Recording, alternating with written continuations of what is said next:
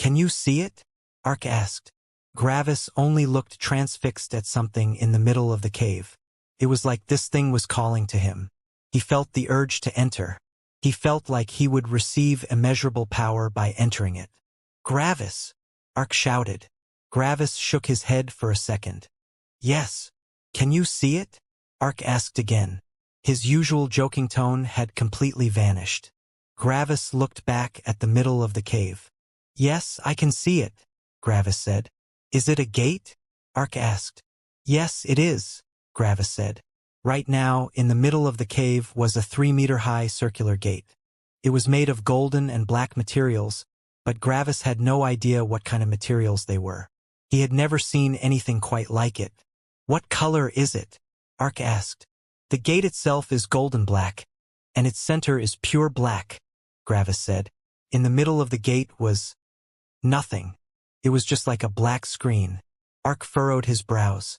What's the feeling that you get from looking into the gate? Ark asked. Gravis focused on the gate again, and his mind wandered. Gravis!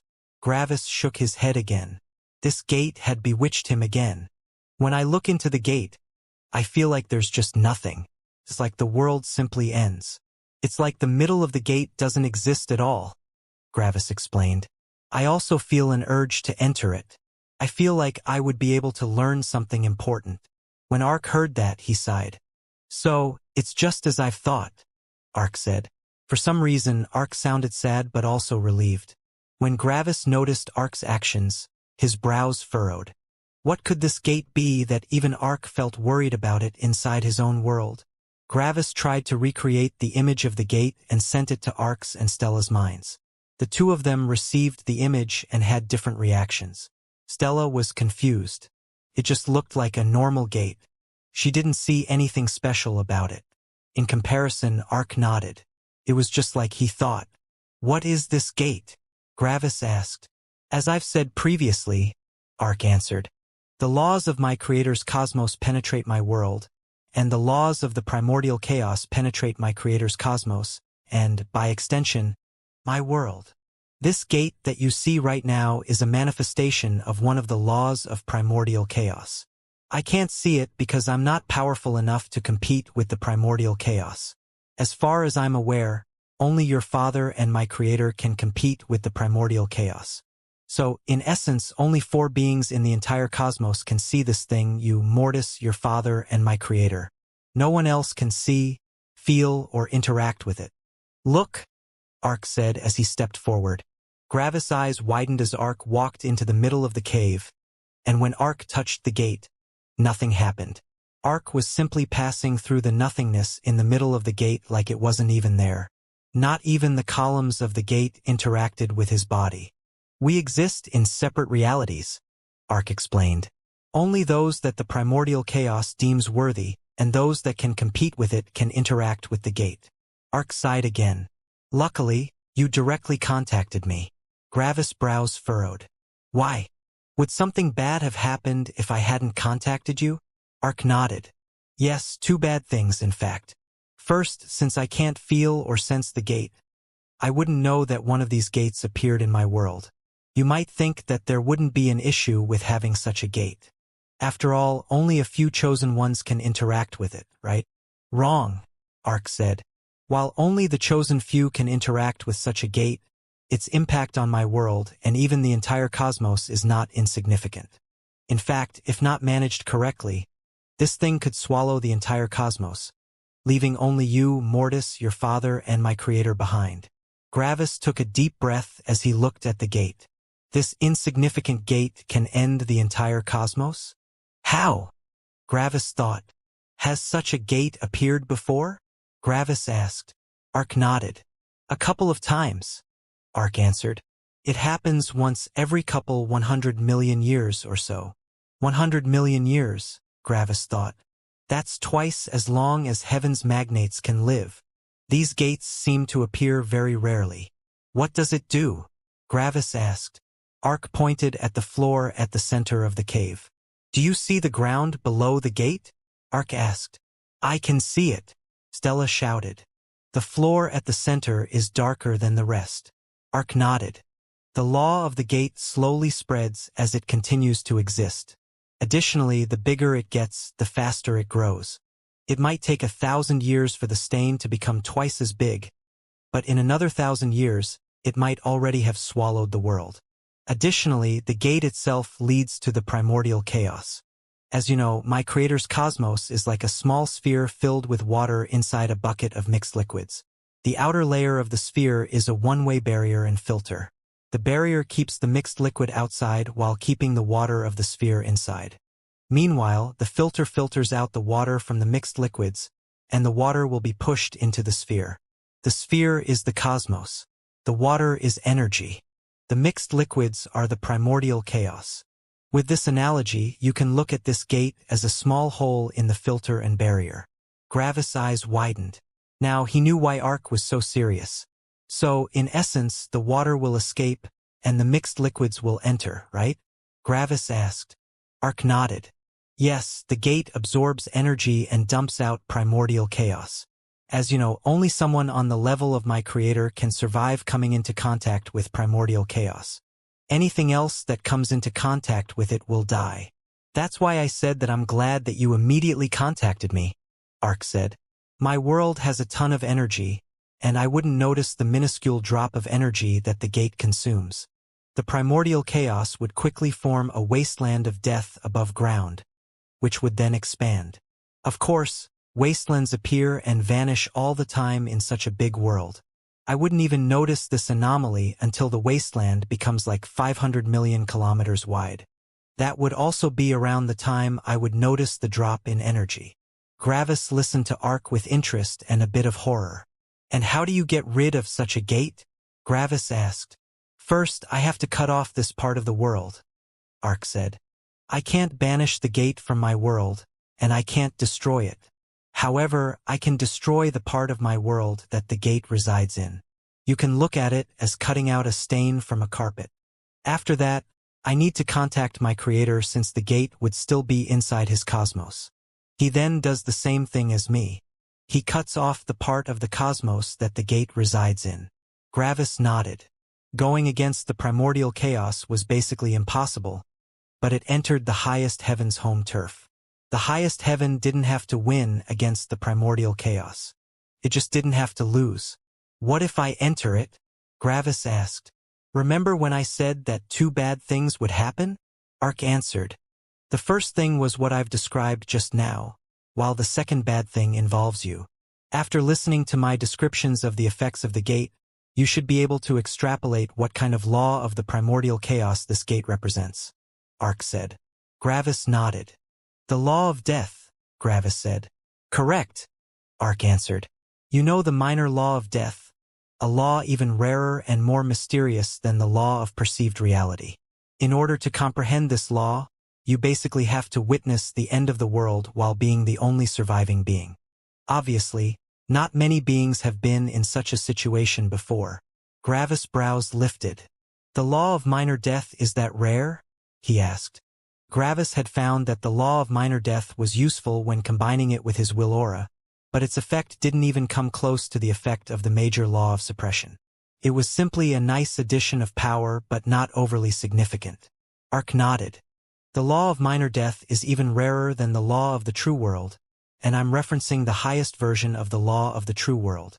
Gravis' eyes widened even more. It's that rare? Then, doesn't that mean that there are more heavens magnates than people that know the law of minor death? Ark nodded. Yes. Gravis was genuinely surprised that this nice but not very useful law was so incredibly rare. Anyway, Ark said as he continued, since you know what law this is, what do you think will happen when you enter the gate? Gravis looked at the gate with nervousness. I would die. Exactly. Silence. After a while, Gravis furrowed his brows. But that doesn't make complete sense, he said. I feel like I can comprehend something important by going in there. Additionally, it sounds a bit too simple that this gate simply exists to consume me. That's also true, Ark said. By going into the gate, you can comprehend the major law of death, which is a level 7 law, by the way. As soon as you comprehend the major law of death, you will be immune to its effects. In that case, you would be able to survive. Gravis scratched his chin as he looked at the gate. However, Ark shouted loudly to gain Gravis' attention. How do you comprehend the major law of death? What must happen for you to learn such a concept? The minor law of death already required the death of a world. What would the major law of death require? Gravis' eyes widened as he realized from what angle Ark was coming from. My death, Gravis said. Ark nodded. I don't know the major law of death. I know the minor law of death since I've seen my world die a couple of times. I also summoned this gate once before. However, I never entered it. My creator said that I would die if I entered it, and for once, I believed him. I don't think that he lied to me in that case. I didn't even know that the major law of death existed and what level it was until my creator informed me back then.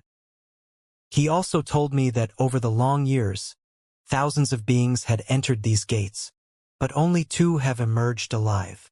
You can guess who these 2 are. It was apparent who these 2 were.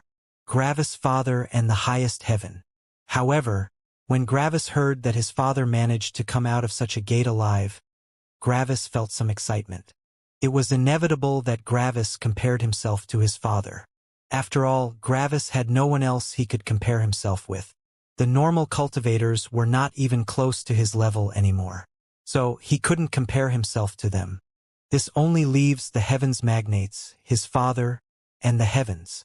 Gravis had only met one heavens magnate before, which was the black magnate, but he hadn't heard anything of his past. The lives of the heavens magnates were still a mystery to Gravis, which basically made it impossible for him to compare himself to them. One can't compare oneself to something that one knew nothing about, that left his father and the heavens. However, the heavens had received their incredible powers via a special inheritance area for new heavens. Additionally, the heavens didn't have a finite lifespan. With an infinite amount of time, even a pig would eventually become a god. This only left Gravis' father. His father was the only being Gravis knew that had managed to achieve his level without any of these advantages. The heavens magnates probably also achieved something like that without such advantages, but Gravis simply didn't know them. Because of that, Gravis always felt a slight feeling of rivalry with his father. They weren't enemies or opponents, but Gravis wanted to at least keep up with his father.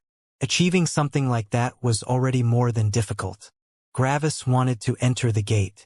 Stella and Ark looked at Gravis, and they both knew what he was thinking. Gravis, Stella said as she pulled his arm. Don't do it. We've just reunited, and I don't want to lose you again. Gravis closed his eyes and sighed. Sorry, he said as he looked at Stella. Right now, Gravis felt a horrible feeling of guilt.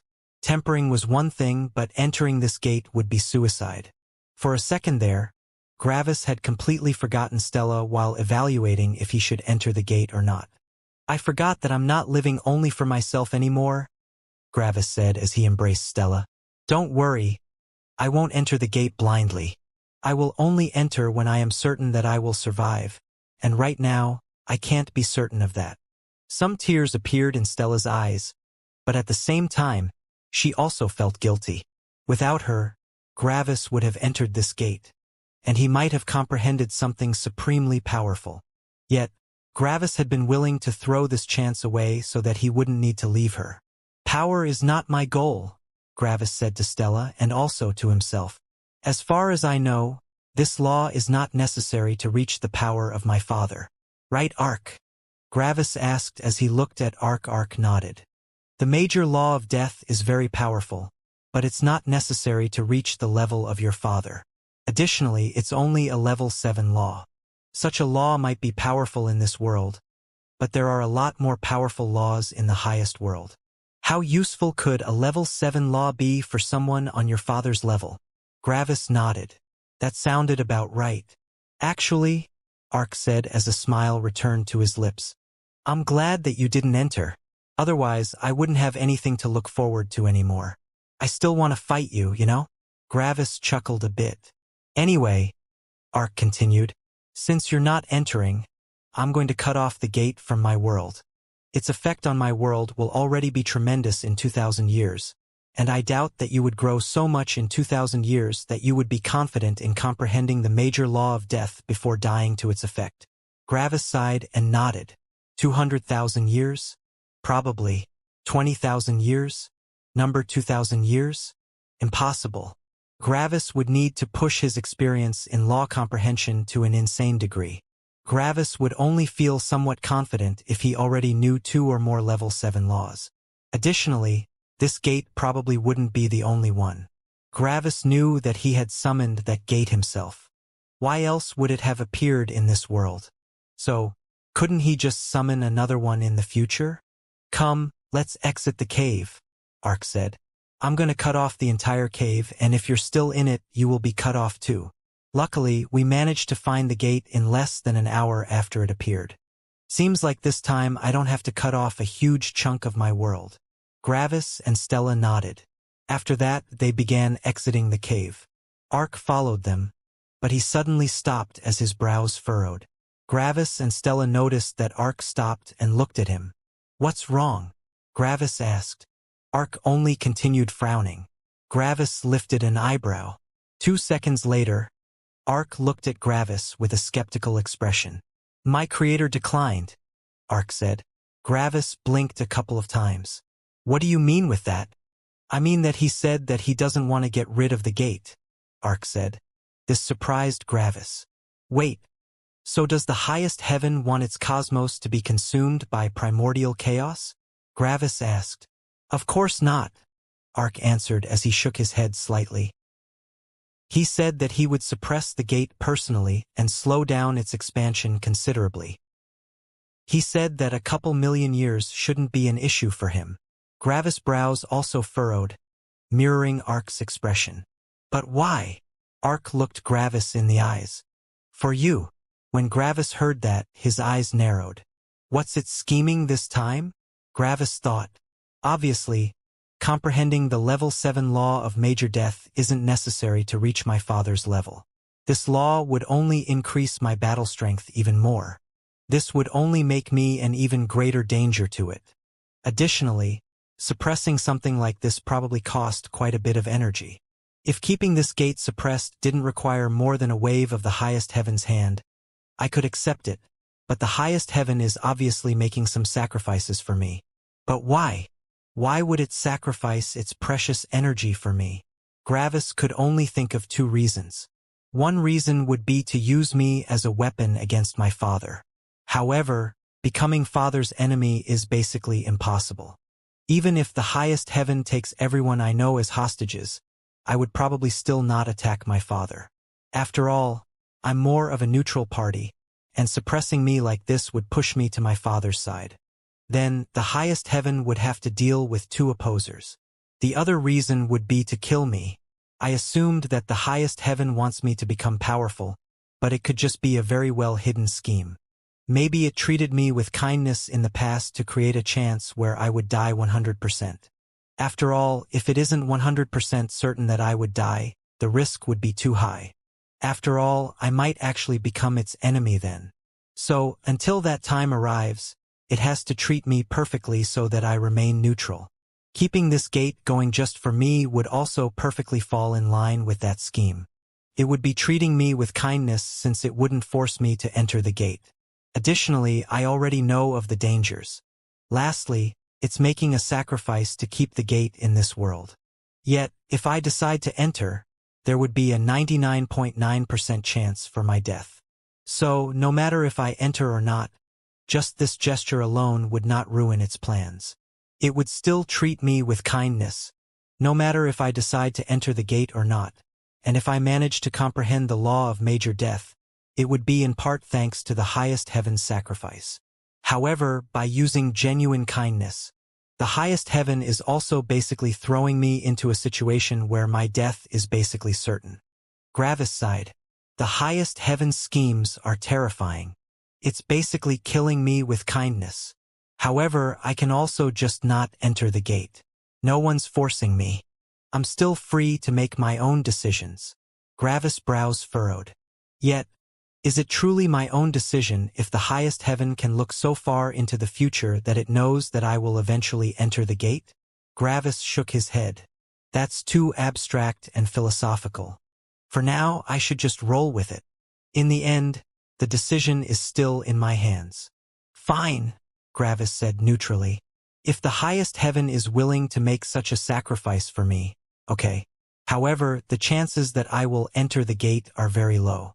I won't see this sacrifice as a reason to enter the gate. You basically put food on my table, even though I'm not hungry, and I didn't want any.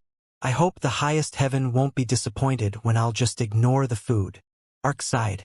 I think I know what you're thinking about, and I also think I know what my creator is planning. Then Ark laughed bitterly. This scheme is deeply hidden, but at the same time, it's also open, obvious, and everyone can see it. Yet, in the end, it's your decision, Gravis, Ark said. Gravis nodded. Thanks for understanding, Ark, Gravis said. No thanks necessary. After that, the three of them left, leaving the gate of death behind. What the three of them didn't know was the fact that two other beings had been with them in the cave. The highest heaven stood at the gate's right side, while the opposer stood at its left. The opposer looked at Gravis back as he was leaving. I wonder what you will decide in the future. At the same time, the highest heaven was looking at the gate. Ark teleported everyone back to the underground cave in the eastern continent and then teleported back to his clearing. The gate of death was not something that Gravis wanted to touch right now. He might be used to seeking dangerous tempering, but he wouldn't straight up commit suicide. Thank you for not going, Stella said as she leaned her head on Gravis' shoulder. Thank you for reminding me that I don't only live for myself anymore, Gravis answered with a smile. Stella only smiled. So, do you want to exchange basically all our laws now, or do you want to wait? Gravis asked. Stella realized what Gravis meant and began thinking. I think the more diverse our laws are, the more effective our time together, Stella said. As you know, you don't receive the laws in an orderly fashion while we are together but receive snippets from all my laws. You could say that we are comprehending all the laws of the other one at the same time. So, I think it would be more efficient if we split up to comprehend laws. However, obviously, we can meet up in between, Stella said as she looked at Gravis. After all, even though we comprehend different laws, we are still together. And if one of us feels like they want to see the other one, they can just visit, right? Also, comprehending some laws on our own might help our experience. After all, if we start comprehending all the laws together, we might get used to comprehending them together. Gravis could only smile when he heard Stella. She was right. Even if they comprehended laws in different parts of the world, they could always visit. I'm glad I'm with such a smart girl, Gravis said with a smile. Stella only giggled and lightly pushed Gravis away. Girl, huh? She asked. Sorry, woman, Gravis answered with a snicker. That's more like it, Stella said, pleased. I think it would be best if you check out more mixed elemental laws, Gravis said.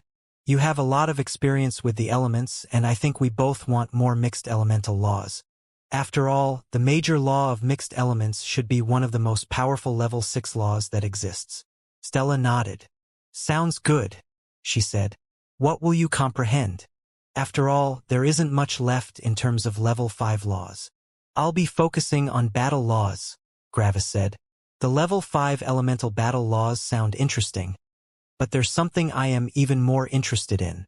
Oh, what? Stella asked. Body battle laws, Gravis answered. The law of strength, the law of speed, the law of defense, and so on. My body is already more powerful than any human's, which is why I should focus even more on it. Stella scratched her chin as she fell into thought. That sounds reasonable. What about the form laws? Gravis blinked a couple of times. Form laws? That's the first time I heard that phrase, Gravis answered. Oh, right. You haven't truly been in a sect before, Stella answered. Have you ever fought someone that knew a law that combines the forms of different elements? Something like with spear, lightning spear, metal spear, and so on. Gravis remembered one of the assassins from the unrestrained sect. One of them knew such a law. I think I have, Gravis said. Stella nodded. Obviously, these similar attacks can be combined to create an element-neutral version of that attack, which you can then use to augment your weapon. The most obvious name for these kinds of laws would be weapon laws, but we already use that word to describe our focus. So, since these laws combine forms of attacks, we simply call them form laws. The purist sect mainly focused on form laws, for example. They rarely used the elements. They sometimes used the laws of primordial force. However, they always used the form laws. The form laws are not as explosive as elemental laws, but they require nearly no energy to maintain. This allows the cultivator to use this law continuously. You could call it a form of relentless assault. Gravis listened to Stella and began thinking about form laws. I could use something like a passive increase to my battle strength. From what I understand, keeping a form law active is just like keeping the law of strength active. A form law should fit my style. Gravis nodded. Sounds good, he said. There should be a saber form law, right? Stella's brows furrowed. Could be, but I'm not certain.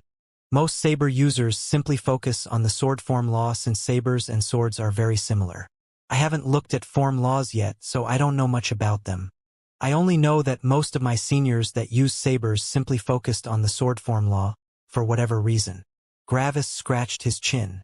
The 9 Elements sect has existed for many millions of years. If there were a saber form law, the 9 Elements sect should know of its existence. I'm also pretty sure that there is a law for basically anything. So, something as major as an entire weapon category couldn't be missing a law. In conclusion, the 9 Elements sect must know of its existence. Yet, your seniors still chose the sword form law. This means that there must be something that makes the sword form law more attractive than the saber form law. Gravis concluded. Probably, Stella answered. I'm going to the purist sect's territory anyway when I comprehend my laws.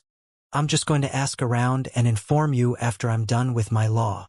Gravis smiled. Thanks, Stella. You're the best, Gravis said as he embraced Stella's thin waist. I know, Stella said with a cute roll of her eyes.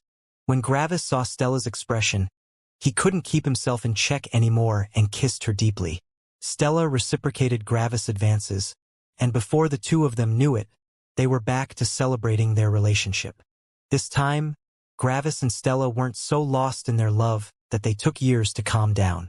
This time, they had only been in the throes of passion for 3 days. After they were done, Stella informed Gravis that she would be checking out the level 5 law of Shadow Inferno, the law that Cyril had comprehended by consuming the law comprehension life fruits. Stella already had used her law comprehension life fruits, and she couldn't use them anytime soon. Gravis had informed her that she should comprehend 5 level 5 laws the normal way before using the life fruits again. Stella and Gravis embraced each other one last time before they split up. However, this departure was not as bitter as all the previous ones. Gravis had used his life ring to build a connection with Stella. She wasn't under the effects of the life ring, but the life ring would allow Gravis to always contact Stella if he wanted. After Stella left, Gravis looked towards the west. The body battle laws should be one of the most sought-after groups of laws in the beast territory. I'm pretty certain that they have several law comprehension areas for these laws. Gravis transformed into a beast and moved towards the west below the ground. However, some minutes later, Gravis got interrupted. You going to tell me about that black sun anytime soon? Mortis asked Gravis. Gravis stopped as he became confused for a second. But then he remembered the Gate of Death and that he hadn't informed Mortis about it yet. You also noticed it? Gravis asked. Of course I noticed it, Mortis answered with a voice bereft of amusement. After I noticed it, your emotions went haywire, and you moved across the entire world in just an hour. I didn't bother to investigate it since you were obviously already doing so. Gravis sighed. Then Gravis told Mortis about the Gate of Death and its effects. All right, Mortis asked. Give me 200 more years, and I'll check it out. Don't, Gravis shouted. This was exactly why he hadn't informed Mortis immediately. With Mortis' personality, he would directly charge into the Gate of Death with no concern for his life. Why shouldn't I? Mortis asked evenly. I've told you exactly why you shouldn't. What, because nearly everyone else died. So? We're constantly tempering ourselves with danger, Mortis answered. Yes, I know, Gravis answered with annoyance. On one hand, Mortis was smart, but on the other hand, Mortis could also be stupid beyond belief. You have to keep in mind which people entered these gates of death in the past. I doubt that any of them had been weaker than us. Think about it, Gravis urged. We have always been at the forefront of our realm in regards to laws, which means that probably every single other person that called such a gate of death in the past must have been an immortal emperor or even a star god. Their spirits are far more powerful than ours, allowing them to comprehend laws even faster. On top of that, they probably also knew several level 6 and maybe even level 7 laws. If we enter now, our chance of death isn't 99.9% but 100%. With 99.9%, we at least still have a tiny chance, but with 100%, we don't have any chance. If you want to enter the gate of death now to comprehend the major law of death, you might as well try to comprehend the major law of death by cutting your own head off with your saber. That should be just as effective. Mortis' expression didn't change. Obviously, he wasn't very impressed with Gravis' words. That doesn't change anything, he said slowly. Danger is danger, and with danger comes power. Gravis tried to ruffle his hair in frustration but only felt scales. He forgot that he was in his beast form. Dude! Gravis shouted with frustration. Have you ever considered that not all danger is equal? There's a thing called time and different power levels. Not sure if you've heard of that before. Mortis' eyes narrowed as he heard Gravis' patronizing tone. However, Gravis only continued with his verbal assault. Imagine someone needs to kill someone in the self stage in the spirit-forming realm to reach the unity realm. Sure, that's necessary and they have to do it to progress. However, that doesn't mean that they should directly challenge someone at the self stage while they are still in the energy-gathering realm. First, get all the easier challenges out of the way before you take on the harder ones. Oftentimes, you need to have beaten the easier challenges to become powerful enough to even have a chance at the harder ones. You don't enter an inheritance and start with the hardest level. No, you go from easy to hard to gain enough experience. Immediately charging into such intense danger, while not under any threat of urgency, is idiotic.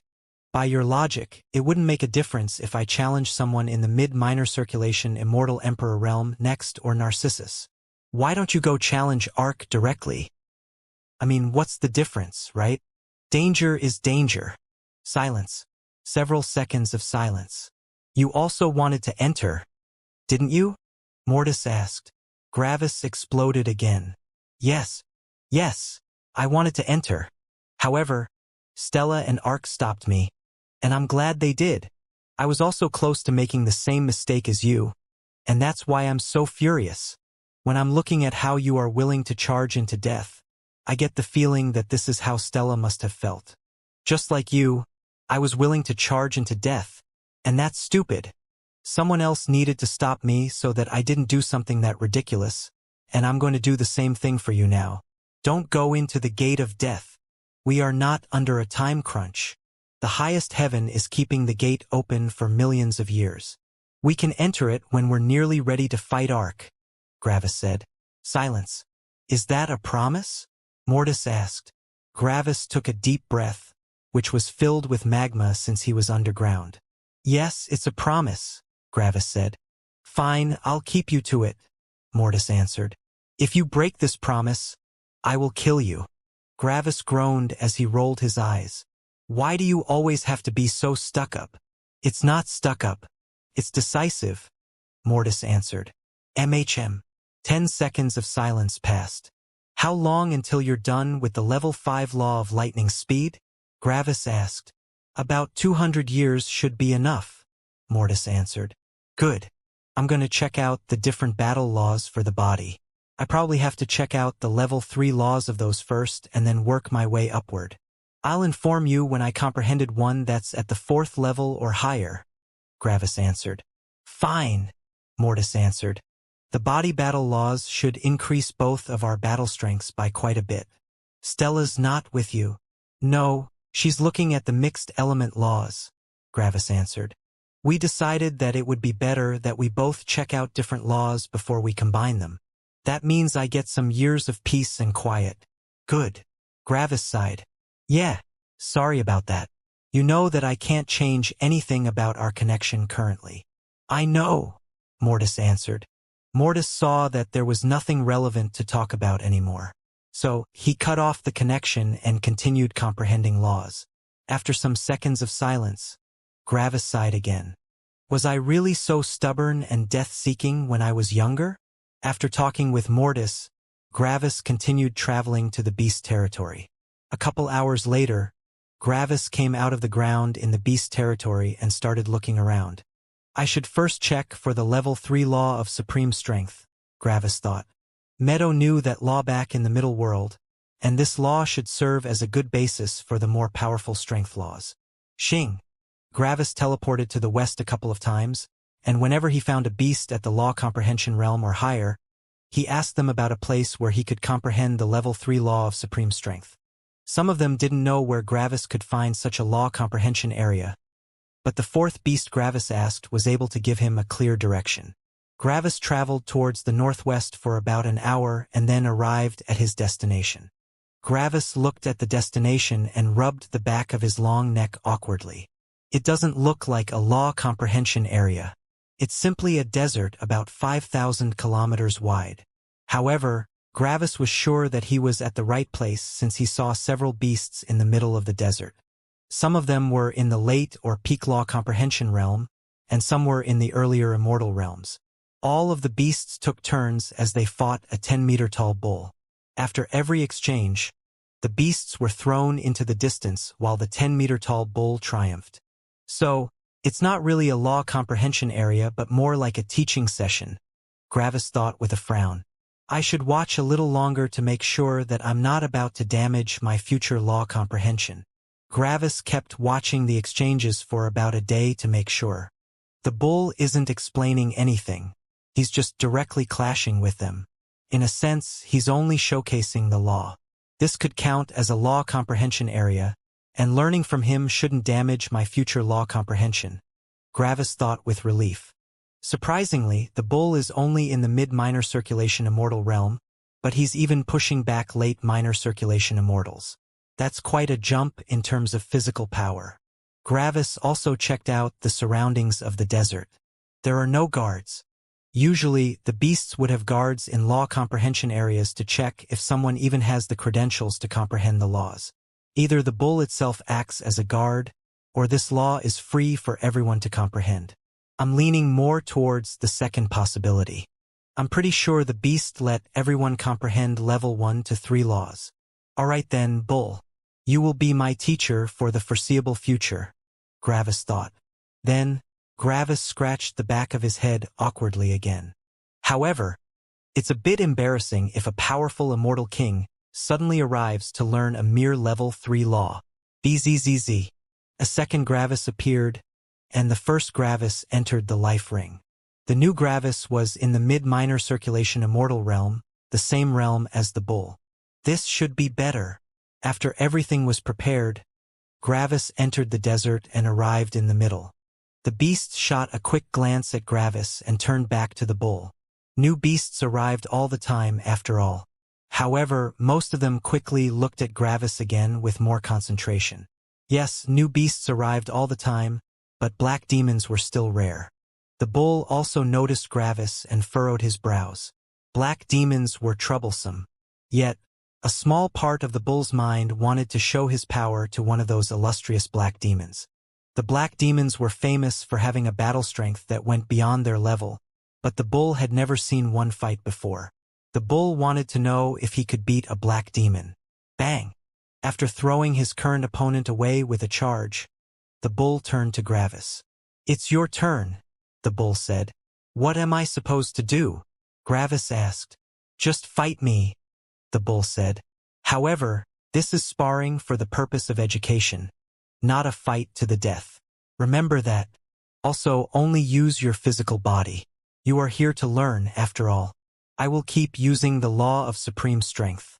Watch what I do, how my body moves, and try to understand how I'm able to unleash so much more physical power than you. Gravis nodded. All right, you can begin. The bull snorted once, creating a cloud of sand. Then he charged at Gravis. Gravis looked at the bull with shining eyes. Interesting. He is a bit faster than he should be.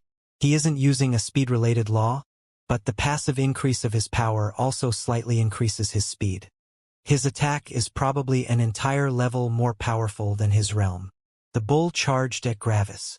The bull was 10 meters high, while Gravis was barely 2 meters high. Gravis leaned to the right to evade. After all, the bull said that Gravis should simply fight, not clash with him. The bull noticed Gravis' movement and slightly veered to the right. And then, Gravis jumped towards the left. The bull barely passed him with shock. Bang! Then Gravis jumped and kicked the bull in the side. Arrrrrrr! The bull flew for around 100 meters before he stopped, creating a ditch in the desert. The beasts looked with surprise at Gravis and nodded. Sure enough, black demons were powerful. He even managed to kick a beast that had a vastly more powerful body. The bull quickly stood up as his broken bones healed. Then he snorted again. "You are here to comprehend the law of supreme strength," he said. "Don't use your small size to counteract my bigger size. You won't be able to learn the law like this." Gravis nodded. "All right, sir." And then Gravis grew until he was just as tall as the bull. The bull snorted once more and charged at Gravis. This time, he wouldn't be fooled by Gravis' feints. When the bull reached him, Gravis stretched out his right arm, grabbed one of the horns, and then used that horn to push himself to the side. Bang! Another kick, another ditch. Snort!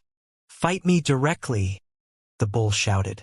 "Stop using your claws to evade my charge." Gravis blinked a couple of times. "Hey, you were the one that asked me to just attack you," Gravis thought bitterly. "First you say no laws, then you say no small size, then you say no claws. What next? Should I just stop moving entirely?" "All right," Gravis said again. "Snort." The bull snorted again and charged at Gravis. This time Gravis didn't evade to the side. Bang! Bang! Bang! Instead, Gravis began running away from the bull and punched him in the face a couple of times. Usually, the bull would have been a bit faster than Gravis due to the law of supreme strength, but the punches slowed the bull down while throwing Gravis further into the distance. Bang! Bang! Bang! "Stop!" the bull suddenly shouted. However, his voice sounded less arrogant and angry and more dejected. "Seems like I can't win," the bull thought, dejected. "Just try to directly clash with me in a show of force, all right?" the bull asked, not as commanding as before. Gravis scratched the back of his neck. "Okay," he said. The bull charged once more, and this time, Gravis directly tried to stop him. Gravis grabbed the two horns of the bull and put his full power behind it. Arrrrrrr! Gravis' feet created a ditch in the ground as the bull pushed him into the distance. Interesting, Gravis thought as he watched the bull before him intently. We are currently at the same level, but his body is so much more powerful than mine. How does that law work exactly? The bull continued to push Gravis around for nearly half an hour, creating a ton of crevices in the sand. The beasts were watching with interest. Their teacher, the bull, had always thrown them to the ground miserably before going to the next beast to do the same thing again. But this time, the bull didn't manage to throw the new beast to the ground. Instead, it was the bull who had been thrown to the ground multiple times before putting one restriction after the other on the black demon. The beasts found it quite amusing. "Your turn is over," the bull shouted as he stopped. "The others also need my teachings."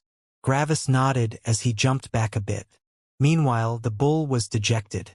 "Teaching this black demon isn't nearly as fun as teaching the others," he thought with frustration. However, his happiness returned as he threw the next beast to the ground again. Gravis put a damper on things, but the bull still loved his job. Years passed. While it was not Gravis' turn, he simply watched the bull. By now, Gravis had noticed that the bull's energy was moving in peculiar ways. For some reason, his energy managed to fuse with his body. Yet, the energy wasn't being used up but simply resided in the bull's body, increasing his power. In short, the bull's energy was dropping at the same speed as his stamina. The energy usage was negligible. After all, beasts could physically exert themselves for days on end before running out of stamina. Fights in the Immortal King realm rarely took longer than an hour. In fact, most of the fights already ended before even 20 minutes passed. So, using the law of supreme strength in a 20-minute fight didn't even consume 1% of one's energy storage. Sure enough, the law of supreme strength was very useful. It basically made someone's body an entire level stronger without wasting anything. There was literally no downside. I have severely neglected these laws, Gravis thought with a frown.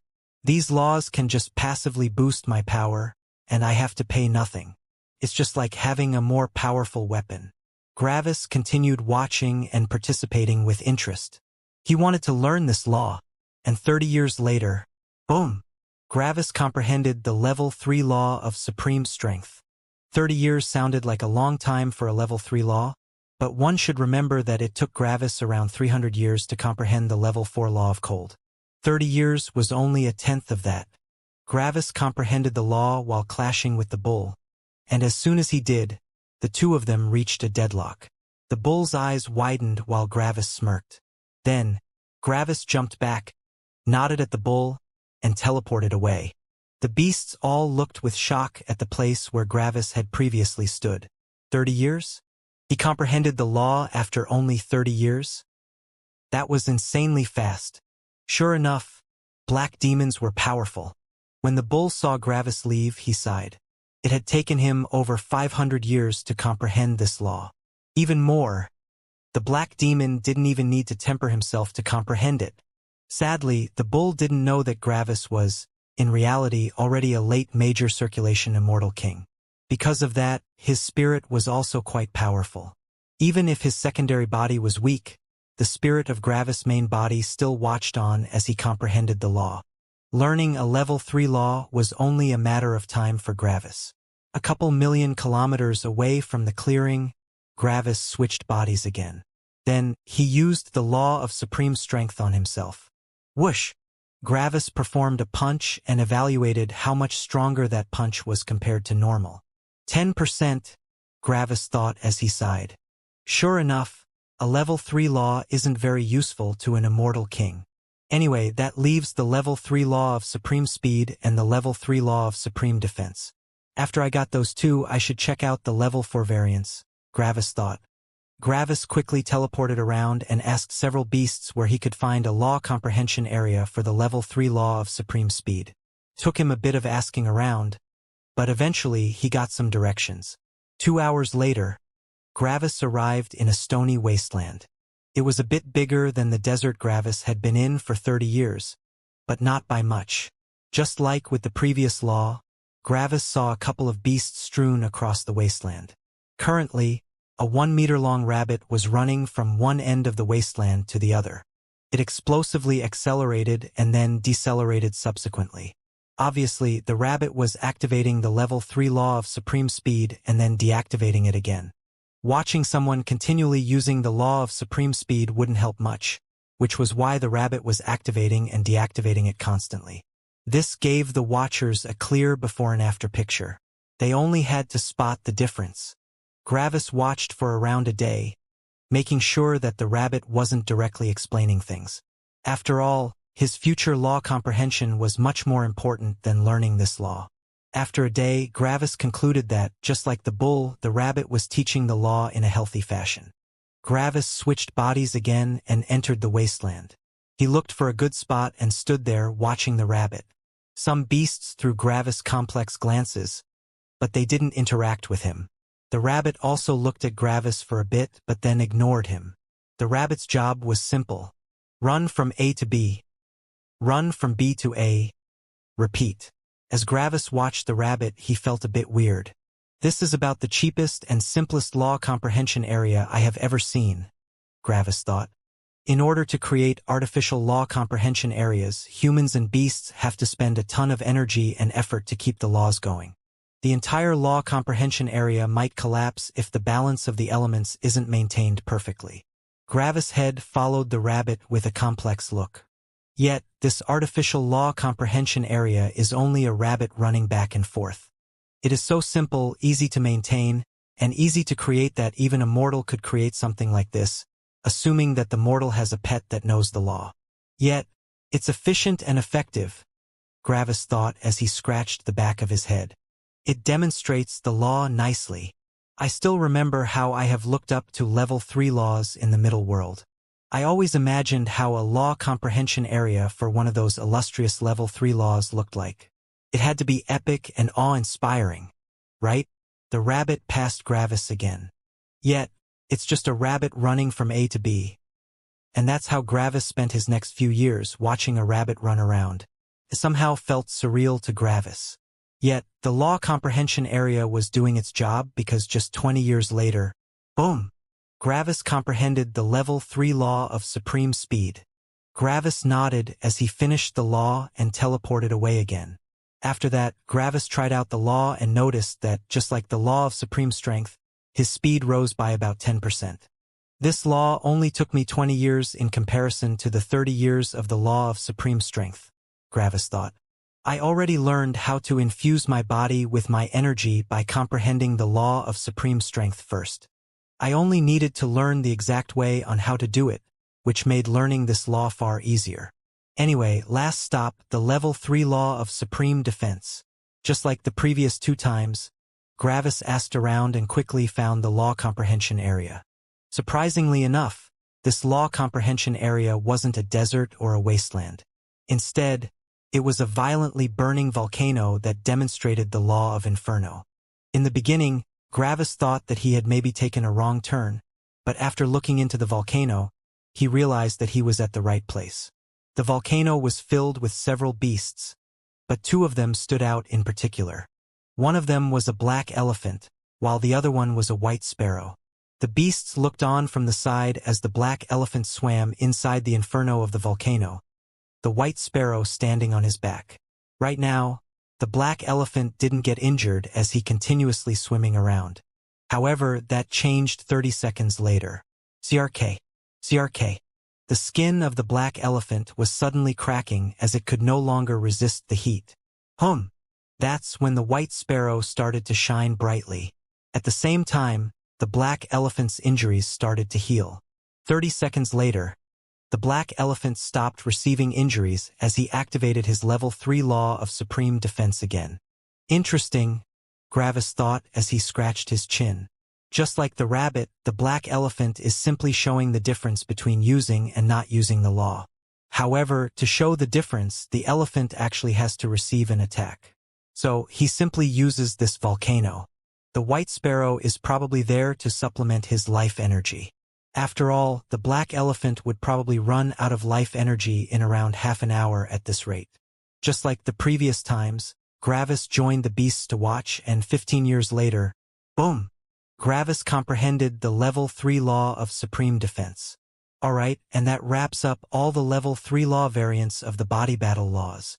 After comprehending the law, Gravis teleported away again. Gravis had finished comprehending the level 3 body battle laws. They weren't of much use, but they at least gave him a basis for the more powerful ones. One had to remember that the level 3 laws were tailored for cultivators in a middle world. As soon as someone became an immortal, the level 3 laws became weaker in relation to the higher power, and this weakness only further solidified when one became an immortal king. Now, it was time for the level 4 variants of these laws. Gravis went further into the beast territory since the more valuable laws were more likely to be there. After asking around for a bit, Gravis got some directions under the confused eyes of the beasts. Why did that black demon ask for the way? Shouldn't his wave leader have told him where to find one? After teleporting around for a bit, Gravis arrived at the law comprehension area for the major law of strength, a level 4 law. Just like the previous law comprehension areas, this one also wasn't very impressive or anything. It was simply a big clearing with 2 beasts in it. Do you have a token?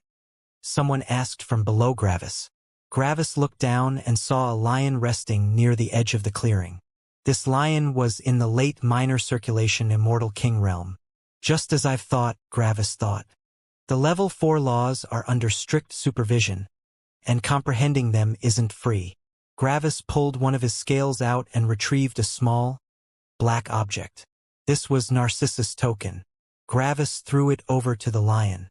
Here, he said. The lion caught the token and looked at it for a bit. Slowly, his brows furrowed. He couldn't understand this token.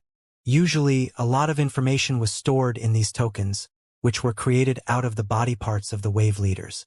By feeling their aura and looking at them, a guard would be able to see which wave leader had granted access to this law comprehension area. The intensity of the aura told the guard how long the beast would be allowed to stay here. If a wave leader wanted to give someone a lot of access to law comprehension areas, they would have to cut off their realm alongside their body part. This was the same method of cutting one's body parts off as Gravis had used when he had purchased his law comprehension life fruits for the level 5 law of magma. In short, their realm might even drop. Because of that, granting beasts access to law comprehension areas could even come at a cost to the wave leader. A peak Immortal King wave leader could grant indefinite access to a level 4 law comprehension area without much problem. After all, with their power, it wasn't hard to create a token with the relevant power. They wouldn't even need to cut off part of their realm. However, when it came to level 5 laws, everything was different. Different levels of law comprehension areas required different levels of power. A peak Immortal King wave leader would have to reduce their realm by a bit to grant access to a level 5 law comprehension area to someone else. Usually, it wasn't hard for a guard to check how much access a token could grant someone. They only had to infuse their own aura into the token. This would result in the destruction of the previous owner's will, essentially making the token useless after that. However, there were standards that the guards had to follow. According to which law comprehension area they were defending, the guards were required to attack the will of the token with corresponding intensity. A level 4 law, for example, wouldn't require a late minor circulation Immortal King to attack the token with their full power. No, they would only put a part of their will into the token. The two wills would cancel each other out to a certain degree, but depending on the power of the token, the will wouldn't completely vanish. Explaining this concept would be easier with a comparison. Imagine there was a fire, and one bucket of water would extinguish the fire perfectly. The fire represented the token, while the water represented how much force it would take to destroy the token. One could say that being given unlimited time in a level 4 law comprehension area would require a token that was able to cancel out one bucket of water. If the infused will of the guard perfectly canceled out the will in the token, it would mean that one could stay here until one fully understood the law in that case. However, if the will of the token was destroyed before resisting the guard's will, the owner of the token would only get a limited amount of time, depending on how long the token resisted. If the will of the token still existed after resisting the will of the guard, the owner of the token could use the remaining will on the token to exchange for more time in a different law comprehension area. The stronger the fire, the more buckets of water it could resist. The lion looked at the black root before him, not knowing what kind of token it was. This simply didn't look like any token the guard had ever seen before. However, it obviously was a token since there were some carvings on the root that complied with the code of creating authentic tokens. After some seconds, the guard put one claw on the token and infused his will. Thunk! The guard's eyes widened in shock. The small part of his will, which he had infused into the token, had immediately been destroyed. It was like a mortal person had rammed into a steel wall at ultrasonic speeds. Immediate destruction. The guard looked at the small black root in shock. How powerful does the owner have to be to create such a powerful object? He thought in shock. This can only come from an immortal emperor. How much access could such a ridiculous token grant? The guard thought. Gravis looked at the guard. Everything all right? He asked. The lion looked back at Gravis with furrowed brows. Peck. Then he threw the token back to Gravis, who quickly caught it. You can stay here until you comprehend the law, the lion said. But you already knew that, didn't you? He asked. Gravis chuckled a bit. Yes, he said.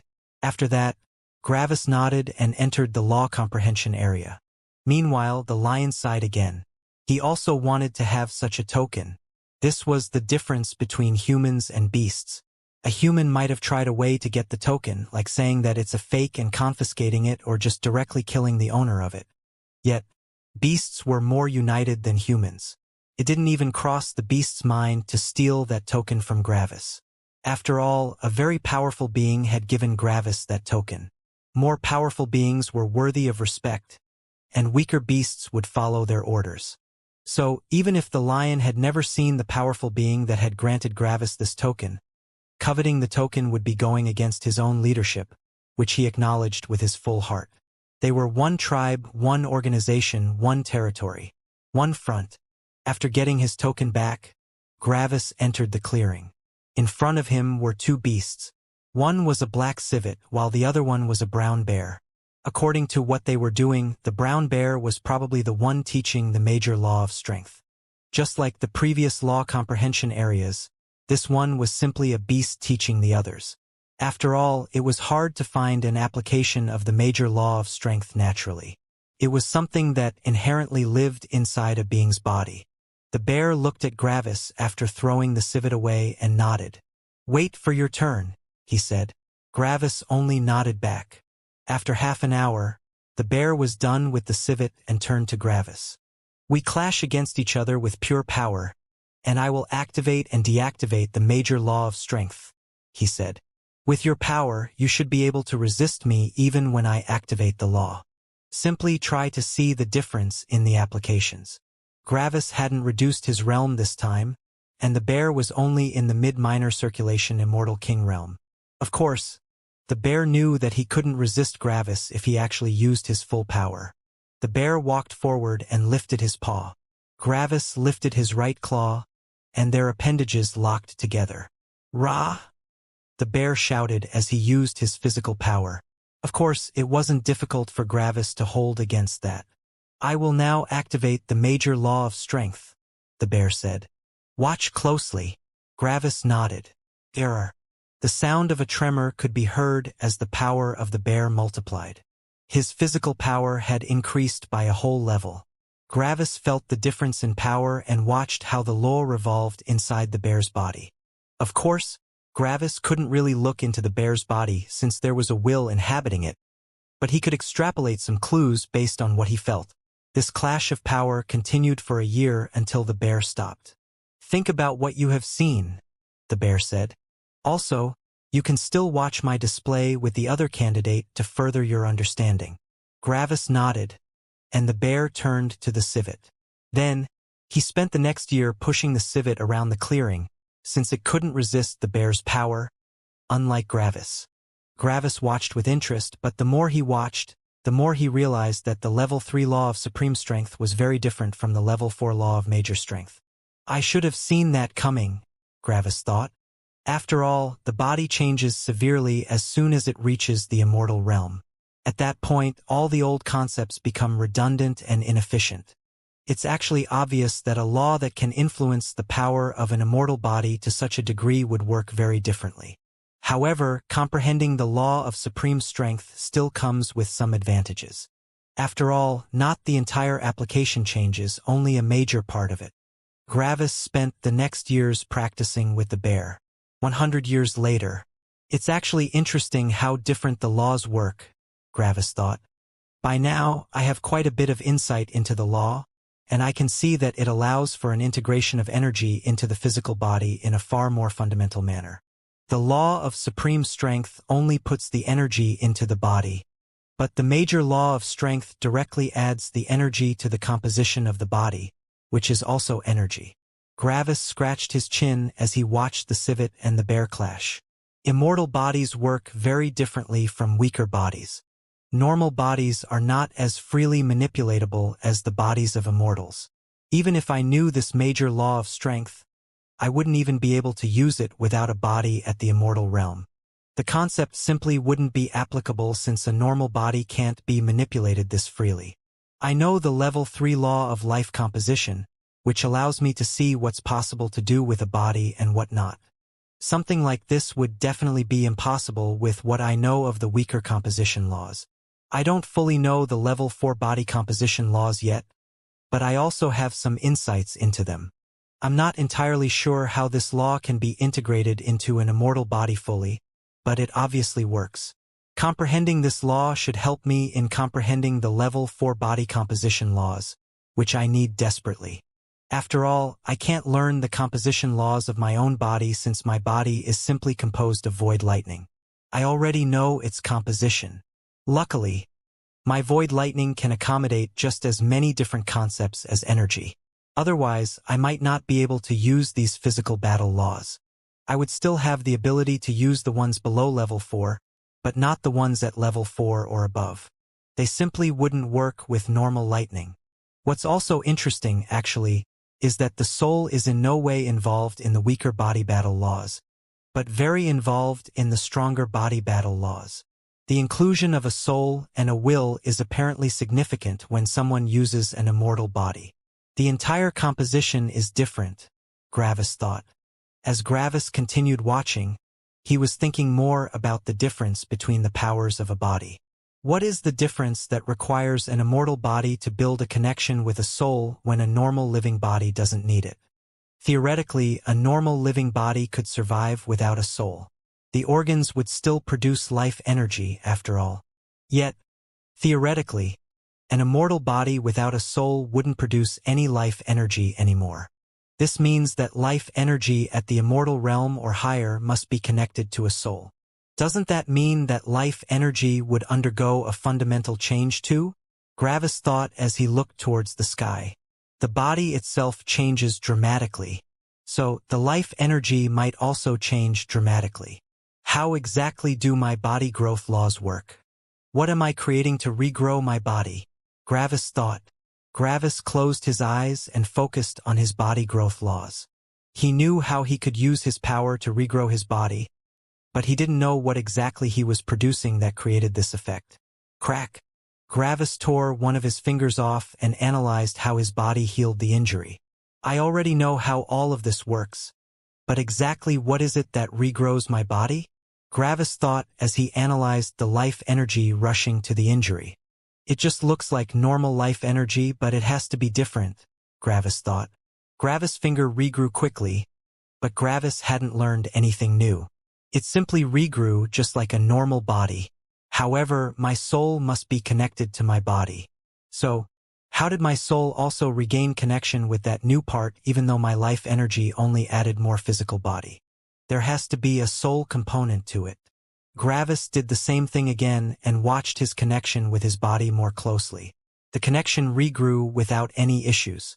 It's weird, Gravis thought as he rubbed his chin. It's like any part of my body is also part of my soul. It's almost like my body has its own soul. Gravis furrowed his brows. I mean, why not? A body could totally have its own soul. It would have a soul but no will. That would be exactly like a person that lost themselves in my samsara, assuming I didn't include the law of deep wood's destruction. They would simply be a soul without a will and a body. Everything would still work, but they just wouldn't think anymore. It would be like a deactivated formation array. Normal life energy are just tiny microorganisms. I learned that in the middle world. Yet, these microorganisms have no souls.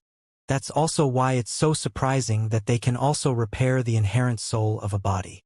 I mean, theoretically, if there were a way to grant the microorganisms souls without wills, it would give them the power to also repair souls to a certain degree. Gravis scratched the back of his long neck. Why not, actually? Gravis thought. Since my body has a soul, why can't it also create things that have souls? Isn't procreation basically exactly that?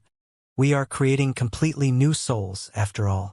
Usually, there would need to be a certain accumulation of microorganisms to reach the threshold of soul creation. But if the microorganisms are powerful enough, why can't they have souls on their own? After all, one microorganism from an immortal's body is even more powerful than an entire mortal life. I guess that's the difference between normal bodies and immortal bodies. It's actually kinda logical.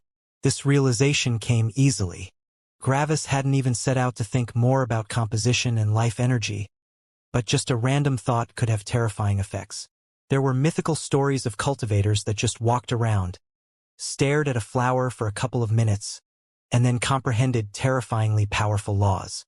Sometimes, one only needed a certain spark of inspiration to connect a ton of different concepts. Sadly, finding this spark of inspiration was difficult, and searching for it was impossible. Something like this could only happen by chance. Cultivators called such a spark of inspiration sudden enlightenment. It was something very simple, but it could have terrifying effects. And, just now, Gravis had had his first encounter with sudden enlightenment. As soon as Gravis had finished that thought, a ton of concepts suddenly clicked into place. Boom! Boom! Boom! Boom! The laws just didn't stop coming. The first law Gravis comprehended was also the very key to all the other laws that would follow. It was the level 4 law of microorganisms, also called the major law of life energy. Back in the middle world, Gravis had comprehended the level 1 law of microorganisms after comprehending all the level 1 composition laws of the body and plants. This level 1 law had been the key that bound all the different concepts together, allowing Gravis to comprehend the level 2 laws of body and plant composition back in the middle world. Life energy was very different when it came to immortal cultivation, and the biggest difference was the inclusion of a soul. The soul in the microorganisms allowed the inherent soul energy inside the body to also regrow. After Gravis comprehended the major law of life energy, all the concepts regarding the composition of an immortal body clicked into place. Gravis had learned a lot about the composition of immortal bodies due to his time cultivating together with Stella and due to Mortis experiments on a ton of immortals. Gravis had also taken some time to comprehend the body composition laws when he was waiting for something. For example, when Gravis was waiting for Cyril's tribulation or in the years when he was waiting for the tournament in the 9 Elements sect. All of these insights clicked together to create the major composition law of organs. Yet that wasn't all. Gravis had insights into all parts of the body, and the breakthrough in life energy and organs had allowed him to connect the other concepts too. So, in an instant, Gravis comprehended all 5 level 4 laws of body composition. In just a tiny moment, Gravis had comprehended 6 level 4 laws. However, this still wasn't the end. Life energy was what tied everything together. The level 5 composition law of the body was simply the 5 level 4 composition laws of the body combined with the major law of life energy. Therefore, Gravis didn't only comprehend the individual body composition laws but also the overarching level 5 law of body composition. Gravis had comprehended 6 level 4 laws and 1 level 5 law. Yet that still wasn't the end. Life energy was also the key to regrowing a body. The level 5 law of body growth, just like the level 5 law of body composition, required the subsidiary level 4 laws and the major law of life energy. Gravis already knew the 5 individual level 4 laws of body growth, and he had just comprehended the level 4 law of life energy. So all of his insights combined into the level 5 law of body growth. In one instant, Gravis comprehended 6 level 4 laws and 2 level 5 laws. Gravis' eyes widened in shock as he realized how much he had learned due to only a single realization. So many concepts clicked into place all at once, all thanks to the major law of life energy. Gravis closed his eyes and took a deep breath as he went through all the understanding he had just gained. So many things made sense now. Now, Gravis also knew the fundamental difference between a normal body and an immortal body. Everything had to do with the difference in life energy. So that's the difference, Gravis thought as he smiled warmly. I finally get it. Boom! Gravis' mind seemingly exploded as he comprehended one last law, and this one was a big one. The level 3 law of life composition, the level 3 law of life growth, the level 3 law of the soul, and the level 3 law of energy healing all combined together. In Gravis' mind, all these laws became connected in a single logical pattern that made perfect sense. The law of energy healing converted energy into life energy. This life energy then fused together according to the concepts behind the law of life composition. The new object then required a soul, and that soul would be created by using the law of energy healing to convert energy into life energy, and then into a soul according to the concepts behind the level 3 law of the soul. Lastly, the level 3 law of life growth allowed everything to flourish and grow. Gravis knew how to create life. Gravis had comprehended the level 4 law of life. The law of life, Gravis thought with shock. One of the 4 major laws. The law of life is at the same level as the law of the dead world. Gravis' mind fell into chaos for several seconds as ideas sprung into his head. So, couldn't I just... Gravis thought about a dead world. He used all his knowledge from the law of the dead world to imagine this world. Then, Gravis imagined energy appearing in the world. Lastly, Gravis imagined how he could convert all that energy into life. The dead world suddenly got filled with grass and trees. There were even some insects and microorganisms flying around in the air and swimming in the water. The dead world was suddenly filled with beautiful life. It was no longer a dead world. It was now a living world. Boom! In Gravis' mind, a gray, lifeless ball fused with a green sphere of light, creating a beautiful green and blue planet. The law of the dead world had combined with the law of life to create the law of the living world. The law of the living world was still a level 4 law, but it was far more powerful than either one of its components. Gravis' mind was filled with ideas all of a sudden. After that, Gravis looked at his right claw. I can create weaker life forms now, right? Gravis thought unsurely. In an instant, Gravis had unlocked something that everyone dreamed of. Gravis had learned the ability to create new life. Yet, Gravis only felt pressure on his shoulders. Creating life wasn't something as simple as creating materials. By creating new life, Gravis would either need to kill this life afterward or send it out into the world. This was a heavy responsibility. Should he even attempt something like that? Yet, I don't feel like it's such a big deal, Gravis thought. I can create something which doesn't make it really special. I can create and destroy without a problem. Gravis got reminded of the words of the black magnate. I know how everything works. I know what everyone thinks at any given time and what they will do for the rest of their life. I can't lose anything since I can just recreate it in an instant. Everything is worthless, and only emptiness remains. The black magnate had said something like this. Now that Gravis had the power to create any weaker form of life, he realized that the black magnate had been right. Gravis knew that life shouldn't be created easily, but at the same time it didn't feel like such a big deal. So what? Gravis took a deep breath as he analyzed if thinking like this was good or bad. In the end, he decided to postpone all of his thoughts and concentrated on comprehending the major law of strength. After he comprehended that law, Gravis would talk with someone that should have gone through these same thoughts. Gravis comprehended the major law of strength after only 100 more years, making it a total of 200 years. This was very fast for a level 4 law, and that speed was mainly due to the enlightenment Gravis had gotten from the other laws of life he had comprehended. After comprehending the major law of strength, Gravis left the clearing and broke Ark's token. Ark should have gone through similar thoughts in the past. Gravis arrived in Ark's clearing and looked for him. He saw Ark sitting on a stump, drawing lines in the dirt. He was probably guessing laws from the highest world again. Hey, Gravis, Ark said with a grin without looking at him. Ark felt a feeling of kinship towards Gravis since they both desired freedom. Additionally, Gravis knew a lot about how the cosmos worked, giving him the ability to have an actual conversation with Ark. What brings you here? You didn't notice? Gravis asked. Ark frowned. Did you summon another gate from the primordial chaos?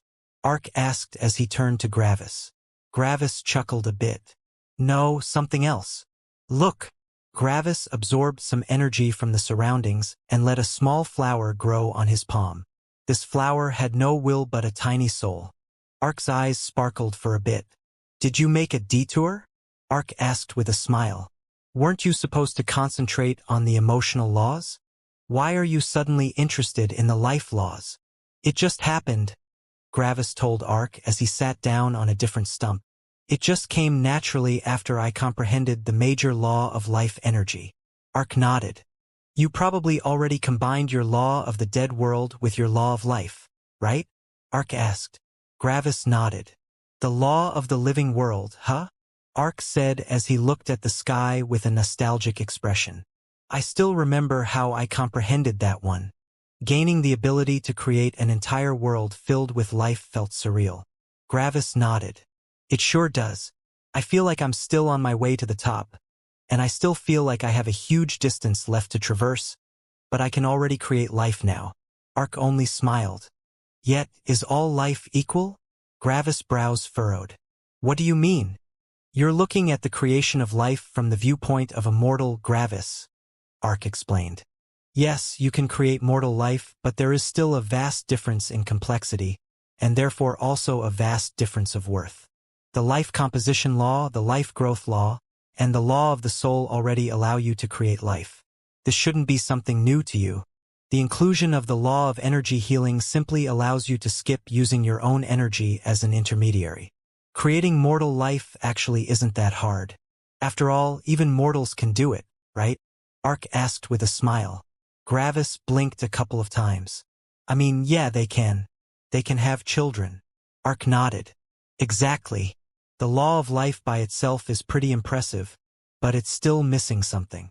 However, the law of the living world is different. Look! A 1-kilometer-wide sphere of dirt appeared in the air before Ark. In a short moment, oceans, rivers, mountains, crevices, deserts, and everything else that made up a dead world were created. It was a miniature planet. You can do the same. Why don't you try? Ark asked. Gravis looked before him with an uncertain expression and tried it. Another kilometer-wide sphere appeared in the air beside the other one. Then Gravis shaped the planet to look appealing, but it took far longer for him to reshape the planet, and it also didn't have the appeal of the tiny planet Ark had created. Obviously, Ark was far better in this. A world is a domain, Ark explained. Do you feel how your tiny planet is absorbing energy on its own? Gravis hadn't realized that, so he looked at his tiny planet. After a while, Gravis felt it. A tiny amount of energy was flowing into the planet, but it was so little that Gravis wouldn't even have felt it if he hadn't specifically searched for it. I can feel it, but it's minuscule.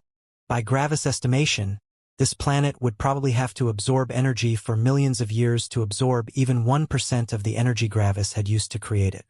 One had to remember that Gravis was an immortal king, and creating such a vast sphere of matter cost a ton of energy. When Gravis heard that his planet was absorbing energy, he was thinking about using it to gather energy for himself, similar to what Heaven was doing. However, this was simply too slow.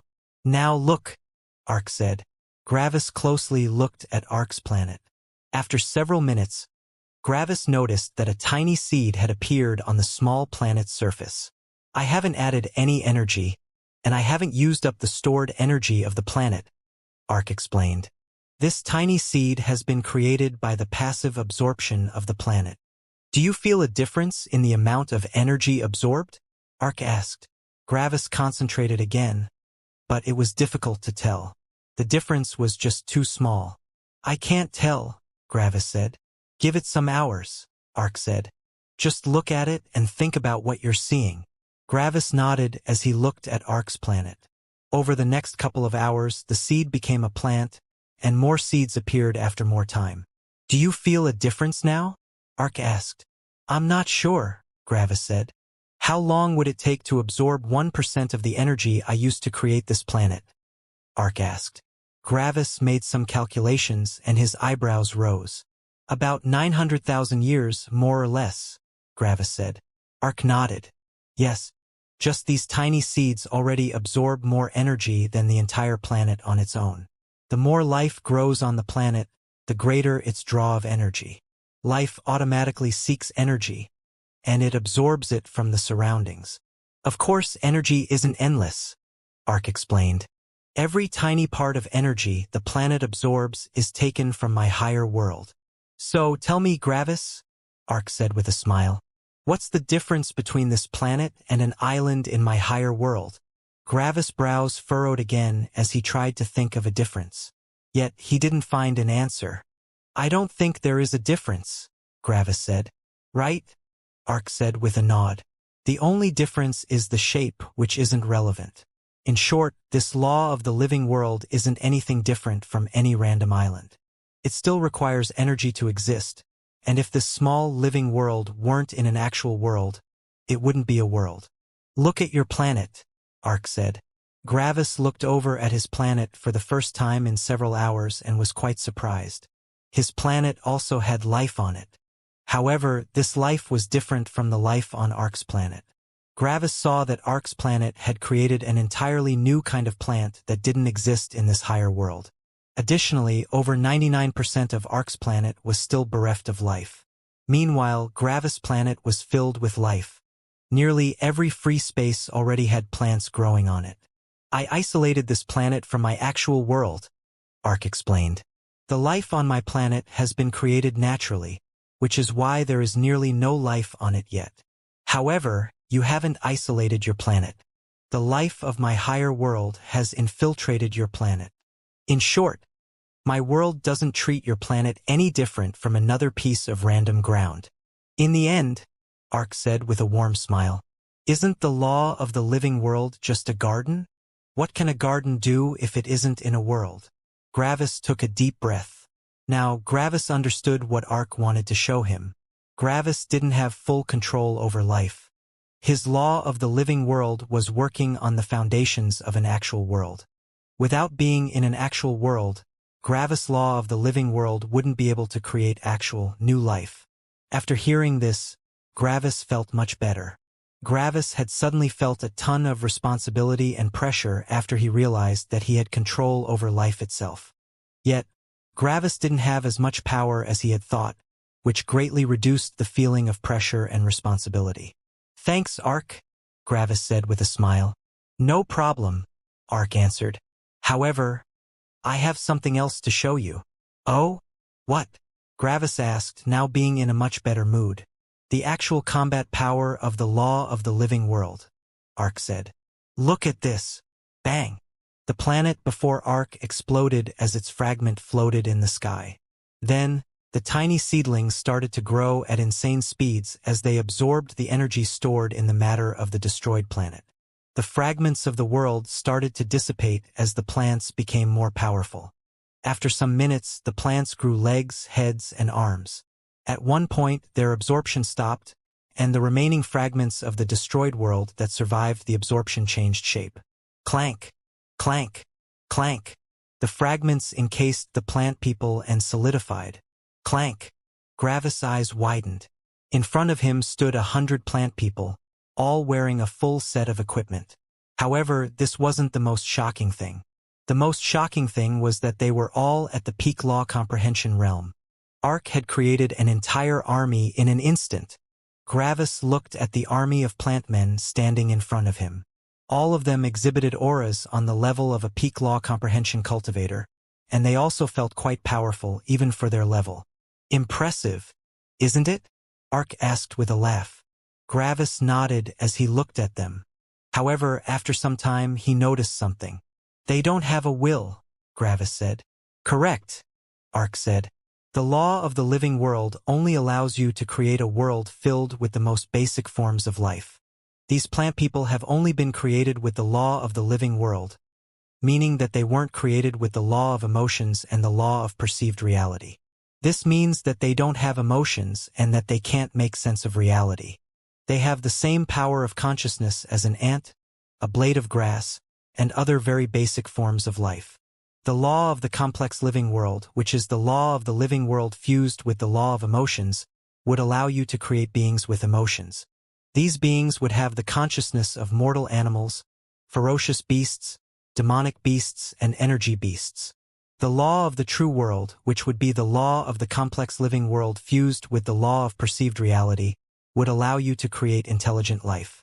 You can create humans, smart beasts, spirits, and even will auras. Gravis nodded as he inspected the plant people some more. After a while, Gravis also noticed something else that intrigued him. Their bodies are powerful, Gravis said. Yep, Ark answered. Any body below the immortal realm isn't directly connected to a soul, which means that you can create very powerful bodies with the law of the living world. The bodies of these plant people are all on the same level as a beast's body. Sadly, since they can't comprehend reality, they also can't comprehend laws. So, they can only fight with their bodies, Ark explained. Additionally, I have to give them orders with my own spirit.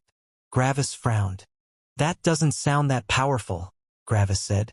Don't take this the wrong way, but I would have believed that the law of the living world would be more powerful. After all, even if I were a peak law comprehension realm cultivator right now without any knowledge in the laws of life or the law of the dead world, I could still easily kill that army. Ark chuckled a bit. Gravis, he said with some amusement. These beings are perfectly synchronized and can perfectly stack their powers together. You can easily kill them if there were only a couple of them, but 100 would still be difficult for you to resist. You would probably still win, but 1,000 would overwhelm you. Gravis furrowed his brows. How? He asked. Wanna see? Ark asked with a smirk. Just use your lightning fork to create a body on the peak law comprehension realm. Gravis scratched the back of his neck awkwardly, but he complied since Ark's words interested him. Try it, Ark said. The weaker body of Gravis loaded his saber with a lightning crescent and shot it at the plant people. Clank! All the plant people immediately charged at each other. At the same time, they all pointed their spears at Gravis' lightning crescent. Boom! The lightning crescent exploded, but Ark kept it localized to the fighting stage. After the explosion vanished, Gravis' eyes shone slightly. Only around 50 of them had died. This was beyond impressive. After all, Gravis' lightning crescent was powerful enough to kill beasts 3 levels above himself in a single shot, while all of these plant people were at the same level as him. However, the plant people that died had left behind their energy, which had turned into lightning. Bang! Bang! Bang! Bang! Gravis used the remaining lightning to wipe out the last survivors. Ark nodded. Did you notice? Ark asked. Gravis frowned. This fight had seemed easy, quick, and straightforward, but there had been a hidden danger. All the plant people resisted my lightning crescent as a single unit. It wasn't like I was attacking 100 beasts simultaneously, but like I was attacking one beast with a body 100 times more powerful than my own. Only the outer 50 beings died, which would be akin to the beast losing 50% of its body in one attack. Such an attack would be extremely dangerous for such a beast, but not deadly, Gravis explained. Ark nodded again. Exactly, he said with a smile. A beast 1 level above yourself has a body 4 times as powerful as your own. A beast 2 levels above yourself has a body 16 times as powerful as your own, and one 3 levels above yourself has a body 64 times as powerful. Your lightning crescent is powerful enough to kill a beast 3 levels above yourself instantly, which means that it has a destructive power over 64 times more powerful than a purely physical attack with your fists and claws. However, there were 100 plant people, which, when combined, created a being with a body 100 times as powerful as your own. Something like this isn't nearly on the level of a beast 4 levels above yourself, but stronger than a beast 3 levels above yourself. So, Ark said as a smirk formed on his lips, what if I create 500? Gravis took a deep breath. He simulated the fight in his head, and the result wasn't optimistic for him. Gravis had noticed how his lightning crescent had been distributed to all 100 plant people. The destructive power was shared amongst them.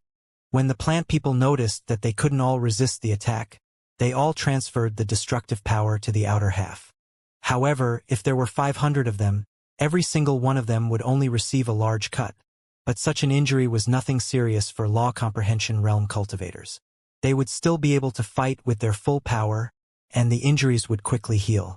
In short, if Gravis unleashed a lightning crescent at 500 of these plant people, not a single one would die. Instead, they would all only receive a large cut that would heal quickly. One had to know that Gravis had unleashed his entire energy storage into this attack, and, at most, he would be able to unleash another attack with such power due to having another lightning crescent stored in another weapon. So, when Gravis unleashed the second lightning crescent, the plant people would only receive another cut that wouldn't stop them. And Gravis? Gravis would be out of energy. At that point, he could only wait for his death. Even more, since the plant people didn't have any wills, Gravis' will aura became basically useless. If Gravis chose to attack from melee range, the soldiers would pile onto him and would attack him at the same time. Gravis might be able to survive a couple of attacks that were shot at him simultaneously but not hundreds. Mortality? That would only kill a single one. Mortality was created to kill a single being, and as long as the other soldiers ignored the one that was struck, only that lonely soldier would die. Samsara? Useless. They didn't have a will to begin with, and Samsara was also an attack that would only hit a single being. Using the element of deep wood to destroy their souls? That would work. Their souls were exceptionally weak since they weren't protected by a will. However, that would also only take out one at a time. Gravis would still be bombarded by a wave of enemies. The only solution Gravis could come up with was summoning multiple divine lightning bolts or burying all of them in magma. However, these laws were level 5 and level 6 laws. Would someone in the law comprehension realm know such laws? Of course not. So, that only left a single solution in Gravis' mind. Retreat. Gravis could only kill these plant people by using hit-and-run tactics to regain his energy. After all, they didn't have any laws, which meant that Gravis had a speed advantage since he knew a lot of speed-related laws. However, there was also a problem with that technique. These 500 plant people wouldn't be his only enemies. After all, there would also be the person that created them behind them. That person could probably chase Gravis and keep him occupied until the army swallowed him. Gravis sighed. This law basically makes you invincible in the law comprehension realm, but it becomes relatively useless as soon as someone made some progress in the immortal realm. However, there's still the major law of the living world, which Ark will use against me in the future. Gravis glanced at Ark, who was smiling. Ark would be able to use the major law of the living world against me. In short, I would be attacked by thousands of peak immortal emperors. That's truly terrifying. Ark looked into Gravis' eyes and chuckled. I can guess what you're thinking about, and yes, resisting something like that is nearly impossible. You can only resist something like that if you have an equally powerful law. Gravis, Ark said, do you understand now why I told you that you have to comprehend the law of sentience first before fighting me? Gravis nodded. If you want to win against me in the future, you need the law of sentience. After all, don't forget that the law of the living world will also be my avatar in the fight. With it as my avatar, I can create 4 times as many soldiers as I would normally. Only with the law of sentience can you withstand such a powerful force, Ark explained. Gravis nodded. Thanks, Ark. No problem, Ark answered with a wide smile. Gravis talked with Ark a couple hours more about life. Gravis knew that he didn't have full power over the creation of life, but he still had made great progress in that aspect. Gravis was a bit worried about having the ability to create intelligent humans in the future. The words of the Black Magnate still rung in his ears, and as Gravis saw that he was closing in on the Black Magnate's domain of power, Gravis felt the words to be more real than ever before. However, Gravis reminded himself that power was not his goal. With Stella and his family at his side, Gravis would never fall into the grayness that the Black Magnate was still trying to escape from. It was easy to say but difficult to achieve. Yet, as long as Gravis tried his best, he could continue on his path to power without any regrets. Ark told Gravis that he shouldn't worry about these things yet. When he became powerful enough to do something like this, he would have also grown more emotionally. Additionally, Gravis would first need to get through Ark. After all, it was impossible that Gravis would reach such powers before winning against him. Lastly, Ark also knew about the promise that Gravis had made with Mortis. Before everything else, Gravis first had to live through the gate of death and then fight Ark. Only then could he worry about his future power.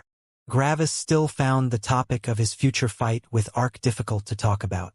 He wasn't mad at Ark for being a danger to his life, but he felt guilty about eventually killing Ark. Ark had been supportive of Gravis all this time, and there was no falsehood coming from Ark. Gravis didn't want to kill Ark in the future, but there was no other way, sadly. Anyway, that was a problem for the future.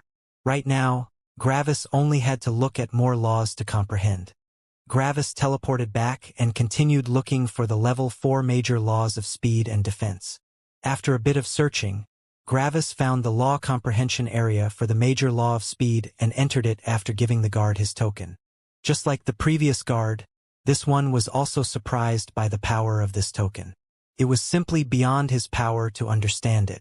How powerful must the being be to grant someone such a powerful token? Gravis entered the law comprehension area and saw a snake sitting in the middle of a clearing. Gravis found it a bit weird that a snake would be teaching him the major law of speed, but snakes had a different kind of speed. They weren't super fast on foot, but quite quick when it came to their strikes. Maybe the snake had wanted to comprehend the law in the past to increase its attacking speed? The snake opened its eyes and looked at Gravis. I will attack you non-lethally with different attacks, the snake said directly without any introductions. I will activate and deactivate the major law of speed to make my attacks more confusing and harder to foresee. Gravis nodded. This snake was in the mid-major circulation Immortal King realm, just a single level below Gravis. Usually, it would be slower than Gravis by a level, but with the major law of speed, it could probably become faster than Gravis as long as Gravis didn't activate his own speed-related laws. The snake uncurled itself as its body coiled into a spring shape. Bang! Then it shot forward. The speed was still something that Gravis could handle. However, then Gravis saw the body of the snake blur for a second. Gravis had been following the snake's movements without any problems so far, but in an instant, the snake shot to the side while becoming many times faster. This made it hard to predict its movements, allowing the snake to close in on Gravis. This kind of movement technique wasn't something new. Mortal flies moved the same way. They simply flew in a line, and suddenly, they took a sudden turn and shot in a different direction. That was also the reason why it was so hard to keep one's eyes focused on the fly, much less hit it. For an instant, the human would lose the fly from their vision, which meant that they had to search for it again. The snake had a thin body that flowed from one end to the other without any arms or legs, which helped it pull off this kind of movement technique. The snake reached Gravis and bit him. Bang! A bit of lightning exploded as Gravis shoved the snake's head to the side. Gravis had to resort to his own speed-related laws to keep up, even though the snake was an entire level below him. That was already an amazing feat. The snake quickly stood up as it readied itself to shoot at Gravis again. In comparison to that one bull that taught Gravis the law of supreme strength, this snake didn't want to dominate Gravis. It was only interested in teaching him the law as quickly as possible so that it could get back to comprehending its own laws. By now, Gravis was a bit more prepared for the snake's explosive speed, but he still had to activate his own speed-related laws from time to time. The snake was very experienced when it came to closing in on its target. This was probably the most intense law comprehension session that Gravis had been part of in recent memory. It was a constant assault from the snake, forcing Gravis to keep his concentration at his peak. Luckily, Gravis had trained his concentration for a really long time in order to control multiple bodies and to forge equipment. Both of these things required a ton of concentration. Because of that, Gravis' concentration didn't run out. It took Gravis only 150 years to comprehend the major law of speed. One reason why this was so fast was due to Gravis knowing far more life laws and because the snake was an outstanding teacher. It was using a weaker form of tempering to shove the major law of speed into Gravis. This was similar to what the Middle Heaven had done to Gravis, but not nearly as intense. The snake also got something out of this law comprehension session. The snake was incredibly confident in its own power to close in on enemies. However, it hadn't managed to hit Gravis even once in 150 years.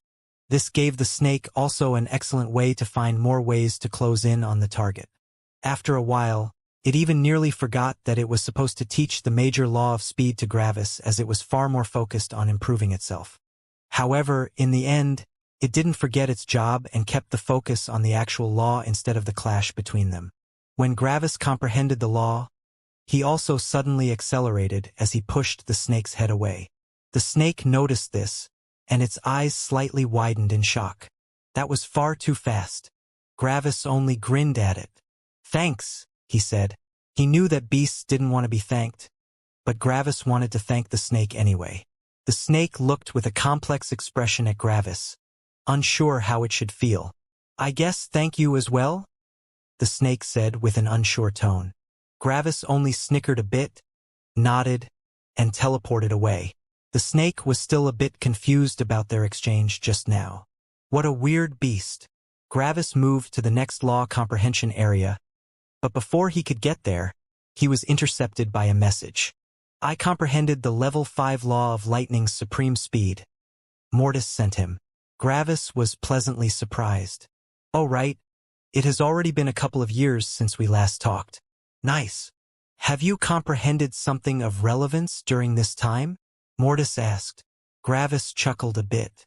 "I learned a few laws," he said. Then Gravis told Mortis about all the laws that he had comprehended. The law of the living world, huh? Mortis asked. His voice sounded thoughtful, like he was trying to taste the words. Then, we truly need to comprehend the law of sentience before we can fight Ark in the future. Otherwise, from what you've told me, we would be helpless in front of him. Gravis nodded. I agree. I'm not sure what power the law of sentience has, but it has to have the ability to resist the law of the living world since it's on the same level, and it might even be more powerful. After all, the law of perceived reality is a level 5 law, while the law of the dead world is only a level 4 law. Additionally, the law of perceived reality should be by far the hardest to comprehend under normal circumstances. Mortis also nodded. However, his brows furrowed quickly. However, there is an issue with the body battle laws you have comprehended. Gravis already knew the law, which meant that he knew exactly what Mortis was referring to. You can't use them, right? Gravis asked. Correct, Mortis answered. In order to fuse the body battle laws into a body, one needs a body made up of a force that can easily mix with other things. My body is made of divine lightning, which makes it impossible for me to fuse the forces together in such a way. Advantages and disadvantages. Gravis commented. You can split your body apart, and your body can't be dissolved with the level 5 law of body composition. However, you can't use some of the laws of the body because of that. I guess it might actually be better that I have my void lightning. I wouldn't be so sure about that, Mortis answered. After all, I don't have to convert my energy into divine lightning first, which means that I don't lose anything due to the conversion. My storage of divine lightning is many times larger than yours. I'm fine with what I currently have. Gravis nodded again. You can see it like that. To each their own, Gravis said. So, what's next on the agenda? More level 5 lightning battle laws, Mortis answered. I still want 3 more level 5 battle laws for lightning. With all of them combined, I should have the ability to push my divine lightning close to the power of a level 7 law. By using these laws with a lightning crescent, I should be able to unleash an attack a little bit more powerful than a level 7 law. At that point, even if I fight someone that has a level 6 law as their avatar, I wouldn't be on a disadvantage. All right, Gravis answered. I will finish the major law of defense first. After that, I will look at the level 5 laws. From what I can see, these laws work similarly to the law of temperature. I think that the 3 major laws of strength, defense, and speed will fuse together into one law. Mortis furrowed his brows as he thought about Gravis' words for a few seconds. Mortis also knew the law, and he was in no way less intelligent than Gravis, which meant that he also quickly found the answer. You can't use them simultaneously, Mortis said. Gravis nodded. Correct. I'm pretty sure there is a way to use them simultaneously, but it feels even more complex than learning a single one of them. I'm pretty sure that's a level 5 law I'm looking at. Makes sense, Mortis answered. By the way, don't forget that we have comprehended 6 level 5 laws in total now. Your first one was the law of magma, which you comprehended with a law comprehension life fruit. By now, we should have comprehended enough level 5 laws that we can consume more life fruits. Gravis' eyes widened. Has it really already been 5 laws? Gravis asked. Then he counted in his head. The law of magma was the first one. Then the law of perceived reality came. After that came lightning manipulation. Then came the laws of body growth and body composition. And now Mortis comprehended the law of lightning speed. It has really been 5 laws, Gravis said. What do you think I should eat? After all, I have law comprehension life fruits for basically anything. I would advise getting something that would be troublesome to comprehend, Mortis said. We can find law comprehension areas for all the mixed elements with ease. We don't need to look into the life laws since you already comprehended the most important ones. The beasts shouldn't have access to the laws of emotions and perceived reality. You can get the law of temperatures from Stella, and level 5 battle laws should also not be that hard to find. We can find law comprehension areas for nearly everything. However, there is one set of law that's always troublesome to comprehend, not because it's harder than the others, but that finding a place to comprehend it is tedious. Mortis explained. Gravis' eyes shone. The complex materials laws. Mortis nodded. We can comprehend the soft complex material law pretty easily after we have all the mixed elements. Soft materials aren't very powerful, and creating them doesn't cost much energy. The same thing should also be true for the medium complex material law. That leaves the hard complex law, Gravis interjected. All these materials need a ton of energy to be created, which means that most of our time is spent regenerating our energy. So, you think I should consume life fruits for the hard complex material law? I think that would be best, Mortis answered. Gravis nodded. Luckily, I have a set of these fruits. The beasts probably didn't want to give me the good laws like the mixed elemental laws, fearing that they would fall into the hand of humans. The hard complex law is only useful while fighting against humans, but not while fighting beasts, at least not as long as the beast is fighting naked. Luck, huh? Mortis answered without amusement. Kind of, Gravis said with a complex expression. Humph. Doesn't matter, Mortis answered. I don't have time to think about that stuff. With that said, Mortis cut off the connection, and Gravis only smiled bitterly. Always so blunt and direct. After talking with Mortis, Gravis went on to comprehend the major law of defense. Comprehending that law wasn't anything more special than the last few law comprehension areas. There was only a black tortoise in a clearing that attacked Gravis. Gravis was supposed to fight back with enough force to injure the tortoise but not kill it. The tortoise gave an impressive performance with its defenses, even surprising Gravis. It really wasn't easy to injure that tortoise without using laws and using an actual weapon. It took Gravis 200 years until he comprehended the law, and when he did so, he nodded to the tortoise and left. Mortis noticed that Gravis was done based on what Gravis' feelings were telling him, and he directly contacted Gravis. Gravis, I need you to eat the law comprehension life fruits of the hard complex material law right now, Mortis said. Gravis blinked a couple of times in surprise. Mortis' choice of words was a bit unusual. On top of that, Mortis wouldn't really care that much in which order Gravis comprehended laws. What's up? Gravis asked. You need to consume the fruits right now and comprehend the law, Mortis answered. After that, I need you to come to me. Gravis furrowed his brows. Gravis knew Mortis, and he immediately had an inkling about what was happening. Are you in trouble? Gravis asked. No, Mortis answered. I found tempering.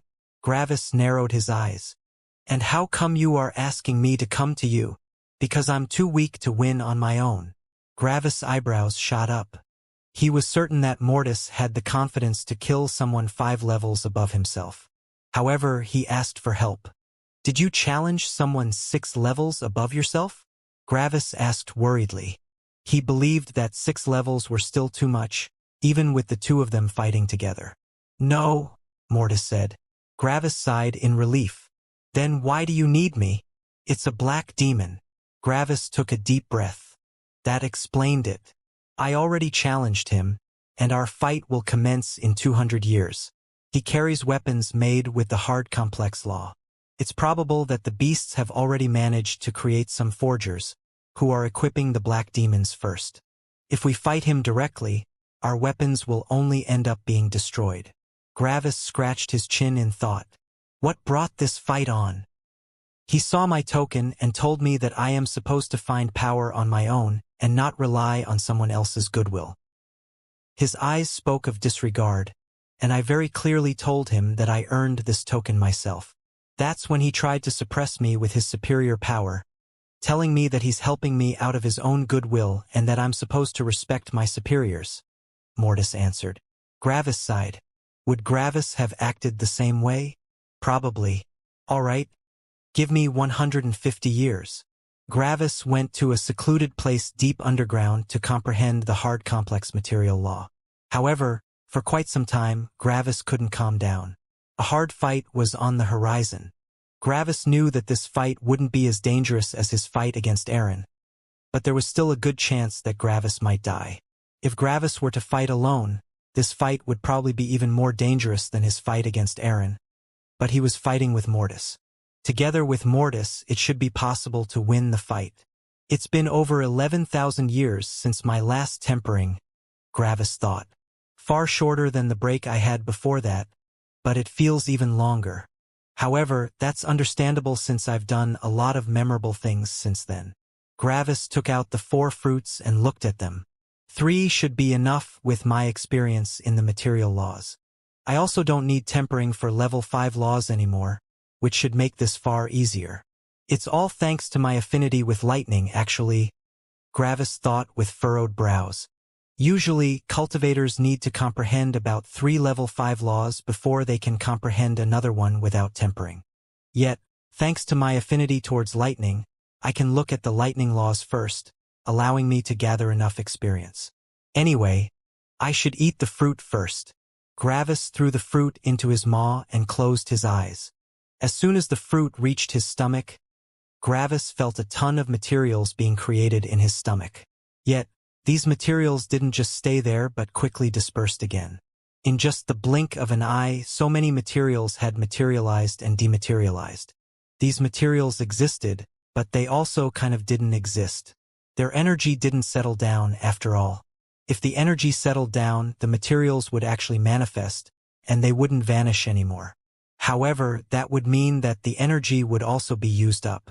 There wasn't so much energy in the life fruits to create many materials, but that wasn't the important part. The important part was that the energy was almost ethereal as it manifested into materials and then transformed into energy again. As Gravis concentrated on all these materials, something suddenly shocked him so hard that his focus was broken. What was that just now? Gravis thought.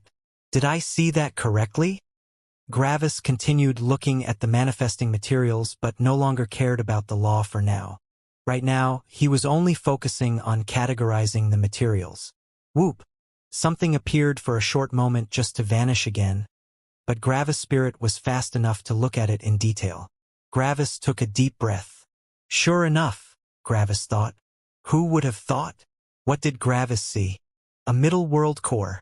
The hard complex material law could create middle world cores. No wonder there were so few in an entire middle world. They were created by the level 5 hard complex material law. But then, how can these middle world cores appear in a middle world? The amount of energy required to create them is far more than the energy an entire middle world should have. Gravis scratched his chin. This can only mean that they were placed there deliberately by something that's not from a middle world, a higher heaven probably. Gravis' brows furrowed. Are the middle world cores actually really the core of a middle world? Do they have some kind of function that allows a world to be a world? Gravis tried to find the way a heaven would use a world core to structure the world, but Gravis' knowledge wasn't deep enough to make a concrete conclusion. He had a couple of suspicions, but he couldn't be sure. After the shock subsided, Gravis went back to concentrating on the law. The life fruit only held for a limited amount of time, and Gravis couldn't waste it.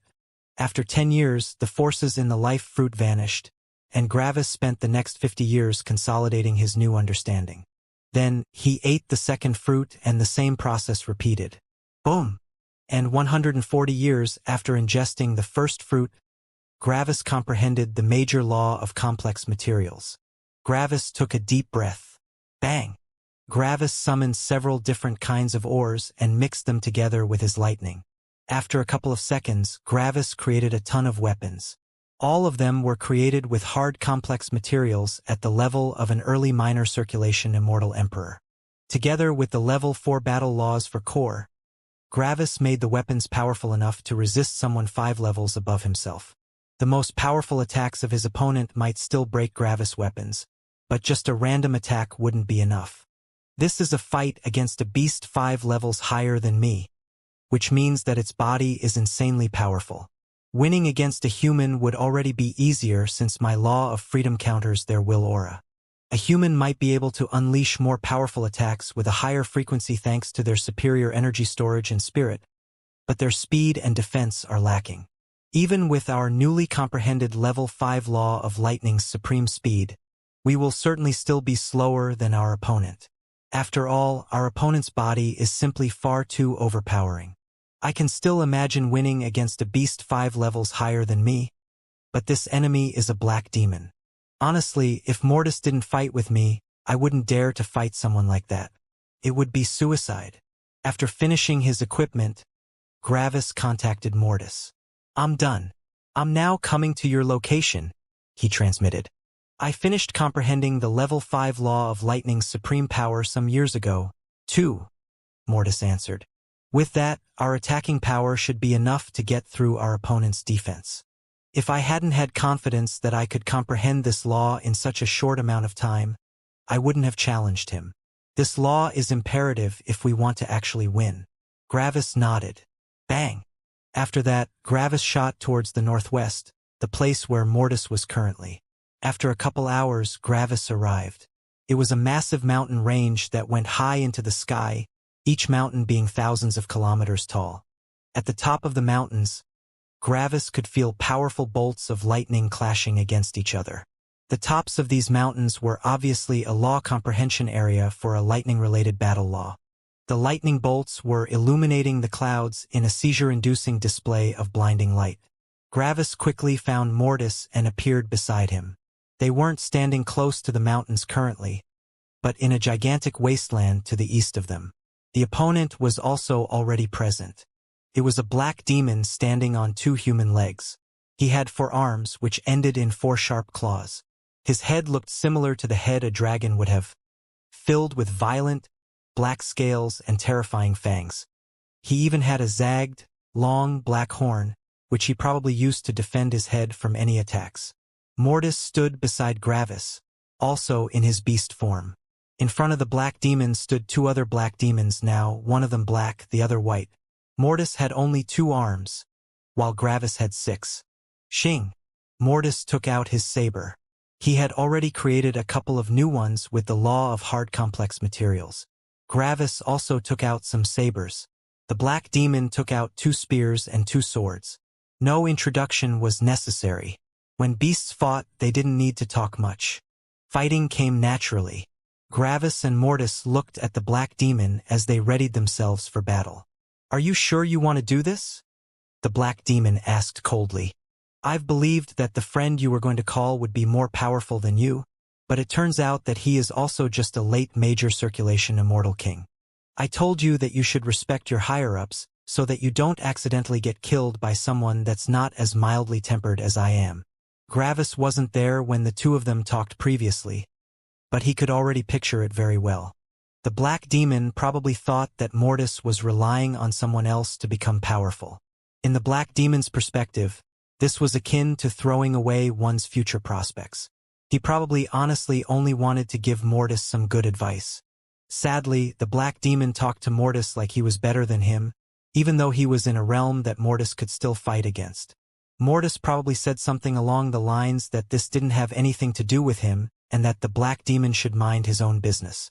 Of course, the black demon took this as disrespectful behavior from a young beast that he perceived to be spoiled. And that's how everything escalated.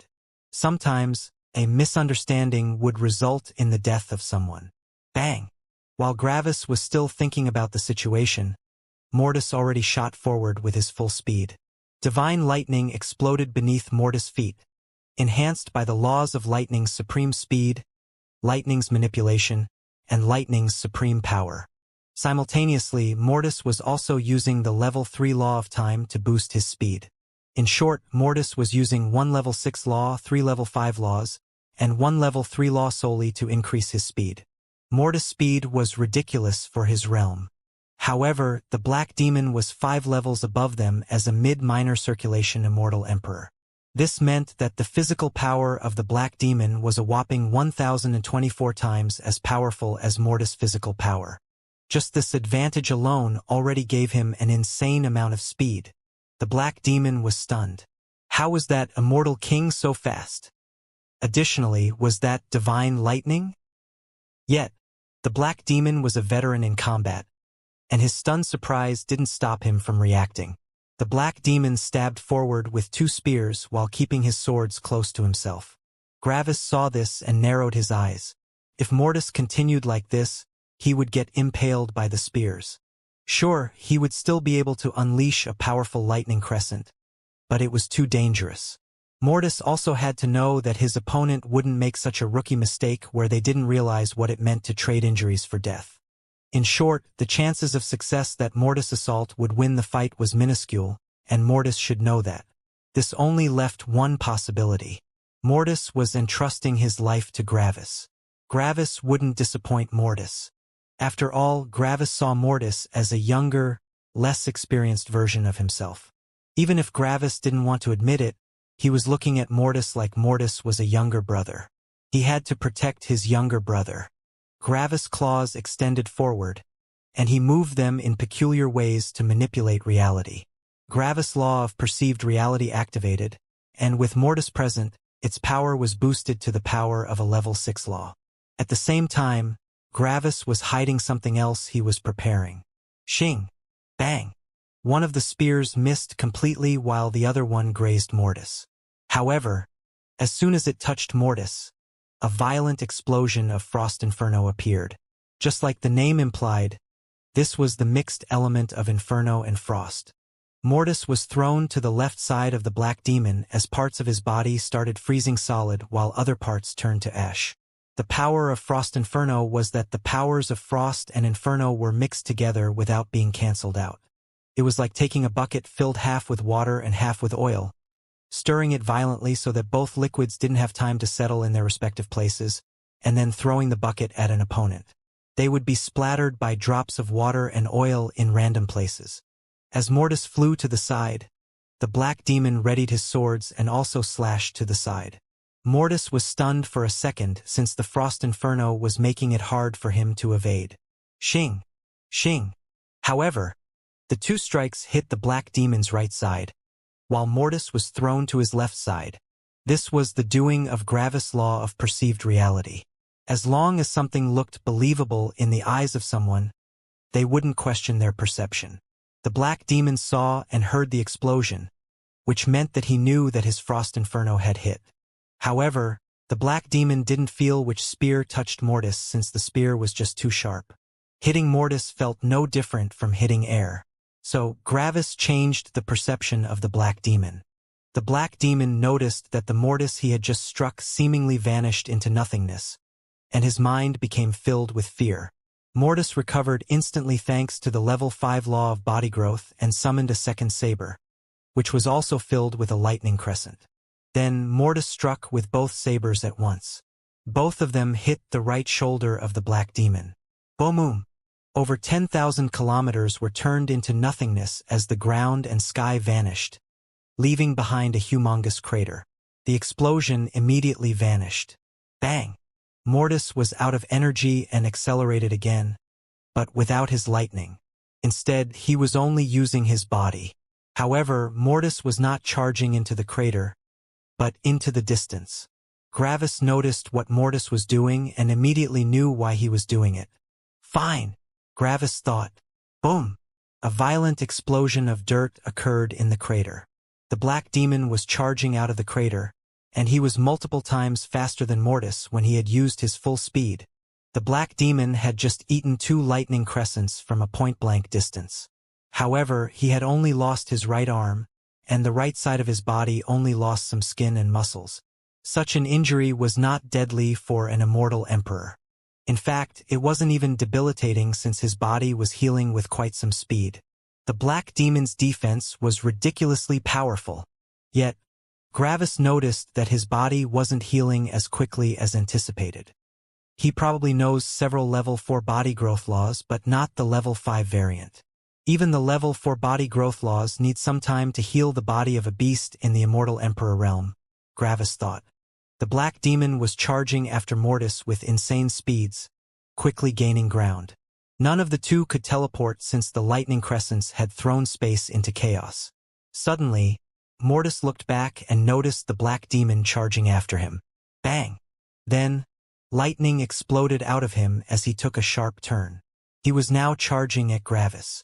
The black demon saw this and thought that Mortis was probably seeking help from Gravis to recover some energy and also charged at Gravis. This white-black demon was insanely powerful, and he definitely couldn't take him lightly. However, there was also that other black demon that was his opponent. It was impossible that the other black demon was just as ridiculously powerful as the white one, right?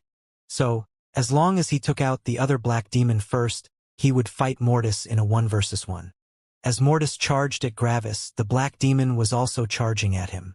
However, due to the speed difference, the black demon arrived at Gravis' location far earlier than Mortis. The black demon readied his spears and stabbed them at Gravis.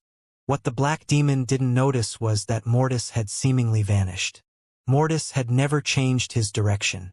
In reality, he had been charging into the distance without pause. Gravis had manipulated reality so that the black demon thought that Mortis would charge towards Gravis. After all, it was normal to seek the help of a teammate when an overpowering enemy was attacking them. The black demon hadn't questioned his perception at all. Gravis smirked as he saw the 2 spears coming towards him. Gravis lifted his right index claw and pointed it at the black demon.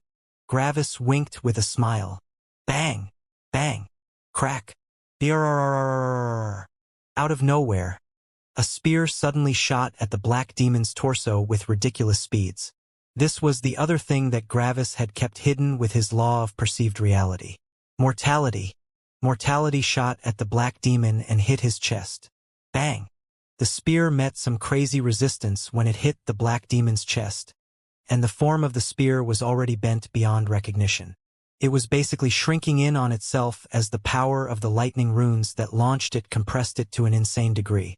CRK.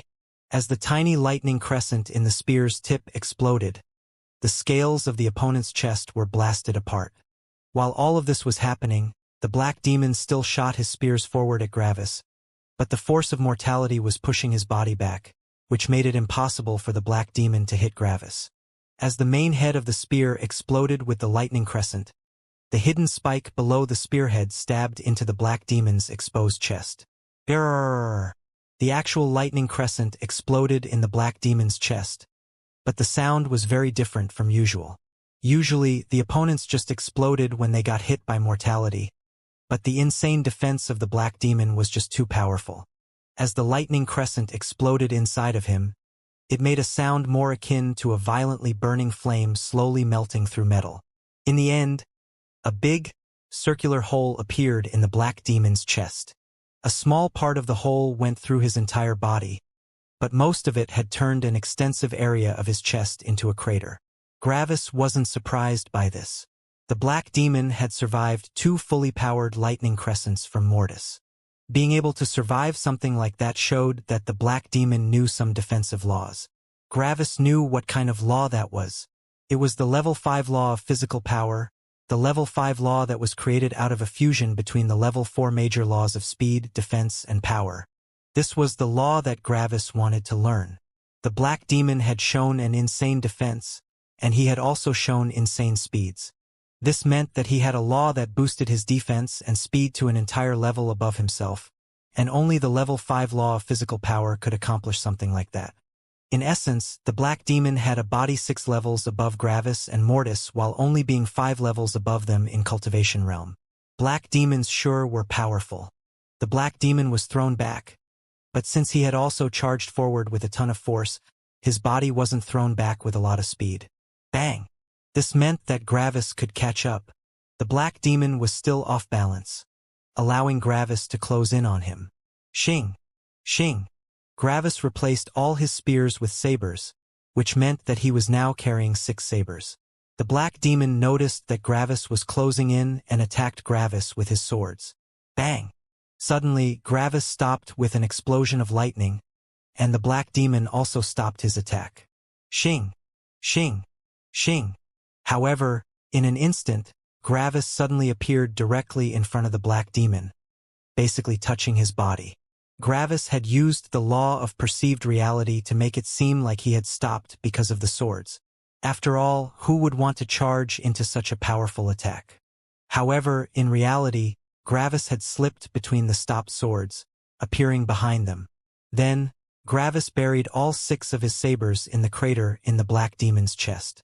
"Have fun," Gravis said with a smirk. The black demon immediately reacted and stabbed with his 2 spears at Gravis. Whoop! Sadly, he missed. Gravis had vanished. The black demon recognized which law Gravis used. The law of shadows subtlety and shadows movement. Something like the law of shadows movement only worked once against an enemy since they would immediately know how to counteract it when it was used again. If he knows shadow battle laws, then does that mean that these sabers? The black demon immediately felt his life energy dropping violently. All 6 of Gravis' sabers had been infused with the law of shadows poisoning. The black demon gritted his teeth in hatred. Bang! Then he charged away and pulled all the sabers out of him, throwing them to the side. However, the damage had already been done. The sabers had absorbed 50% of his life energy. This was a terrifying amount. After all, the body of a beast already had an insane amount of life energy, and this black demon was 5 levels above Gravis. Mortis' 2 lightning crescents had barely used up 5% of the black demon's life energy, and Mortis received an injury during that process. In comparison, Gravis managed to waste 50% of the black demon's life energy without wasting all his energy and without receiving an injury himself. The difference was striking. By now, the black demon also realized what was going on. This guy knows some kind of law that affects my perception, the black demon thought. A lot of things that don't make any sense have already happened during this fight. I need to check everything thoroughly, and like this, the law of perceived reality became basically useless. As soon as someone realized that Gravis could manipulate their perception, the law of perceived reality became useless as long as the power of Gravis' will aura wasn't enough to suppress the opponent. Gravis' will aura might be on the level of an early major circulation immortal emperors, but the level difference was just too massive, making it impossible for Gravis' will aura to suppress the black demon. Additionally, Gravis didn't want to use his will aura. After all, he was still in the beast territory. Well, the easy part is over, Gravis thought. I've used the law of perceived reality so many times by now that he probably won't be affected by it. Seems like I have to clash against him openly. By now, the right side of the black demon's body had regenerated fully, and the crater in his chest was also healing. After his wounds have fully healed, he will probably only have 40% of his life energy left. This means we still have to severely injure him a couple of times. Yes, this was Gravis and Mortis' goal. Their offensive power wasn't great enough to kill the black demon in one shot, which meant that they either had to destroy his soul or drain all his life energy. Sadly, the effects of the deep wood element weren't powerful enough to destroy the black demon's soul in a short amount of time. They didn't have any powerful soul-based weapon techniques to attack someone's soul, except for Samsara. However, Samsara was basically useless against beasts. Why? Because Samsara played on the heart and mindset of the target. Humans had complex desires and emotions. Additionally, most humans cared deeply about the perception of others towards themselves. Humans also often did things they regretted or felt guilty about. And beasts? Beasts were simple, and they did what they wanted whenever they wanted. The life of beasts was mostly bereft of regret or guilt.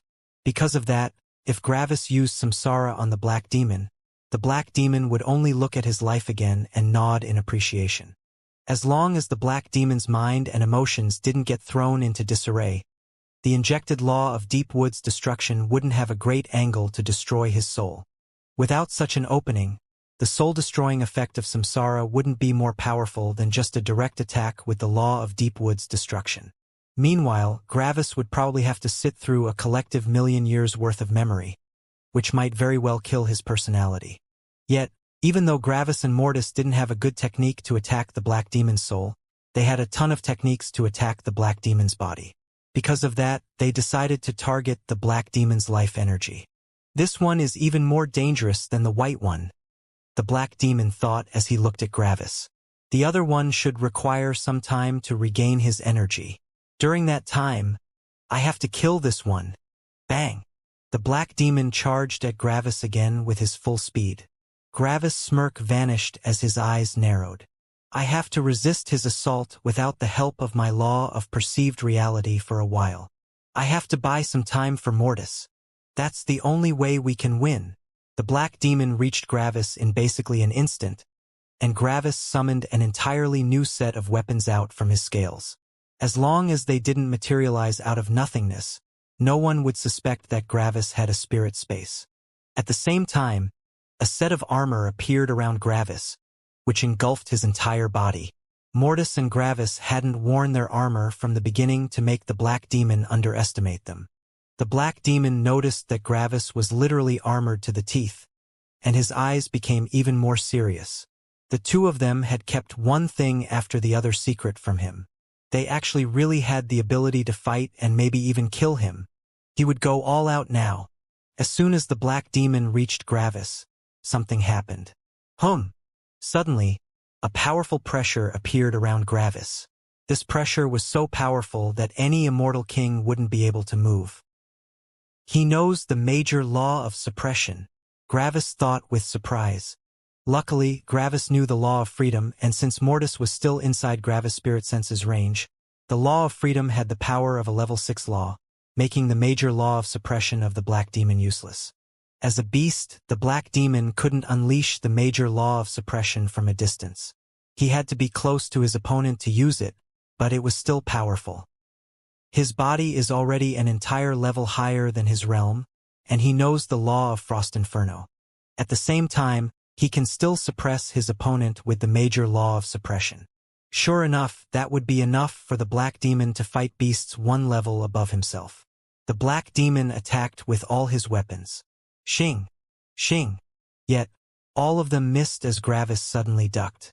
Usually, the Black Demon would have taken such an obvious evasive maneuver into account, but he had expected that Gravis wouldn't be able to move, which made him neglect this part.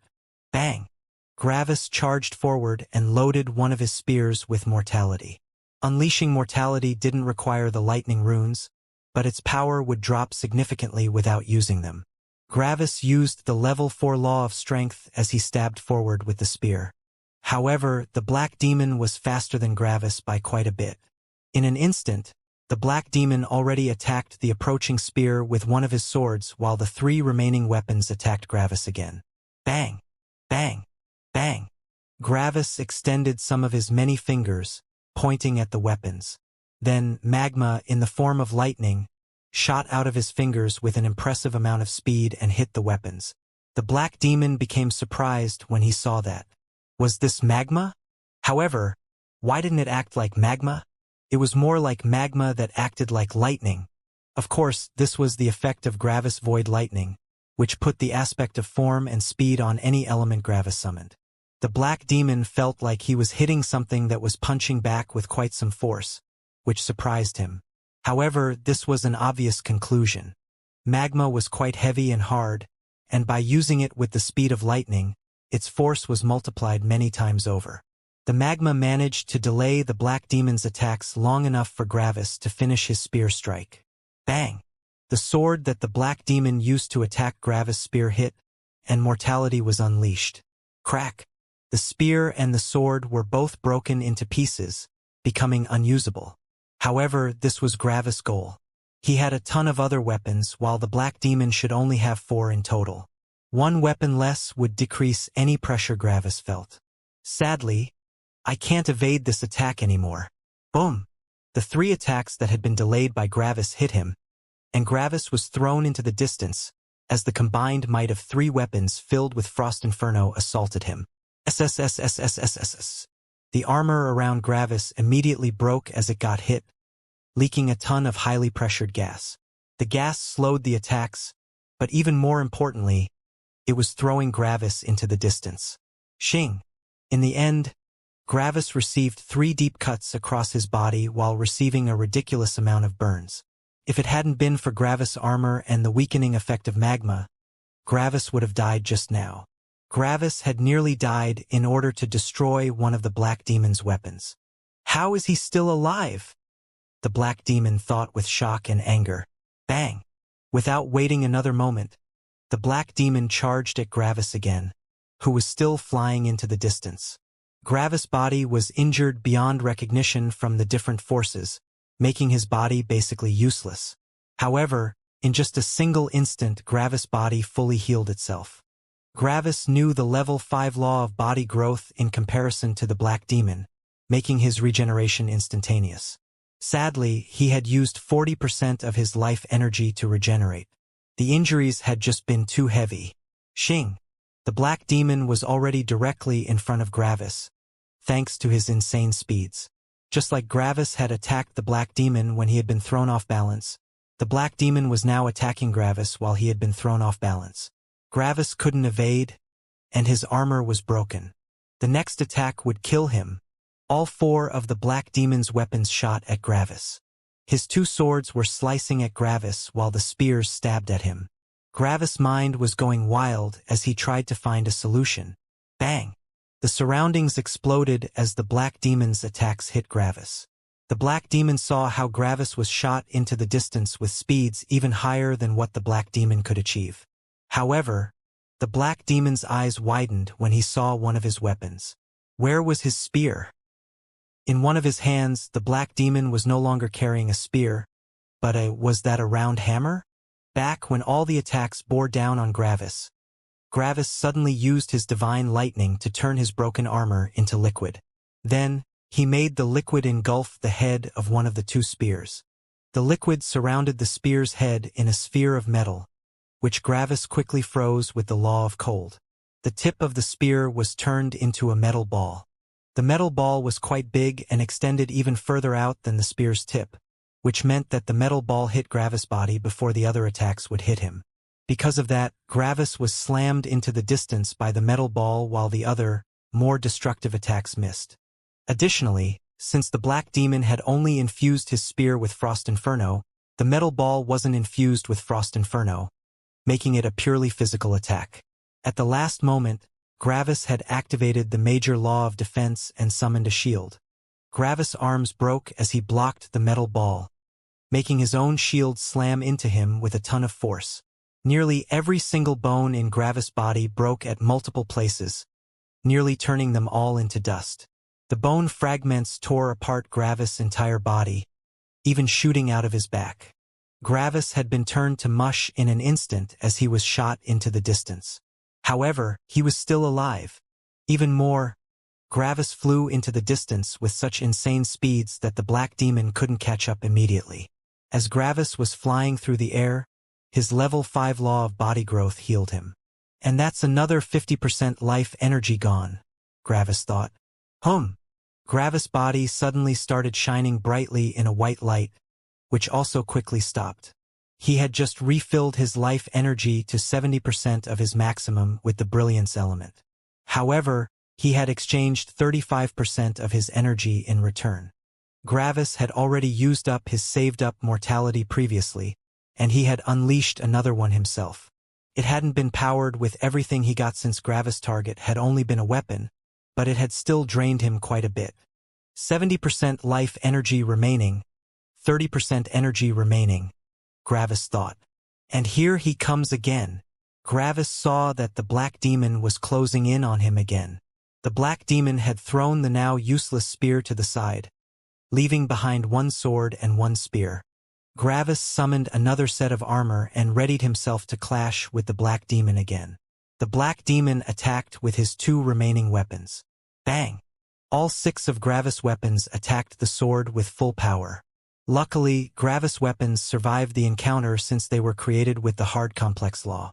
However, since the attack came from above, Gravis was thrown to the ground as his body dug through over 100 kilometers of solid stone due to the force.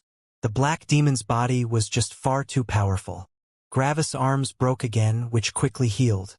The black demon's spear had missed since Gravis had been shot into the ground. Bang! However, the black demon charged into the hole that Gravis created and immediately attacked him again. Bang! Frost Inferno exploded as the black demon hit the ground, destroying a lot of it. Gravis had already fled to the side with the law of graphite movement. Sadly, the explosion of Frost Inferno still hit him since it destroyed kilometers of stone all around it. Yet, Gravis' new set of armor was not just there for show. Such an indirect attack couldn't get through the outer layer. Beasts don't have much energy, and he should be running low on energy right now, Gravis thought. Bang! The black demon reached him in an instant again as they were now fighting in a gigantic underground cave. Bang! Gravis attacked the sword with all 6 of his weapons again, but the black demon wouldn't fall for that trick again. Boom! The spear penetrated Gravis' body, blasting it into pieces as the inside of Gravis' body was consumed by Frost Inferno. However, it was only Gravis' body below his neck. Gravis had cut off his head and highest set of arms from the rest of his body by quickly transforming into void lightning and then turning back. The Frost Inferno still injured Gravis' upper body, but it was enough to survive. However, this exchange hadn't been for nothing. Crack! The Black Demon's sword suddenly cleanly broke into 2 pieces. Why had Gravis attacked one weapon with all 6 of his? The level 4 law of Core's destruction. After clashing with 12 powerful attacks from weapons created with the law of Core's destruction, the destruction energy finally reached a critical mass, completely destroying the sword. Gravis' body regenerated itself as his body punched through kilometers of stone. 25% life energy remaining, 15% energy remaining, Gravis thought. Bang! The Black Demon charged after Gravis yet again, now only having 1 spear left. Gravis readied himself. Bring it on! Gravis summoned another set of armor and also charged at the Black Demon. The Black Demon stabbed Gravis with his last spear. Bang! Bang! Bang! Gravis unleashed several streams of magma to stop the weapon. Since he now only had to stop a single weapon, the effects were way stronger than previously. Bang! Then Gravis hit the spear with all of his weapons again. Frost Inferno exploded again, throwing Gravis into the distance. However, since a lot of the force behind the attack had been cancelled out, only some of Gravis' bones in his arms broke, leaving the rest of his body intact. The Black Demon narrowed his eyes as he charged at Gravis again. However, this time, he kept his remaining spear very close to his body as his other 3 arms extended towards Gravis. He would keep his last weapon safe as he used his physical body to fight now. Gravis also charged at him as he replaced all of his weapons with spears. Then Gravis stabbed all 6 spears at the body of the Black Demon. Bang! Bang! Bang! The fast arms of the Black Demon slapped 3 spears to the side. His speed was so overwhelmingly fast that he also managed to grab the 3 remaining spears of Gravis with his hands, stopping all of his attacks. CRK. However, even though the Black Demon was fast, he wasn't fast enough to block them perfectly. One of his hands was penetrated by one of Gravis' spears. The Black Demon felt life energy leak out of his body as that spear was loaded with the Law of Shadows poisoning. And then, the Black Demon punched forward with his last remaining spear. Bang! Gravis' eyes widened as he saw that the spear became even faster than all the previous times. The Black Demon had used the Law of Time. He had never used this law up until now, taking Gravis by surprise. The attack was so fast that the gas in Gravis' armor couldn't even show its effects properly. The spear stabbed into Gravis' body, and Gravis exploded. Black lightning suddenly appeared as a new Gravis condensed. In the last moments, Gravis had transformed into void lightning. The spear destroyed over 90% of the void lightning, leaving behind only a tiny bit. Gravis was fully healed now, but he had fallen to the mid-major circulation Immortal King realm. This was the price of surviving this attack.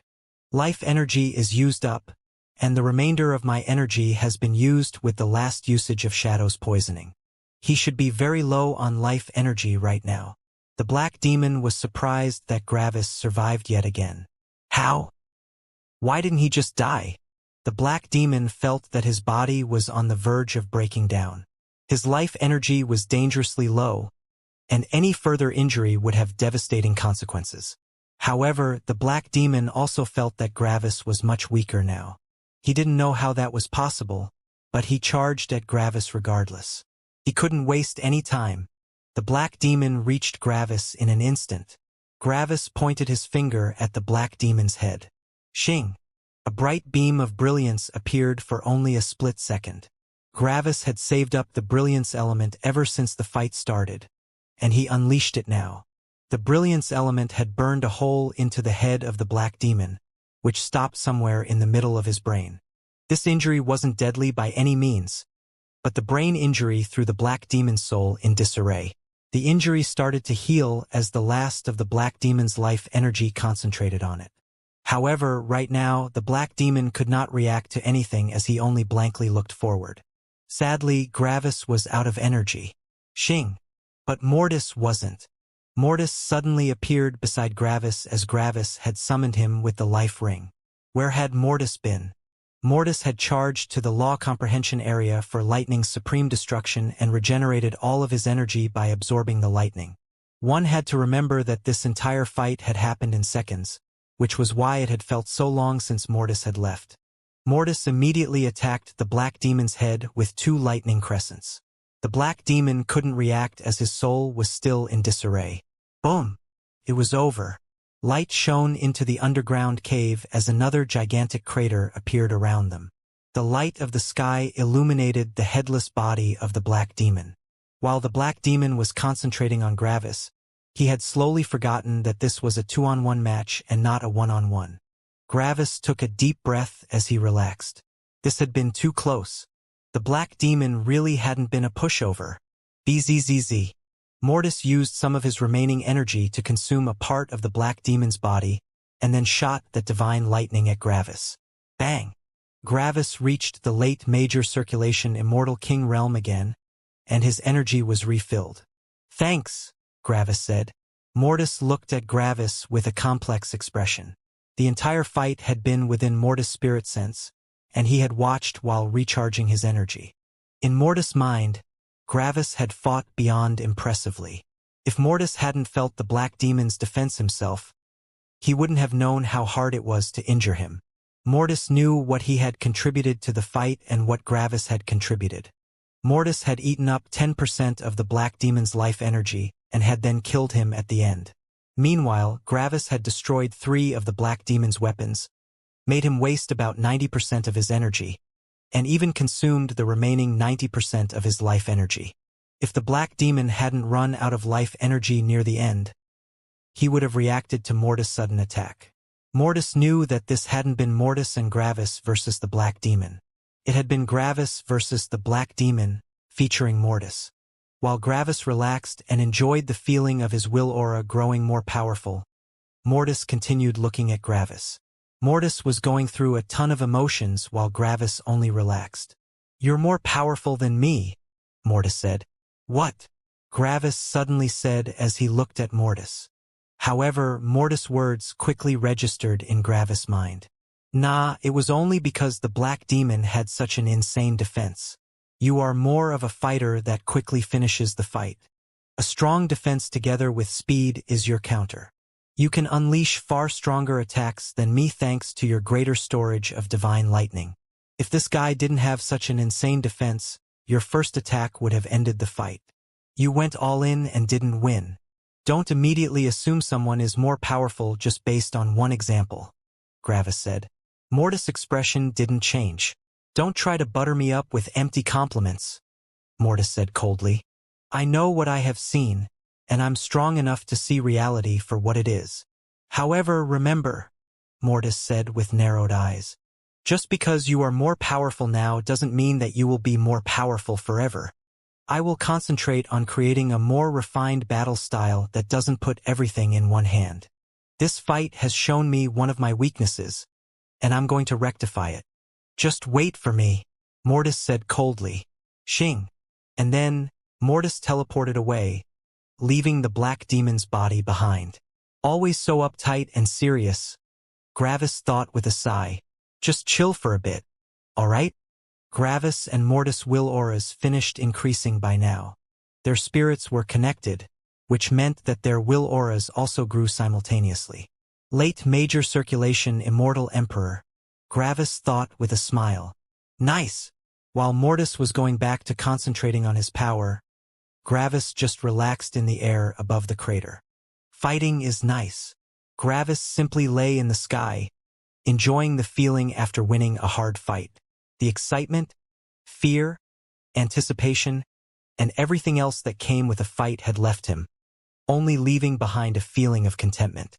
Gravis spent a couple of hours like this, just looking into the sky without much thought. He wasn't as pressured as Mortis, but that wasn't hard to begin with. Mortis always put himself under pressure, even if everything went perfectly. He simply believed that the more pressure someone was under, the more powerful one became. Yet, was that genuinely true? If it had been in the past, Gravis would have believed so. However, some things had happened in the past couple of years that made Gravis doubt this truth. How many level 5 laws had Mortis comprehended, and how many level 5 laws had Gravis comprehended? Mortis had comprehended 3 level 5 laws: the law of lightning's manipulation, lightning's supreme speed, and lightning's supreme power. Gravis had also comprehended 3: the law of body growth, the law of body composition, and the law of hard complex materials. Of course, Gravis couldn't count that last law since it had been comprehended with the help of life fruits. However, that still meant that Gravis had comprehended 2 level 5 laws while Mortis comprehended 3. At first glance, it seemed like Gravis wasn't as good at comprehending laws as Mortis. Yet, when one looked closer, one would realize that there was a terrifying gap in terms of law comprehension between the two. First of all, Mortis comprehended 3 lightning laws, which meant that they would be comprehended in a terrifyingly short amount of time. Meanwhile, Gravis had comprehended 2 life laws, something Gravis didn't have much affinity for. Even more, Gravis had comprehended the level 3 law of empathy, the level 4 law of heat, the level 4 law of cold, all the level 4 body composition laws, the 3 level 3 laws of physical power, and the 3 level 4 laws of physical power. Then, there was even the law of life energy, the law of life, and the law of the living world. While Mortis was focusing on comprehending laws, Gravis even wasted over 1,000 years to just gather materials, money, and access to law comprehension areas. The difference was just too striking. However, Mortis and Gravis were both made out of the same blueprint, which was Gravis himself.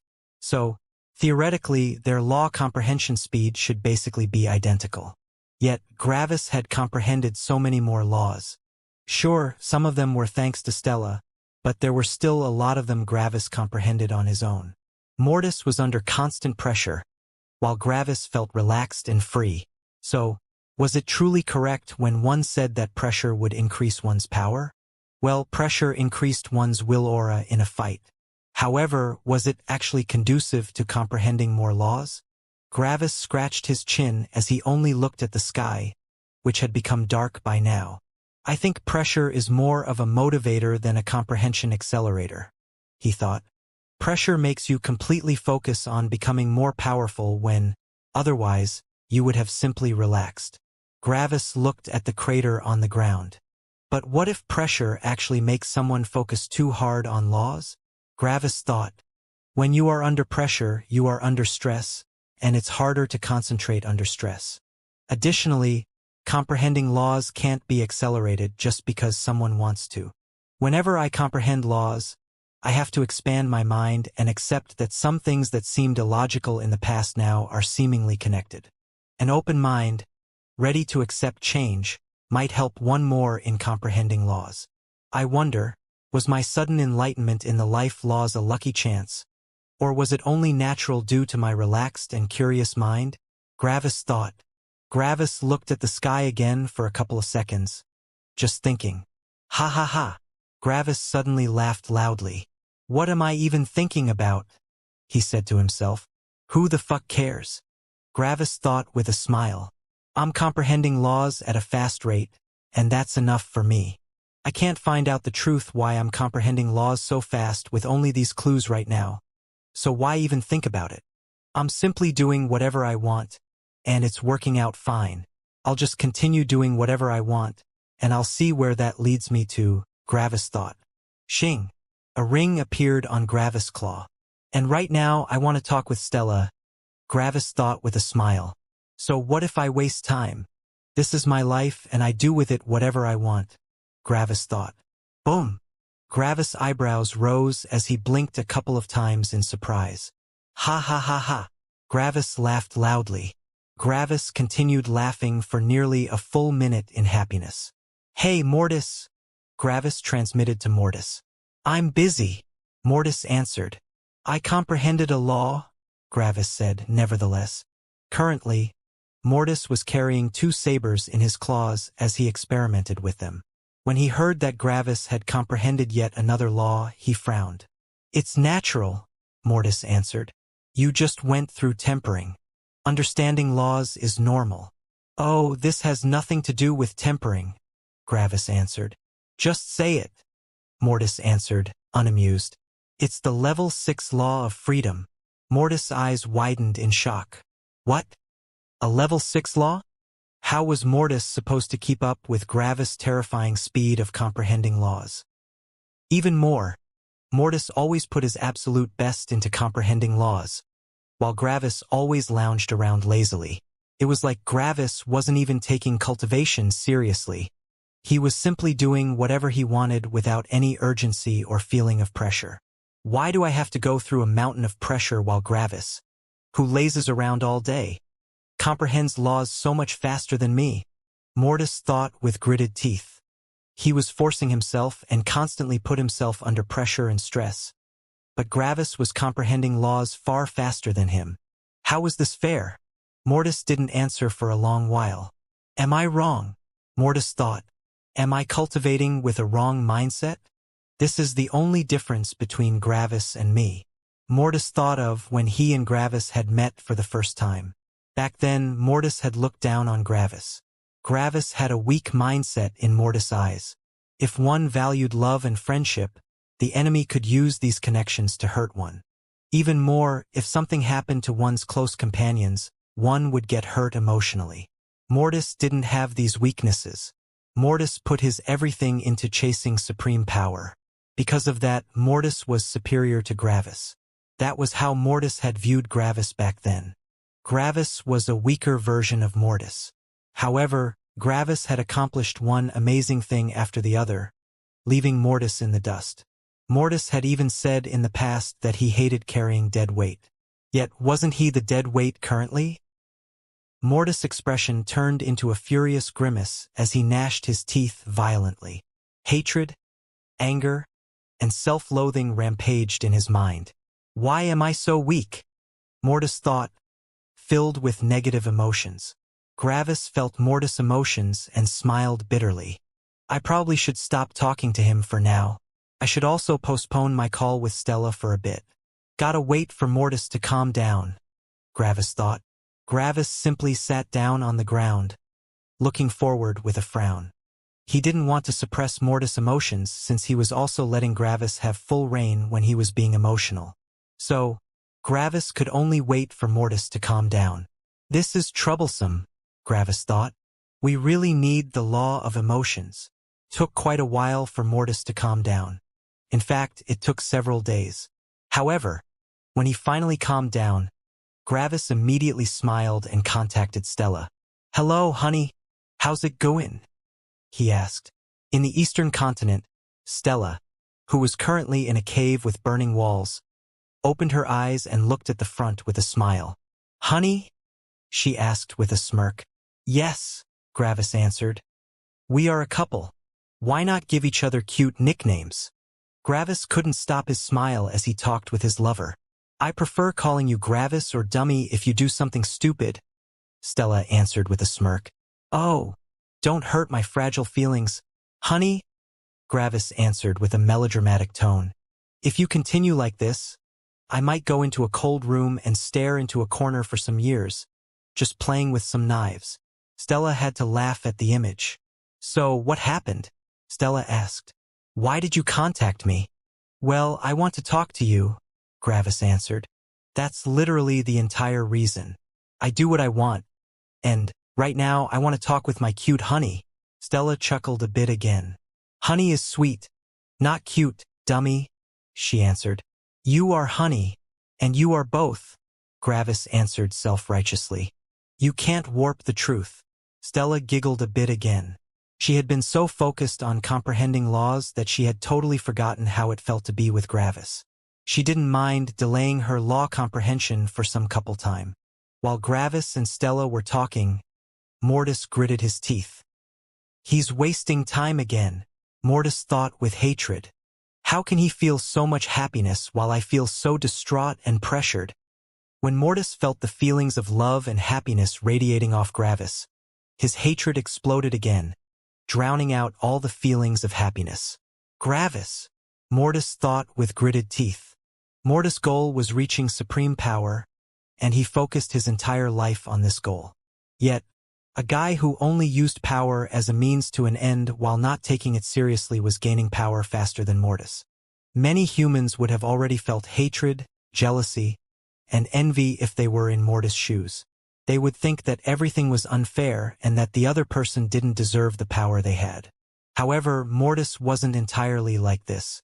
He did acknowledge that it was unfair, but he realized that it wasn't the world that was unfair nor that it was Gravis' fault. It was more like Mortis lamented that his way of seeking power was obviously flawed. This was what he hated. Mortis didn't hate Gravis. No, he hated himself. He hated himself for not being as good as Gravis, even though they were basically the same person. I need power. I need more power, Mortis thought with gritted teeth. While all of this was happening, Gravis sighed in frustration. I'm sorry, but I have to cut our conversation short, Gravis said. Mortis is getting uppity again. Stella's expression morphed from a smile into a concerned look. Oh, it's fine. I understand your current situation. Just contact me again later when Mortis calms down. Okay? Sure. Love you, Gravis answered half-heartedly. After all, he was currently filled with hatred and self-loathing, making it hard to say these soft words. Love you too, Stella answered. Gravis cut off the connection with a sigh. This sucks. Meanwhile, Mortis was violently working on his battle techniques. He had fought against the Black Demon just like Gravis, but he hadn't been nearly as effective, even though he knew the same laws as Gravis. This was another major source of grief for Mortis. He knew the same laws but wasn't able to use them to the same effect. A couple of days later, instead of calming down, Mortis' hatred actually increased. I'm slower in comprehending laws, he thought with fury. My battle style is not as good. Gravis is superior in everything. He even has the time to relax and feel happy. Why? Why is it like this? Why can't I be as good as him? What am I lacking? Mortis was slashing with his saber, and his attacks became more and more violent. He had only released some practice slashes in the beginning, but by now he was going all out. Kilometers of land around him were turned into nothingness as Mortis unleashed all his power.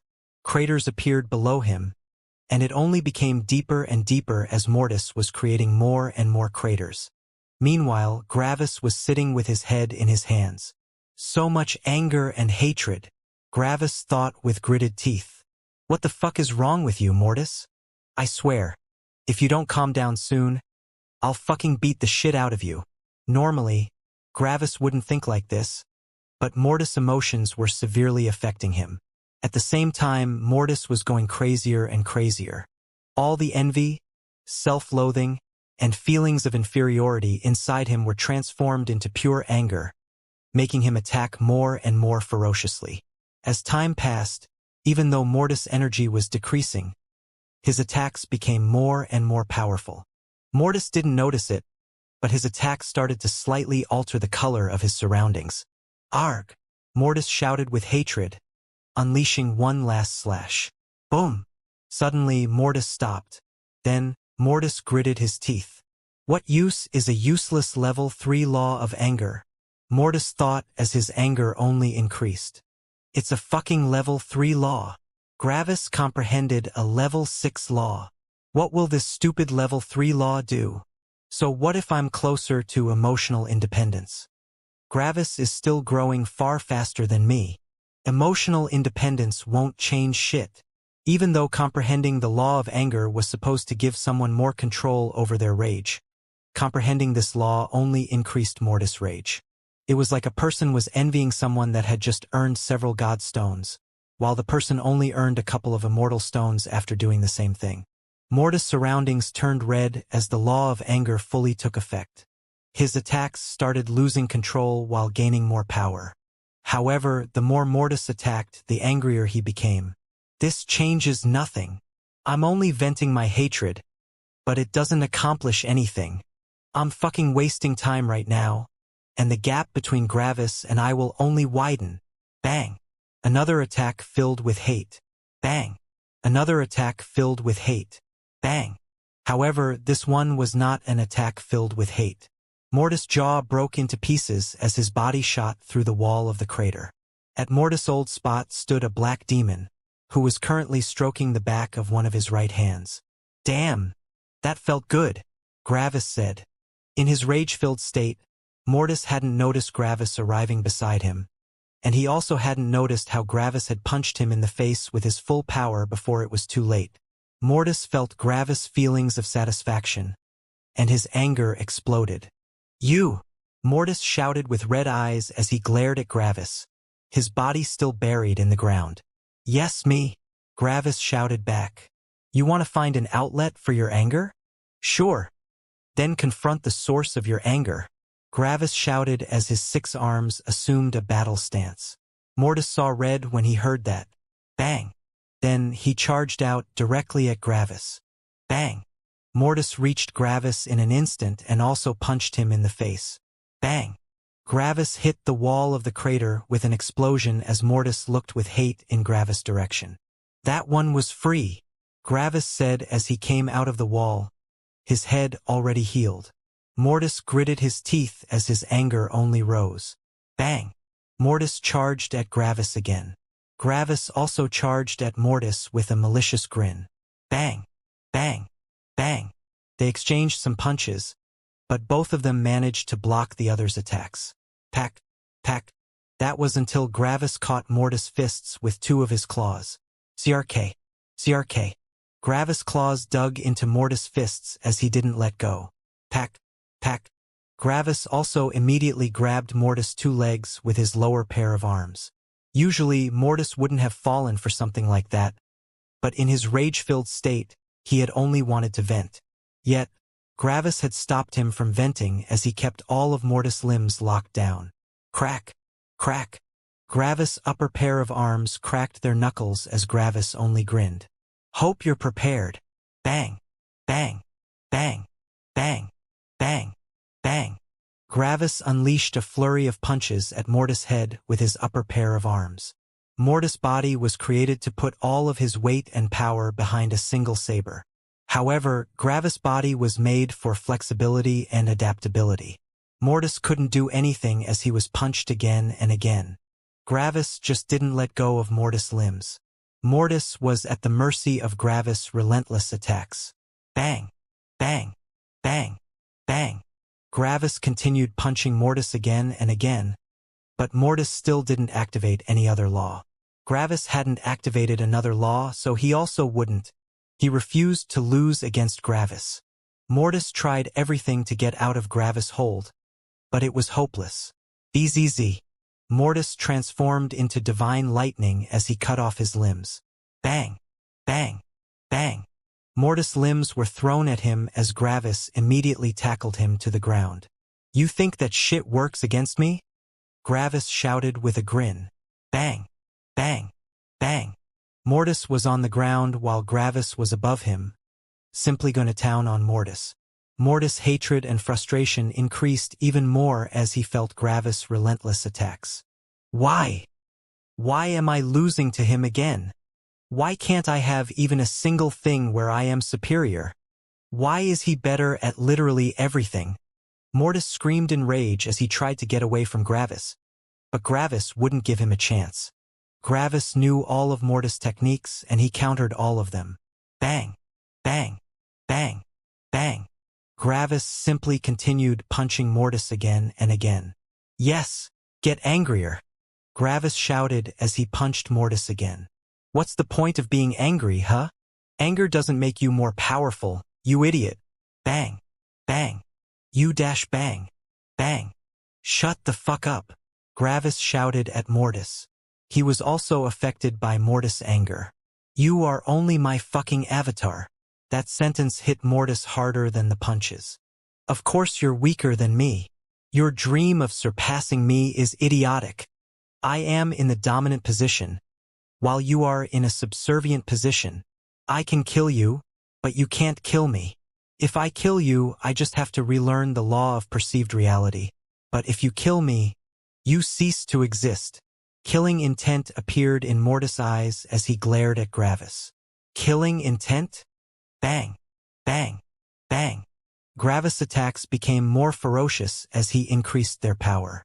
You dare to feel killing intent towards me? You? A weaker version of me? A weaker, past, dead, And forgotten version of me? Gravis shouted with fury. You are only my past. I am the future and better version of us. You are nothing but a vessel for my divine lightning. You only exist because I felt bad for the divine lightning. Mortis' anger dissipated slowly as his mind became cold and emotionless. Bang! Mortis suddenly unleashed divine lightning into Gravis. The divine lightning entered Gravis' spirit and started rebelling, stunning his spirit for a second. Then, Mortis summoned his saber and slashed at Gravis' head. That attack was actually aimed to take Gravis' life. Bang! Gravis slammed the saber away with one of his free arms. They were still on the ground and Gravis' position was superior. You think your shitty divine lightning can suppress my spirit? Gravis shouted with a grin. I know the fucking level 6 law of freedom. What the fuck can your shitty-ass divine lightning even do to me? Bang! Bang! Bang! Even though Mortis had already summoned his saber, Gravis was still beating him without a weapon. Gravis' attacks became even more powerful as he started to create serious injuries on Mortis' body that consumed his life energy. This brawl had transformed into an actually dangerous battle. Brrr. Mortis summoned some magma that shot at Gravis, but Gravis shot a faster beam of magma back at the attack, canceling it. You truly are a fucking idiot, Gravis said coldly. You need to convert your divine lightning into magma, which wastes a ton of energy. Additionally, you don't have void lightning, which makes your magma even weaker than mine. I have the physical superiority. I have immunity towards divine lightning. I have the greater energy storage for everything that isn't lightning. Even my spirit is more powerful than yours since you're just my fucking avatar. Accept your place. Bang. Bang. Bang. Gravis continued attacking Mortis. Mortis was unleashing one element after the other, but Gravis always countered them easily. Mortis might have Gravis memories up to a certain point, but Gravis was used to fighting in a versatile battle style while Mortis always went for offense. Mortis was becoming weaker and weaker, and his life energy eventually reached a critical point. Meanwhile, Gravis was still full of energy and life energy. Mortis' cold mind fell into a sea of frustration. He was helpless. He couldn't do anything. Bang! Bang! Bang! Gravis continued punching, and eventually Mortis' life energy completely ran out. Any injury he received right now might kill him. Bang! Bang! Gravis broke Mortis' chest again as he crushed his organs. Mortis felt his mind becoming weaker and weaker. Accept your place or die, Gravis shouted. Mortis' mind became calm at the moment of his death. Accept my place or die, Mortis thought calmly. His thoughts were distant, like he wasn't the one being beaten to death right now. What's the difference between those two things? It might as well be the same thing. Fine, kill me. What's the point of living if everything suppresses me? I don't care anymore. Boom. Hum. Suddenly, a beam of brilliance appeared that bathed Mortis' dying body in healing light. Mortis' life energy immediately refilled as all his injuries healed. Gravis stood up, cleaned his hands, and took a couple steps back. Then, Gravis smiled happily at Mortis. There, happy now? Gravis asked. Mortis' mind was confused for a second. However, all his rage and hatred had vanished, and his mind became clear. This made his comprehension ability return back to its peak, and he immediately understood what had happened. You're truly acting like an idiot sometimes, Gravis said with a sigh. You see how I'm doing better against an opponent that perfectly counters you one time, and you immediately assume that I'm more powerful than you. Mortis continued lying on the ground, looking at the sky. If the Black Demon's defense had only been a slight bit weaker, you would have killed him in a single strike. Meanwhile, I would have needed to fight a bitter battle against him. After all, your offense is far superior to my own. Then you get shocked when I comprehend the law of freedom before you, Gravis said as he shook his head. Of course I comprehended the law of freedom before you. Even though everything I have said to you just now was a lie, it is true that my situation allows me to have more freedom than you. On top of that, freedom is my goal, not yours. It's only natural that I'm going to comprehend freedom before you. Yet, instead of looking at everything objectively, your mind was consumed by hatred and self-loathing. Have you forgotten the very phrase we use more than any other? Gravis asked. Advantages have disadvantages, and disadvantages have advantages. If you simply thought about it, you would have realized that, while I have a greater affinity towards freedom, you have a greater affinity towards suppression. It was only a matter of time until you comprehended the level 6 law of suppression. On top of that, you managed to comprehend an emotional law just now. The only emotional law I managed to comprehend after your creation was the law of empathy, and that was entirely thanks to Stella. You managed to take the first step towards our emotional independence, something I didn't manage to do. However, instead of seeing that you are superior in that, you only get angrier. Mortis continued looking at the sky, his mind calm but going through a ton of thoughts. And the fact that I comprehended the level 6 law of suppression just now is supposed to change that? Mortis asked. Yes, Gravis answered. However, you were the one that taught me the law of suppression, Mortis said calmly. If our situations were reversed, Gravis said, I wouldn't have been able to comprehend the law of suppression. I would have probably immediately killed myself to exert the last remaining bit of control over my life that I had left. Your personality does not have such a great affinity towards the more positive emotions and freedom, but it has a greater affinity towards the negative emotions and suppression. Just because you haven't made the necessary progress yet doesn't mean that you won't comprehend them in the future. Silence. I don't know what to think anymore, Mortis said calmly. So? You don't need to, Gravis answered. Just go with the flow and adapt to whatever happens. That's how I comprehended the life laws and the law of freedom. I didn't force anything and just did whatever interested me. When you let your mind relax for a bit, you will notice that a lot of problems don't seem as bad or complex anymore. Silence. Anyway, Gravis said with a smile, I'll go now. Just think about what I've said. You don't have to follow it, obviously, since freedom also means allowing others to be free. It's your own decision if you want to follow my advice or not.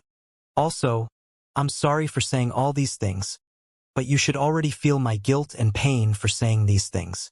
Sadly, it was the only way I could get you out of this slump of yours. So, I hope you can forgive me for that. Anyway, gotta go, bye. Gravis waved at Mortis and teleported away. Mortis simply continued staring at the sky, unsure of what he should think or feel right now. The level 6 law of suppression, huh? Mortis said to himself. Gravis said he wouldn't have comprehended it in my place, and as far as I can tell, he was actually honest when saying that. Then, Mortis did something that he hadn't done ever since he was created. Mortis laughed a bit to himself. Now that I think about it, Gravis was right when he said that I have several aspects where I'm superior. Oh, what an idiot I have been.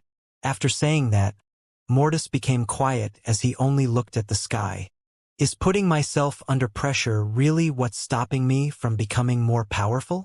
Mortis simply continued lying on the ground.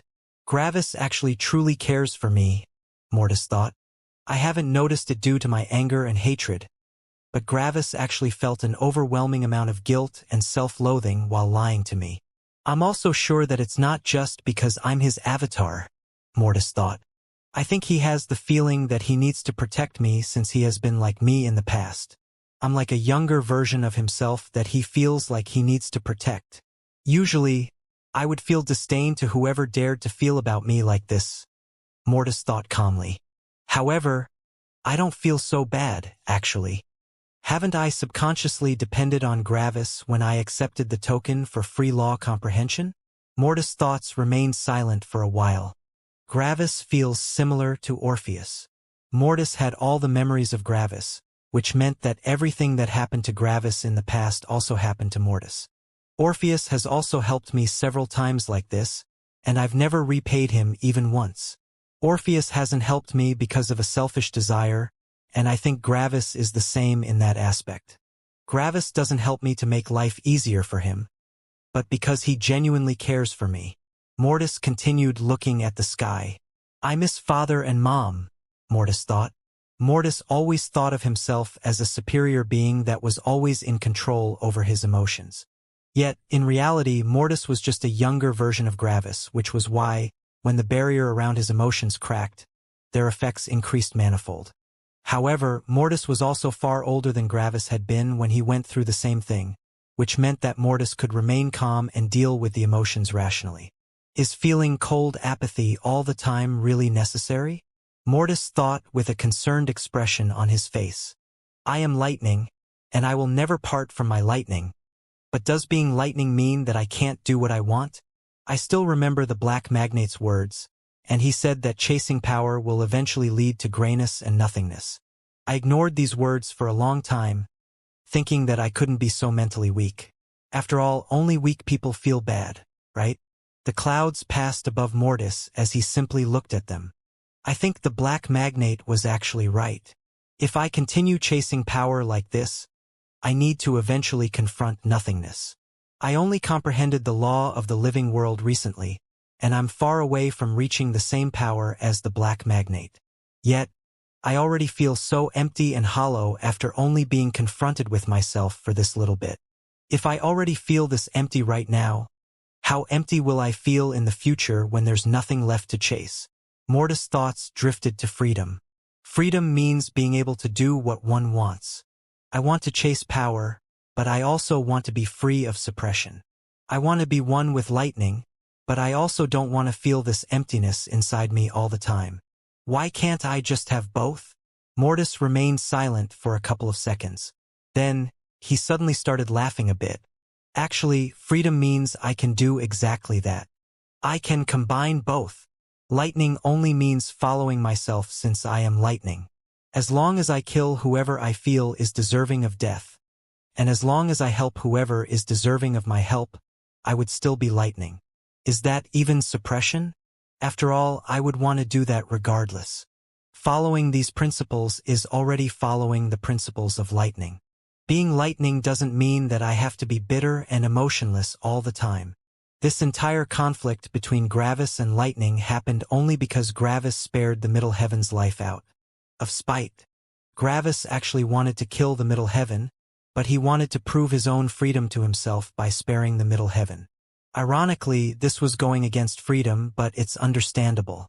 After all, Gravis only knew the level 4 law of freedom, not the true law of freedom. If he honestly knew everything about freedom, Gravis would have directly comprehended the true law of freedom, which should be a level 9 law, I believe. Would I spare the Middle Heaven? No, Mortis thought without hesitation. I would have killed the Middle Heaven since it was deserving of death. So, there's no conflict between my lightning and I. Gravis angered our lightning in the past, not me. Our lightning is angry at him, not me. You also only want freedom and the power to make a choice, huh? Mortis thought, thinking about his lightning. Gravis abandoned you and cast you out while I am you. I am a more fitting person for you. In a way, it feels like I'm just a tool for you, but I also don't mind. After all, we are one and the same. What you want is what I want, and what I want is what you want. And what I want is to have the freedom to make my own choices. Right now, I don't have that freedom, but it won't be like this forever. Just wait. We will gain our freedom eventually. For several hours, Mortis only looked at the darkening sky as night engulfed the world.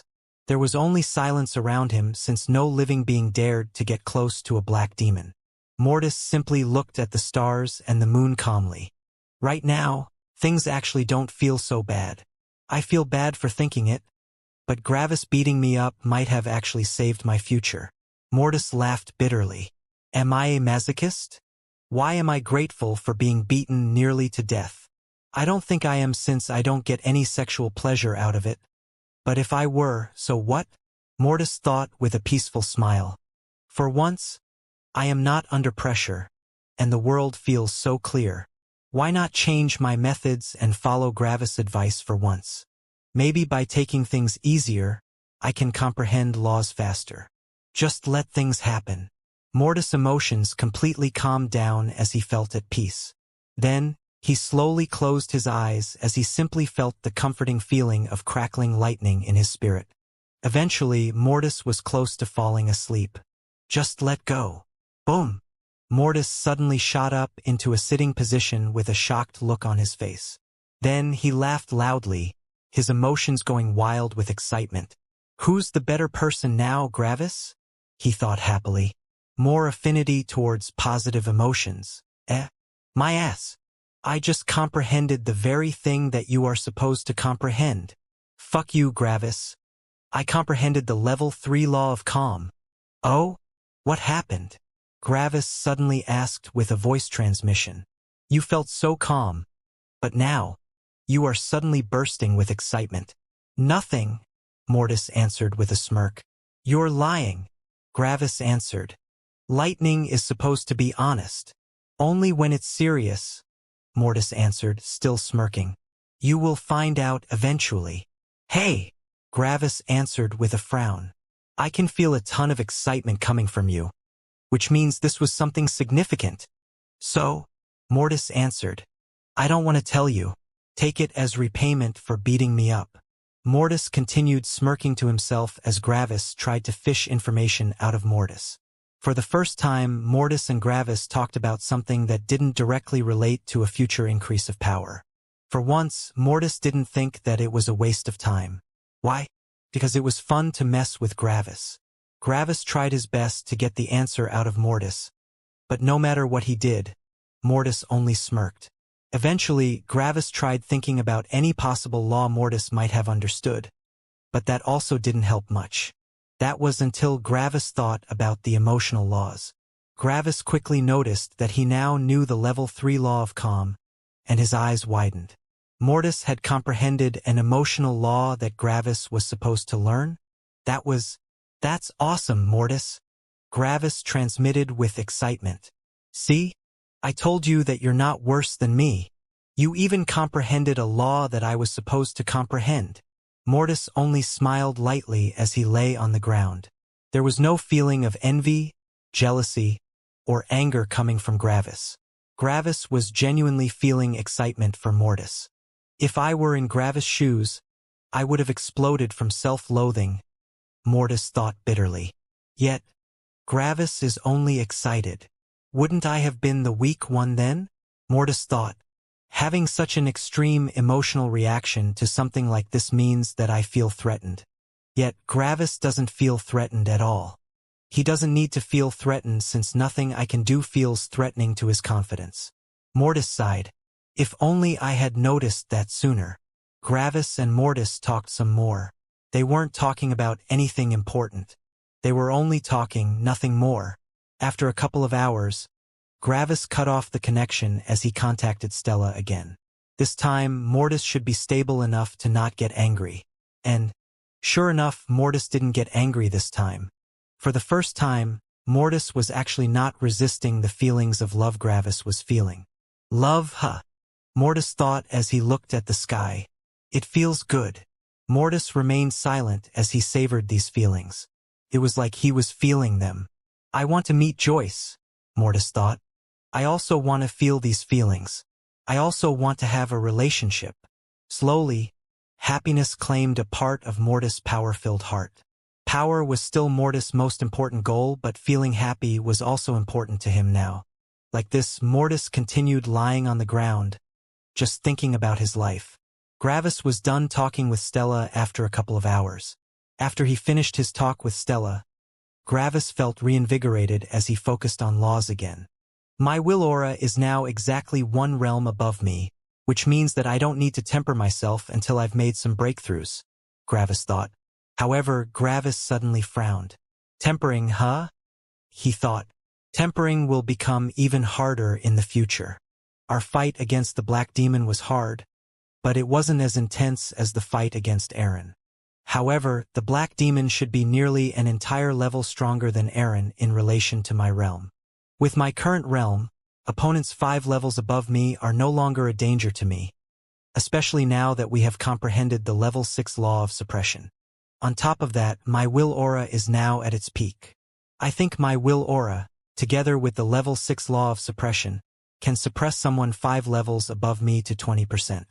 We already won against the Black Demon without suppression, and he was probably one of the most powerful mid-early circulation immortal emperors in the world. As I am currently, I can only look for being 6 levels above myself. Gravis sighed. It took me a long time to jump 5 levels. Yet, the jump to 6 levels is already directly in front of me. My battle strength has improved significantly, and that's all thanks to one single law. The law of perceived reality. I only used the law of perceived reality at the beginning of the fight, but it alone has already allowed me to reduce the Black Demon's life energy by nearly 50%. Just the law of perceived reality had won me half of the fight. On one hand, that's a good thing, but on the other hand, this makes tempering awkward. As I am now, I could probably fight someone 6 levels above me. However, what would be the point? My will aura already is at the top, and I can already comprehend level 5 laws without tempering. So, it would only make sense to continue tempering when I've made some breakthroughs. Yet, at that point, my opponents would become even more powerful, and my will aura will be weaker again. Gravis scratched his chin. I think I should reach the early minor circulation immortal emperor realm before I temper myself again. At that point, I can choose if I want to fight a mid-major circulation immortal emperor or a late major circulation immortal emperor. Gravis nodded. Yep, that sounds good. Anyway, I should get back to comprehending laws. I've made quite some improvements on the major law of physical power by fighting against the Black Demon, and I think I should finish that one first. After that, I should go check up on Stella again. She wanted to inform herself about the form law of sabers. Lastly, I think I should spend a couple thousand or 10,000 years with Stella so that we can consolidate our laws. And then, Gravis took a deep breath as he looked towards the center of the beast territory. I will focus on the mixed elemental laws. Gravis felt complicated when thinking about the mixed elemental laws. Why? Because there were far more than in the middle world. Back in the middle world, a lot of the mixed elements still somewhat made sense, which meant that there was only a limited number of elements that could be mixed. Yet, this was no longer true in the higher world. Gravis had already seen some of these examples. Graphite Inferno, Shadow Inferno, Frost Inferno, Punishment Inferno, Hidden Wood. All of these things didn't normally exist in nature. It was like all of these mixed elements were artificially created. With 9 primary elements, how many combinations of mixed elements would there be? 36. 36 different elements. 36 level 5 laws. That was so much. How long would that even take? Gravis already needed 300 plus years of level 4 laws. Comprehending level 5 laws the normal way would probably take thousands of years. Even more, the ones that Gravis had a horrible affinity for, graphite and core, might even take over 10,000 years each. Gravis quickly shook his head to get these thoughts out of his mind. One thing at a time. First, the level 5 law of physical power. After finishing his thoughts, Gravis sat down and closed his eyes. In order to comprehend the major law of physical power, Gravis didn't need a law comprehension area or a teacher. He had already seen how the Black Demon had activated the law, and Gravis' mind had been pushed to its limits under mortal danger. Gravis already had an inkling how it worked, and he would only need to experiment on his body. Push some energy into there in that way. Take some energy from there in this way. Fuse the energies like this. This was what Gravis was trying out. He was simply fusing the void lightning inside of him in peculiar ways to see if he could activate the 3 level 4 laws of physical power simultaneously. And like this, Gravis fell back into comprehension for many years. Boom! Gravis finally comprehended the level 5 law of physical power. Finally! Gravis thought with a sigh. That took longer than expected. How long? 2,600 years. Gravis had already made quite some strides in the law before focusing on it, but it still took 2,600 more years to comprehend it. Sure enough, level 5 laws were difficult to comprehend. Mortis already finished the level 5 laws of lightning's supreme efficiency and supreme explosion, Gravis thought. Gravis had spent thousands of years comprehending laws, but he was in no way slow. With the help of Mortis, the law comprehension life fruits, and with the help of Stella, Gravis was comprehending the level 5 laws far faster than anyone else in the world. His speed in comprehending laws was so fast that not even the opposer or the highest heaven would have expected that. After all, they hadn't known that Gravis would decide to create Mortis, and they also hadn't known that Gravis would find a lover that knew the level 5 law of empathy. According to their estimations, Gravis would only have reached such a level at the age of nearly 200,000 years. Yet, Gravis was barely 60,000 years old. Gravis tried out the law of physical power and became satisfied when he felt its power. My body is an entire level higher than it should be with that law, Gravis thought. That's incredible. Gravis informed Mortis about the new law he had comprehended. Mortis answered with two distinct phrases. One of them was, "So? I can't use that law. I don't care." The other one was, "That makes 5 level 5 or higher laws since you took the last law comprehension life fruit. Go eat the life fruit for the medium complex material law." When Gravis heard that, his eyes widened. Already? He thought with shock. Didn't I just consume one?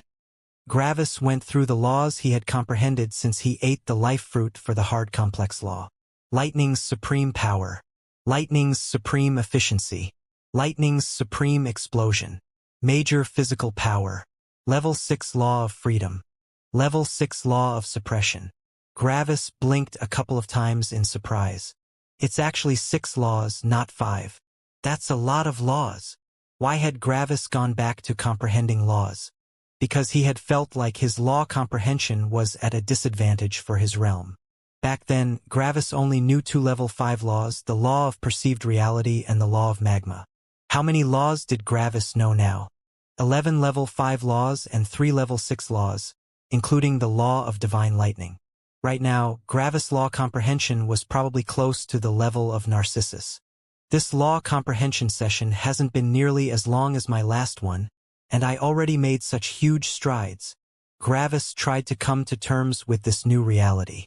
Gravis had already been quite fast in terms of law comprehension, but his comprehension ability had never been this exaggerated. The addition of Mortis and Stella had really increased his speed in comprehending laws beyond anything reasonable. After a while, Gravis only bitterly smiled and chuckled a bit. Maybe I won't become an ancient old man, he thought. In actuality, I'm still quite young for my realm. My first real tribulation for the Immortal King realm will only come in around 86,000 years. In mortal terms, I would be in my 20s. Gravis chuckled a bit again. Seems like I'm destined to be young. Hoop. Anyway, Gravis thought as he looked at the 4 law comprehension life fruits in his hands. I should comprehend even more. Gravis consumed 1 life fruit and concentrated on comprehending it. 150 years later. Boom! Gravis comprehended the level 5 law of medium complex materials. And that's that, Gravis thought with a smirk. Then he looked towards the west. I think Mortis is still busy with the law of punishment inferno. It might be part lightning, but not entirely. He has already been at it for 2,000 years, but he still hasn't finished. Sure enough, the mixed elemental laws take some time to comprehend. However, Gravis didn't really care that much about that right now. Why? Because he was looking forward to his next stop. It was time to contact Stella again. How's my little honey doing? Gravis asked with a bright smile as he took out his life ring. Inside a forest filled with life, Stella opened her eyes with a wide smile. You took so long, she complained. Sorry, honey. Gravis transmitted with an apologetic voice. The medium complex law took a couple years longer than anticipated. Humph! Stella huffed with a cute voice. You better get over here real soon. I already comprehended the law of graphite inferno 200 years ago, and I don't want to waste more time waiting. Of course, Stella was only joking with Gravis. She wasn't really angry. However, she wanted to appear like a wife that was annoyed at her husband. She had always wanted to do that. Gravis, of course, knew that and played along. Sorry. I'll come right away. Gravis immediately traveled towards the east with all his speed, which was several times faster than before thanks to the level 5 law of physical power and the level 5 law of lightning's supreme speed. In an hour, Gravis reached the border between beast territory and human territory. Gravis crossed the border and transformed into a human. While doing so, Gravis also created a nice suit to make himself as handsome as possible. He wanted to surprise his darling. An hour later, Gravis arrived in front of Stella with confidence. He couldn't wait to see her stunned face when she saw him. However, things didn't always go according to plan. Instead of seeing a stunned face, Gravis saw a stunning face. Stella had put on a long, beautiful, delicate red dress and had created a complex braid with her long red hair. Her lips were red, and her face was slightly pink. Gravis almost couldn't breathe anymore. Stella looked at Gravis with a victorious smirk. Trying to compete with me in beauty? Dream on. Why are you just standing there? Stella asked with a warm smile. Come over. Gravis quickly shook his head and gritted his teeth. Keep to the plan. Gravis came closer to Stella, and Stella smiled at him warmly. Hoop. However, Stella's eyes suddenly widened in shock as Gravis grabbed her body with unreal speeds. For a second, Stella thought that Gravis wanted to directly dig into the delicious dinner placed in front of him. However, Gravis only carried Stella carefully as he shot into the sky with impressive speeds. The air around them vanished, and the cold emptiness of space pressed down on them. However, the coldness seemingly didn't exist around them. After some minutes, Gravis stopped as his feet touched the moon. Gravis put Stella down on the moon. Bang! Then, Gravis shot away until he was a couple thousand kilometers away. Stella was beyond confused. What's he doing? She thought. From thousands of kilometers away, Gravis pointed at the moon. What is that? Gravis transmitted with an excited voice. Stella blinked a couple of times in confusion. What do you mean? The moon? She asked. Half true, Gravis answered with several nods. However, there is more to it. This isn't just a moon. This is our future, Gravis said righteously. Stella was still confused as she looked at her surroundings. However, an immortal king's spirit was incredibly fast, and they were able to find connections with just the tiniest clues. Stella got it, and she put her head in her hands with a groan. Gravis noticed that Stella understood, and his grin widened even more. Yes, you've realized it, Gravis shouted. My honey is on the moon. Thus, it has become a honeymoon. We will have a beautiful honeymoon. Stella burst into laughter. The joke was so bad. It was so incredibly bad. However, it was still funny when Gravis told it. Stella left the moon with a giggle and appeared before Gravis. Was all of this just for that joke? She asked. Gravis nodded solemnly. Stella lightly hit Gravis in the shoulder with a giggle. How hasn't your face gotten red after telling such a bad joke? She asked with a laugh. A man must endure the harshest punishments for his woman, Gravis said solemnly. Stella had to laugh at Gravis' serious voice again. Then, Gravis grinned widely as he pulled her back to the ground. Stella allowed herself to be pulled along by Gravis with a smile. He was her man, and she was his woman. A beautiful time awaited them. No, you can't just cultivate all of the elements. That's not how it works. A middle-aged man with black hair was currently standing in front of several youngsters in a lecture hall. The students listened intently to their teacher as he taught them the basics of cultivation. Why not? A youngster near the back asked with a frown. Because no matter what you do, the elements will clash in one way or another, the teacher said. The teacher walked over to the blackboard, and 3 pictures appeared on the blackboard like magic. All 3 pictures showed a stickman and a white sphere. The first picture showed how the white sphere was inside the stickman. The second picture showed how the white sphere was bound by a chain, which was being held by the stickman. The third picture only showed the stickman, but there were lines that indicated that he was shining. As you all already know, the teacher said, there are 3 ways to cultivate with an element. However, every single method has an issue when more than one element appears. The teacher pointed to the first picture. The first method is to absorb the element into your body, creating an elemental seed. As you all know, this method is the easiest to cultivate, but you can't use it forever. At one point, you have to switch to one of the other 2. Yet, the later you do it, the harder it becomes. Suddenly, A black sphere appeared beside the white sphere in the first picture. Now, can anyone tell me what will happen if we introduce a second element? The teacher asked. One of the very few girls in the class stood up. They will clash inside your body. You will most likely die, but if you somehow manage to survive, the two elements will either have cancelled each other out, or one will have prevailed, leaving you with that one. The teacher nodded with appreciation. Correct. Now, the second method, the teacher said as he pointed at the second picture, the one with the chained white sphere. The second method is to completely subdue the element. Cultivating this method is harder, but you won't be influenced by the temperaments of the elements. Then the black sphere appeared again. What if we introduce a second element? The teacher asked. The same girl answered again.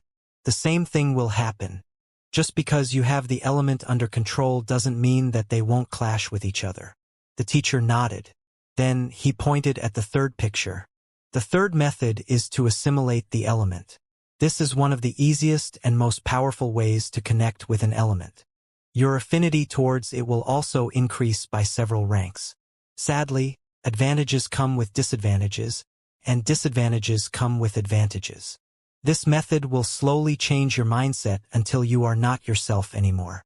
You will slowly adopt the temperament of the element until your own temperament nearly perfectly reflects it. The students didn't think much of these words since they had heard them before. However, if any member of the 9 Elements sect or its subsidiary sects had heard these words, they would explode with righteous anger. This was forbidden. This was a forbidden way to cultivate. Yes, becoming one with the elements was possible, and yes, it would increase one's affinity with the elements to incredible heights. However, this method could become incredibly dangerous depending on which element a cultivator chose. The wood element was fine. The person cultivating it would only become tranquil and friendly. The water element was also fine. The person would become a bit moody, but they could go with the flow. The light element was okay. The person would think of themselves as better and always right, but they could still interact with other humans. Wind was also fine. The person would only desire freedom and become more carefree. Earth was fine too. The person would simply become more taciturn and inflexible. However, they would become very dependable in turn. Metal was also okay. The person might seek battle more than others, but they would still retain their moral compass. The problems were the last 3 remaining elements. Lightning would be bad. Sure, the cultivator would seek justice, but they would only follow their own moral compass. Even more, the cultivator would retaliate with deadly force against anyone that was perceived to be going against them. Humans needed to work together. One couldn't just directly kill someone because they said something carelessly. Fire would be horrible. The cultivator would become a battle-crazed maniac. They would require constant bloodshed, destruction, and battle. Humans needed some downtime too. They couldn't fight endlessly all the time. How could such a person fit amongst humanity? Darkness would also be horrible. The cultivator would basically become an unfeeling psychopath. They would manipulate other humans for their personal gain, which would damage the entirety of humanity. Yet, this cultivation method that was seen as forbidden in this world was being taught by this teacher. If this teacher were found by the righteous sects, he would immediately be executed along with everyone he knew. What about the third method? The teacher asked with a smile. What if I introduce another element? The girl answered again. You will die. The teacher nodded. Correct. Then the teacher looked at the student who asked the question. Does this answer your question? The student looked at the teacher with furrowed brows and threw the girl that had answered all of these questions diligently a derisive sneer. What if there is a fourth method? The boy asked. The students groaned. Just let the teacher continue teaching. Possible, the teacher answered patiently. There could be a fourth method. After all, I don't know everything. However, I'm pretty confident that you won't find the method in the next 100 years. The student gritted his teeth. This teacher was underestimating him. What makes you so sure? The student asked with an icy voice. Well, the teacher answered with a smile. I'm pretty strong, you know? Also, as you see, I'm rather old. I only came to this academy as a guest teacher because I was bored. I'm simply living out my retirement with my beautiful wife. You know, I've seen quite a bit of the world, the teacher said with a nostalgic voice. The entirety of my knowledge can only produce these 3 methods. The student dismissed what the teacher said. Hey, could you finally shut the fuck up? A big guy in the second row shouted towards the student that had been arguing with the teacher. Get off your high horse. Our last elemental teacher only knew of a single method, and it was far worse than any method our new teacher came up with. The student wanted to argue back, but he didn't dare to. This was Big Barry, the strongest of the class and also the school champion. Big Barry would tear him to pieces in a fight. With an unwilling heart, the student sat down and went silent. Big Barry shot the student a glance and looked back at the teacher. Then Big Barry bowed politely. Excuse me for my choice of words, he said politely. Please continue the lecture, Mr. Gravis. Mr. Gravis nodded and waved off Big Barry's apology. It's fine. Big Barry sat back down, and Mr. Gravis continued his lecture. An hour later, the students dispersed. Mr. Gravis slowly walked along the city streets with a happy and excited smile as he bought some food from a middle-aged lady in an alleyway. Her food cart was very remote since she enjoyed standing in the cool shadows of the buildings, but there was still a long queue in front of her. Mr. Gravis happily bought 2 bowls of noodles and walked home. After half an hour of walking, Mr. Gravis reached the outskirts of the city. However, he only continued walking. After another 20 minutes, Mr. Gravis went past the last building and walked up a hill. 10 minutes later, Mr. Gravis arrived at a lovely house made out of stone. It didn't look as ostentatious as the buildings in the city, but it also didn't look shabby. Slowly, Mr. Gravis opened the door with a wide smile. Honey, I'm home. In the living room of the house sat an immortal beauty. She looked rather young, and her aura evoked peace in everyone that had the luck to be around her. Yet, this immortal beauty was the wife of this normal, average-looking, middle-aged teacher. Stella opened her eyes and looked at Mr. Gravis. Then, she put her hand to her mouth as she giggled a bit. Honestly, I think I'm getting used to your work uniform, she said. You think so? Mr. Gravis said with a wide grin as he straightened his back. Yes, I do, Stella said. But please put that away. I'm not into cultivators with the appearance of middle-aged men. Mr. Gravis laughed and put his work uniform away. What was his work uniform? His entire appearance, of course. His small beard vanished as his hair became longer and straighter. His teacher's robes disappeared as a black shirt and black pants replaced them. His hunched back perfectly straightened as it was filled with muscles and power. His old eyes regained their youth and energy as they radiated vigor. There, happy? Gravis said with a grin. How shocking. This unassuming teacher, this Mr. Gravis, was actually Gravis? Yes, it was indeed Gravis. No matter how unbelievable the truth was, it was still the truth. Gravis smirked as he held out the food he had bought. Wanna eat? He asked. Stella chuckled a bit as she looked at Gravis' appearance for a while. Sure, why not? Gravis' smile only widened as he closed the door behind him. So why was Gravis a teacher and why were the 2 of them in a small city? Well, after Gravis and Stella returned from the moon, they connected their hearts again for many, many years. 10,000 years, in fact. Sadly, at some point, even the most enjoyable pastime activity would become boring and stale if one didn't do something else in between.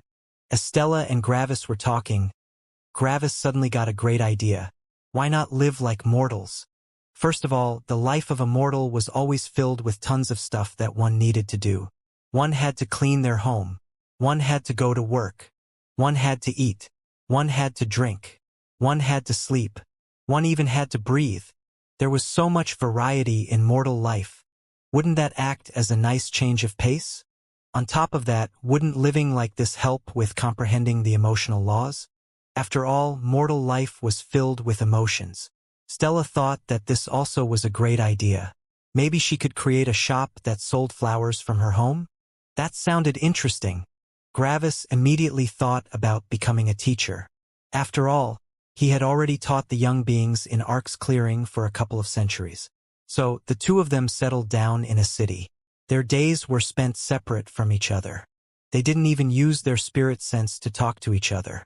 After all, mortals didn't have spirit senses.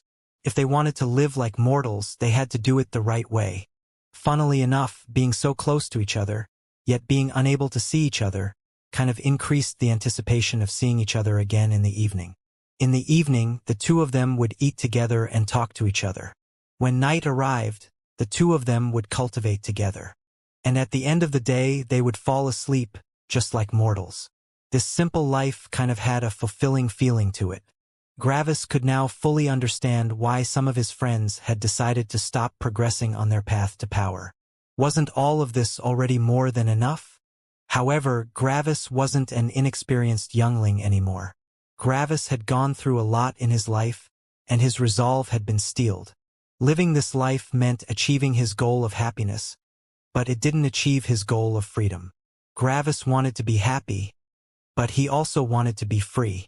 And to be free, one needed power. As the years passed, Gravis and Stella had to move town. Why? Well, mortal cities weren't only comprised of mortals. Generally, cultivators below the Unity realm were included amongst mortals. So, when Gravis and Stella had lived for a couple of centuries in a city, some of the more ancient and supremely powerful spirit-forming cultivators noticed that this pair of lovers had stayed alive for far too long. Even more, rumors would start circulating.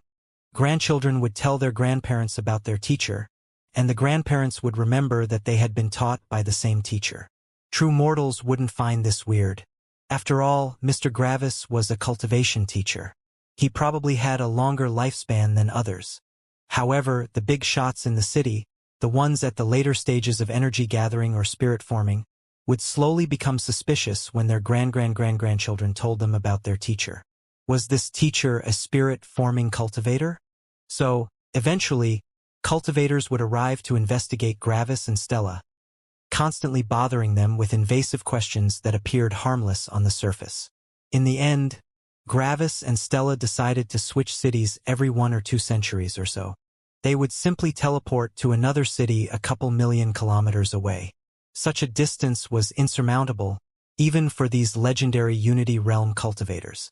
Gravis would find another spot as a teacher, and Stella would take up an entirely new job every time. This was how the two of them spent their time together.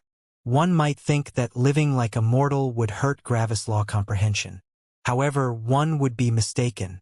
Gravis had already gained many insights into the emotional laws. He, especially, felt that he had learned a lot about the law of humility. Sadly, one could argue that comprehending a new level 1 law was harder than comprehending a level 6 law. Even after thousands of years, Gravis hadn't managed to condense the law of humility. The other missing law, the law of pride, had made no progress whatsoever. However, while Gravis didn't manage to condense the law of humility, he did manage to upgrade his level 3 law of empathy to the level 5 law of empathy. This meant that the first emotional law had reached the goal. There was no level 6 or level 7 law of empathy. The next step for the law of empathy would be the level 7 law of emotions. This meant that Gravis no longer had to work on his law of empathy. Something like this didn't sound so great, but training the law of empathy was actually one of the most painful things one could do. Gravis had built a genuine connection with so many of his previous students. He had also created several friendships. Yet, all of these people wouldn't make it far on their journey. One day, Gravis might get a new student, and seemingly the next day, Gravis would stand by his student's bed as he was slowly succumbing to old age. This was the pain of having a tremendously long lifespan. The pain of death would arrive quickly. Usually, Gravis wouldn't build any connections with such weak cultivators exactly due to this reason, but Gravis needed to comprehend the law of empathy. For that, Gravis purposefully released the restraints on his emotions as he accepted the friendship of many weak people. This had continued for 5,000 years until Gravis finally comprehended the level 5 law of empathy. After that, Gravis focused on the law of apathy. Sadly, comprehending this law with this method was far harder. After all, these mortals weren't that important to Gravis to begin with. Feeling apathetic towards them wasn't hard. After Gravis realized that he hadn't made any progress in the law of apathy, he simply ignored it. In the end, Gravis decided to just be himself. He just let himself go as he took every day as it came. Another 5,000 years passed. Gravis and Stella had been on their honeymoon for 20,000 years by now. On one particular day, 20,000 years later, Gravis received the last law from Stella. Gravis had comprehended the level 5 law of temperature. After the two of them finished their session, Gravis informed Stella of his progress. Stella didn't know how she should feel about this. One part of her wanted to get back to actually cultivating, but another part of her just wanted to continue living with Gravis like this. In the end, it was Gravis that told Stella that they had had their fun for long enough. Stella agreed. After that day, the two of them left their current city and spent the next couple of years together without any outside interference. Soon after, they parted again as they went back to comprehending their own laws. Stella left, and Gravis was left alone in the sky. Gravis sighed but quickly shook his head to get these melancholic thoughts out of his head. Time to get back to work. Yet, before Gravis shot towards his next place of comprehension, he thought about all the laws he and Mortis had comprehended over the past 20,000 years. And there were a lot of them. So, what had Gravis comprehended in the past 20,000 years? Gravis had only comprehended the level 5 law of empathy on his own in the past 20,000 years, which could be seen as relatively slow law comprehension. However, Gravis had learned a lot from Stella. How many level 5 laws had Stella known that Gravis hadn't known? 4, and all 4 of them were mixed elemental laws. That was already a lot more than Gravis had known previously. After all, Gravis had only known the mixed elemental law for graphite and inferno magma. However, some people also called it graphite inferno. The first law Gravis had comprehended was the law of punishment inferno. Just like the name implied, it was a fusion of punishment lightning and inferno. Stella had even used that law back when she ran to the beast territory after escaping from the 9 Elements sect. The second one had been Frost Inferno. Back when Gravis had retrieved Stella from the 9 Elements sect, Stella had already known 2 level 5 laws, which was already incredibly impressive for an immortal king. After all, an immortal king only needed to know a single level 5 law to become an immortal emperor. These 2 laws had been the law of punishment inferno and the law of frost inferno. However, Stella had comprehended 2 more laws since then. One was the level 5 law of temperatures, which Stella had comprehended from the law comprehension life fruits that Gravis had given her. The other one was the law of core inferno. The law of core inferno was what Stella had comprehended while Gravis had concentrated on the laws of physical power. In actuality, it was beyond impressive that Stella managed to comprehend a level 5 law in such a short amount of time. How did she accomplish that? Tempering. Lots of tempering. Stella was not weak. Of course, Gravis had also gotten that law from Stella. The last law was obviously the level 5 law of temperatures. These were the 4 laws that Gravis had comprehended from Stella. Yet, one had to remember that this was not a one-sided smash and grab but an exchange of knowledge. This meant that Stella had also received some laws from Gravis. Stella had received a whopping 10 level 5 laws and so many different level 4 laws. The level 5 laws were the hard complex law, the medium complex law, the law of magma, the law of body growth, the law of body composition, and the 5 different level 5 battle laws of lightning. Sadly, not all of the laws could be transferred with the law of empathy. For example, other emotional laws couldn't be transferred. After all, emotions only existed in beings. They weren't precisely real in a physical sense. They were only a feeling. The laws of perceived reality also couldn't be transferred. After all, they were arguable even more surreal than emotions. One could argue that emotions were real since a person could feel them, but were perceived realities real? Another problem was that Gravis and Stella both only knew the level 5 law of empathy, which meant that they could only share level 5 laws or weaker. This, sadly, made it impossible for Gravis to show Stella the law of divine lightning. However, Stella was already more than happy. After all, she knew over 10 level 5 laws as an immortal king. Even only knowing 3 laws was already the stuff of legends. Yet, this also put some pressure on Stella. After all, with so many laws, Beings 2 levels above her were no longer a challenge. She needed to challenge beings 3 levels above her, but it was still insanely difficult to jump so many levels. Stella had mainly relied on the fire element for her entire life, but she had to change that now. After all, if she relied on Inferno now, she wouldn't be able to jump 3 entire levels. She had to focus more on lightning. After all, Gravis had given her 5 level 5 battle laws for the lightning element. Without these battle laws, it would be too hard for Stella to fight 3 levels above herself. Luckily, she knew the law of punishment Inferno. With this mixed element, Stella could still use her fire while also using the battle laws of the lightning element. After being with Gravis for so long, Stella decided that she also wanted to push her will aura further. This meant that she would temper herself in the near future against someone 3 levels above her. Gravis had told Stella that he didn't want to know when she was about to temper herself. He didn't trust himself enough. It was important to be in genuine mortal danger while tempering oneself, and Gravis didn't know if he could keep himself back when he saw that Stella was in danger. It was better for Stella to temper herself on her own. Now, with all of that said, what about Mortis? Gravis had comprehended 4 level 5 laws from Stella. What had Mortis comprehended during this time? Only 3 level 5 laws. 20,000 years for 3 laws. That was a long time. However, if one looked more closely at the laws Mortis had comprehended, one would notice why these laws had taken so long. The first law Mortis had comprehended was the law of punishment storm, which was a fusion of the storm and punishment lightning elements. How long had this one taken? A bit above 4,000 years. That was still reasonable. What about the next one? The next one was core lightning.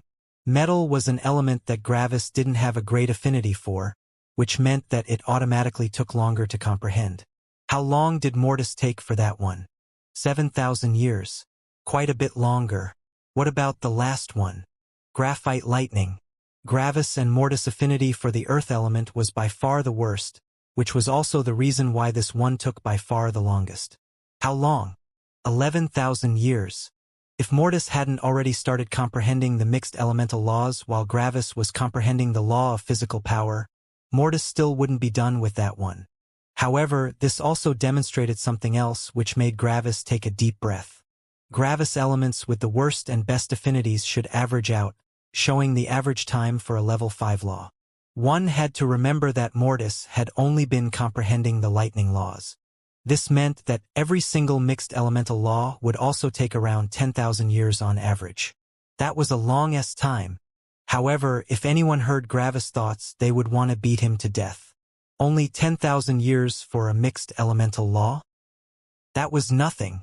One had to remember that immortal kings had a longevity of 100,000 years, and that they only needed to comprehend a single level 5 law. That single level 5 law might take them 50,000 years of comprehension and up to 3 separate tempering experiences. However, Gravis didn't need tempering, and he didn't need that long. Why? Was Gravis talented in laws? No, not really. Gravis was so fast because his efforts had finally borne fruit. In the middle world, Gravis had comprehended one law after the other, knowing that his law comprehension speed would get faster and faster with experience. Gravis had spent so much time back then on seemingly unimportant laws, which didn't even increase his battle strength. The laws of plant growth and plant composition were a good example. These couple hundred years Gravis had invested back then into law comprehension had paid themselves out when Gravis had comprehended laws in the Sect Alliance's territory. Gravis had comprehended 45 elemental battle laws back then, and it took him around 40,000 years or so. Without these couple hundred years in the middle world, Gravis might have taken double the amount of time. Then, the 40,000-year investment back then was paying dividends now.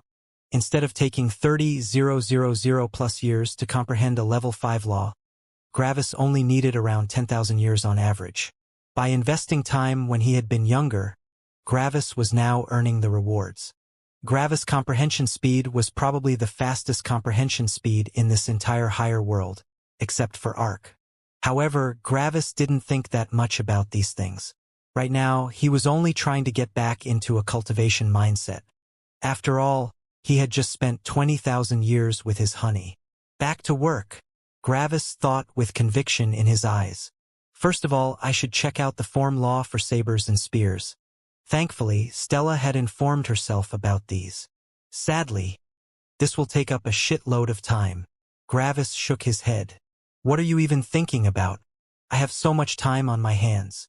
I literally have hundreds of thousands of years to waste. Who cares about time?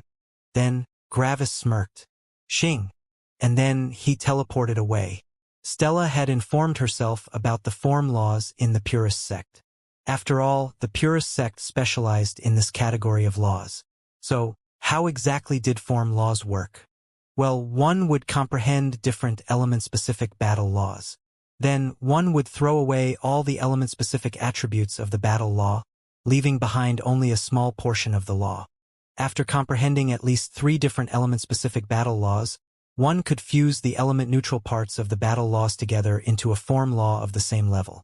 For example, when one comprehended the level 5 laws of storm cutting, fire cutting, and frost cutting, one could take the element-neutral aspects of these laws and combine them into the level 5 form law of the sword. If one paid attention, one would immediately notice why not many cultivators outside the Purist sect would practice these laws. It was simply way too inefficient. Imagine having to comprehend 3 level 5 laws just to have the opportunity to condense another level 5 law. Even more, the previous 3 level 5 laws might not even be relevant to a cultivator's battle style. For example, if one was a cultivator that focused on the brilliance element and used a hammer as their main weapon. A hammer would need the 3 element-specific battle laws that demonstrated the explosiveness aspect of an element. Fire could explode. Wind could explode via pressure. Frost could shatter with power, which would be an explosion. Yet what about brilliance? Brilliance couldn't explode. Therefore, a brilliance cultivator would need to comprehend 3 battle laws of explosiveness from 3 elements that couldn't be used by the cultivator since they didn't share an affinity. All this for what? For just another level 5 law? Why not directly go for 4 battle laws for the brilliance element then? That was much more useful. On top of that, the requirement to comprehend 4 level 5 laws meant that no immortal king would even glance at these laws unless they wanted to look at the level 4 law variants. So only immortal emperors would consider these laws. However, who were immortal emperors? Why would they focus on these laws? They couldn't even be upgraded into level 6 laws. Immortal emperors wanted level 6 laws, not level 5 laws. This was why the form laws were rather rare in this world. Now on to the next problem. Why did people that used sabers often comprehend the form law of the sword instead of the form law of the saber? The reason was that the concept of a saber wasn't straightforward. A sword focused entirely on cutting. A spear focused entirely on piercing. A hammer focused entirely on explosiveness. A saber? A saber focused on cutting but also on explosiveness. After all, the difference between a saber and a sword was the thick back of the saber. The saber was basically just a huge knife which made it quite a bit heavier. So a saber needed both things. Yet why was that important? The important thing was what it needed to reach the bottom line of comprehending the form law. A sword needed 3 laws, basically any element-specific cutting law. A spear also needed 3. A hammer also needed 3. However, a saber needed 4. It needed 2 cutting laws and 2 explosiveness laws, at least for balance. Comprehending just 1 level 5 law was already a lot of work and ate up a ton of time. Why not comprehend the form law of the sword to save some time? This was why people often comprehended the form laws of the sword, even when they were using a saber. Of course, this problem basically didn't exist for Gravis. He was comprehending laws with quite some speed already. Additionally, he was concentrating on the other elements too. Even more, comprehending more laws meant getting even more experience, which should make future comprehensions even faster. However, there was something that interested Gravis even more. Form laws weren't as simple as normal laws. Form laws had different powers depending on how many different insights one could combine. Would a form law of the sword condensed out of the law of storm cutting, inferno cutting, and frost cutting be just as powerful as a form law of the sword that was condensed out of the law of storm cutting, inferno cutting, frost cutting, and graphite cutting? One had insights from 3 level 5 laws. The other had 4. It was obvious which one was better. How many laws was the maximum that Gravis could put into the form law of the saber? 14. Usually, one would think that it was 18. After all, there were 9 pure elements, and one only needed to combine 2 aspects of each one. Sadly, brilliance and shadow didn't have laws of explosiveness. The 2 of them did have laws of cutting but no laws of explosiveness. Unfortunately, this meant that their laws of cutting couldn't be complemented by their laws of explosiveness, which made the 2 laws of cutting of those 2 elements useless. So, in the end, there was a maximum of 14 laws. 14 laws to condense a single level 5 law. Gravis thought with a smirk. That seems like a gigantic waste of time. Yet Gravis' smirk only widened. But I don't see it as a waste of time. The law coming out of there will probably be the most powerful level 5 law in existence, except for the minor law of the true world. It might even rival the law of perceived reality. I'm interested to see what it will become. Gravis had decided to go all the way with this form law. However, Gravis suddenly stopped teleporting forward as he face-bombed. Oh fuck! I nearly forgot. Then, Gravis took out 4 law comprehension life fruits. It's already been 5 level 5 laws again. Time to take my medicine. Gravis immediately consumed the fruits and remained stationary in the air for around 100 years. Boom! And soft complex law done. Easy. Gravis thought with a smirk. Now, on to the prerequisite laws for the form law of the saber. Years passed. Gravis' first stop had been the level 5 laws of Storm's supreme cutting and Storm's supreme explosiveness. There was not much that could be said about the process.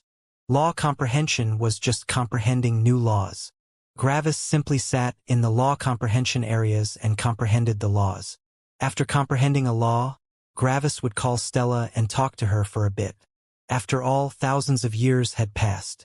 The first 2 laws took Gravis 8,000 years in total.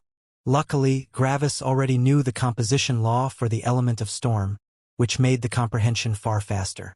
Comprehending the composition laws almost always took the longest since one was building a foundation for something completely new.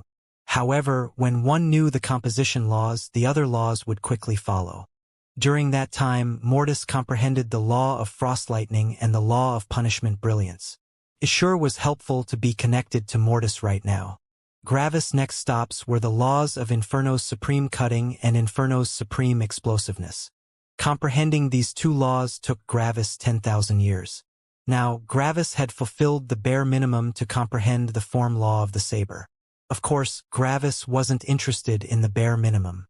In these 10,000 years, Mortis had finished all the mixed elements that included lightning. Mortis had comprehended the laws of deep lightning and shadow lightning. In just a short 18,000 years, Gravis had comprehended 8 level 5 laws. This was insanely fast. The next stop was a rather quick one. It was the law of lightning's supreme cutting. Gravis already knew the law of lightning's supreme explosiveness thanks to Mortis, which took care of that one.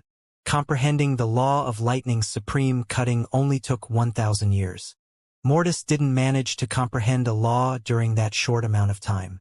The next stop was for the laws of Frost's supreme cutting and Frost's supreme shattering. Gravis' affinity towards the water element was okay to good, which meant that it only took him another 6,000 years. During that time, Mortis barely managed to comprehend the law of the blizzard, which was a fusion of the frost and storm elements. However, just when Gravis wanted to go to his next stop, a message reached him. "Hey, come over to my clearing," Ark transmitted to Gravis. Gravis blinked a couple of times in surprise. Ark rarely called him, which meant that probably something significant happened. Well, I've been comprehending laws for over 50,000 years by now. That's a long time even for immortal emperors. This reminded Gravis of something, and he quickly did some calculations. Then his eyes widened. Wait, then, does this mean that I'm already over 100,000 years old? Gravis thought with shock. 100,000 years. How long was that? Gravis had come to this world when he had barely been 4,000 years old. But now, he was over 100,000 years old? Even more, his calculations told him that he was around 105,000 years old. This little discrepancy of 5,000 years was already longer than his entire life had been before coming to this world. That's so weird. Gravis thought with a complex expression. I don't feel much older than before. In fact, for some reason, I feel even younger. Gravis scratched his chin as he thought about the strange sensation. Is it because of Stella? Gravis thought. Being with Stella makes everything appear brighter. And I don't see everything in a dark haze anymore. It's like I have returned to a time with fewer worries. However, I should already count as an old man. Gravis thought with a complex expression. I am already older than the lifespan of an immortal king. I don't know how many immortal kings go through tribulations, but there are probably not many. Wait, didn't I just recently think that I was apparently destined to be young forever? Gravis thought with a bitter expression. However, in the blink of an eye, I have become an old man. Gravis had to laugh a bit as he had these thoughts. You coming today? Or what? Ark transmitted with an impatient voice. Oh, sorry, Gravis said with some embarrassment. Xing. Gravis took out Ark's emblem and teleported away. Gravis quickly arrived in Ark's clearing and spotted Ark. However, Ark wasn't alone. Exer stood beside him. What's up? Gravis asked. Ark had his usual smile on his face. However, he didn't sit on the stump but was standing beside Exer, which was unusual. Ark gestured towards Gravis with his head. Exer looked at Gravis and inspected him for a bit. I'm leaving, he said. Gravis blinked a couple of times in confusion. Then it clicked. Oh, you're leaving for the highest world? Gravis asked. Exer nodded. I've been an immortal emperor for 350,000 years now, and my next tribulation will be in 50,000 years. If I remain here, I will cease to exist in 50,000 years since there are no more powerful cultivators in this world, he explained. Gravis took a deep breath. 350,000 years, huh? He uttered as he looked to the side. It sounds so long, but I'm already a third of the way there, basically. Why is time so weird? You will understand that in the future, Exer answered. Gravis noticed Exer's tone, and his eyes shone a bit. Sounds like you already know the level 6 law of time. Exer nodded. Yes, I do. I'm also the one that created the tokens that you used to flee from the 9 Elements sect. Gravis raised an eyebrow. The level 6 laws of space and time were very difficult to comprehend. Say, who's more powerful? Narcissus or you? Gravis asked. Exer slowly blinked once in boredom. Usually, he wouldn't waste his time with such empty chatter, but he was leaving anyway. Additionally, his teacher had told him that it would help Exer in the future if he built a friendship with Gravis. Of course, Exer had noticed how outstanding Gravis was, and he could certainly see that it could be beneficial to get to know Gravis more. Because of that, Exer answered Gravis' question patiently. Obviously, the relationship between Exer and Gravis wasn't close in any sense. Normally, there would be no reason for Exer to tell Gravis of his departure. However, Ark wanted Exer to talk more with Gravis. Why? Was he doing it for Gravis' sake? No, he was doing it for his students' sake. Exer was far more powerful than Gravis currently, but Gravis' rate of growth was terrifying, even in Ark's eyes. In the future, Gravis might be able to help Exer with some things. If you had asked me that question 50,000 years ago, I wouldn't have been sure of the answer, Exer answered patiently. However, now, I'm certain that I'm more powerful, Exer said. Certain? Gravis thought. Narcissus knows several level 6 laws, and Exer probably also knows some of them. However, the addition of just 1 or 2 level 6 laws wouldn't make such a huge difference that Exer would suddenly become certain of victory. Gravis suddenly had a suspicion, and he took a deep breath. If this is actually the case, Exer might really be one of the most terrifying cultivators of any higher world. He might even be the most terrifying one out of all, Gravis thought. Do you know the major law of the dead world? Gravis asked. Gravis got this suspicion when Exer said that he knew the level 6 laws of space and time. These were already some of the hardest ones. The only missing things would be the level 6 law of gravity, the law of matter, and the law of mixed elements. Exer's eyes narrowed. Was that a shot in the dark? Or did you actually guess it? He asked. A bit of both, Gravis answered. However, I'm actually really impressed. And that's something that happens rarely. Gravis looked at the lake in the middle of Ark's clearing and was reminded of the Middle World's Grand Lake. I comprehended the minor law of the dead world in the Middle World, and that already made me one of the most powerful immortals. Comprehending the major law of the dead world in a higher world is probably even harder than that, Gravis said. That's wrong, Exer said with a slight shake of his head, surprising Gravis a bit. Law comprehension realm cultivators have a finite lifespan, while immortal emperors have a lifespan that's defined by their power. If you were to convert my age to the law comprehension realm, I would be 25,000 years old, 2.5 times as old as the maximum lifespan, Exer explained. 2.5 times? Gravis thought as he did some calculations. So, he's around 500,000 years old in total. Quite an old monster. I hadn't thought of it like this, Gravis said. Then Gravis smiled. So, since you have called me here, it probably means that you want to stay in contact, right? Gravis asked. Exer felt a bit uncomfortable by the direct question. But he nodded. Yes, I think there might be things that we could do for each other in the highest world. Gravis nodded. No problem. I will probably stay in this world for a long time. By then, you should have already made some progress in the Star God realm. I can give you some information about the highest world right now, while you can pay me back in the future by giving me some information when I get back. After all, you would have spent a couple 10,000 years in the highest world by then. Exer nodded. I agree. Gravis also smiled. After that, Gravis told Exer a lot about the workings of the highest world and how he could find Gravis in the future. Exer thanked Gravis, and after a couple hours, he looked towards the sky and seemingly vanished into nothingness. Gravis looked at the spot where Exer had been for a while. And like this, the most powerful cultivator of the world has left without anyone knowing.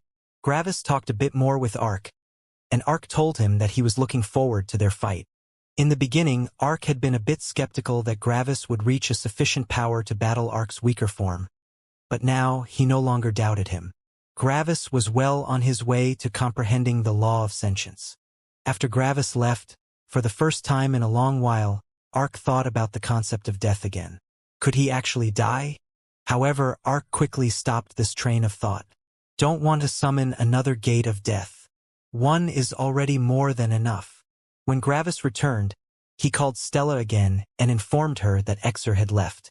Stella also felt a bit strange when she heard that the most powerful cultivator in the world, the keeper of Underworld, had left, and no one had noticed.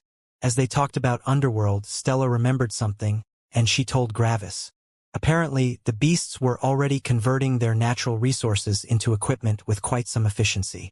50,000 years was enough to create an army of powerful forgers. This increased the power of the beasts by quite a bit, which made the humans nervous and fearful. It had already been far too hard to resist the beasts, and now, they were growing even more powerful? And that was when Underworld stepped in. About 20,000 years ago, Underworld started to openly support the war against the beasts. After a long negotiation between the Human Alliance and Underworld, the cultivators of Underworld could now openly join the war on all fronts. In addition, Underworld severely lowered the missions that were targeted at other humans.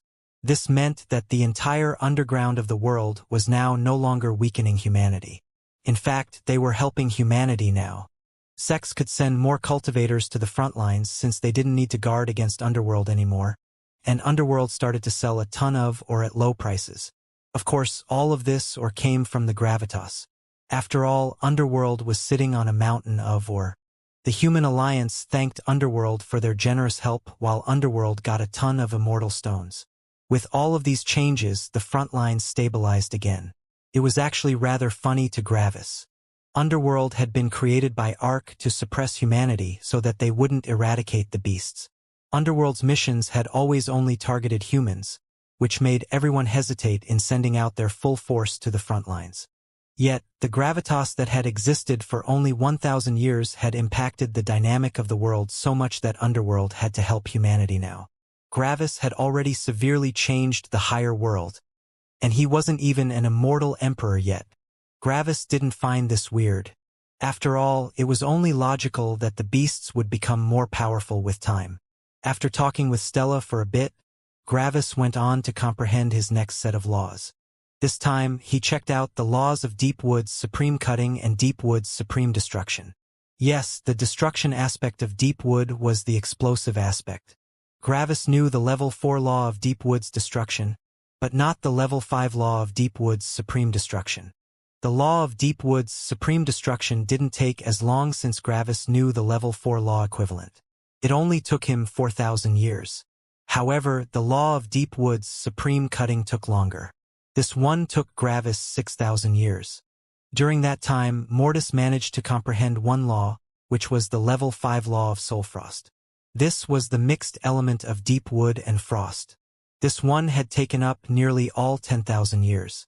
Gravis called Stella again, but this time, Stella had something major to report. While Gravis had been comprehending his law, Stella had gone through her tribulation. Gravis blinked a couple of times when he heard that. Already? Gravis thought in shock. This meant that Stella had been an immortal king for 100,000 years. Gravis did some calculations and concluded that Stella had broken through to the immortal king realm around 10,000 years after she had left Gravis back then. Wow, Gravis thought. This means that we are probably two of the oldest immortal kings that exist in this world. It's actually crazy. It feels like I arrived in this world just yesterday. Back then, I felt like I was rather young. Looking at immortal emperors that were over 100,000 years old felt so surreal and distant. Gravis had a bitter smile on his face. Yet now I am the ancient one. Life sure is fleeting. In one moment I am young, but in the next moment, I'm already ancient. Gravis took a deep breath and just tried to come to terms with the fast passage of time. During this comprehension, Gravis absorbed a lot of knowledge about the level 6 law of time, but it obviously wasn't time yet to comprehend it. The level 6 laws of freedom and suppression were far easier to comprehend for Gravis than the level 6 law of time. After all, there was only one thing that someone needed to comprehend the level 6 law of time, and that was time. Gravis asked Stella about her tribulation. It was actually very easy, Stella answered with a slight laugh. I fought an early minor circulation immortal emperor from Underworld. His power was about average. That fight couldn't even be counted as tempering since I simply shot a bolt of punishment inferno at him, supported by the lightning battle laws. You know that I have the major law of the pure elements as my avatar, but as you know, I can integrate the higher forms of the related laws into it. This already makes my law of punishment inferno as powerful as a level 6 law. Together with the lightning battle laws, it reached the power of a level 7 law, Stella explained. Gravis nodded. He knew that already. After all, his level 6 laws of freedom and suppression had already been integrated into his avatar of perceived reality. After talking for a bit more, Gravis went back to comprehending his laws. The last 4 stops were also the 4 longest ones. The 4th last stop was the law of core cutting, and this law took really long. After all, Gravis didn't have a great affinity for metal. This law took Gravis 11,000 years. In the time Gravis comprehended one law, Mortis comprehended 2. One was the law of brilliant frost, which took him 6,000 years, and the other one was the law of shadow frost, which took him 8,000 years. This was obviously more than 11,000 years, but Mortis had already started comprehending these laws before Gravis had started the comprehension of his law of core cutting. Gravis contacted Stella, and Stella had some news for Gravis again. Liam had become an immortal emperor. Apparently, Liam had completely concentrated on comprehending the level 5 form law of the sword for the past 80,000 years. Sadly, his longevity had been about to run out before he finished it, which made him break through. Then, he simply took a couple of years to finish the law. Liam had concentrated on the form law of the sword to get a higher position in the Purist sect. Right now, Liam was one of the core elders in the Purist sect, a status even higher than a normal elder. In essence, core elders only answered to the vice sect masters and sect master. They also gave orders to the elders. As Gravis was listening, he felt like the world was aging at an accelerated rate. Gravis felt like, whenever he closed and opened his eyes, the world had transformed in a major way. The most powerful cultivator had left. Stella had had her tribulation. Liam had become an immortal emperor. Beasts had become far more powerful. It's crazy to think that I have been comprehending laws for nearly 80,000 years by now. It doesn't feel so long, Gravis thought. After talking with Stella for a bit, Gravis went to his next stop, which was the law of Core's supreme explosiveness. This law took Gravis only 10,000 years since he had comprehended another core battle law just now. During that time, Mortis comprehended another two laws. One was the law of Infernostorm, while the other one was the law of Brilliant Inferno. Gravis called Stella again, and she had news for him yet again. Stella had comprehended the form law of the saber and had also become an immortal emperor. Just like Liam, Stella had joined the Purist sect as a core elder.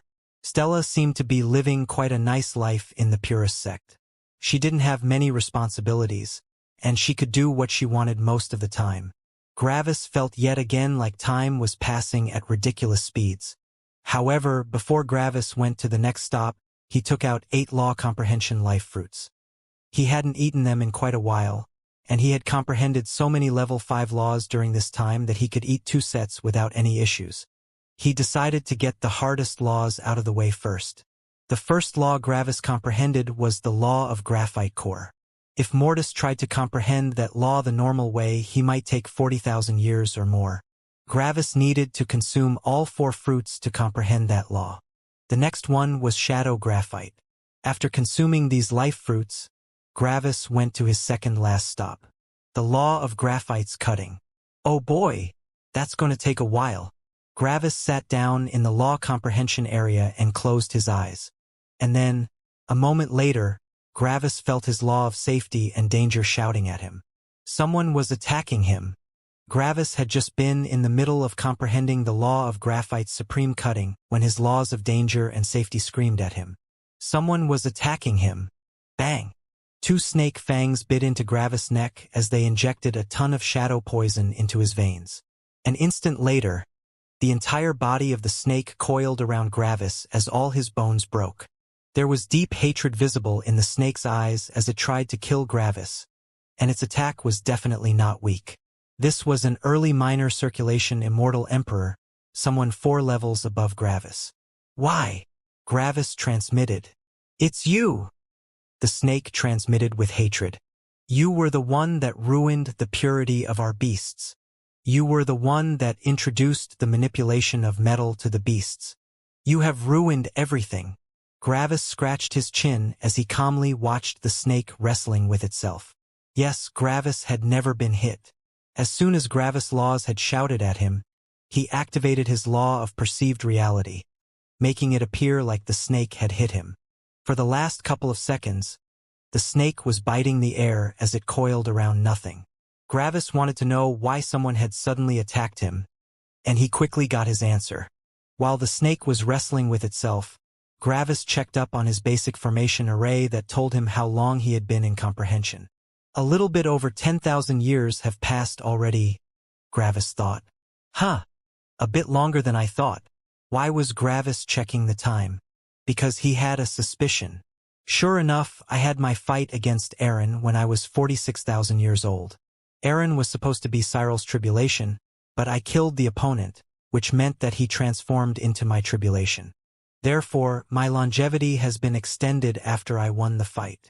Right now, I'm about 146,000 years old, nearly exactly 100,000 years after my fight with Aaron. Gravis thought as he watched the snake. This is my tribulation. Gravis scratched the back of his head awkwardly as he looked at the snake that grew happier as it felt the life of its target slowly vanishing. Officially, since Aaron counts as my first tribulation, this snake is my second tribulation. This means that the snake is supposed to be 2 levels above me. However, there are 2 levels between late major circulation Immortal King and peak Immortal King. Additionally, there are also 2 levels between peak Immortal King and early minor circulation Immortal Emperor. So, even though the snake is only 2 cultivation levels higher than me, its battle strength is 4 levels higher than mine. Gravis looked with a complex expression at the snake. For levels, huh? He thought. When I just arrived in this world, fighting something 4 levels above me was perfect tempering for me. However, now, for levels are nothing. With the current power of my will aura, even 5 levels wouldn't be hard. Anyway, it doesn't matter.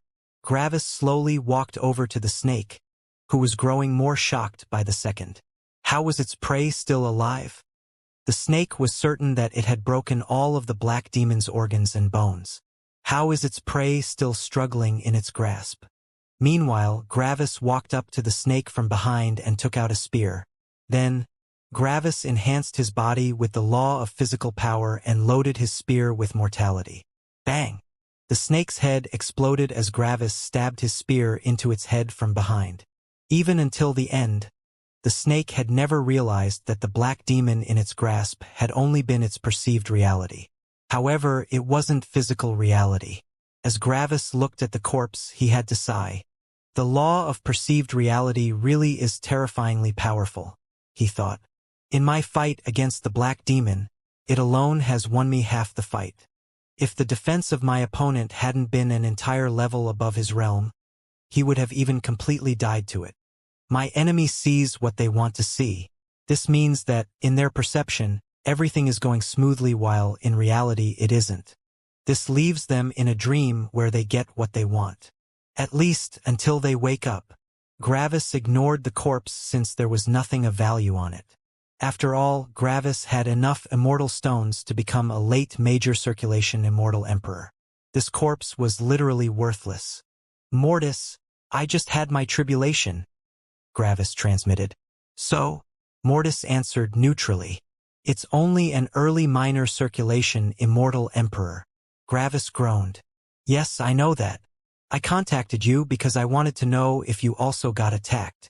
No, Mortis answered. Technically, I am you since we share the same spirit. Therefore, I won't go through tribulations. Just wanted to make sure, Gravis said. Anyway, did you make any progress in the laws? Corfrost is nearly done, Mortis answered. Nice, Gravis answered. Anyway, I'm going to finish the law of graphite's supreme cutting.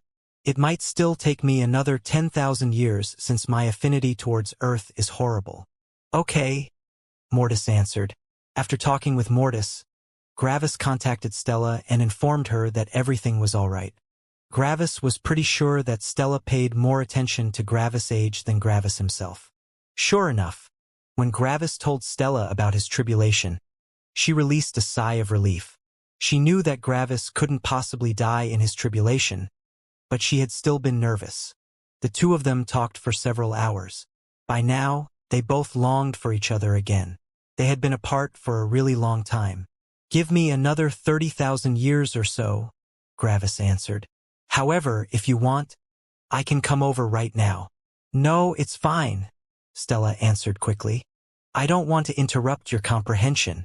30,000 years sounds fine. Gravis sighed. He knew that Stella probably wanted to see him right now. But Gravis knew that Stella might feel guilty if Gravis came over. So Gravis went back to comprehending laws. 8,000 years later, Gravis finished the law of graphite's supreme cutting. That single law took Gravis a collective 18,000 years. During that time, Mortis finished the law of Corfrost. In addition to that, Mortis also finished the law of Deep Inferno, which was a fusion of Inferno and Deep Wood.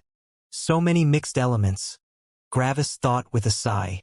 Even more, they don't even really increase my power since my lightning eclipses their power by far. Yet, Gravis thought, I am gaining a ton of law comprehension experience, and all these laws are for the law of mixed elements. With that law, all of these elements will reach the power of a level 6 law, giving me unprecedented variety. However, 36 level 5 laws for a single level 6 law is honestly overkill. It's simply so much to comprehend. The law of the dead world is the easiest one to comprehend out of the 4 main laws, but it certainly requires the most work by far. Life only needs 4 level 6 laws, which are comprised of a grand total of only 7 level 5 laws. The law of emotions only needs 6 upgradable level 6 laws. Even more, the law of perceived reality only needs 5 upgradable level 6 laws. Meanwhile, how many laws does the law of the dead world need? Gravis counted the laws. 6 level 6 laws, only on par with the law of emotions. However, the number of level 5 laws is terrifying. The law of the dead world needs a grand total of 40 level 5 laws. Gravis sighed. Fortunately, I'm more than halfway there. Anyway, time for the last law that I need for the form law of the saber. Gravis left the area and went to his last stop, the law of graphite's supreme explosion. This time, Gravis wasn't interrupted, and he completed the law in one sitting. Took him 16,000 years. Finally done, Gravis thought as he released a sigh. Now I can condense the form law of the saber. 14 level 5 laws, Gravis thought. I wonder how powerful that law will become. Gravis looked towards the west. Well, I'm already done, Mortis, but you have more laws to comprehend, Gravis thought with a smirk. What had Mortis comprehended during this time? First, Mortis had comprehended Shadow Inferno, and after that, he had comprehended Soulstorm, which was a fusion of Deep Wood and Storm. 23 out of 36, nearly 2/3 done, Gravis thought. After informing Stella that Gravis would condense his form law of the saber soon, he went to a secluded place and concentrated on comprehension. A form law didn't take nearly as long to comprehend as other laws. After all, Gravis already had all the knowledge inside his mind. He only needed to combine it. Gravis sat down and gathered all the different insights of all the different element-specific battle laws he had comprehended. Then, he isolated the element-neutral aspects of these laws, leaving about 33% of each law behind. All of this only took Gravis a couple of days. After that, Gravis looked at the best aspects of the remainder, leaving behind only about 15% of the different element-specific battle laws. This took Gravis a couple of weeks. However, that still left far too much. After all, 15 times 14 was 210. This meant that Gravis had to reduce the laws yet again. This time, it took Gravis a couple of years.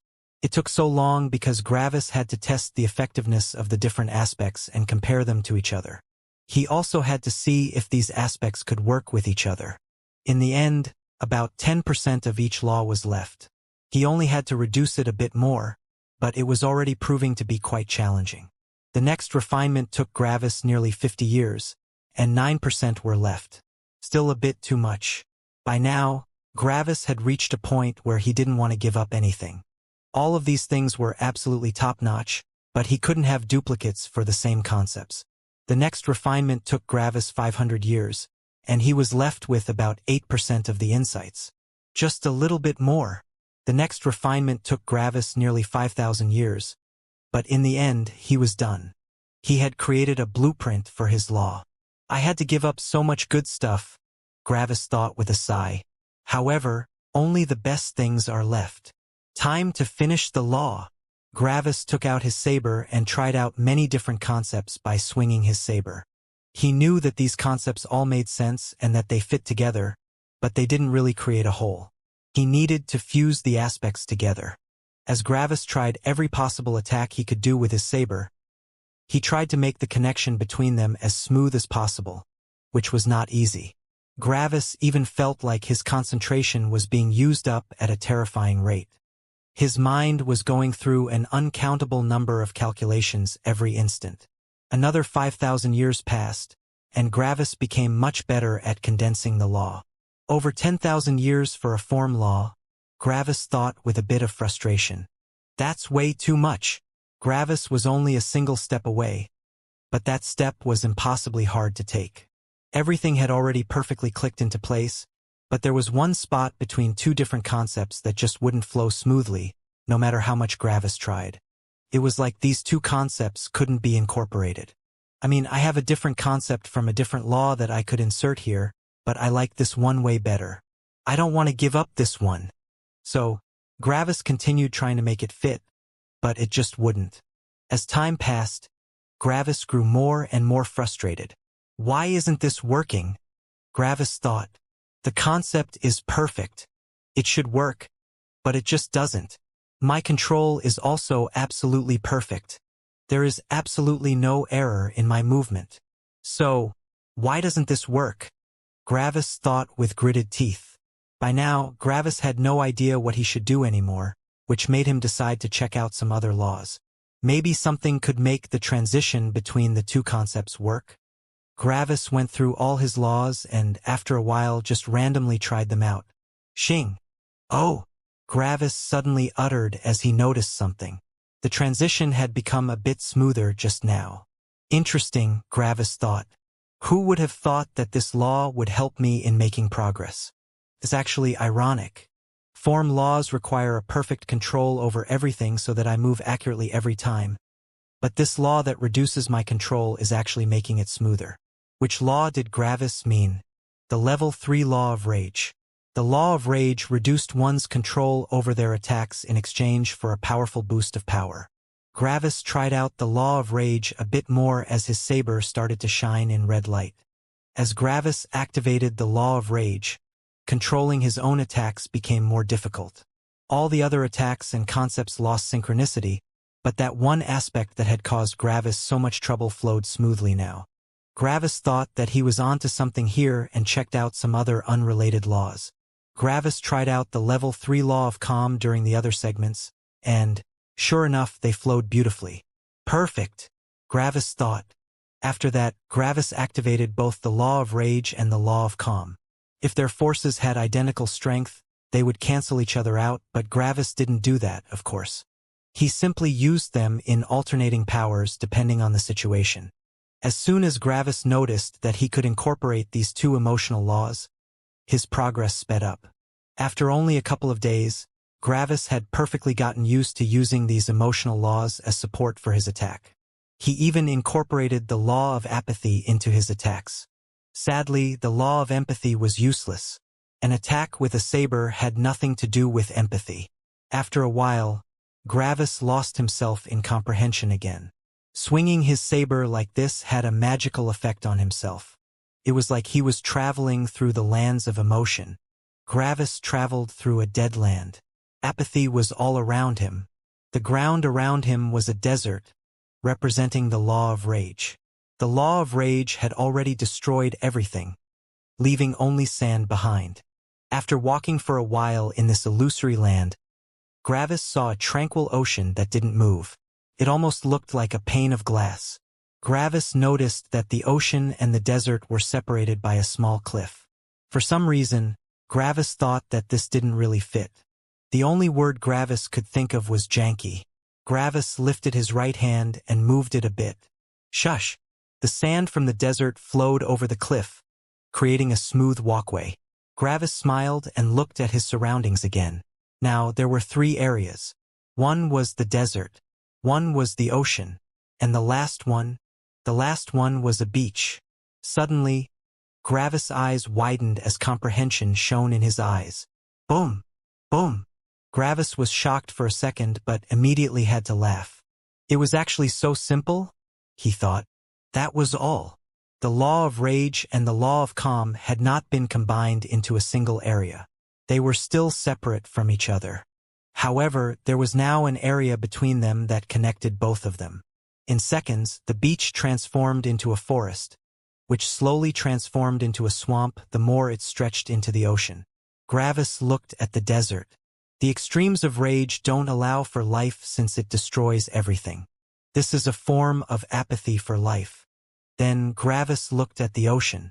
The ocean is calm and beautiful, but in order to remain calm, everything that moves has to die. Pure calm doesn't allow other things to influence it. This is also apathy. Only the balanced center allows for life to flourish. This is empathy. Gravis glanced at the ocean and desert again. And the extremes are apathy. Boom! Gravis smiled. He had seen that coming. In the real world, Gravis opened his eyes with a smile as he struck down with his saber. Hum! The world was cut apart. Everything in front of Gravis had been cut apart. The ground in front of Gravis had a thin crevice now. The trees in the distance had been cut apart. The mountains had been cut apart. Even the clouds thousands of kilometers away were cut apart. This had only been a normal strike of Gravis' saber. Gravis stopped and looked at his saber. Who would have thought that the core to making my form law of the saber work was the level 5 laws of rage, calm, and apathy? Yes, Gravis had comprehended the level 5 laws of rage, calm, and apathy. 4 of the 6 emotional laws were perfectly incorporated into each other now, and this combination allowed Gravis to create this form law of the saber. Gravis looked at the split horizon and grinned. Boom! Gravis finally comprehended his form law of the saber. That's not a level 5 law, Gravis thought with a smile. That's a level 6 law.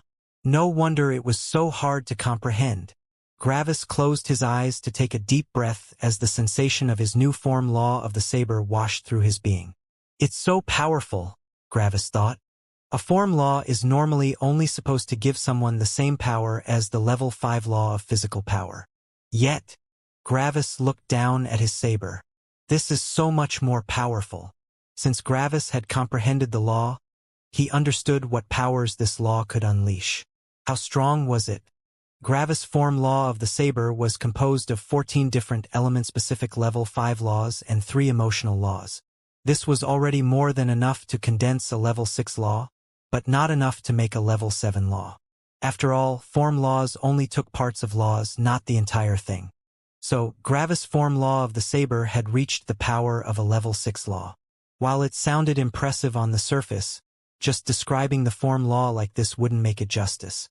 Yes, the form law had the power of a level 6 law. That was true. Yet, exactly that was the terrifying thing. Form laws were not laws that someone used by using energy. No, form laws were used passively without any energy cost. After all, it was just a specific way of movement. In short, unleashing this form law cost absolutely nothing but just some physical stamina.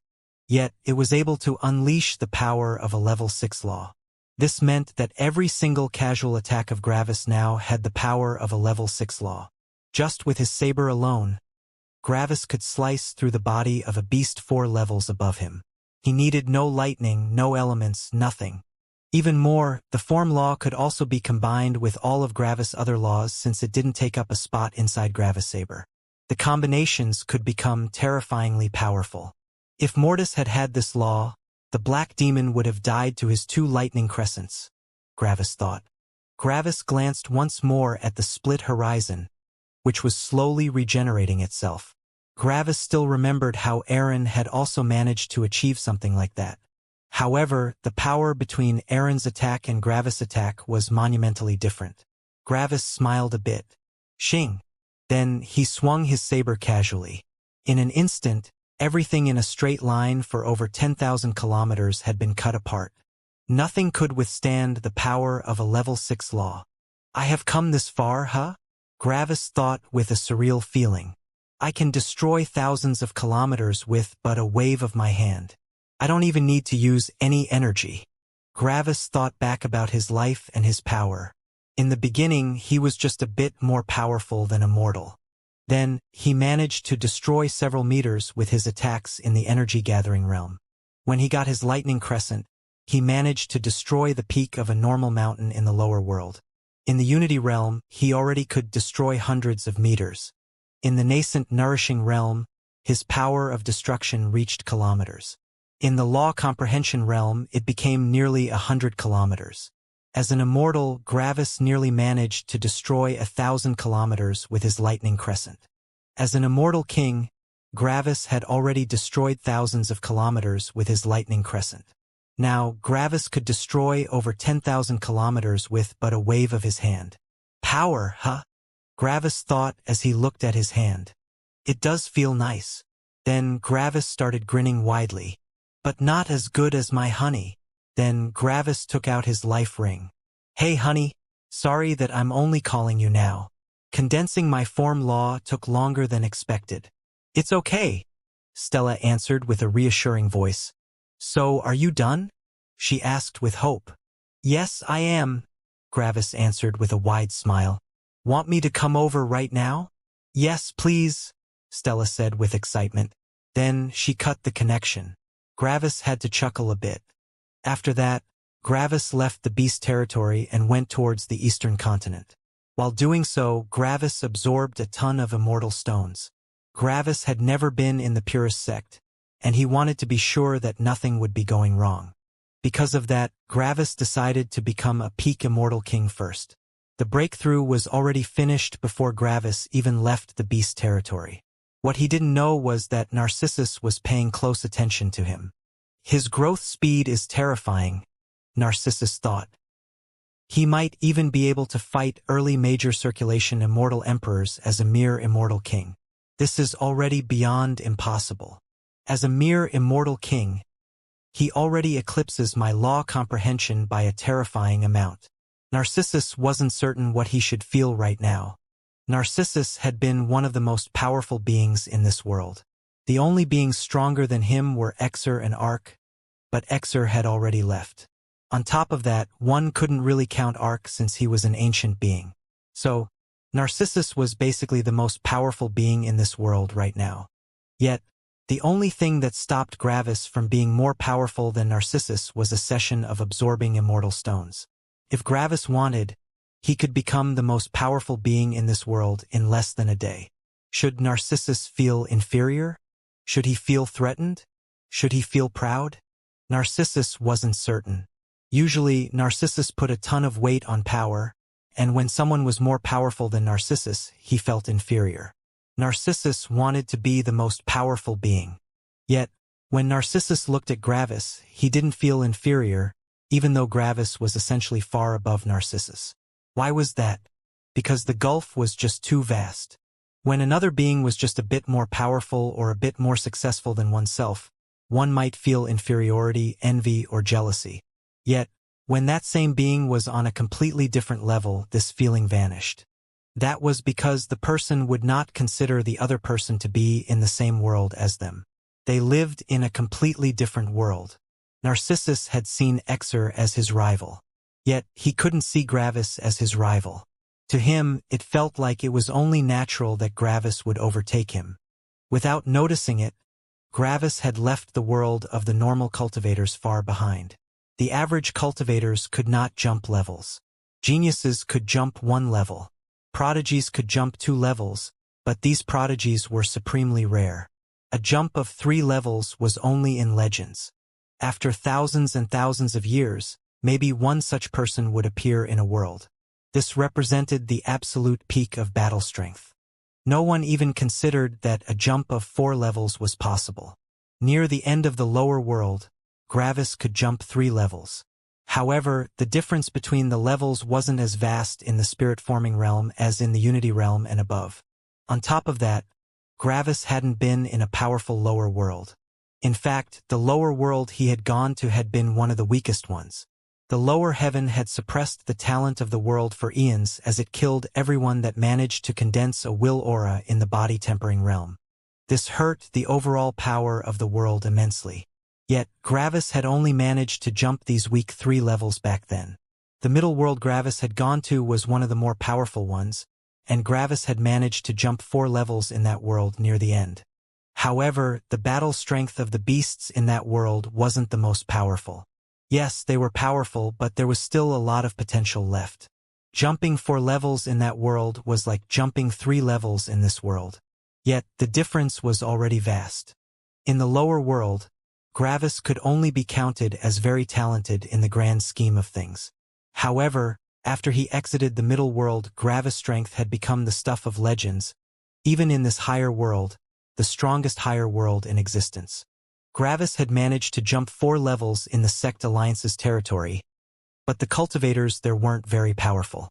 After all, if one put the cultivators in the core regions of this world in any other world, even the most average cultivator would be able to jump a level. The cultivators in the Sect Alliance's territory couldn't reach that power. The cultivators in every other world had to fight with the bottlenecks between the major realms. After all, one needed a level 4 law to become an immortal king and a level 5 law to become an immortal emperor. The vast majority of cultivators remained at the peak of their realm as they tried to take that last step. Yet, in this world, it was normal for everyone to comprehend the prerequisite law for their next major realm without even reaching the peak of their current realm. This was the power of this world. Yet, in this powerful world, Gravis had now become a true absurdity of cultivation. When a jump of 3 levels was the stuff of legends, and when the concept of jumping 4 levels didn't even exist, what were jumps of 5 or maybe even 6 levels? If 4 levels were impossible, what were 5 or 6 levels? When Gravis had entered this world, He had been at the peak of cultivation battle strength.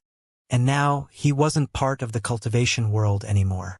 No cultivator could compare to him in terms of battle strength. None. Not even a single one. Not even in the highest world. Nowhere.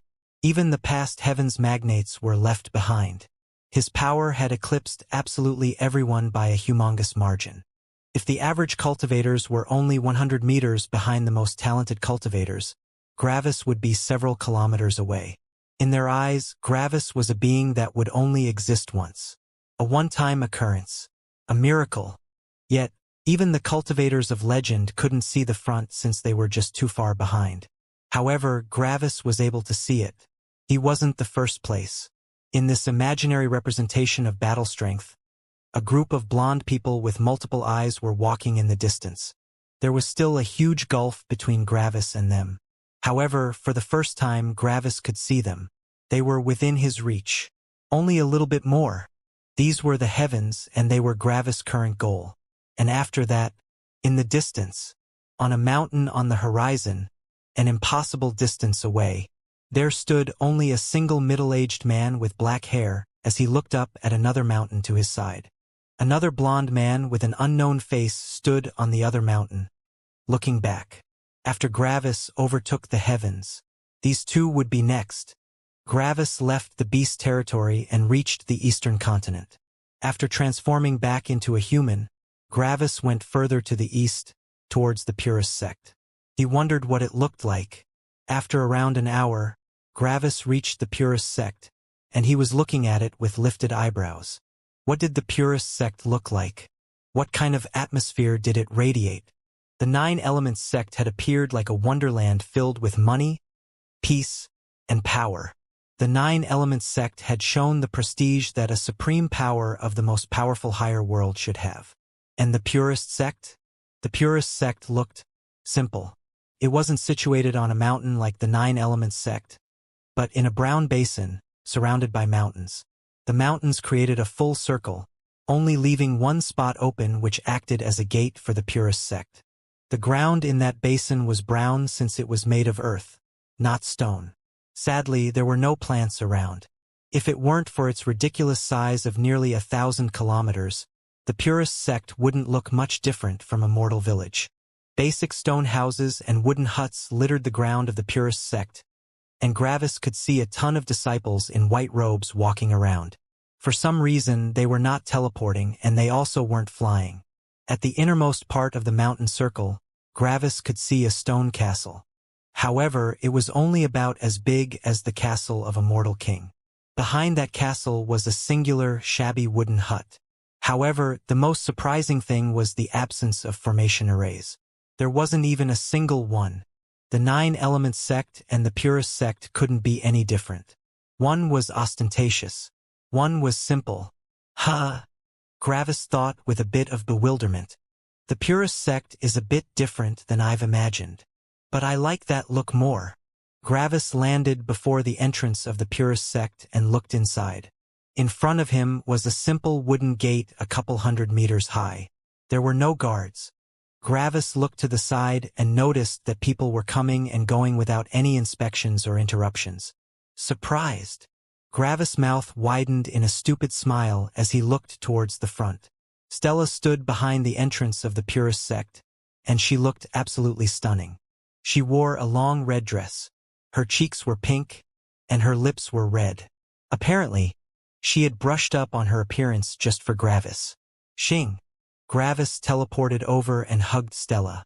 Stella was a bit surprised by the sudden approach, but she only giggled a bit and hugged Gravis back. It was like no time had passed between them. Gravis' eyebrows furrowed while Stella glared to her side. Someone had just unleashed their will aura on Gravis. Only immortal emperors are allowed to teleport and fly in the purist sect, a man said. The man had silver hair and wore simple, brown clothes. On his back was a long sword. Right now, the man was looking at Gravis with a cold but indifferent expression. "Am I heir to you, Karen?" Stella asked with an imposing voice as she glared at the man. Karen looked at Stella with an even expression. "This man obviously has a close relationship with you, Core Elder." However, everyone must follow the rules. His relationship with you changes nothing. Stella's eyes narrowed further. However, the elder didn't shrink back. The rules were on his side. Stella wanted to say something, but Gravis stopped her. Then he looked at the guy with a smile. Sorry, I didn't know that. However, I have the power of an immortal emperor. Therefore, I didn't violate any rules. The man was shocked when he saw that Gravis could still move under his will aura. One had to know that he was a mid-minor circulation immortal emperor while Gravis was only a peak immortal king. There were 3 levels between them. Yet, Gravis could still move? How? The eyebrows of the elder furrowed as he looked at Gravis. If that is true, I must apologize. However, I must still ask you to prove your claim. This proof enough for you? Bang! The elder immediately jumped back in shock. What had just happened? One moment, this man had been in front of the core elder, but in the next moment, he had suddenly appeared right in front of him. How? What speed was this? For a second, the elder had also felt his law of danger screaming at him, which shocked him. Of course, Gravis was fast, but not that fast without using his lightning.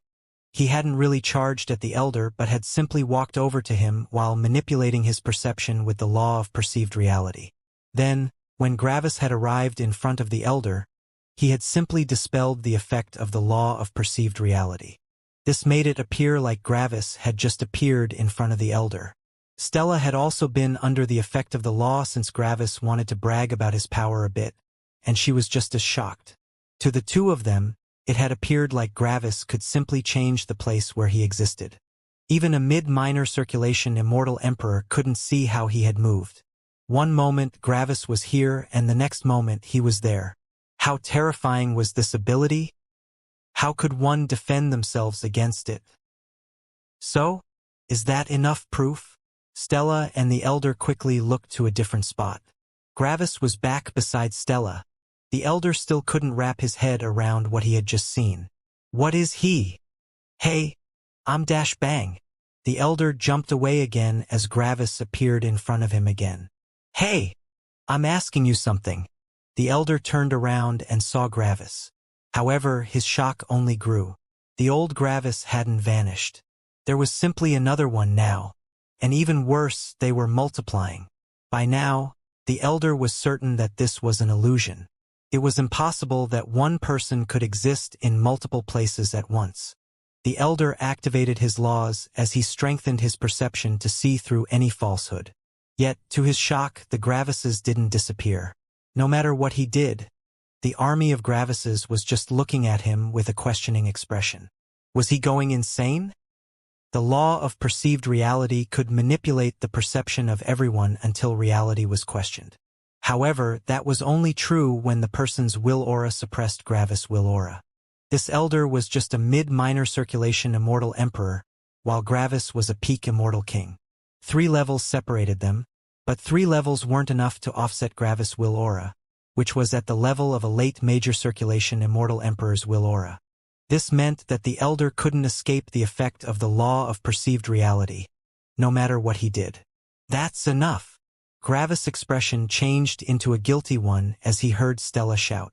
All the Gravises vanished, and Gravis appeared in front of Stella again with a worried expression on his face. I think he gets it, Stella said with a sigh. Stella had seen what the elder had seen, and she was just as shocked. So this was the law of perceived reality, huh? Truly was terrifying. The elder also released a sigh. I apologize for my earlier offense, he said with a polite bow. Gravis waved his hand. It's fine. Sorry for going a bit overboard. I'm allergic to people that want to suppress me. The elder bowed again and left. Stella sighed again. You didn't have to go that far, you know? She said. Gravis scratched the back of his neck awkwardly. I mean, he did use his will aura on me. I know, Stella answered softly. But he isn't a bad guy. He simply takes the rules way too seriously. He only wanted to uphold the rules. Pack. Gravis hugged Stella again with a smile. Fine, fine, he said. If my honey says that he's not a bad guy, then he isn't a bad guy. Stella had to laugh at Gravis' words. Gravis was acting like an innocent child right now, which amused Stella. Why? Because Gravis was about as far away from an innocent child as it got. Want me to show you around? Stella asked. Sure. Stella and Gravis walked through the purist sect as Stella showed Gravis all the different buildings. Usually, she would have pulled Gravis along with her arms, but she didn't want to appear inappropriate in public. After all, the purist sect was now her home. She also answered a lot of questions that Gravis had had about the purist sect. For example, why was the purist sect so simple? The reason was that the philosophy of the purist sect said that nothing but strength mattered. In their eyes, only strength could gain respect. Wasting resources to appear powerful and rich would only show the weakness of a person. After all, if they were powerful, they wouldn't need to appear powerful. Only people that couldn't rely on their own power needed to demonstrate their power. The appearance of the purist sect reflected this mindset, reminding the disciples of it. The sect demonstrated that, even though they were the most powerful power in the Eastern continent, they didn't need to appear powerful. The thoughts of others wouldn't change their power. Another question of Gravis had been why there were no formation arrays. The answer was basically the same as the answer to the previous question. The purist sect relied on their own power, and they didn't need formation arrays as a shield. If someone managed to create a sect more powerful than the purist sect, it would be the fault of the purist sect if they were overtaken. After all, weakness was wrong while strength was right. That was at least how the purist sect viewed it. The reason why there were no guards in the purist sect was also similar. Everyone in the purist sect was powerful, and they didn't fear any invaders. There was no reason to employ guards if every single person on the street was one of the most powerful cultivators on the continent. Stella also pointed out that the elder from earlier had said that only immortal emperors were allowed to fly and teleport. He didn't say that they had to be part of the purist sect. Allowing any person with strength to teleport around in one's home showed how confident the purist sect was. Another interesting piece of information was the hierarchy of the purist sect and how it was decided. Apparently, the hierarchy in the purist sect wasn't decided by realm but by the power of one's form law. Everything in the purist sect revolved around the form law. All the cultivation lessons concentrated on it. Power was decided on it. Money was decided on it. Interesting, Gravis thought when he heard that. So, in essence, only battle strength matters in the purist sect, not realm. No wonder their average disciples are so powerful. There were multiple ways to join the purist sect.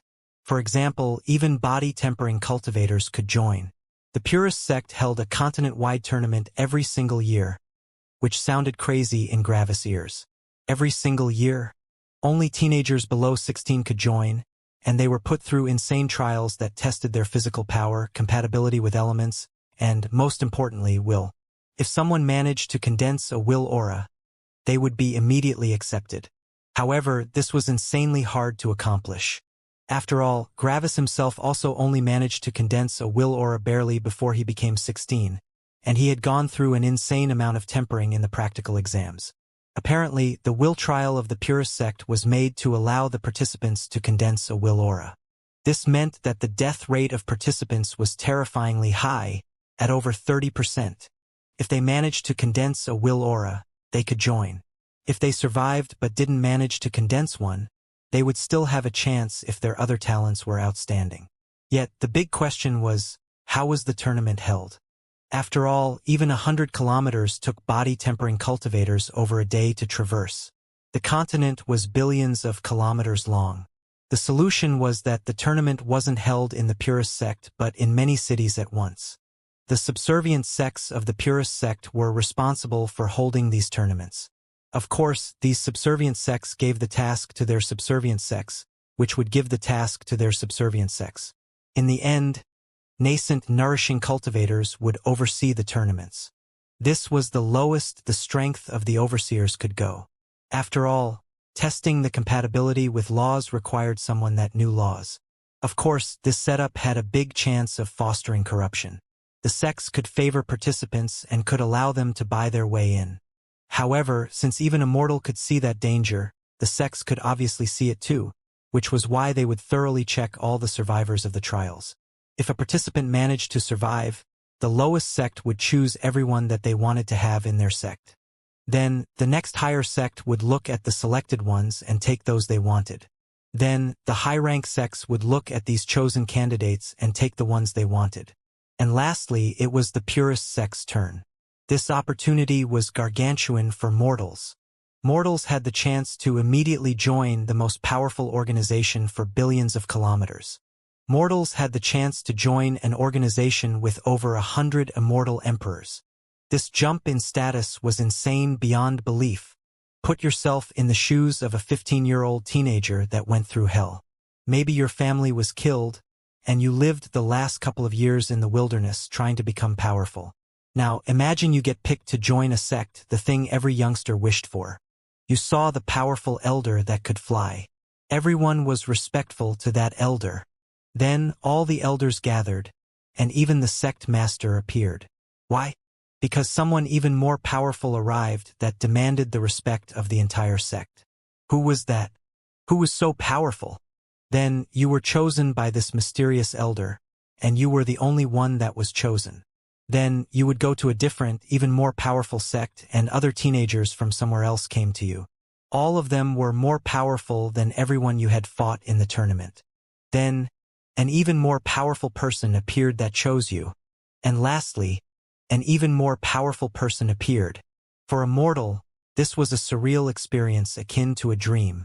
These tournaments decided one's future. Of course, this wasn't the only way to join the purest sect. Another way to join the purest sect was to go to any city and demand to be tested. How could one win in this test? Have a will aura at least 4 levels above your realm. Was this enough proof of one's power? Yes. Having a will aura 1 level above one's realm would allow the person to suppress any other, normal person on their level, meaning that they were one of the most powerful people in that realm. Having a will aura 2 levels above oneself would allow one to fight an average cultivator 1 level above themselves equally. Just having such a will aura already proved that one had fought very powerful people. After all, if one had a will aura 1 level above oneself, one couldn't temper oneself against normal cultivators anymore. They needed to either fight very powerful cultivators or fight above their level. In short, having a will aura 4 levels above oneself basically guaranteed that one was able to jump 2 levels, which was proof enough of one's power. Of course, these tests only counted for people below the Unity realm. At the Unity realm, the form laws became important. Want to join the purest sect? Have a form law that corresponds to your realm. This meant that Unity realm cultivators needed to condense a level 1 form law, nascent nourishing cultivators needed a level 2 form law, and so on.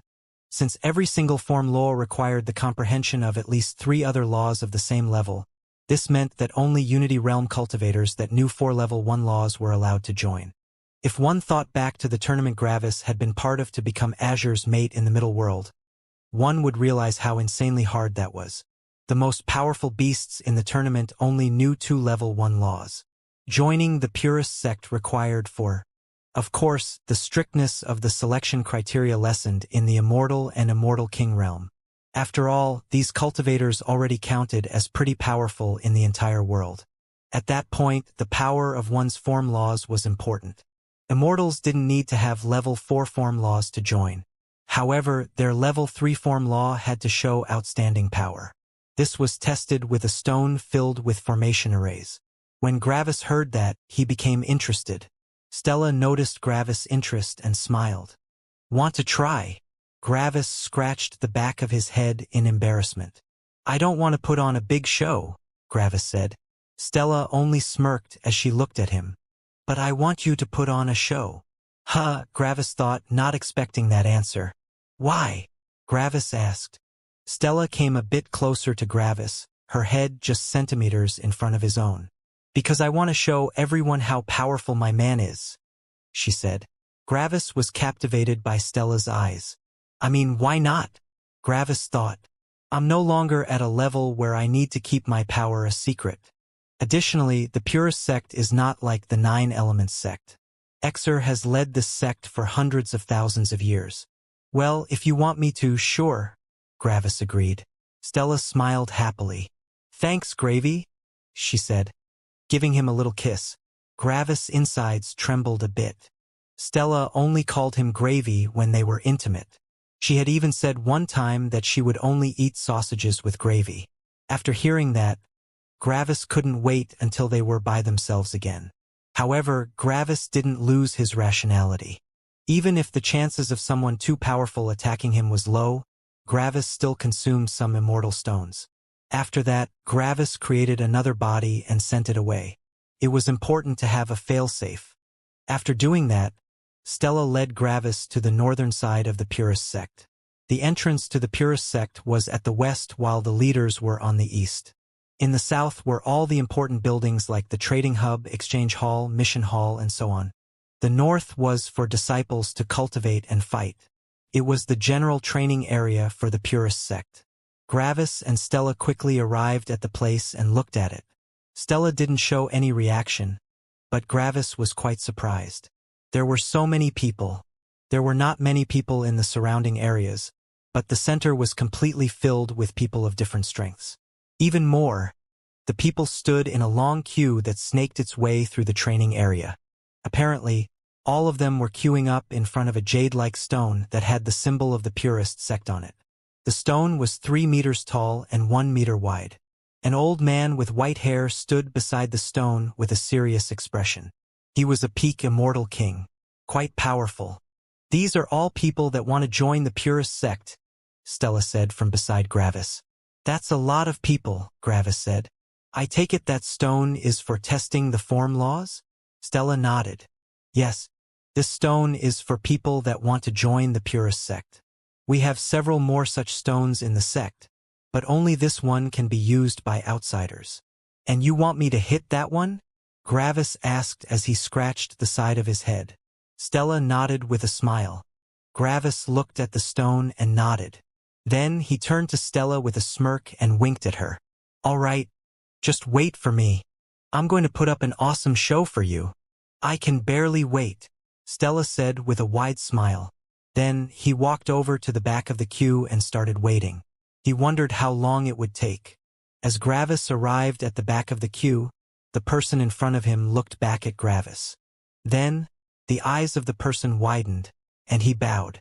"Please, you can take my spot, Senior," he said. Why was this person so polite? Because he couldn't feel Gravis' cultivation.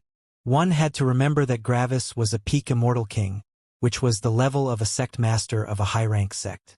Unaffiliated peak immortal kings basically didn't exist. They were all either leaders of high-rank sects or were part of the Purist sect. It was incredibly rare to see a peak immortal king in this queue.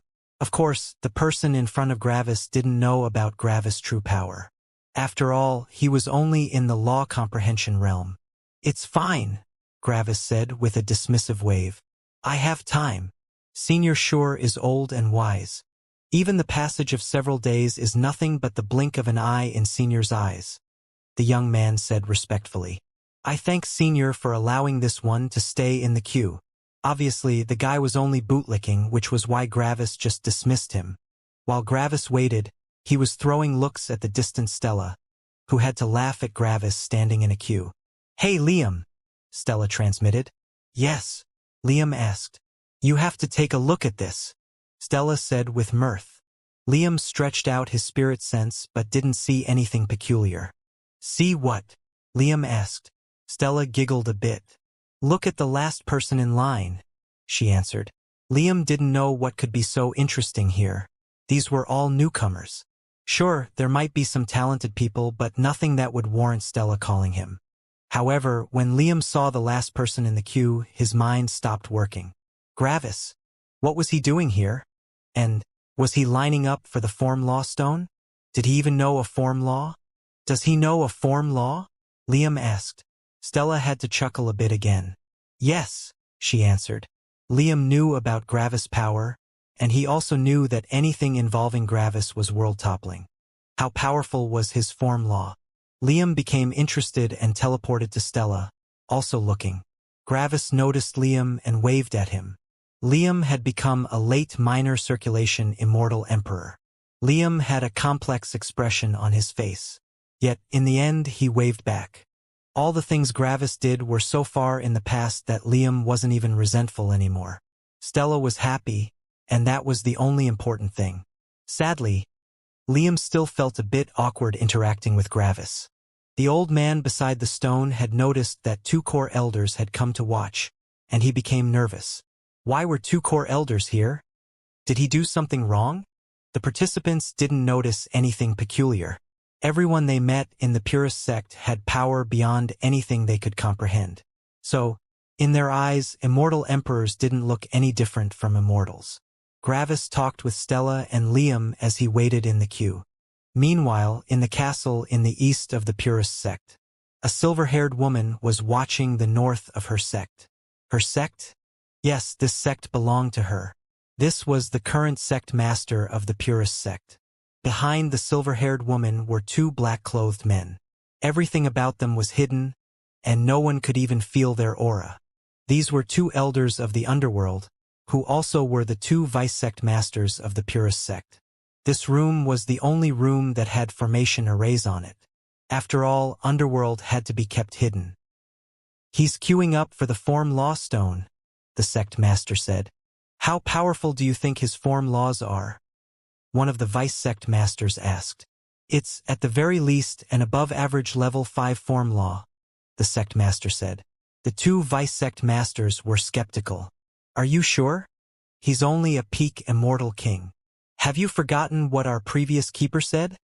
the sect master asked. "We didn't forget," a vice-sect master said. "However, he couldn't have grown that much in just a couple 10,000 years. He still needs time to develop." "I think you are not taking the words of our previous keeper seriously," the sect master said with a frown. "He said that this Gravis lives in a completely different world from us. He told us that we can't even judge him by the standards of the cultivators of legends. He told us that everything about him is filled with impossibility. He probably even knows a level 6 law already," the sect master said. The 2 vice-sect masters weren't so sure if they should believe that. Not even their sect master knew a level 6 law. How could an immortal king know a level 6 law? "Never forget what our previous keeper has warned us about," the sect master said. "Never anger Gravis. Angering Gravis is worse than angering all the other 4 peak sects at once. Just let him do whatever he wants, and everything will be fine." The sect master looked with a warning tone at her 2 vice-sect masters. "Never forget that." Gravis continued to wait in the queue, and the more Gravis waited in the queue, the more skeptical the 2 vice-sect masters became. Gravis was not acting like a person that could cause a great calamity. He was sometimes making faces at Stella or poking a person in the queue on the shoulder with his spirit and then looking away innocently. He was acting like a kid. When they had heard the words of the previous keeper, they had imagined some cruel and bloodthirsty beast. Yet, Gravis only appeared like a kid that took nothing seriously. Of course, it was only natural that Gravis acted like this. After all, he was currently having the best time of his life. He was not chased by anything. He was rapidly gaining new laws. He had found true love with Stella, and he would be spending the next couple of years with her. And on top of that, Gravis was near the end of this higher world. Just a little bit more, and he would be able to return home and stay there forever. He wouldn't have to leave for another world again. Everything was going swimmingly for Gravis, which made him relax quite a bit. So he was simply having some fun by teasing Stella a bit, who also enjoyed it. In essence, Gravis was simply having fun with Stella and acted like nobody else was around. After all, the opinions of others didn't have anything to do with him. Gravis simply did whatever he wanted, and right now he wanted to have some fun. Of course, his entire demeanor could change in a heartbeat if someone tried to go against him or Stella. "Are you sure that's the one the previous keeper warned us about?" one of the vice-sect masters asked the sect master. The sect master's expression remained stalwart, but deep inside, she was also harboring some doubts. "I'm pretty sure it's him," she said. "The previous keeper told us of the 3 powerful, unaffiliated immortal kings. Additionally, I also remembered hearing about their shocking actions many years ago. Back then, I was only in the mid-minor circulation immortal emperor realm. The tournament for Holy Maiden's Hand in the 9 Elements sect, right?" one of the vice-sect masters asked. The sect master nodded. As you are all aware, the previous holy maiden of the Nine Elements sect is the core elder Stella. Gravis took her away back then, which shook the entire world. On top of that, this Gravis that is currently standing in the queue has a beast body. So, it must be him, the sect master explained. One of the vice sect masters sighed. It's actually impressive that not even we can see his true body, he said. As long as someone's will aura was at the same level or weaker than Gravis' will aura, the law of perceived reality couldn't be broken.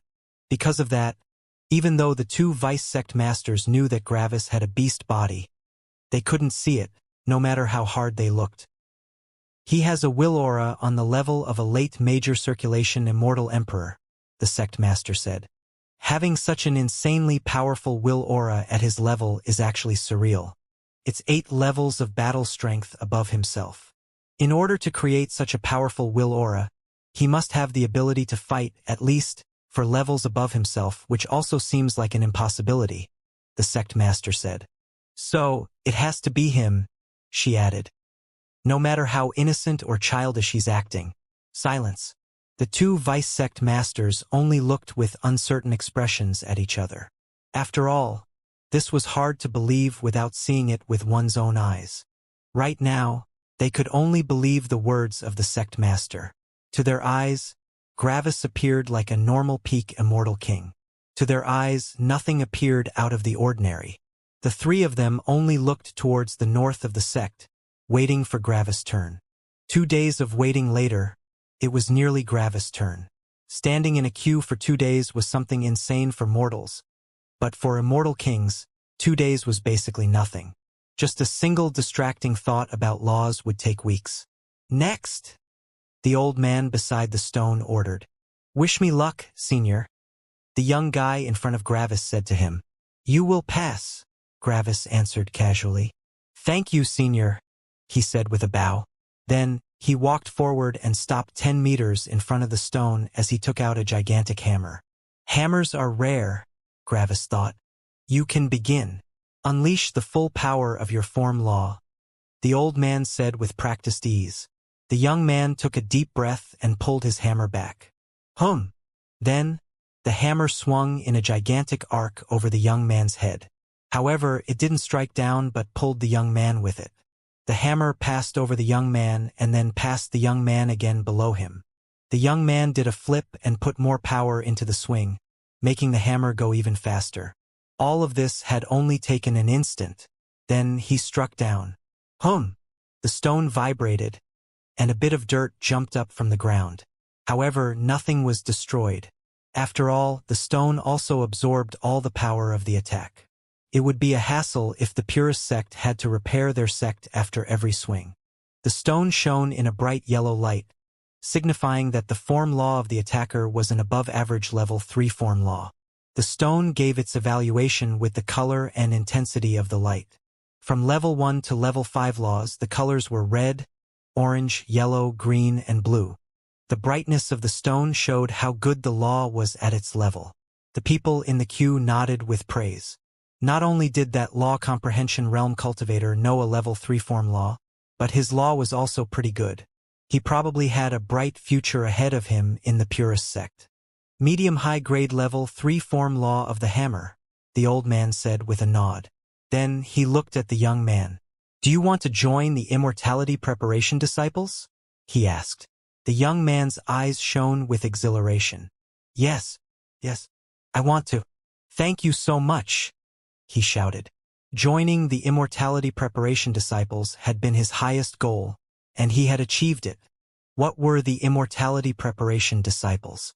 They were the group of the most talented law comprehension realm cultivators.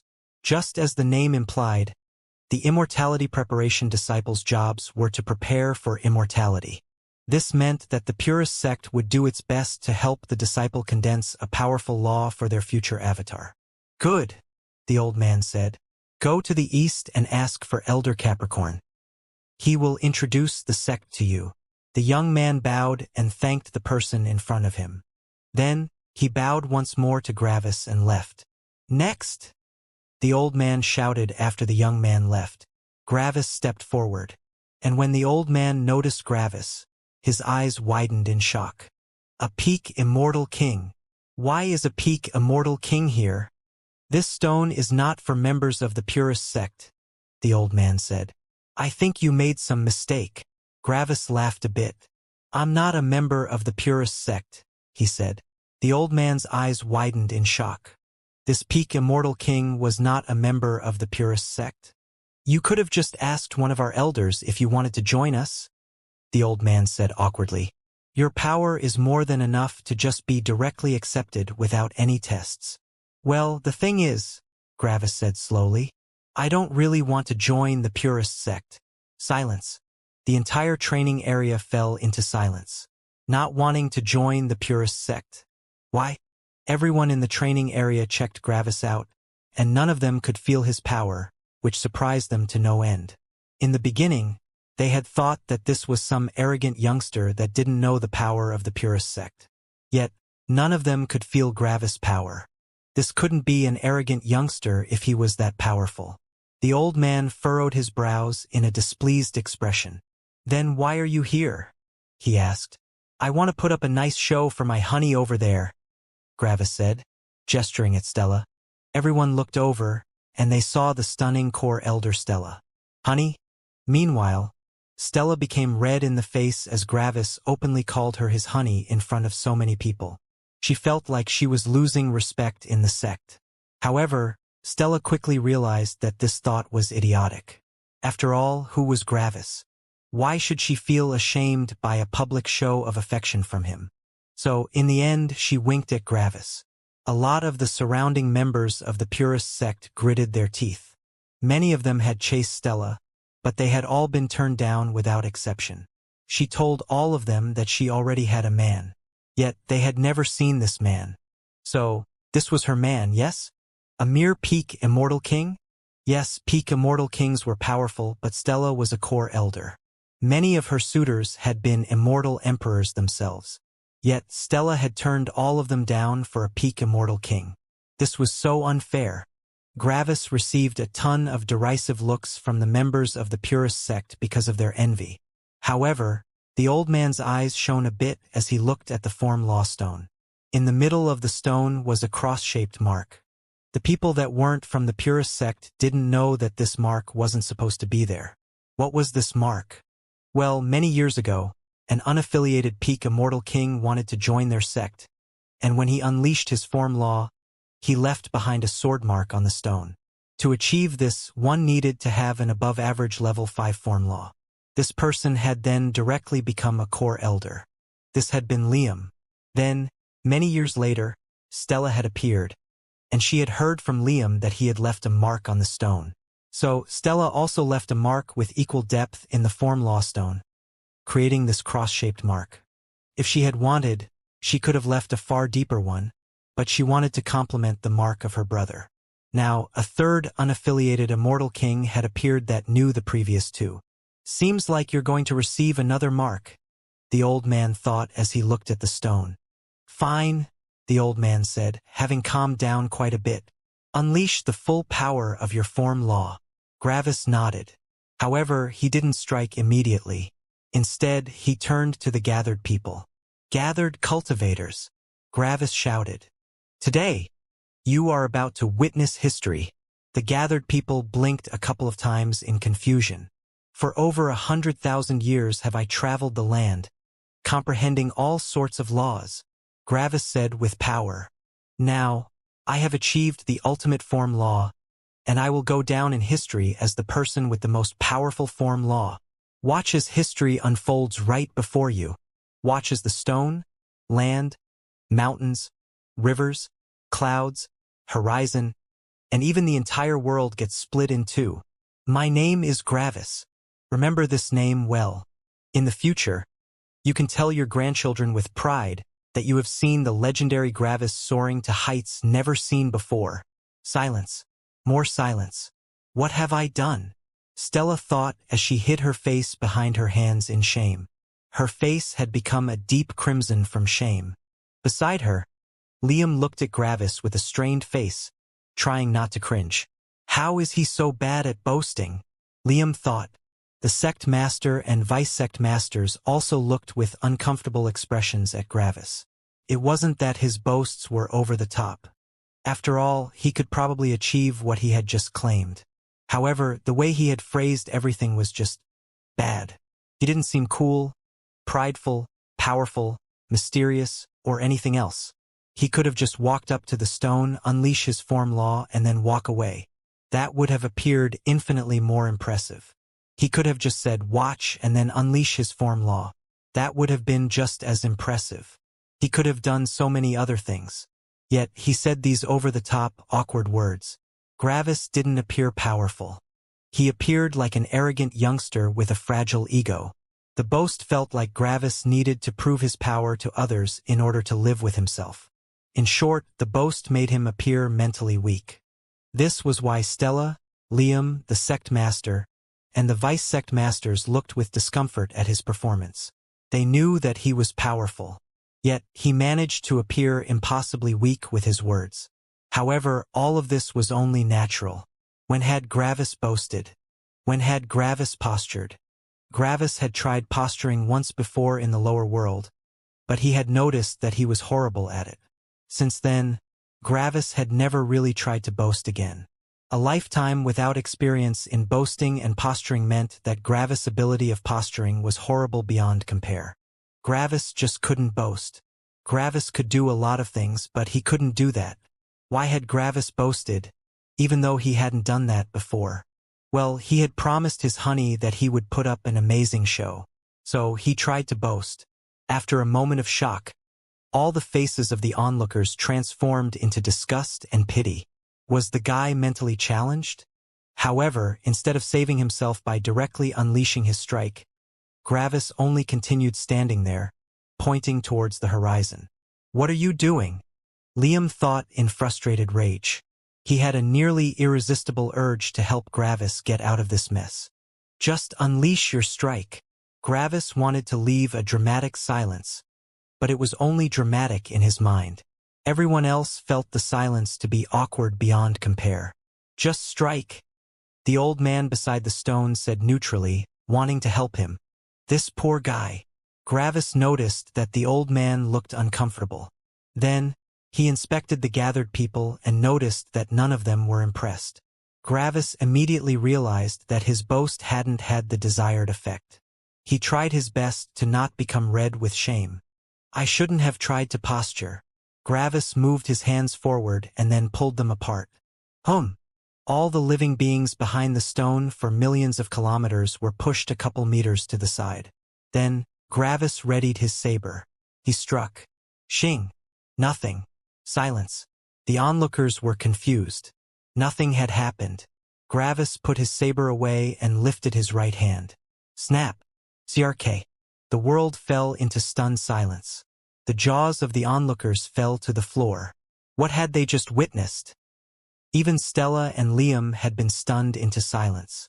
In the palace, the sect master and vice-sect masters had also stopped thinking. The world had been split in two. Everything for over 1,000,000 kilometers in a straight line had been cut in two. Even the form law stone had cracked apart and now laid on the ground in two pieces. It hadn't even managed to shine. By now, the vice-sect masters no longer doubted Gravis. This form law, they had never seen anything like it. Not even their ancestor or previous keeper had ever shown such a powerful form law.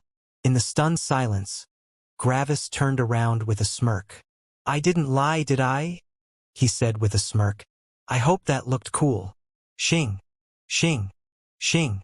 Nearly 100 people teleported to the training area of the Purist sect. All of them gathered in the sky as they looked at the cut that Gravis had created with shining eyes. All of them were immortal emperors. They looked at the cut like it had something of incredible worth inside of it. Gravis only stood there with an awkward smile. I might have overdone it a little bit, he thought. The area was only filled with silence for several seconds. "Please," one young woman from the new arrivals said with respect. "Please show us once again."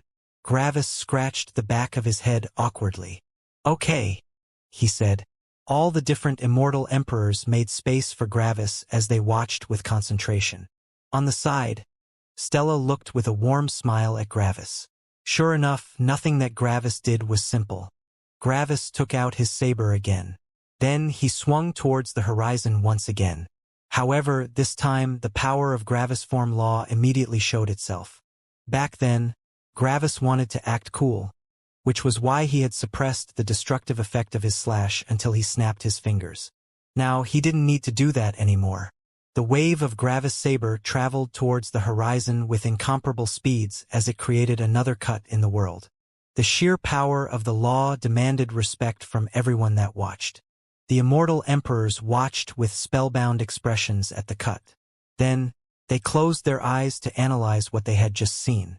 Yet, they only became more shocked when they analyzed the slash. It was made out of level 5 battle laws. Then, how was it a level 6 form law?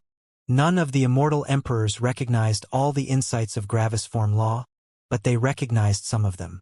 The immortal emperors immediately talked to each other and shared their insights, and in the end, they managed to create a picture of Gravis form law. 14 different level 5 laws. This was unreal. Who would do something like that? Who had the time for something like that? Even their ancestors and ascenders didn't bother comprehending something like that. After all, these were only level 5 laws. As soon as someone had created a level 5 form law, they would immediately look towards the level 6 laws. Creating a level 6 form law was the next goal. So, the immortal emperors focused on comprehending level 6 element-specific battle laws. With those, they would be one step closer to comprehending a level 6 form law. Even more, as soon as they understood just one component, they could directly ascend to the next world. Because of that, level 6 form laws were non-existent in this world. Had Exer known a level 6 form law? No, not even Exer had known one. Why? Because he had been fully focused on the major law of the dead world. Exer was powerful, but he only had 350,000 years to comprehend laws. The major law of the dead world already demanded a ridiculous amount of level 5 laws and 5 level 6 laws. Condensing a level 6 form law would need another 4 level 6 laws. Exer barely managed to comprehend the major law of the dead world before ascending. This meant that he simply hadn't had enough time to condense a level 6 form law. So, if not even Exer had comprehended a level 6 form law, who had? No one. Even the best ascender had only comprehended 2 level 6 laws. They still needed one more to condense a level 6 form law. The immortal emperors talked to each other with shock, and when they finally uncovered the number of level 5 laws that went into Gravis form law, they all looked at him with burning eyes. Gravis lifted an eyebrow. They wouldn't do something stupid, right?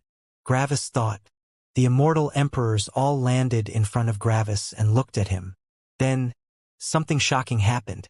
They all kneeled down. "Sect Master," they said deferentially in unison. Gravis was taken aback. Then he looked around himself. Yet, he didn't see the Sect Master anywhere. Gravis turned back to the bowing immortal emperors and pointed at himself in confusion. "Do you mean me?" Gravis asked. "Yes, Sect Master," the young lady from earlier said to Gravis. She had been the one that had requested another performance of Gravis form law. Obviously, she held quite an important position in the purist sect since everyone else was behind her. Gravis couldn't process what was happening. Suddenly, the sound of someone suppressing a laugh could be heard, and Gravis looked over. It was Stella. Right now, Stella was suppressing her laughter as she looked at Gravis. "What's going on?" Gravis asked Stella. "You have the most powerful form law," Stella said with a grin. "Therefore, you have the highest position in the purist sect. This means that you are the sect master of the purist sect now." Gravis' brain stopped working for a moment. Sect master? He was supposed to be the sect master of the most powerful peak sect of this world? She's right. A new voice appeared as 3 new people arrived between Gravis and the bowing immortal emperors. The woman in the center had been the one that had just spoken. Her hair was silver, and she was exuding a sharp aura of a sword. 2 middle-aged men stood behind her. The woman in the center was the sect master of the purist sect, while the other 2 were the vice sect masters. Then these 3 also bowed. "I hereby abdicate my position as sect master," the woman in the center said. May the new sect master show us the path to the future. Her voice sounded calm, but deep inside, she was shocked beyond belief. She had looked at Gravis carefully the entire time, not knowing how she should approach him. Yet, Gravis had unveiled the only level 6 form law in this world. Just like the other people in her sect, the sect master also followed the principles of the purest sect. Gravis' form law was much more powerful than her own, which meant that Gravis had the right to become the purest sect's sect master. His realm didn't matter. Only the form law was important. While Gravis was still trying to get to terms with his new situation, the sect master shot a look at Stella and Liam. Usually, she would have already reprimanded them since they were not bowing. But she knew that these were Gravis' friends. She didn't have the right to admonish the friends of the new sect master. Hey, I think you've got something wrong here, Gravis said quickly, waving his hands. I don't want to be part of the purest sect. The eyes of everyone widened in shock. When Gravis had said that he didn't want to be part of the purest sect earlier, they all believed him to be some arrogant youngster. However, his words had a very different meaning now. Gravis really wasn't interested in joining, even as a sect master. Why not? Who would decline to become the sect master of the most powerful peak sect? The sect master released a sigh of relief. Why? Surprisingly, it wasn't because of the fact that she got to keep her position, but because Gravis' refusal to accept the position of sect master had shown his personality. Exer had told them that as long as they didn't offend Gravis, everything would be fine. He never said that they had to become friends or allies. He also never said that they had to bow before him out of fear. He had only said that they shouldn't go against him. This meant neutrality was an option. And sure enough, Exer had been right. Gravis had simply politely declined the position of sect master. He wasn't some kind of power-hungry overlord. Even more, this proved that Gravis genuinely wasn't on the side of the beasts. After all, as far as Gravis knew, no one in the purest sect knew that he had a beast body. If Gravis were part of the beast camp, he could have rightfully claimed the position of sect master and then slowly steer the purest sect towards destruction. Yet Gravis simply didn't care. May I ask why you are declining? The sect master asked, still bowing. Is the purest sect not up to your standards? No. No, Gravis quickly answered. I just don't want to deal with organization, leadership, looking after a sect, and all that stuff. I just want to comprehend my laws, temper myself, and that's it. I'm not interested in any kind of respect or societal power. Some of the immortal emperors frowned. They had just seen the person with the most powerful form law in the world. Sadly, he was not interested in becoming a sect master. Unfortunately, this was not surprising. After all, many cultivators only wanted to become stronger themselves. Being a sect master put a lot of responsibility on a person, and it would also be harder for that person to cultivate since the sect master needed to make a call whenever something of relevance happened. Then, do you wish to become an ascender? The sect master asked, standing up. Gravis had declined the position of sect master, which meant that she no longer had to bow in front of him. Gravis knew what the purest sect meant with ascender. When peak sects talked about ascenders, they were talking about members of their sect that already knew a level 6 law. They only had a single job. Defend the sect if something is threatening it, just like the ancestor. Gravis uttered as he scratched the back of his head again. That actually wasn't such a bad position. As long as I am not bound by much, I wouldn't have anything against becoming an ascender, Gravis said. The sect master nodded with a rarely seen smile. Then, welcome to the purest sect, Gravis. Gravis raised an eyebrow. You know my name? The sect master nodded. Our previous ancestor has informed us about you and your secrets. However, you do not need to fear us. We do not covet your secrets. Secrets? Gravis thought. Gravis had an inkling of what the sect master meant and decided to test it. After all, he already had a clone in a safe place in case something went wrong. Gravis deactivated the law of perceived reality for the sect master. He still kept it activated for everyone else. The sect master didn't notice any difference. After all, The law of perceived reality didn't work on her since she already knew the truth about Gravis. Therefore, she also didn't notice that it had been deactivated. Because of that, the sect master didn't react at all. To her, nothing had changed. And that was exactly what confirmed Gravis' suspicions. If the sect master hadn't known about Gravis' beast body, she would have become shocked as Gravis would suddenly have the image of a black demon superimposed over himself. Yet she didn't react at all. This meant that she knew that Gravis had a beast body. Interesting, Gravis thought. Then, that means that she was willing to hand the position of sect master over to me, even though she already knew that I have a beast body. Sure enough, the purist sect is very different from the 9 Elements sect. Probably mainly thanks to Exer. This relieved Gravis quite a bit. Constantly keeping his true form hidden put a bit of pressure on him. Additionally, Gravis felt a slight bit bad for deceiving everyone. Sure, if they were enemies he wouldn't care, but the purist sect had been rather accommodating. I can actually truly be myself here, Gravis thought. You mean Exer with previous ancestor, right? Gravis asked. Some of the present people felt a bit uncomfortable. Yes, Gravis was powerful, but he had also referred to their previous ancestor by name, which was a bit disrespectful. However, they didn't disagree. Who knew, maybe Gravis had known their previous ancestor. Yes, the sect master answered. As you are probably aware, he has already departed to the next world. Gravis nodded. Yes, I saw him leave back then. Before the sect master continued speaking, she turned to the immortal emperors. You can all scatter, the sect master said. It was a bit awkward to talk to Gravis while all these immortal emperors were bowing around her. The immortal emperors stood up and focused on Gravis. Then Gravis was assaulted. Not with attacks but with voice transmissions.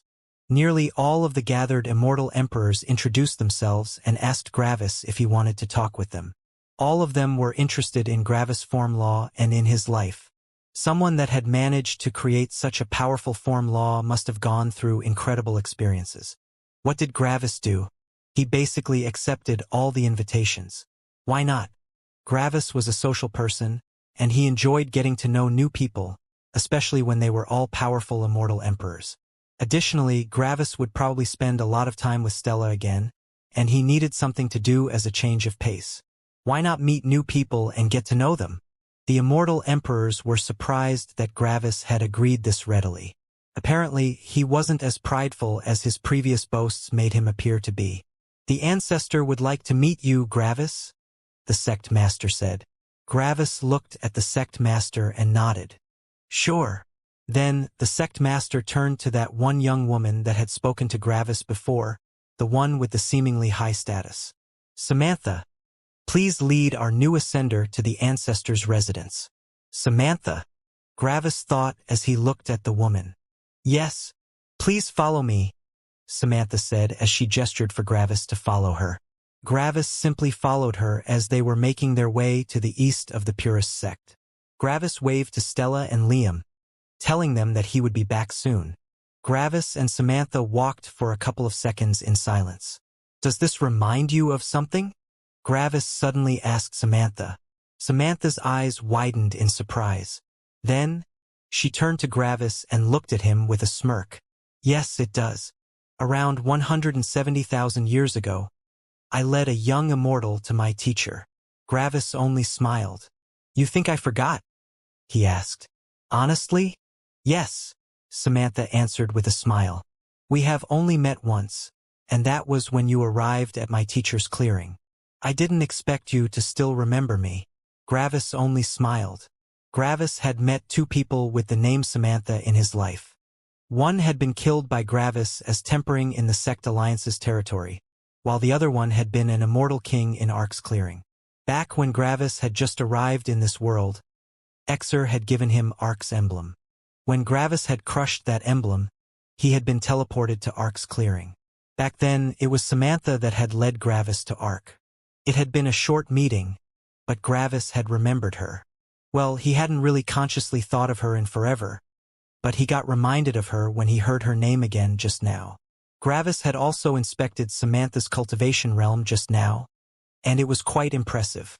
Early major circulation Immortal Emperor realm. Cultivators in that realm counted as the most powerful cultivators that could be deployed. After all, only Ascenders, Ancestors, Sect Masters, and Vice-Sect Masters were more powerful, and they couldn't be deployed easily. No wonder her status was so high. She was above Core Elders but below Vice-Sect Masters. After some minutes, Gravis and Samantha arrived in a solitary, wooden hut at the eastern edge of the Purist sect. This wooden hut was located even further east than the palace with the Purist sect's leadership. Gravis had already expected something like this. I wonder what person the ancestor of the Purist sect is, Gravis thought. After all, they should also be the new keeper for Underworld. Gravis and Samantha arrived before the door of the hut. Then, Samantha simply opened the door without knocking and entered, making Gravis raise one of his eyebrows. However, Gravis simply followed inside.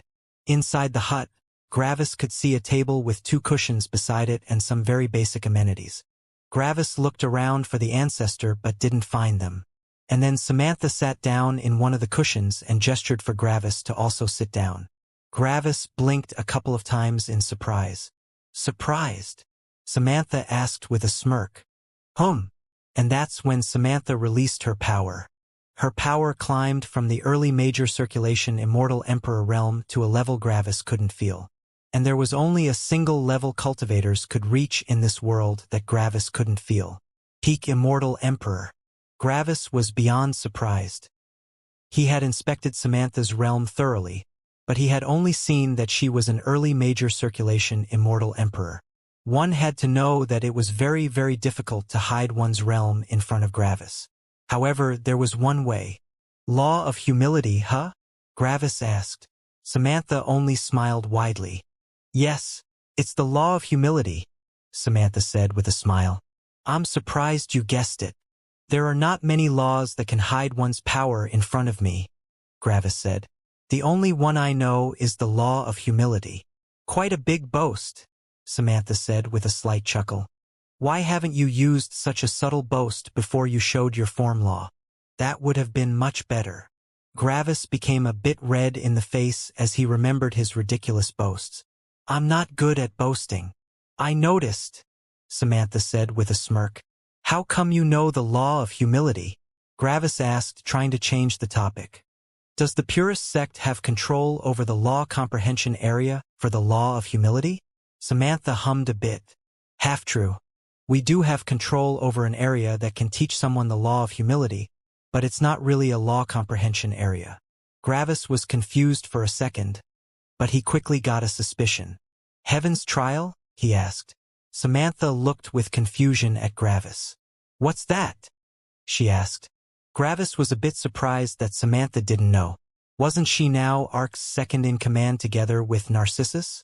Shouldn't she know Ark's background? Do you know your teacher's background? Gravis asked. Samantha became nervous when Gravis asked that question. No, in fact, she didn't know about Ark's background. She only knew that Ark was someone that couldn't be judged with normal means. Ark was ancient. He had been there before even Narcissus had been born, and that had been over 1,000,000 years ago. Her teacher had always been someone incredibly powerful and mysterious in her mind. Someone she couldn't understand. No, I don't, she said. Gravis nodded. If he didn't tell you, it's not my place to tell you, Gravis said. However, I suspect that the place where you can comprehend the law of humility is something that Ark has set up. By chance, is it possible that only a few cultivators manage to survive while going in there? Also, is it an area that you can't control or investigate with normal means? Samantha was surprised when she heard that. Gravis had been completely on point. For a second, Samantha became a bit conflicted. She had anticipated that she would be the one that would blow Gravis' mind with knowledge.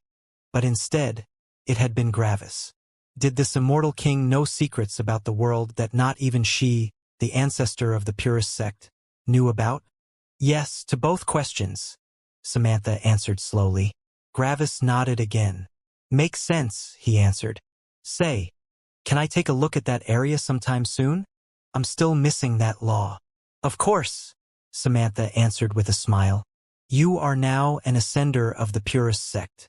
All law comprehension areas are free for you. Speaking of, Gravis said, remembering something. What kind of duties do I have now? Basically nothing, Samantha answered. You only have 2 duties, but they basically don't count since it's exceedingly rare that you need to perform either of them. One is to protect the eastern continent if it ever happens that the beasts are about to break through our defenses. The other one is to fulfill some important tasks that only you can do. For example, if the purest sect will ever need a level 6 form law in order to achieve something of paramount importance, I would call on you. Of course, a level 6 form law isn't something that has miscellaneous uses. It is only there for battle strength. Therefore, you can expect that you will never need to perform the second task, Samantha explained. Sounds easy enough, Gravis answered. So, I can basically do whatever I want? Correct, Samantha answered. Sounds good, Gravis answered with a smile. Then, Gravis and Samantha talked for a couple of hours, just telling each other about what they had experienced since the last time they met. After a nice conversation, Gravis left Samantha's hut, looking at an emblem in his hand. The emblem was silver and had a solitary sword on its front. This emblem represented Gravis' status in the purest sect. The sword was the symbol for the purest sect, and the color showed Gravis' authority. The silver color meant that Gravis was only below the sect master. All ascenders and even the ancestor had that authority. After all, one shouldn't forget that, although the ancestor was more powerful than the sect master, it was the sect master's duty to lead the sect. Therefore, even the ancestor was below the sect master, although only officially. Even more surprising was the fact that vice sect masters actually had a bronze token. One would think that vice sect masters would be the ones with the second highest position in a sect, but that wasn't actually true. Vice sect masters were still under the ascenders and ancestors. After looking around the sect for a bit, Gravis teleported to Stella and Liam. Hey, Gravis said with a wave of his hand. Oh, you're back, Stella said with an excited grin. So, how was the ancestor? Were they a man or a woman? Gravis was a bit surprised.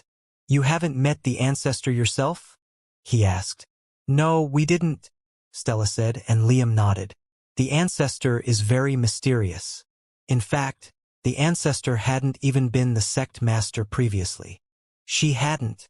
Gravis asked in surprise. Stella's eyes shone. So, it's a woman! She shouted with an excited expression as she grabbed Gravis' hands in excitement, shaking them up and down. Tell me, how is she? More on that later, Gravis said. You said that she hadn't been the sect master previously? Then, how did she become the ancestor? I'm not entirely sure, Stella answered. Then, she looked at Liam. Liam, you've been here longer than me. Do you know something? I've heard some things, Liam answered.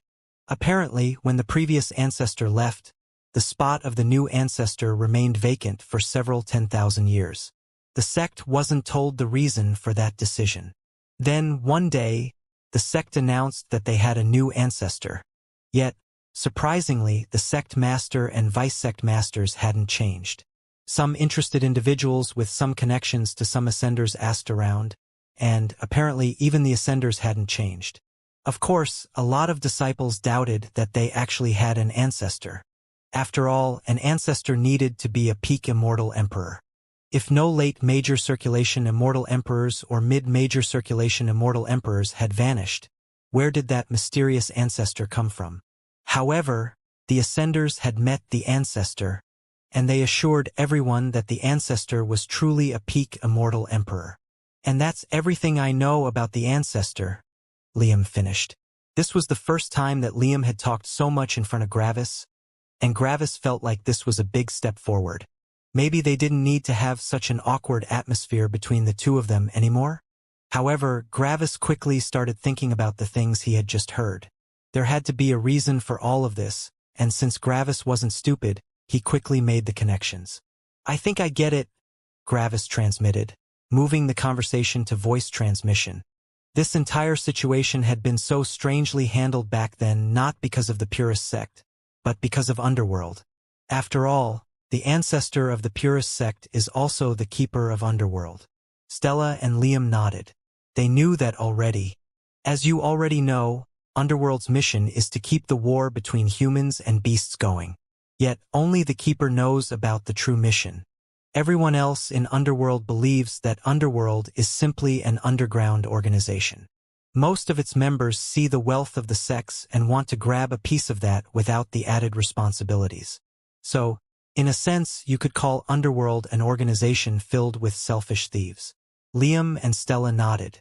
Yet, when only the Keeper knows about the mission, how would a new Keeper receive this information?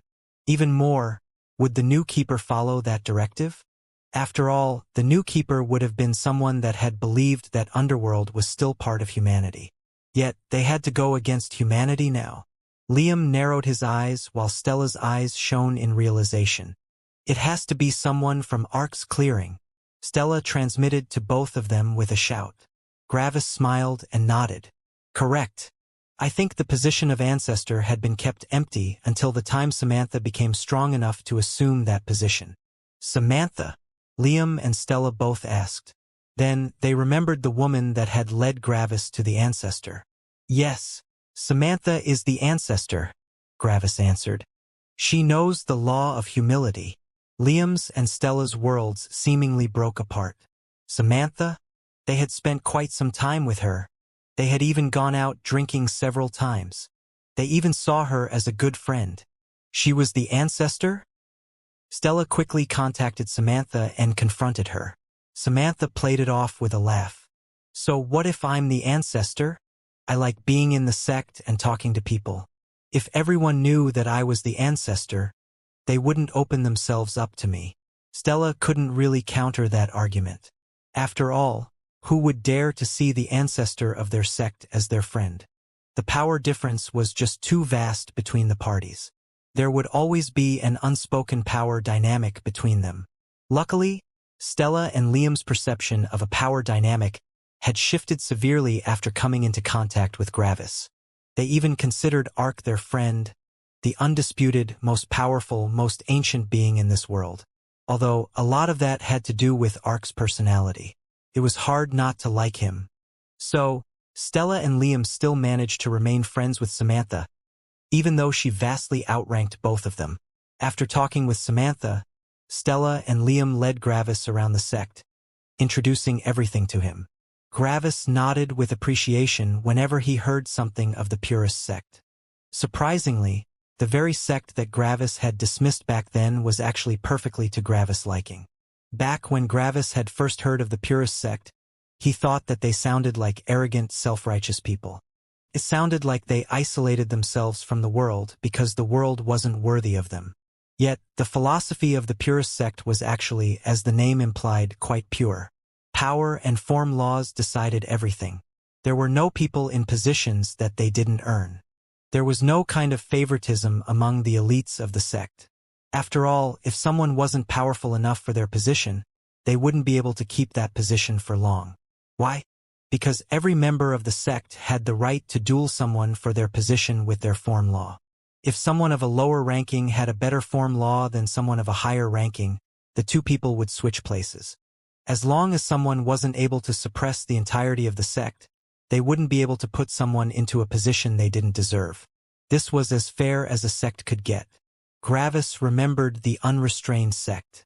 Back then, Gravis had also believed that the unrestrained sect was perfect for him. However, the unrestrained sect was, ironically, the most restrained sect. They built their sect around a concept they didn't understand, making the entirety of the sect seem incongruent. The 9 Elements sect had gone completely against Gravis' philosophy. The entire sect was made of political games and hypocrisy. Yet, the purest sect was simple and down-to-earth. The entirety of the purest sect was built on simple, fundamental truths. In short, the philosophy of the purest sect was really pure. Sadly, they put too much emphasis on form laws, Gravis thought. There are so many more laws out there that can make someone more powerful, but only form laws matter here. Unfortunately, not everything's perfect. The purest sect is already as good as it can get. Expecting anything more would be unrealistic. After looking around the sect for a while, Liam left, leaving Gravis and Stella alone. "Excuse me, lady," Gravis said with a polite and distant voice to Stella. Stella only smirked. "Yes?" she asked in a similarly polite voice. "It has come to my attention that you are an enjoyer of sausages," Gravis said. Stella only laughed with a smirk. And thus, Gravis and Stella finally truly united again after 100,000 years apart. It was like no time had passed for Gravis and Stella. It was like they had never parted. In the nights, Stella and Gravis cultivated together, while in the day, Gravis met with other immortal emperors of the purest sect. Gravis got to know a ton of them, and he also demonstrated his form law again. He even told them about the emotional laws that went into making it. When the immortal emperors heard about the emotional laws, something that hadn't made sense up to now finally made sense. These immortal emperors were very knowledgeable in the matter of form laws, and they had realized that Gravis' form law actually shouldn't work. There was one particular passage that was seemingly impossible to combine with another one. Yet, Gravis had managed to fit these unfitting concepts together. This had stumped the immortal emperors, and none of them knew how he had done so. However, after hearing about the concepts of the emotional laws that went into the form law, everything finally made sense. Fusing an emotional law into a form law wasn't a new concept. After all, there had been some immortal emperors that had managed to fuse the law of humility into their form laws. Yet, they hadn't known about the other emotional laws. The other 5 emotional laws were not as easy to comprehend for the purist sect since they didn't have a fitting place to comprehend them. This meant that they had to comprehend these laws naturally, which in turn made them very rare. When they heard that 3 emotional laws went into Gravis' form law, they finally realized how Gravis' form law could be so powerful. It was basically made up of 17 level 5 laws. That was insane. Not even their sect master knew 17 level 5 laws. Hell, it would be surprising if she even knew 10.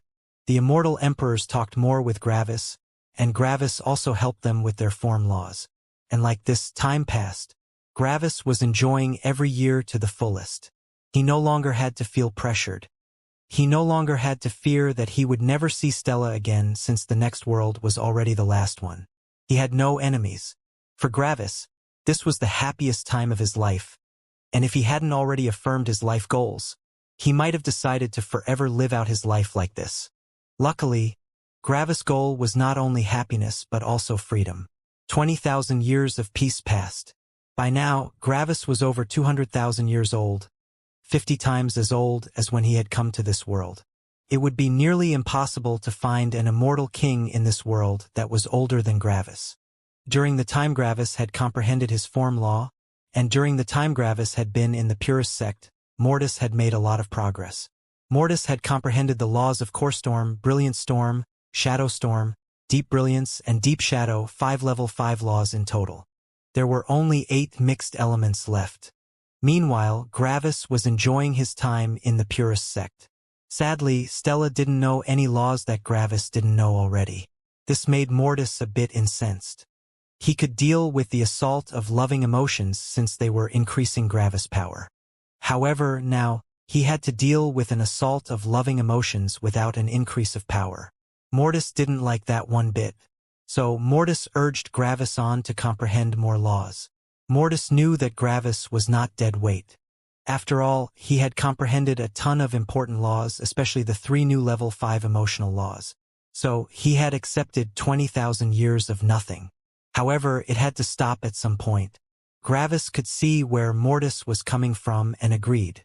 Gravis had basically forgotten that Mortis was also assaulted with all the emotions Gravis was feeling, making him feel a bit guilty.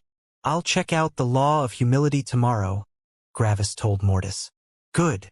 Gravis looked at a dark cave below him as he floated in the sky. The cave seemingly led into nothingness. Not even his spirit sense could truly enter it. This cave led to the law comprehension area for the law of humility. Although it couldn't really be described as a law comprehension area. It was a heaven's trial after all.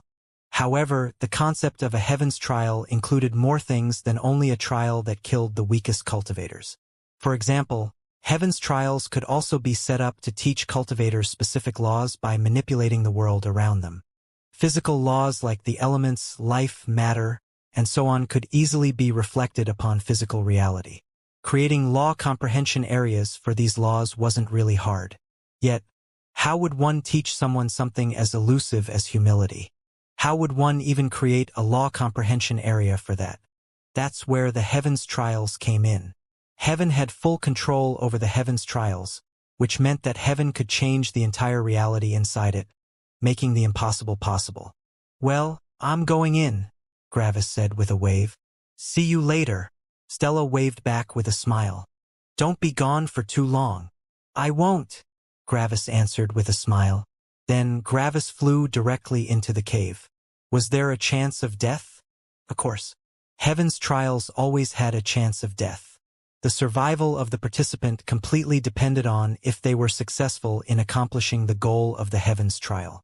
The goal of this Heaven's trial was to comprehend the law of humility.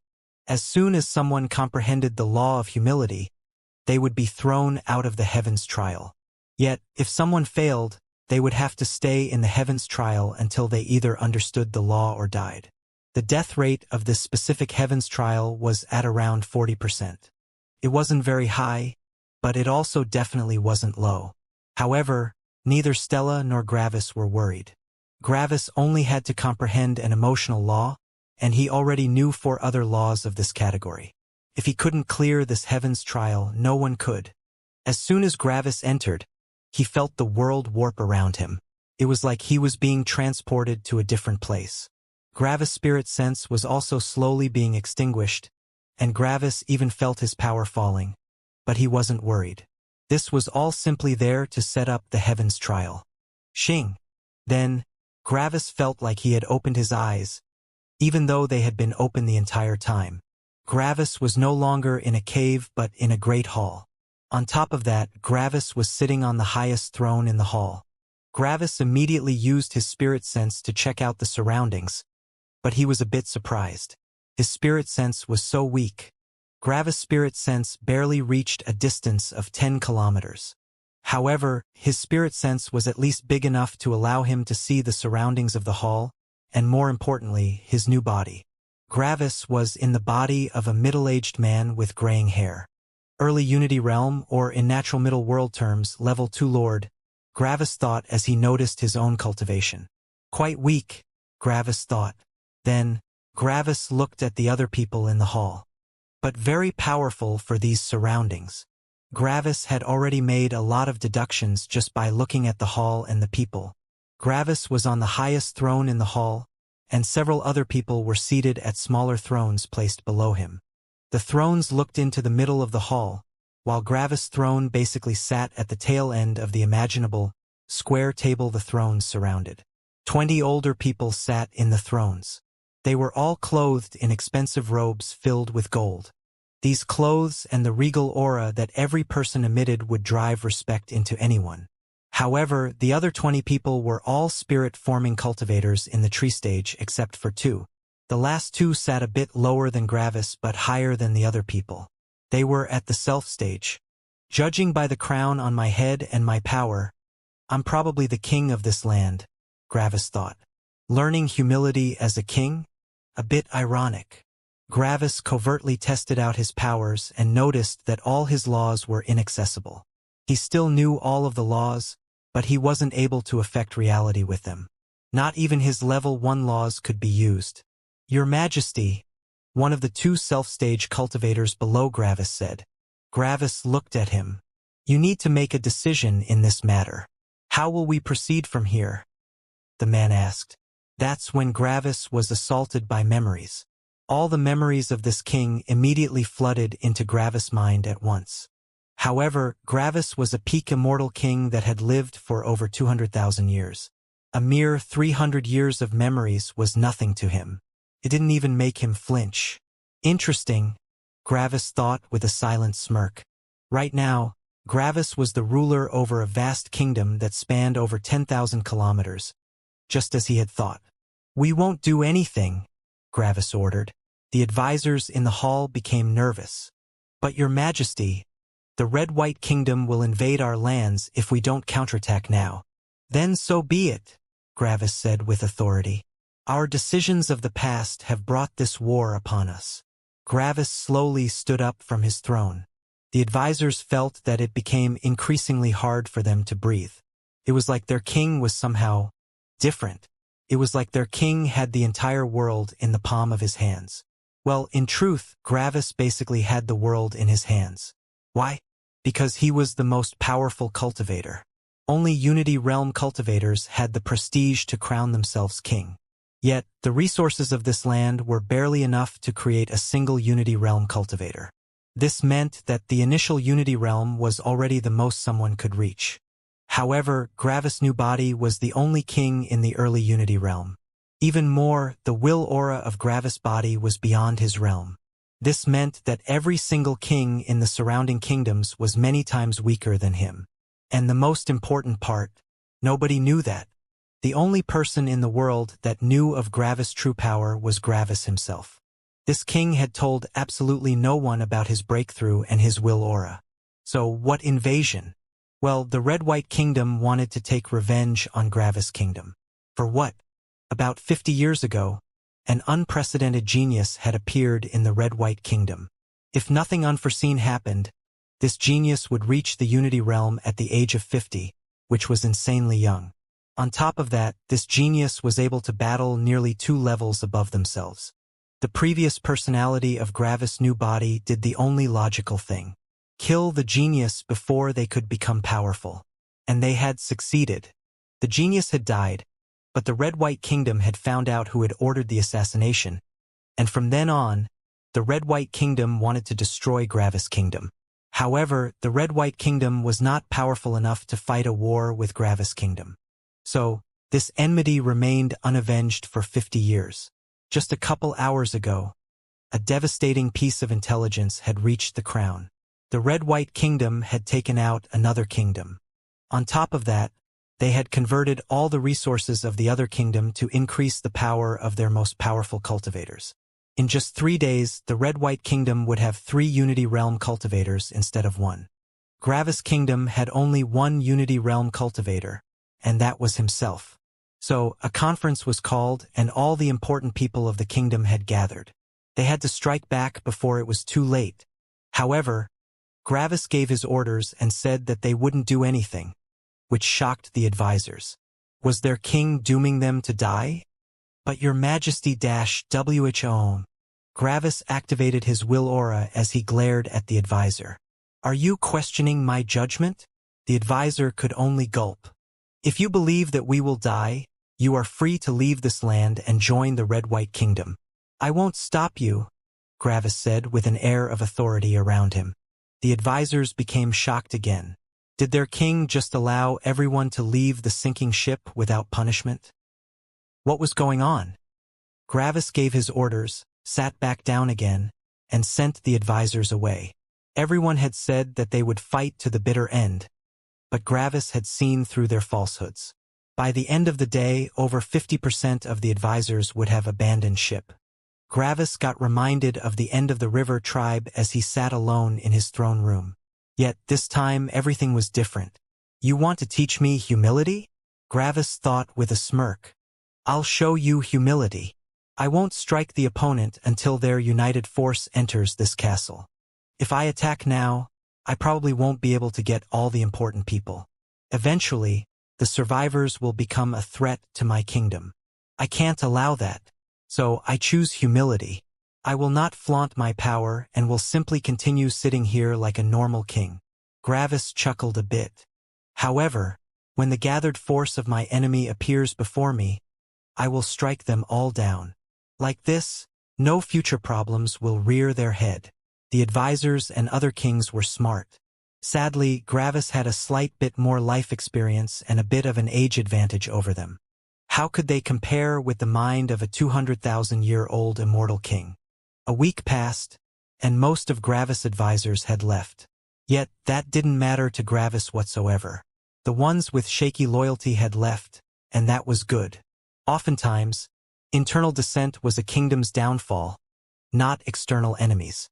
Gravis' approach was similar to back when he had raised the river tribe, but for different reasons. Back then, Gravis had not suppressed anyone since beasts wanted to gain power more than anything. Suppressing their power would only make them leave. This time, Gravis let the humans leave because of loyalty issues. As long as someone was the most powerful, no beast in one's tribe would betray them. However, when it came to humans, this wasn't the case. Humans like to use a lot of schemes to circumvent power and gain an advantage. Because of that, unity in one's ranks was more important than with beasts. When a week passed, the thing that Gravis had expected finally happened. Boom! Gravis' castle was blown apart, leaving only Gravis on a throne. The rest of the castle had turned into rubble. Would you have ever expected that this day would come? A young man with a crown said with authority from above Gravis. 2 other Unity Realm cultivators flanked him. Yes, I did, Gravis said with a smirk. Then, Gravis activated his will aura, making it impossible to move for anyone else. Immediately, the invaders felt like they had committed a grave mistake. And then, there was no then. The 3 invaders died quickly under Gravis' royal sword. This hadn't even been a fight. Humility, huh? Gravis thought with a smirk. I've used humility to destroy my enemies. That's what this is all about, right? Gravis thought. Over the next couple of days, Gravis' kingdom annexed the other kingdom, becoming more powerful in the process. Sadly, the entire fortune of the other kingdom was only enough to create 1 more cultivator in the Unity Realm. Well, at least Gravis' kingdom had 2 Unity Realm cultivators now instead of 1. Unfortunately, the trial still continued since Gravis hadn't comprehended the law of humility yet. For the next couple of years, Gravis did his best to use humility to get rid of his enemies. Gravis deliberately made his kingdom look weak, even fooling his own new advisors. Eventually, another kingdom had decided to attack them, and Gravis dealt with them just like he had dealt with the previous kingdom. 10 years later, Gravis had 4 cultivators in the Unity Realm. His kingdom prospered. And then, exactly 15 years after Gravis had arrived in this world, the end came. A band of robbers from a more prosperous area went through the kingdoms, annihilating all the powerful cultivators and stealing the resources. In the end, this band arrived in Gravis' kingdom. They were made up of 5 early Unity Realm cultivators and 10 initial Unity Realm cultivators. The 5 early Unity Realm cultivators united against Gravis, while the remaining 10 dealt with the other Unity Realm cultivators under Gravis. Gravis quickly killed 2 of them, but the remaining 3 started to exhaust him. Gravis didn't have his beast body, and he didn't have his affinity towards lightning. This meant that killing an enemy didn't replenish his energy. Whenever he killed an enemy, the energy he had used to accomplish that was wasted. On top of that, these cultivators had quite refined battle styles. Gravis tried his best, but he was eventually exhausted to death in the face of overwhelming power. For the first time in his life, Gravis died. And then, Gravis reopened his eyes, which quickly narrowed. Just as I've thought, Gravis thought. Death is not the end in this trial. Seems like I made some mistakes along the way. Your Majesty, you need to make a decision on this matter. Gravis looked at his advisor and frowned. I'm all the way back at the beginning. It seems like dealing with the Red-White Kingdom is not the true goal. The band of raiders that comes in 15 years is far more dangerous than the Red-White Kingdom. I need more power. The advisor had just asked Gravis what they should do, but instead of getting an answer, something else happened. Bang! Gravis exploded forward as he flew out of the hall. The advisors had no idea what had just happened. In less than an hour, Gravis reached the Red-White Kingdom. Then, he annihilated the 3 future Unity Realm cultivators and gathered the remaining resources. Not enough, Gravis thought with a frown. They have already used most of the resources. Sadly, I can't consume corpses to become more powerful since I'm not a beast. I need more resources. Thus, apocalypse had come to the kingdoms on this day. Gravis went through every kingdom, killing the most powerful cultivators and grabbing their resources. In just 1 week, Gravis had accomplished what had taken him 15 years previously. I still have nearly 15 years left, Gravis thought as he checked the resources. It was about half of what he needed to become a mid-Unity realm cultivator. I need more. Gravis went towards the east since he had already killed all the kingdoms he knew. And then death arrived. Just as Gravis went past a mountain, he ran into a nascent nourishing beast. Gravis couldn't even defend himself. Bang! Gravis opened his eyes again, back in the hall. Then he immediately left the hall again. Just like last time, Gravis annihilated all the kingdoms and pocketed their resources. Then Gravis went north and found an even more powerful beast. Gravis opened his eyes again, back in the hall. The same thing repeated itself, but this time he went west. Another beast with too much power. The process repeated again, and this time Gravis went south. This time there was no beast. Gravis was ecstatic when he noticed that there was no beast here. Sadly, the further he traveled, the weaker everything became. The energy density also fell severely, as did all the resources. After a month of searching, Gravis found nothing that could help him. Is this for real? Gravis thought. There are not enough resources to make me become a mid-Unity realm cultivator? Seems like I have to find another way. Gravis went back to his kingdom and killed the new king that had been crowned in his absence. After that, Gravis pushed 2 of his most trusted advisors to the early Unity realm. There might not have been enough resources for Gravis to reach the mid-Unity realm, but there were enough to create 2 early Unity realm cultivators. Like this, they would have enough power to resist the marauders. In the next 15 years, Gravis did his best to teach his 2 new helpers. They had to become as powerful as possible for the eventual invasion. Sadly, 3 years later, they betrayed Gravis. After a bloody battle, Gravis had killed the 2 of them. Yet, he could only grit his teeth. The resources had been wasted. This meant that Gravis would die again when the marauders came.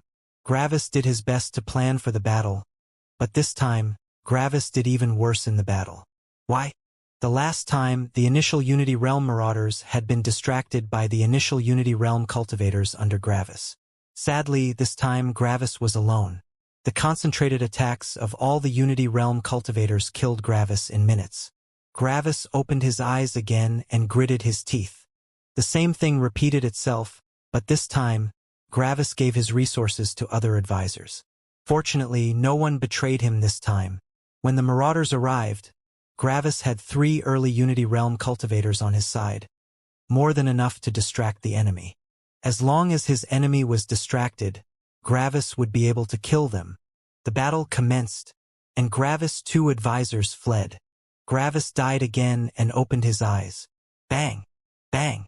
And killed the past incarnations of his 2 advisors. Then, a similar process happened this time. And again, and again, and again. In the end, over 1,000 years had passed for Gravis, but he had never been able to get through the marauders. No matter what he did, something would go wrong. Bang! Gravis hit his throne, decimating it in the process. Fuck! I tried fucking everything. What do you want me to do? How am I supposed to get through that? There are not enough resources for me to become more powerful, and no matter whom I give the resources to, something always goes wrong. Why, Your Majesty? One of the advisors asked in terror. Bang! Gravis killed all of them. Shut up. I need to think, Gravis shouted into the empty hall. All of these beings were not real, which was why Gravis didn't mind killing them. All of this was only a heaven's trial. Then Gravis fell into thought. This entire setup exists to teach me the law of humility. This means that I can only survive by comprehending the law of humility. There must be something that has to do with humility that will allow me to triumph. Silence. But what? Gravis remained sitting on his throne alone for several minutes as he just thought about his options. I have no idea what I can do better. I've already tried everything, but it just wouldn't work. Yet, there has to be a solution, and it should have something to do with humility. Humility, huh? Gravis thought, unsure of what exactly it meant. Gravis was pretty sure that he had used humility as well as possible up to now. After all, he had allowed everyone to underestimate him, not showing his power at all. Yet, that has also not helped me much. The marauders still killed me. Even fleeing is impossible due to the powerful beasts that surround this area. Gravis continually scratched his chin in thought. What to do? What to do? Bang! The roof of the castle was blown apart as 3 Unity Realm cultivators looked at Gravis from high up. Would you have ever believed that this day would come? The young man in the front asked with an arrogant voice. Gravis didn't answer as he continued thinking. Seeing that Gravis hadn't answered, the young man sneered. Are you denying reality, O great king? He said with a sneer. Do you believe us to be beneath your notice? You might have an impressive battle strength, but you can't fight all 3 of us at once while still being at the initial Unity realm. Suddenly, Gravis perked up. What did you just say? He asked in surprise. Are you deaf? The young man shouted. I said, as long as you are in the initial Unity realm, you can't fight the 3 of us. So do the smart thing and capitulate. Don't force us to kill your entire kingdom. Then Gravis' eyes widened in realization. I see, he thought with excitement as he finally cracked another part of the puzzle. They think I am in the initial Unity realm. However, how is that even possible? My will aura is far stronger, and I'm also at a higher realm. So, either I should appear as someone without any cultivation to them, or as someone far more powerful. Yet, these guys are not idiots. They wouldn't believe that I am immortal. In fact, in both cases, they would become incredibly wary of me. After all, this would only show that I'm far more powerful than them. However, even when seeing me, they are still arrogant and believe me to be in the initial Unity realm. How would that be possible? The law of humility. Gravis silently smirked to himself. This body already knows the law of humility, and it's passively activating it to make it seem like I'm in the initial Unity realm. But then Gravis sighed. Sadly, I still don't know how I'm supposed to use this to my advantage. After all, I can't control the usage of the law of humility. Theoretically, if I had the control, I could just appear like an energy-gathering cultivator in front of the marauders, making them ignore me. Yet I can't control it. I always appear to others like I'm in the initial Unity realm. So what can I do? Stop wasting my time, the young man shouted with frustration. Do you capitulate or not? Gravis looked at the young man with absent eyes. Humility, huh? Well, I don't fully understand humility. Otherwise, I would have already comprehended the law. Therefore, there have to be facets of it that I just don't know yet. You want humility? I'll give you the most extreme form of humility. I'm going to become a pushover. I capitulate, Gravis said. The 3 Unity Realm cultivators were shocked when they heard that. Could you repeat that? The young man asked in surprise. I capitulate, Gravis repeated. Then he stood up from his throne and walked down. In the end, Gravis sat in one of his own advisor's seats. You are the king. This kingdom is yours, and I will follow whatever you say, Gravis said. The young man looked at Gravis with a complex expression.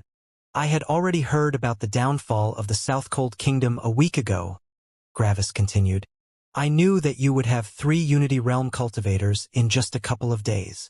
Yet, instead of attacking you while you were still building up your strength, I killed everyone that knew about it and waited here for you. I have killed your genius in the past due to my own greed, and it has brought me now to my downfall. Karma has been sown, and I have to reap it now. There is no reason in resisting the power of karma. I have committed a sin, and I must pay for it now. I realize this now, and instead of committing another sin by fighting you, I decide to sacrifice my own status and life to right this wrong. Go sit on the throne. This kingdom is yours, Gravis said as he bowed to the 3 Unity Realm cultivators. The Unity Realm cultivators talked to each other with voice transmissions. Some seconds later, the young man sat down on Gravis' old throne and looked down at Gravis. I don't know what brought on this change of heart, but I'm not a tyrant. You have seen the error of your ways, and I can appreciate that. However, you have still committed a grave mistake, and you must pay for it for the rest of your life, he said. Then, the 2 other Unity Realm cultivators appeared around Gravis. As a show of trust, open your spirit space to my 2 generals, the young man said. Open one's spirit space. This was handing one's life over to another. However, Gravis didn't resist and let them enter his spirit space. What did he have to fear?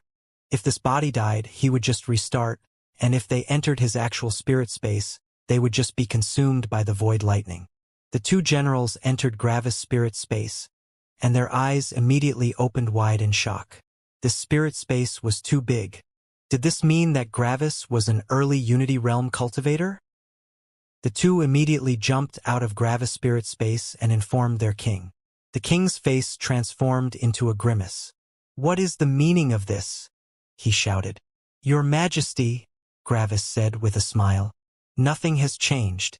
I am willing to pay for the karma I have sown. If I wanted to kill you, I wouldn't need to put on such a play. I have the power to defend myself, but I'm not using it. Take it as proof that I'm willing to follow you." The three of them talked some more, and in the end, the two generals entered Gravis' spirit space again.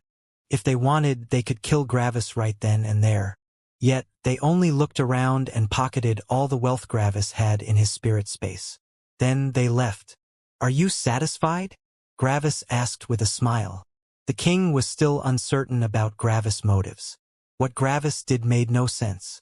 He obviously had the power to kill the three of them, but instead of killing them, he simply capitulated. Why? Did he not care about his status, his freedom, his wealth? The three of them had already become frightened deep inside. They knew that Gravis could kill them. They shouldn't have underestimated him. "Why are you giving up everything when you have the power to keep it?" the king asked. "Life," Gravis answered with a smile. "My rule is iron, but it does not inspire loyalty. With my power, I can force this land into following my every word. But what is the point of that? If people are not willing to follow me, what is the point of my rule? If people are not willing to follow me, I'm not a king, but a slaver. In comparison, the Red-White Kingdom follows your Majesty with all of its heart. You are a king while I am a slaver. You are more fit to be king than I. And today I have repaid a part of my debt. Today, I have shown you that you can't underestimate anyone, no matter how weak they appear. If I hadn't been willing to turn over a new leaf, none of you would have left alive. Take this as a lesson from an old slaver that is willing to help the king to grow." The three Unity Realm cultivators talked to each other some more. Then, the king looked at Gravis with a relaxed smile. "I thank you for your lesson," he said. "It is a valuable one indeed. For teaching us this lesson, I am willing to forgive your previous transgressions." "That is too kind, your Majesty," Gravis said with a bow. "Are you willing to follow me as one of my generals?" the king asked. "More than anything, your Majesty," Gravis said with a deep bow. The war had never happened. Instead, Gravis' kingdom embraced a new king, loved by all. The people were happy. Yet, Gravis felt uncomfortable. "I'm so not used to acting like a pushover," Gravis thought. "Life? Karma? Lesson? Ugh. But if I need to act like this to overcome this trial, sure. After all, it exists to teach me something. Let's see how this goes." Gravis joined the Red-White Kingdom as a general, and he followed every order of the king. After a while, the king even trusted Gravis enough that he wanted to learn combat from him, and Gravis complied, teaching the king as much about combat as he knew. The king's power soared, and in the next couple of years, he unified all the other kingdoms. He didn't do it via war, but by inspiring them to follow him. His power was unequaled, except for Gravis, and all the kingdoms knew of the personality of the Red-White King. In the end, the land was unified, and the Red-White Kingdom transformed into the Red-White Empire. After that, the Red-White Empire tried to search for a way to get past the deadly wilderness surrounding their empire. Sadly, before they could make any headway, the marauders invaded their land. The Red-White Empire confronted the marauders. The Red-White Empire had 2 early Unity Realm cultivators and 8 initial Unity Realm cultivators. With Gravis' battle strength, he now had the power to destroy the marauders, thanks to all his companions. He could finally overcome the group that had killed him time and time again. Well, in for a penny, in for a pound, Gravis thought. Yet, Gravis had decided to be a pushover and he wouldn't stop now. It had helped him up to now, and even though it was beyond stupid in his opinion to not kill the enemy right now, Gravis simply continued acting like a pushover. So, when the battle happened, Gravis only fought an initial Unity Realm cultivator without deadly force, merely putting on a show.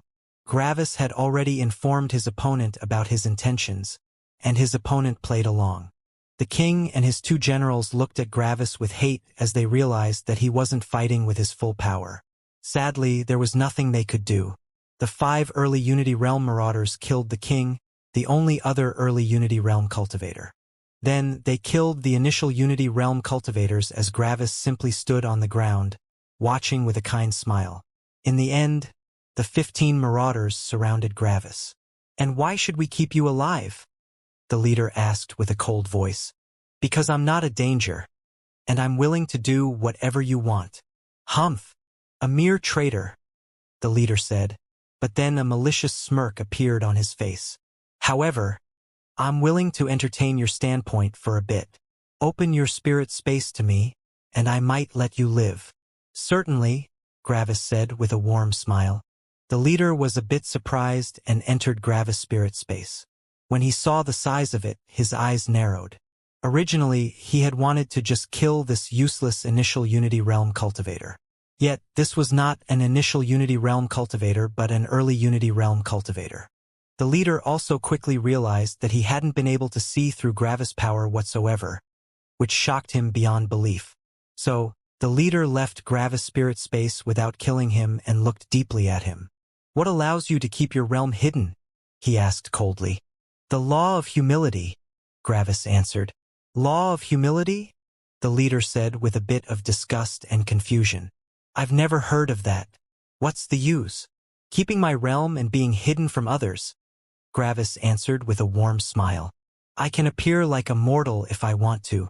Potential enemies don't know of my power, giving me a free shot on anyone that underestimates me." The leader had taken the law of humility lightly, but after Gravis explained its uses, he realized that this law was actually terrifying. It was a silent blade that could kill someone. After a while, the leader looked at Gravis with severe eyes. However, the coldness that had been present previously had vanished. "You have not fought us, even though you had the power. If you had unleashed your power, at least one of my companions would have died. For that, I am willing to allow you to follow us," he said. Gravis bowed with a warm smile. "I will follow you." "Good," the leader said. On this day, Gravis joined the Marauders, and as he followed the group, he had to think back on what his decisions had brought. "In the beginning, I was the only Unity Realm cultivator. Then, I joined a group with 3 other Unity Realm cultivators. This group managed to increase its power until there were 10 Unity Realm cultivators, and now, I'm part of a group so powerful that I can't even fight them on my own." "Humility, huh?" The group of Marauders pocketed all the wealth in the Empire and left it afterward. Apparently, there was a hidden cave that allowed humans to pass through the dangerous wilderness. This cave was also the way this group had managed to come to the Empire. Gravis followed the group for the next couple of years, earning quite a lot of resources for himself. In the end, Gravis reached the mid-Unity realm without many problems. Then, the group was attacked by the striking force from a sect and annihilated. Just like the last time, Gravis didn't put up a fight. The sect put Gravis into custody and brought him back. After that, they interrogated him thoroughly and checked with several witnesses. Gravis had never killed anyone. He had always only bought some time for the Marauders. In the end, the sect decided that Gravis wasn't deserving of death. Instead, he was put to work for 200 years to right his wrongs. After 200 years, Gravis was allowed to join the sect. Whenever Gravis thought about what his decisions had brought, he felt like he lived in a fantasy world. By not killing anyone, by not fighting anyone, and by always keeping my power hidden, I have left the weak land of kingdoms and became a disciple in a powerful sect. My realm has increased, and it will continue to increase. Gravis thought with complex feelings. I would never act like this in reality. But in here, it has allowed me to become far more powerful. Is this a facet of humility? Gravis thought as he looked at his own courtyard in the sect. I thought humility meant staying hidden and striking at the best opportunity. Yet, by not striking at all and keeping my power hidden forever, I have achieved far more than by striking. Passiveness has become more useful than activeness. Gravis looked at the sky with a thoughtful expression. In one case, I was using humility to kill my enemies. This could be seen as an apathetic usage of the law. Yet, by never striking, I allowed everyone to live, which also meant that I was able to survive. This could be called an empathetic usage of humility. One kills my opponents and might endanger my own life. The other kills no one, and I can survive without problems. Apathy and empathy, huh? That's just like the laws of calm and rage. They can also be used with apathy and empathy. So that's what I was missing. Boom! Gravis smiled warmly, but he became shocked a moment later. Gravis had comprehended the law of humility. However, the thing that shocked Gravis was that he had comprehended the level 5 law of humility. Wasn't he supposed to comprehend a weaker one? Suddenly, the world turned into nothingness as Gravis was transported into a cave. He was back in his old body, and he felt his true power return. 1,254 years, a voice said from Gravis' front. That's really fast. Gravis looked over and smirked. Surprised. A bit, Ark said with a bitter laugh. I'm a bit envious, you know? By the way, you can say thanks now, Ark said with a smirk. Gravis was a bit confused. What do you mean? Ark laughed a bit. You actually comprehended the level 3 law of humility on your first try. Gravis' eyes widened. What? No, I didn't. Yes, you did, Ark said with a laugh. The level 3 law of humility only requires either the apathy part of the law of humility or the empathy part. You perfectly used the apathy part of the law of humility on your very first try, always staying hidden and striking whenever you want. However, I thought I'd give you a helping hand. So I modified the trial and included that band of marauders. I wanted you to comprehend both parts. Originally, the trial would end after someone took out all the other kingdoms with the required method, but you did that on your first try. I put the marauders in there to force you into the empathy part of the law of humility. And well, here you are, knowing the level 5 law of humility, Ark said with a wide smile. You're only missing the law of pride now, eh? Gravis was surprised, but he relaxed quickly and smiled warmly. Thanks, Ark. Gravis felt great when he realized that he had comprehended the level 5 law of humility directly. Comprehending the apathetic part of the law of humility wasn't hard at all, since acting like this was very similar to how Gravis had acted when he was younger. Back then, Gravis wasn't all about comprehending laws but was all about killing his enemies. He didn't really demonstrate his power to make his enemies go all out but took full advantage of the fact that they were underestimating him. So, the apathetic part came naturally to him. However, the empathetic part would be something completely different. Gravis would never act like he had acted in the Heavens trial. Gravis always took the initiative and dealt with problems directly. Why? Because he had the power to do so and because it was necessary to jump into danger to become powerful. In the Heavens trial near the end, Gravis had acted like a pushover that never attacked anyone. Additionally, he had always changed sides as soon as a stronger party arrived. In short, Gravis had acted like a traitorous, opportunistic turncoat. Acting like this went completely against Gravis' philosophy, which put a lot of emphasis on fairness, honesty, and loyalty. Comprehending the empathetic aspect of the law of humility might have either been impossible or would have taken an insanely long time under normal circumstances. I truly have to thank you, Ark, Gravis repeated again. I don't know how long it would have taken me to comprehend the level 5 law of humility otherwise. I know, Ark answered with a smirk. That's why I modified the Heavens trial. I don't want to wait for another eternity for our fight. Gravis' heart stabbed a bit when he heard that. Ark had worded it lightly, but Gravis still couldn't get comfortable with the fact that he would be Ark's death in the not-so-distant future. Gravis really didn't want to kill Ark. However, Ark and Gravis both knew that there was no way around it. If Gravis didn't kill Ark, he would receive the brand. No matter how much Gravis liked Ark, he couldn't put Ark's survival above his own future. Yes, they were close friends, but his freedom was more important to Gravis than his friends. One might see this as selfish, but essentially all cultivators thought like this. Additionally, Gravis never masked his true priorities. Everyone knew about Gravis' priorities. Nothing was allowed to stand between him and his freedom. Yet, maybe one thing, Gravis thought about Stella, and an intense emotional conflict appeared in his eyes. If he had to choose between Stella and freedom, what would he choose? As this thought appeared in Gravis' mind, intense emotions fought in his heart. There was no clear answer. He didn't know the answer. What would he decide? "Hey, don't space out on me," Ark said with a frown. Gravis quickly shook his head as the conflict inside of him was pushed to the side. "Oh, sorry. I was distracted." "I can guess what you were thinking about," Ark said with a warm smile. The conflict of priorities is one of the most difficult things to resolve. However, you should know that already, right? Gravis got reminded of his conflict with his lightning. Back then, Gravis' loyalty towards his lightning and his desire for freedom and autonomy had clashed inside him. The problem had appeared unsolvable back then. Yet, when Gravis remembered that issue, he calmed down. Right, why was he worried? Gravis had already found a satisfactory solution to an unsolvable problem. Why worry about something he couldn't solve now? Additionally, it wasn't even certain if Stella and his path to power would ever come into conflict. It wasn't a problem since the problem didn't even exist, to begin with. "How can you always choose the correct words in every situation?" Gravis asked with a sigh. "I got quite some experience," Ark said with a smile. "Don't worry. When you become as old as me, you'll be even more experienced than I am right now." Gravis sighed again. "You said when, not if." "Whoops," Ark said with a laugh. "Of course I meant if. After all, who knows who will win between us?"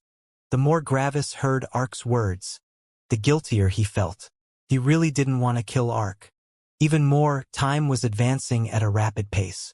When Gravis had just arrived in this world, his fight against Ark had appeared so very distant, like it would never happen. Yet now Gravis was over 200,000 years old, and he was close to comprehending the laws of emotions. There were literally only 4 things standing between now and Gravis' future fight with Ark. First, the emotional law. Second, condensing the level 7 law of perceived reality. Third, condensing the level 7 law of sentience, which was a fusion of the law of emotions and law of perceived reality.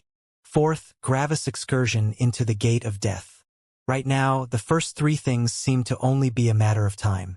By now, Gravis was certain that he could comprehend the law of sentience before he died to the increasingly more powerful tribulations.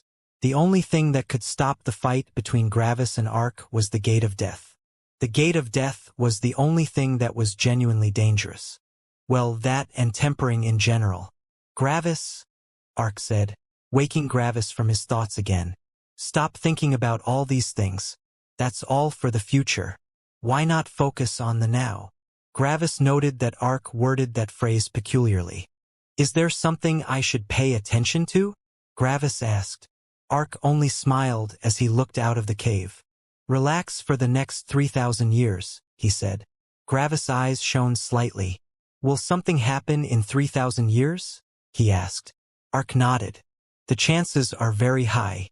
It's not a certainty, but as things are going right now, I'm pretty sure it will happen. Can you just get to the point instead of describing everything in a roundabout way?" Gravis asked with a frown. Ark laughed a bit. "But if I did that, it wouldn't be any fun for me," he said. Gravis rolled his eyes. "Fine. Can you at least tell me what this presumed incident has to do with me?" Ark's grin widened. Tempering. Tempering? Gravis asked with interest. Gravis was always interested in tempering. "Yes, and the very good kind," Ark said. "If you want, you can try jumping 6 levels. The eventual opponent will be in a unique disposition that will make their most powerful laws useless against you. However, the opponent will still be incredibly powerful, even without their laws. This might become one of your hardest fights yet. But you can win," Ark finished. Gravis' eyes lighted up. "Jumping 6 levels?" He wanted to try that, but he had to choose a perfect opponent for that. Any unforeseen powerful law might end Gravis' life. However, when Ark said that Gravis had a chance of victory, he believed him. But Gravis was also certain that this opponent was a true danger to his life. "And this incident in 3,000 years will grant me this opponent?" Gravis asked. Ark smirked and nodded. "Don't worry, you will hear about it when it's time. In fact, the entire world will hear about it." "The entire world?" Gravis asked with surprise. Ark only smirked at Gravis. "Xing," and teleported away. After Ark left, Gravis' mood had improved by a ton. Tempering. It was high time for some more tempering. Even more, this would be his first opponent 6 levels above himself. A feeling of overwhelming pressure appeared on Gravis' shoulders. He knew that feeling. This was the very familiar feeling of pressure Gravis got whenever he was about to truly put his life on the line. However, the feeling of pressure had a much greater impact than usual. Usually, Gravis enjoyed this feeling since it meant that Gravis was about to become even more powerful. This feeling had accompanied Gravis ever since he had started cultivating. It had been ever present for a huge part of his life. But things had changed. Now, Gravis was not only living for himself but for others as well. Especially Stella. What if he died? In the past, Gravis wouldn't have minded dying since that would only have meant that he hadn't been powerful enough. But now Gravis had a lover. What if he died? What would Stella feel? How much pain would Gravis' death inflict on her? There was an old saying, "A man without shoes doesn't fear someone with shoes." This saying refers to the concept of loss. A man that was so poor that they couldn't afford shoes didn't have anything to lose. Because of that, such a man was willing to jump into danger again and again. No one would miss them. They didn't have any accumulated wealth. Why not bet the little things he had for a brighter future? In comparison, the man with shoes had a family, wealth, and a high status in society. If he died, all of his past work would have been for nothing. In the past, Gravis had had nothing to lose but his life. His father and mother would get over Gravis' loss and continue on. Because of that, Gravis had never feared death much. But now, Gravis had invested over 200,000 years into his cultivation, and he had reached a terrifying amount of power. Even more, Gravis had Stella now, and Gravis had no idea how Stella would deal with Gravis' death. Would she even get over it? Would she commit suicide? Gravis didn't want her to commit suicide, even if he died. All of this magnified the pressure manifold, making it feel nearly overbearing. No wonder Orpheus stopped cultivating after becoming a star god, Gravis thought. He also found a partner. When I just met Orpheus, I couldn't believe why he would stop cultivating after achieving so much. But now I understand. Maybe Orpheus thought that it was enough. He didn't need more. I can also do that. Gravis had to sigh. Ha! He thought with a derisive tone in his mind. Look at me. I feel so pressured that I seek solace in the fact that I still have a way out. These thoughts are not different from suicidal thoughts when someone goes through emotional turmoil. Humans often think about suicide, but most of the time, these thoughts make withstanding the pain easier. Why? Because it shows the human that they still have a way to escape the pain. They don't need to use it. They only need to know that they have options left and that they still have control over their life. Gravis snorted.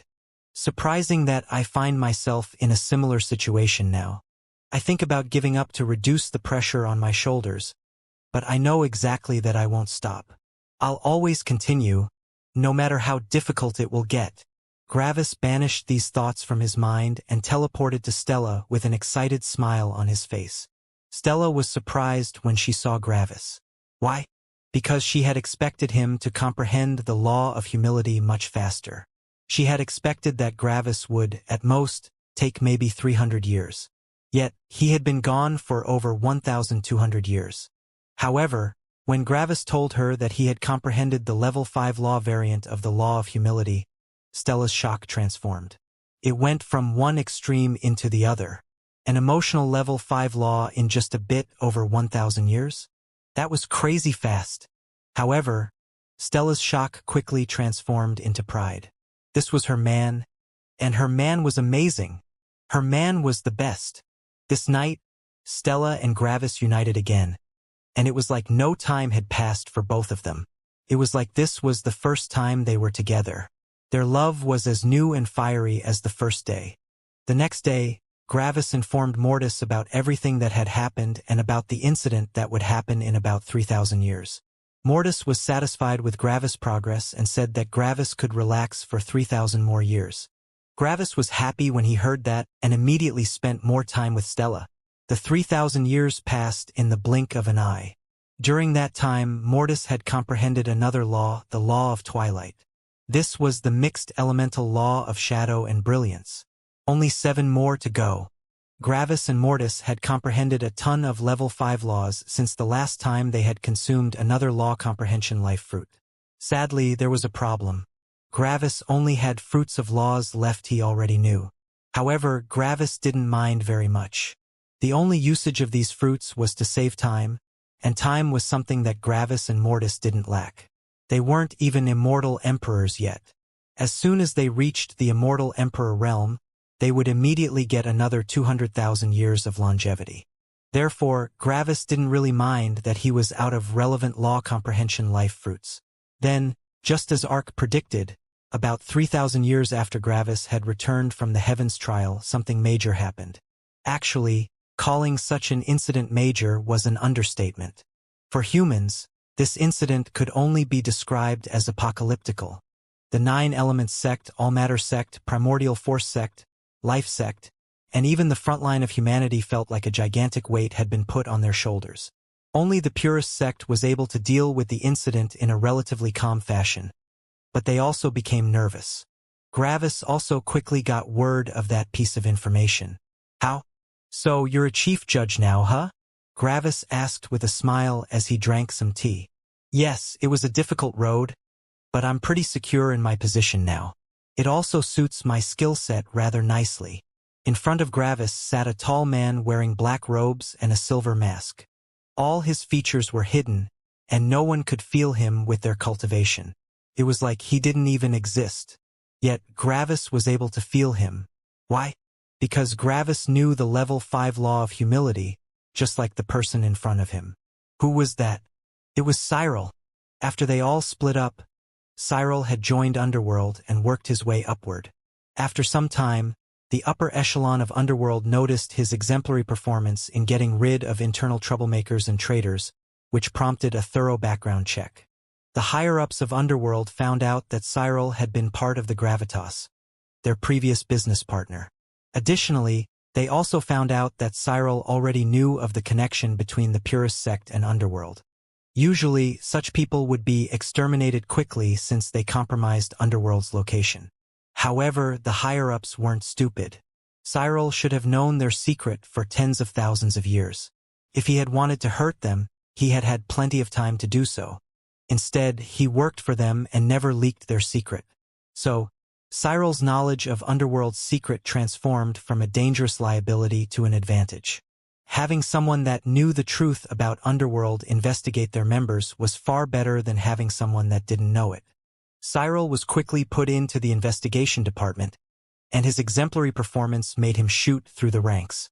In the end, Cyril became one of the 5 chief judges responsible for the investigation department over the territory of an entire peak sect. Due to his position, Cyril was also forced to increase his strength by a lot. Right now, Cyril was in the early major circulation Immortal Emperor realm. When the incident happened, Cyril came personally to inform Gravis. Why did he inform Gravis? Because he believed that Gravis would be very interested in this piece of information. After talking for a couple of hours about old times, Cyril got to the point. Something happened, Cyril said. Gravis' eyes immediately narrowed. Was it finally time? Did Ark's prediction come true? What happened? Gravis asked. Cyril finished the tea before him. The highest commander of humanity was killed by a human. Gravis was quite surprised. Yes, that was a pretty big incident. How powerful was the highest commander of humanity? Gravis asked. He was the publicly acknowledged strongest human, Cyril answered. He was a peak immortal emperor that knew the level 6 law of blaze. Gravis nodded. That truly was quite powerful. The law of blaze was the level 6 law equivalent to the law of inferno. If the highest commander also had that law as his avatar, he would have had control over an offensive level 7 law. Even more, with weapon techniques, the power of blaze might have even been pushed to the power of a level 7.5 law. Was it even possible for a human to withstand such an attack? Even beasts would be burned into nothingness as soon as they came into contact with such a force. Who could kill someone like that? Who killed him? Gravis asked with interest. Usually, the demise of the highest commander of humanity wouldn't interest him that much. After all, Gravis wasn't really part of either camp in the war. The death of such a powerful figure wouldn't be different to Gravis than the death of any normal cultivator. However, Ark had said that this incident could result in a nice tempering opportunity for Gravis. This meant that the killer was most likely the intended target for Gravis tempering. It was a woman by the name of Nira Frost Glacier, Cyril said. Frost Glacier? Gravis thought with furrowed brows. I've heard that last name before. You might know her as the previous sect master of the 9 Elements sect. A woman with blue eyes and blue hair appeared in Gravis' memory. Her eyes exuded a kind of feeling that showed that she had everything in the world under her control. It's her, Gravis asked with a cold gleam in his eyes. This was the woman that had wanted to force Stella into a marriage with the All-Matter sect that would have resulted in Stella's death. Obviously, Gravis didn't have any good feelings for her. Cyril nodded. Yes, he confirmed. How is that possible? Gravis asked with furrowed brows. Wasn't she under the effects of a life ring? Don't take this the wrong way, but you, of all people, should know how difficult it is to break out of the effects of a life ring. It's hard to believe something like that. Cyril chuckled a bit. Don't worry, I know what you mean, Cyril said as he remembered the time he had been Gravis' servant. I also could scarcely believe it when I've heard of it. Breaking away from the effects of a life ring should be impossible. After all, you can't even think of such thoughts while under control. How can you escape from something when you don't even want to escape? However, Cyril continued, taking a sip from a new cup of tea, there were witnesses and they had seen what happened. Apparently, during a gathering of the commanders, Nira suddenly slashed at the highest commander from behind him, killing him instantly. The highest commander hadn't been prepared for such an attack. After all, the elite of humanity had been gathered in this hall, and no one would dare to unleash an attack in there. Additionally, Nira had been under his control for over 100,000 years. Even you would drop your guard after such a long time. Gravis nodded. After such a long time, he would have probably also dropped his guard. What happened afterward? Gravis asked. The commanders were shocked about what had happened, but all of them are experienced veterans. They immediately surrounded Nira and attacked her with the intention of killing her. Gravis noticed the peculiar tone Cyril had used. But? Gravis asked. Cyril smiled bitterly. But they couldn't kill her. Why? Gravis asked. The commanders had to be some of the most powerful humans in the world. They were probably all late major circulation immortal emperors. Withstanding such an avalanche of attacks sounded nearly impossible. Nira's will aura suppressed all of the commanders until they could only unleash 20% of their speed, Cyril explained. Gravis' brows furrowed. Her will aura was that much stronger? That's the thing, Cyril said with a sigh. Her will aura was only at the late major circulation immortal emperor realm, a bit below average for people with such power. Yet, her will aura still suppressed them to such a degree? Gravis asked, a cold light appearing in his eyes. Cyril nodded. You probably already know, but that was the power of the level 6 law of suppression. Gravis nodded. The level 6 law of suppression, huh? That also explained how Nira managed to break free from the life ring's influence. After all, after suppression came freedom. This was the only explanation Gravis could come up with. After years of being suppressed, Nira had subconsciously comprehended the level 6 law of suppression. Then, for some reason, she had also managed to comprehend the level 6 law of freedom. The life ring suppressed thoughts of revolution and disobedience, But it didn't stop servants from thinking about themselves and comprehending laws. Just an enlightening realization about oneself might already be enough to comprehend the level 6 law of freedom. At that point, the cultivator would become immune to anything that wanted to suppress them as long as the force wasn't on an entirely different magnitude of power. Cyril noticed Gravis' eyes. "You seem to have realized something," he said. "Do you know what law Nira has used to escape from her suppression?" Gravis nodded. "I do," he answered. "Not many people in this world know about this law, and even fewer have comprehended it. It's one of the rarest laws that exist." "What is it?" Cyril asked. Gravis had never talked about the laws of perceived reality with Cyril, which was why Cyril didn't know much about that set of laws. "I can tell you, but knowing about this law will make it harder for you to comprehend it in the future, and at some point you need this law to become more powerful," Gravis said. "Are you sure you want to know?" Cyril became a bit nervous. A law he didn't even know existed. Even more, knowing about it would make it even harder to comprehend it? Such a statement felt counterintuitive and unbelievable. After all, someone had to know that something existed so that they could look at it and learn it. Not knowing about it meant that one couldn't learn it or look for it. However, Cyril didn't doubt Gravis' words. When it came to laws, Cyril believed every word Gravis said. "Then no thank you," Cyril said with a bitter smile. "Anyway, what happened after that? Did she kill all of them?" Gravis asked. "She fled," Cyril answered. "She fled?" Gravis asked with a raised eyebrow. "Why?" "Because the power of humanity isn't that simple," Cyril answered. "Her victory wasn't certain, and if she pushed everyone too much, the peak sects might empty their storages to push their most powerful ascenders to the peak immortal emperor realm. At that point, Nira would need to resist the might of several other peak immortal emperors that know level 6 laws. Something like that is not a joke. "Where is she currently?" Gravis asked. "Nobody knows," Cyril asked. "Why? Do you want to have a go?" Gravis smirked. "I've been looking for some tempering." Cyril nodded. He wasn't really surprised or shocked. Cyril knew that Gravis had a ridiculous amount of money, and if he wanted, Gravis could probably become a peak immortal emperor before the day was over. This was also one of the reasons why Cyril went to Gravis. Cyril was now fully integrated into Underworld, and he wanted to protect his organization. Maybe Gravis would become interested enough to resolve this issue? Of course, Cyril never kept his intentions hidden. Both of them knew that Cyril had come personally to Gravis to gauge his reaction to that incident. Gravis had no obligation to help. He would only help if he truly wanted to. Was Gravis interested? Of course. She is probably already a peak immortal emperor by now, right? After all, she should have absorbed enough energy to passively make the breakthrough, Gravis asked. Cyril nodded. Probably. We're not sure, though. Gravis scratched his chin. Peak Immortal Emperor -6 battle levels is late minor circulation Immortal Emperor realm. Gravis nodded. I'll deal with her. Cyril smirked when he heard that Gravis was interested in Nira.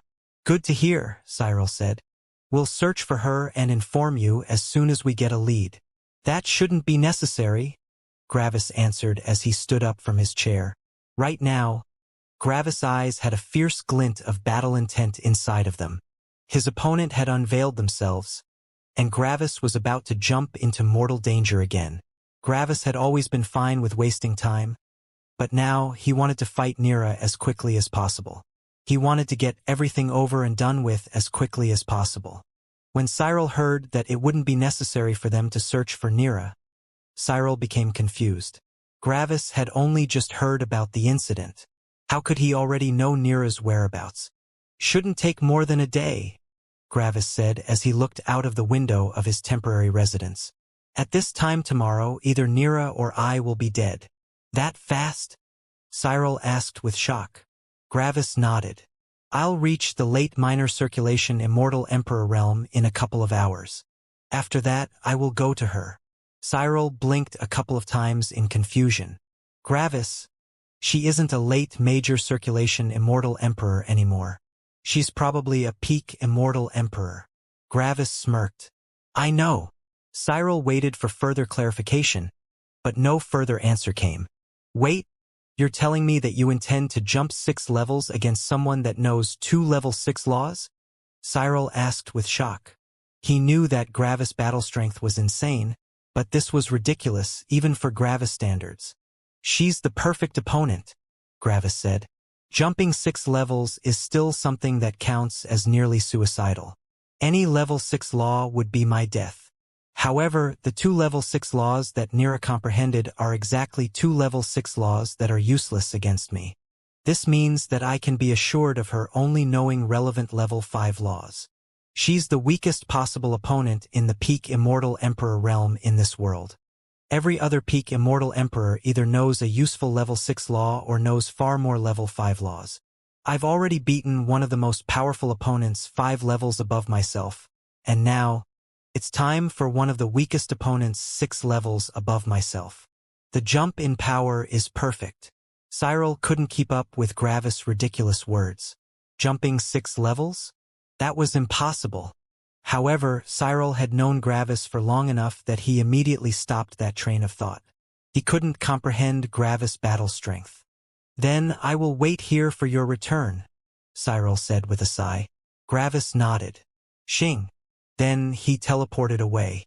In the underground, away from any prying eyes, Gravis took out a ton of immortal stones and started to consume them rapidly. Mortis, it is time, Gravis said. The tempering arc promised has arrived? Mortis asked. Yes, Gravis answered. After that, he informed Mortis of everything that he and Cyril had talked about. Finally, a truly powerful opponent. Mortis answered with a cold, shaking voice. Mortis had only had a single truly dangerous fight in his life, which had been against the Black Demon. Now it was time to take on the next true challenge. While Gravis felt the pressure of hurting Stella by dying on his shoulders, Mortis only felt the exciting pressure of a life-and-death battle. Gravis wanted to get the fight over with as quickly as possible so that he could get clarity about his survival. Mortis wanted to get to the fight as quickly as possible since he was excited. Both of them had the same goal, but for different reasons. Mortis dropped the law he had just been comprehending and traveled to the eastern continent. 2 hours later, Mortis arrived beside Gravis, who was currently a mid-minor circulation Immortal Emperor. The spiritual change between Immortal King and Immortal Emperor wasn't very pronounced. Gravis simply felt his mind become a bit clearer. The real change would come when he became a star god. As soon as Mortis appeared, Gravis dropped down to the early minor circulation Immortal Emperor realm, while Mortis' realm rose to match Gravis. The two of them consumed more immortal stones, and in another 2 hours, they had both become late minor circulation Immortal Emperors. Right now, Gravis had the power to fight ancestors. Gravis was now one of the strongest beings in this world. There were maybe only 10 beings left in this world that could rival him, including Narcissus. Gravis stood up, and Mortis entered Gravis' life ring. After that, Gravis returned to the Purist sect and searched for Stella. By now, Gravis' spirit sense was millions of kilometers wide. Stella, Gravis transmitted with a serious tone. Stella, who was currently comprehending a law, noticed Gravis' tone, and she became nervous. She had heard about Ark's words, and judging by Gravis' tone, it was time. The news of Nira killing the highest commander was still incredibly new, and the Purist sect hadn't been officially informed yet. Because of that, Stella didn't know whom Gravis was about to fight. Yet, when she felt Gravis' new power, she knew how powerful his opponent had to be. Stella knew that Gravis wanted to jump 6 levels, which seemed suicidal to her. So, if Gravis was a late minor circulation Immortal Emperor, his opponent had to be a peak Immortal Emperor. Peak Immortal Emperor. This had been such a distant concept to Stella for her entire life. Her dead teacher had been on that level. Yet now, Gravis was about to fight someone that was as powerful as her teacher had been. It was terrifying. Stella became nervous and fearful. She didn't want to see Gravis die.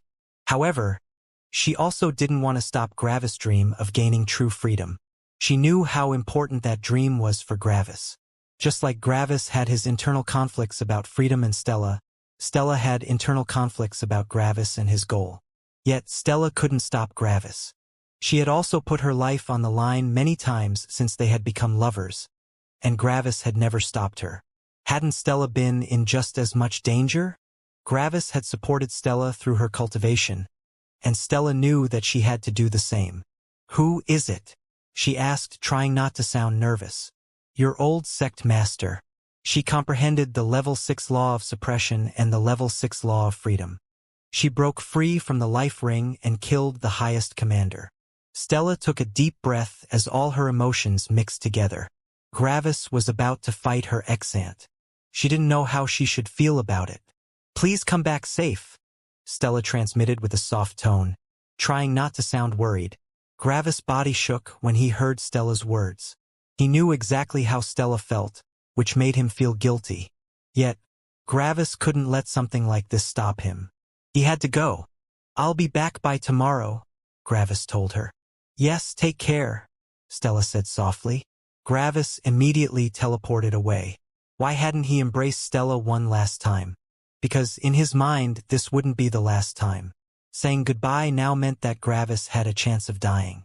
However, Gravis wouldn't die. He refused to die. After Gravis left, tears appeared in Stella's eyes as she broke down with a shivering body. "Please come back. Please come back," she whispered to herself. "I don't want to lose you." Gravis traveled to the northern continent in a couple of hours. With his current power, Gravis didn't need to hide anymore. His will aura was powerful enough to hide his real body from nearly everyone in the world. Even more, over 150,000 years had passed since the incident. How many people that remembered the incident were actually still alive? Gravis used his law of perceived reality to make it appear like he didn't exist as he traveled towards the north. No one stopped him. No one even realized that he had passed by them. As soon as Gravis reached the northern continent, he continued flying towards the northwest. His choice of direction was very deliberate. Why? Because Ark told Gravis where Nira was. Nira's tribulation would be coming up in about 2,000 years, and Gravis was chosen as her tribulation. This was actually a favorable outcome for Nira. Every single cultivator would rather sacrifice 2,000 years of their longevity in order to fight someone on their level instead of living for 2,000 years more but fighting someone an entire level above themselves. Of course, Ark liked freedom. Because of that, he had not decided this on his own. In fact, Ark directly contacted Nira, which was rare. But wait, weren't heavens forbidden from contacting cultivators? Sure, but Ark didn't care. Ark broke that rule tons of times. This was his world, and he did whatever the fuck he wanted. Would the highest heaven stop him? Why should it? Ark built up the best higher world that existed, and he was sending one outstanding cultivator after another to the highest world. The highest heaven knew that Ark obviously knew what he was doing, which was why it let Ark do whatever he wanted in his world. Only results were important. The means and methods to achieve that result were irrelevant to the highest heaven. One also had to remember that the status of Ark was very different from weaker heavens. Back when Gravis basically destroyed a lower world, the highest heaven didn't care. It just had to shove a mid-unity realm cultivator's worth of energy in there, and everything was fine again. It wasn't very different for the middle world. Middle heavens only needed a couple thousand years to become powerful enough to rule a middle world. Additionally, to create a middle world, a higher heaven just had to shove a late minor circulation immortal cultivator's worth of energy into a new world. The highest heaven wasn't even required to act. However, higher worlds were directly below the highest heaven. On top of that, to create another higher world, it would need to expend a star god's worth of energy. That was not as insignificant anymore. Even more, higher worlds needed an exceedingly long time to become powerful enough to actually support the birth of peak immortal emperors. Lastly, this was the strongest higher world. The highest heaven was neither arrogant nor stupid.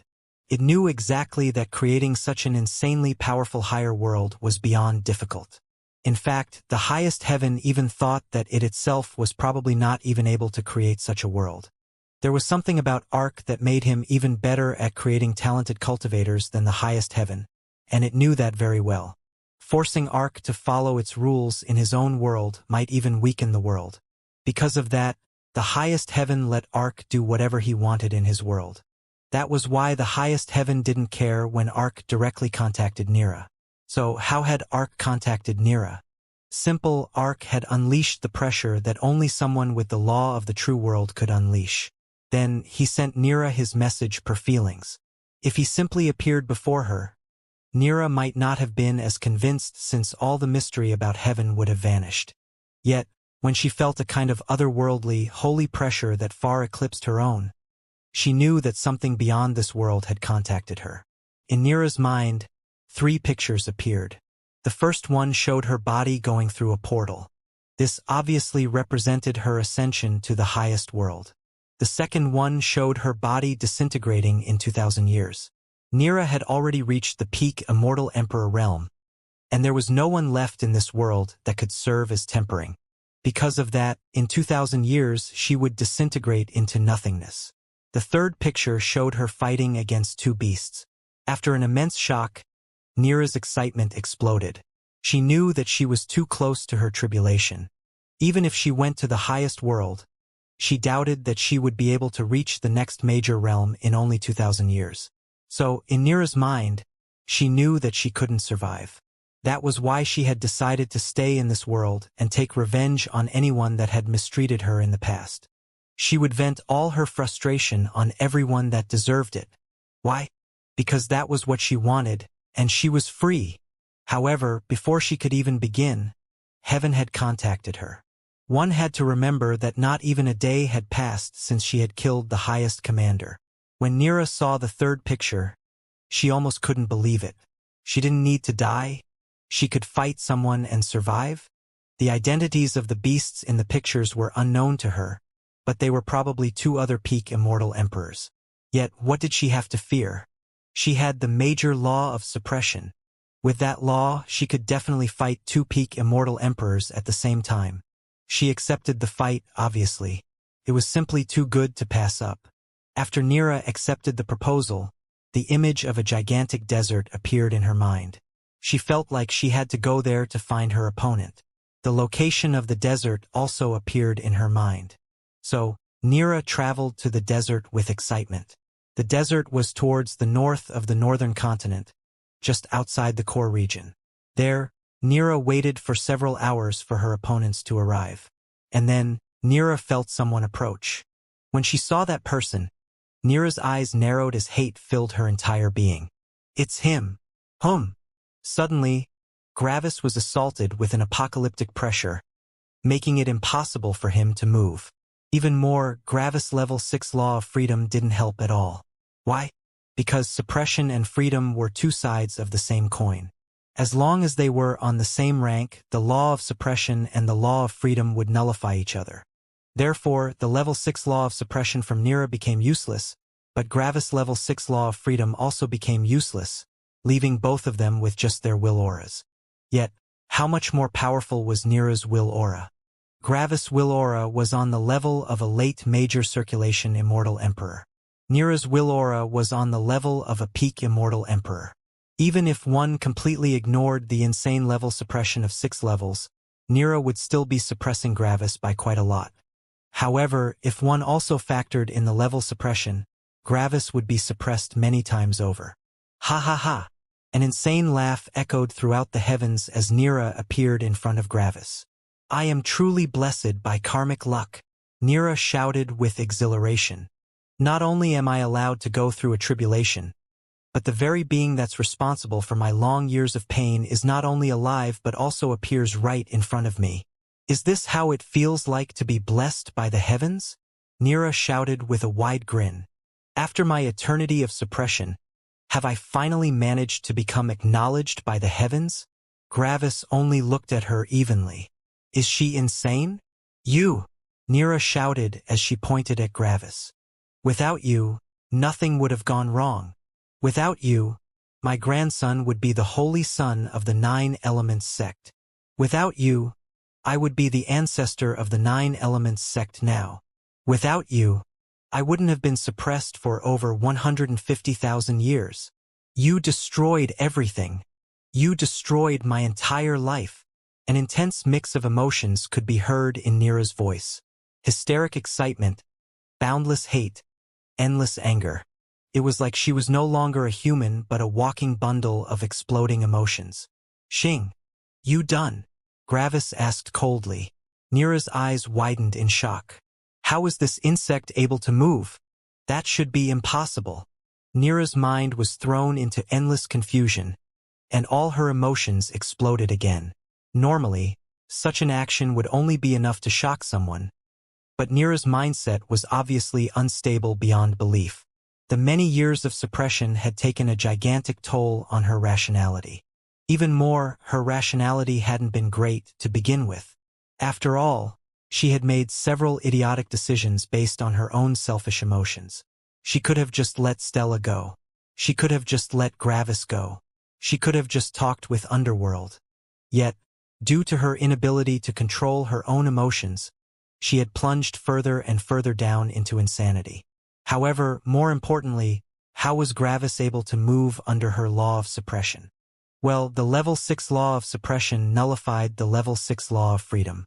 Yet, what about the level 7 law of freedom? The level 7 law of freedom didn't actually exist, but Gravis' avatar was comprised of the law of perceived reality. As long as laws were subservient to the avatar, they could be integrated into it, even if the laws were of a higher level than the avatar. Back then, the Middle Heaven had included the major law of pure elements into its law of the dead world. The law of the dead world only needed the level 3 law of mixed elements.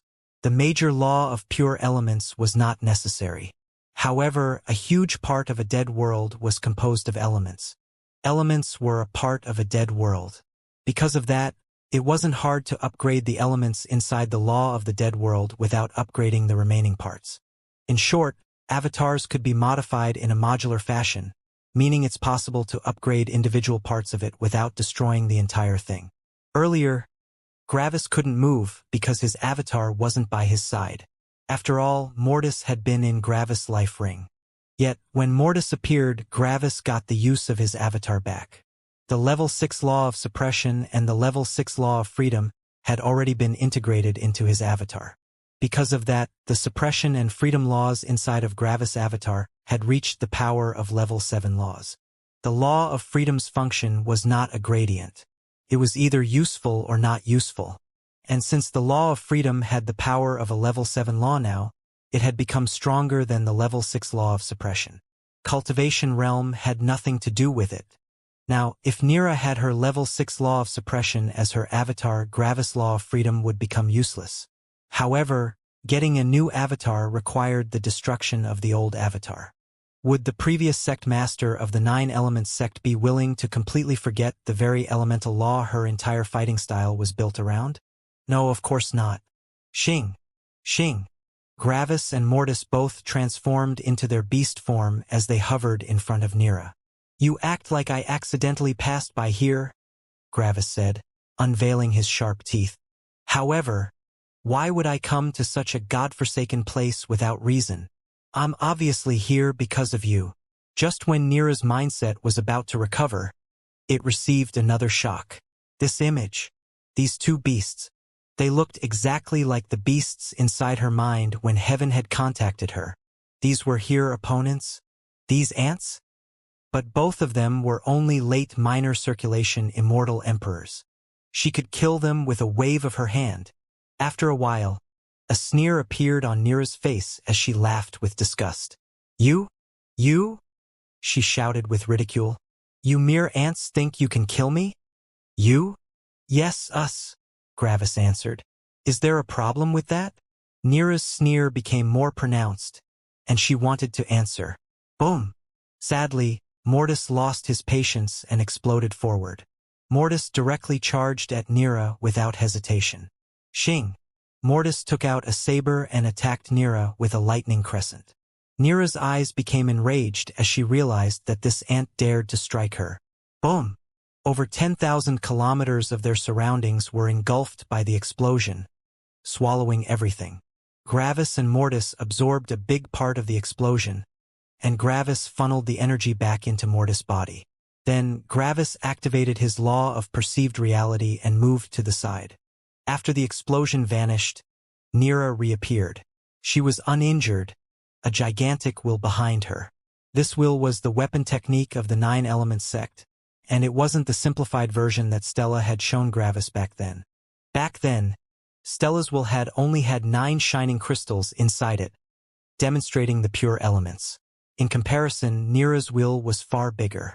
The central 9 crystals shone in different lights, but the other outcroppings were not all filled. In total, there were 45 outcroppings in the wheel, but only 16 had been filled. However, that was already quite terrifying since this meant that Nira knew 7 level 5 mixed elemental laws. Obviously, Nira had used her weapon technique to defend herself from Mortis' attack. In order to stop Mortis' attack from injuring her, Nira had had to use a terrifying amount of energy. Yet, what was the strength of humans? Energy. The terrifying amount that Nira had used to defend herself from Mortis was only 10% of her total storage. Nira's eyes became cold as she glared at Mortis. Die! For crystals lit up as a terrifying storm of different elements mixed together. Bang! However, Nira aborted her attack and shot a small storm of mixed elements to her side. Gravis had just struck with his form law from a distance. Yet Gravis only frowned. She should have been hit by that, he thought. This means that she is already conscious of my law of perceived reality. She probably doesn't know what exactly it is, but she doesn't trust her own perception. When Nira had seen Gravis' beast body, she had immediately realized that Gravis had played her for a fool back then. There had to be a way how Gravis could have remained hidden. This meant that Gravis had to know some sort of illusion law. Bang! Error! Mortis reached Nira while she had defended herself from Gravis' attack, but magma appeared around her, easily stopping the attack. Humph! Nira harumphed with disgust. Then, she took out her sword. Bang!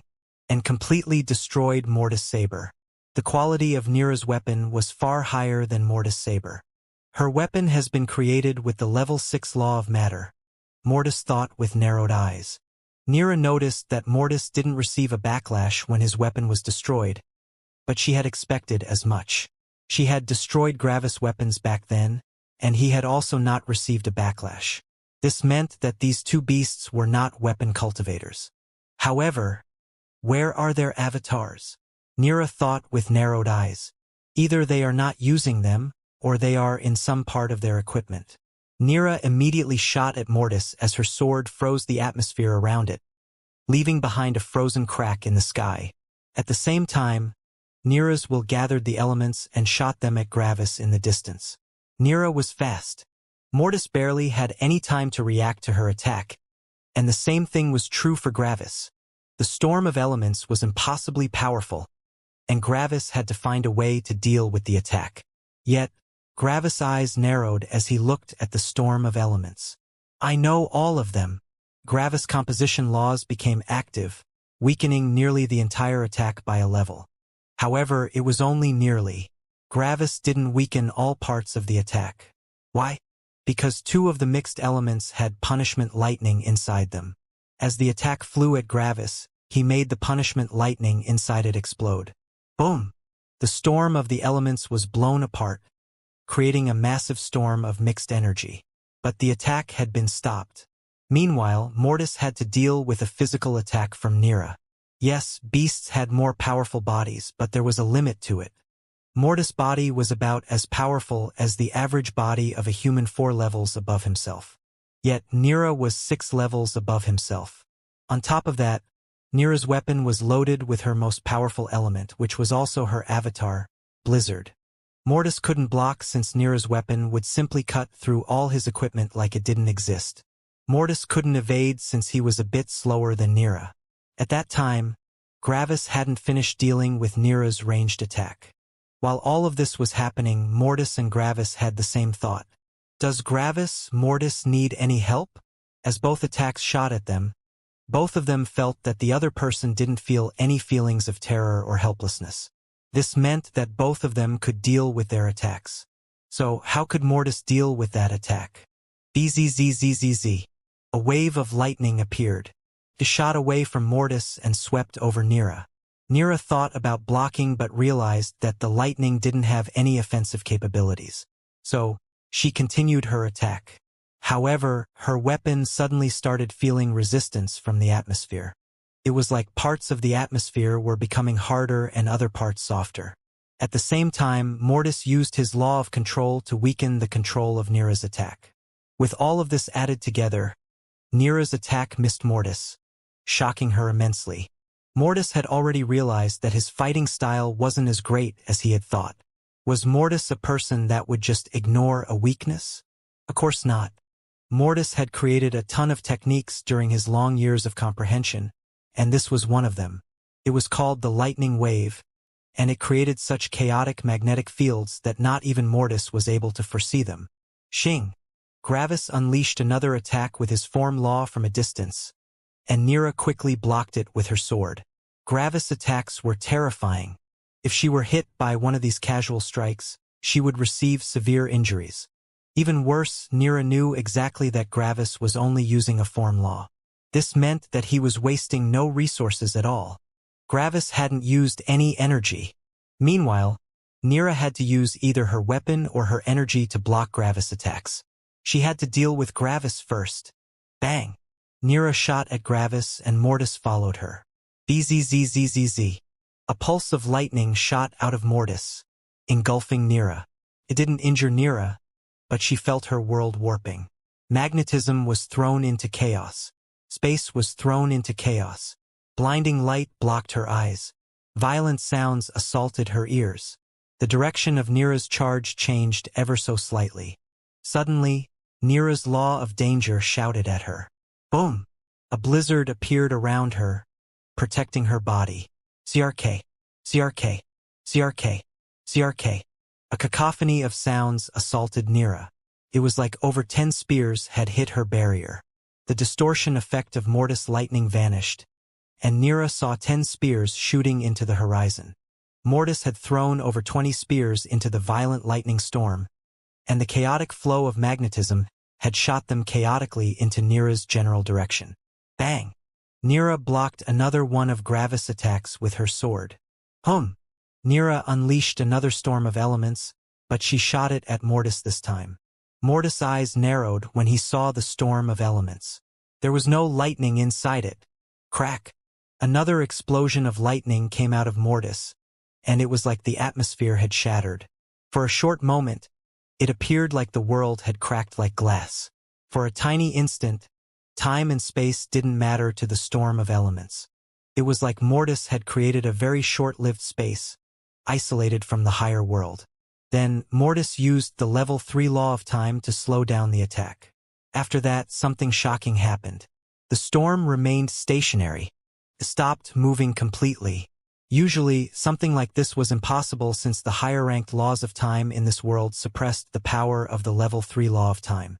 Yet, in this isolated space, Mortis' concept of time was the only thing that existed. Mortis used the tiny instant of frozen time to move to the side. The isolated space was destroyed as everything returned to the higher world. Xing! The attack barely missed Mortis, but it still burned and froze off a huge part of Mortis' right arm. The isolated space had only existed for a tiny instant. This was another new technique Mortis had created. Sadly, unleashing that technique cost him 20% of his total energy storage.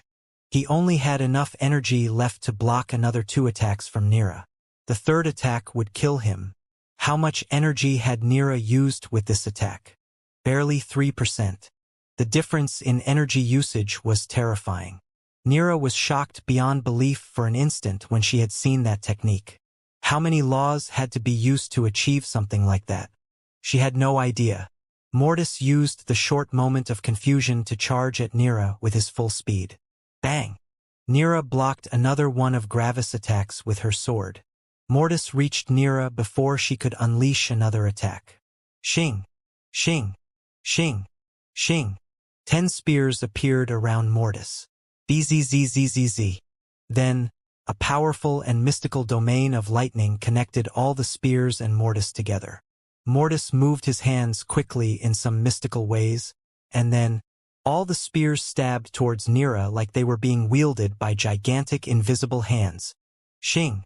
Xing! Xing! The spears all shot at Nira, and she used her sword to block all of them. Xing!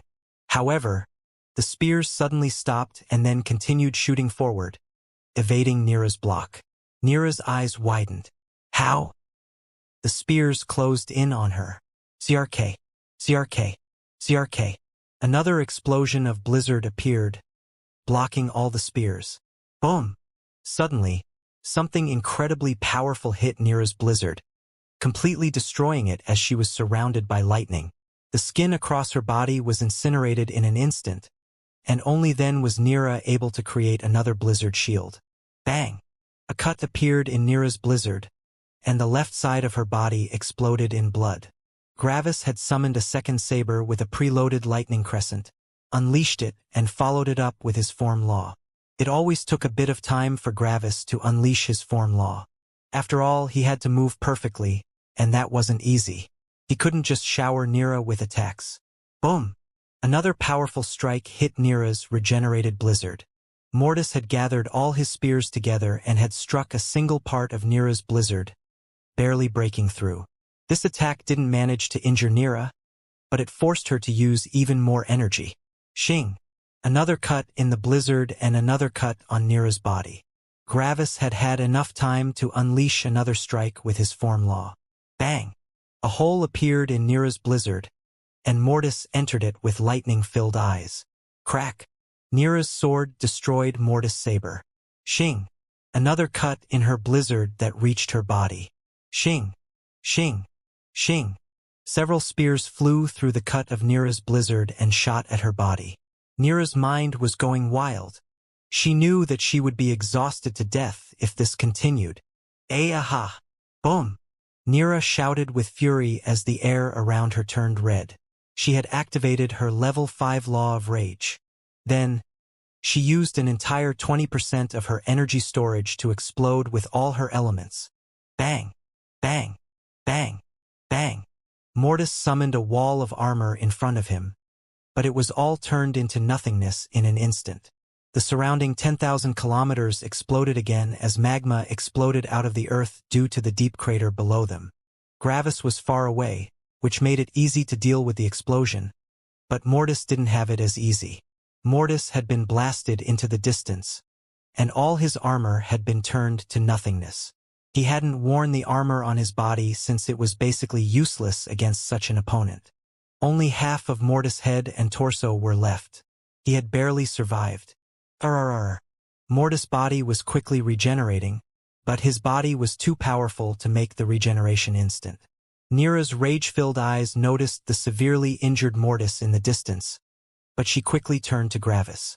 Gravis was far closer. Bang! Nira shot at Gravis. Nira's injuries hadn't been very heavy. Because of that, she had already fully regenerated. Gravis narrowed his eyes as he saw Nira shoot at him. Mortis still needed a bit to regenerate. Nira reached Gravis in an instant and slashed at him with her blizzard-filled sword. Bzzz. Gravis transformed into void lightning, and Nira's sword passed through him. Nira's eyes widened in shock. What? How?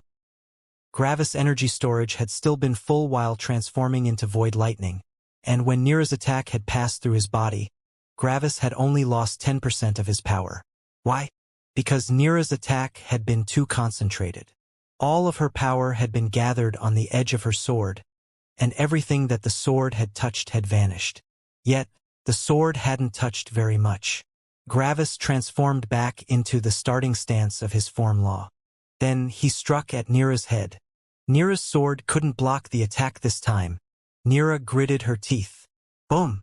Another powerful explosion of mixed elements, just as powerful as the last one. Gravis had been so close to her. He had to have died from that. The elemental explosion had stopped Gravis' attack before it could be unleashed. However, Gravis had expected something like that. His goal in unleashing this attack hadn't been to kill Nira, but to force her to waste even more energy. The elements were weakened by a bit due to the composition laws. Then, Gravis summoned a suit of armor and put his arms and legs in front of him. Bang! Gravis was shot into the distance, huge parts of his arms and legs missing. However, he hadn't been nearly as injured as Mortis. Why? Because Gravis could use the level 5 law of physical power, increasing the level of his body by 1. Yet, when Gravis was readying another attack, he saw Nira charge at Mortis. Gravis saw this and gritted his teeth. He unleashed his form law again and then charged after Nira. Clank! Nira blocked the form law with her sword. Boom! Then, she unleashed another storm of mixed elements at Mortis. Mortis was still injured, but he could join the fight again. Bang! The world seemingly broke apart again as the storm stopped in the air. In an instant, Mortis threw a lightning-filled spear at the attack. He didn't evade. The spear and the attack met in the air. Sadly, this was not a hard, physical attack but a storm of elements. The spear passed through the attack, and the storm engulfed Mortis. Boom! Mortis' surroundings exploded. Nira's eyes filled with exhilaration. She got him. However, she quickly noticed that the spear was shooting at her. Nira narrowed her eyes and slashed at the spear. Shing! The spear was split apart. However, her eyes widened in shock at what she saw. Just before Nira's attack had destroyed the spear, Mortis appeared beside the spear. It was like he had come out of the spear. But how? He should be dead. Well, Mortis was lightning, and lightning could be infused into the weapon. So, when Mortis threw the spear, he had entered it, passing through the storm of elements. Sadly, this had required him to transform into lightning and back. His realm fell to the mid-minor circulation Immortal Emperor realm.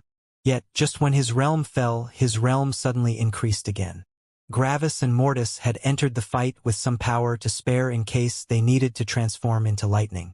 So, the saved-up progress to the early major circulation Immortal Emperor realm had been used up in order to allow Mortis to reach his full power again.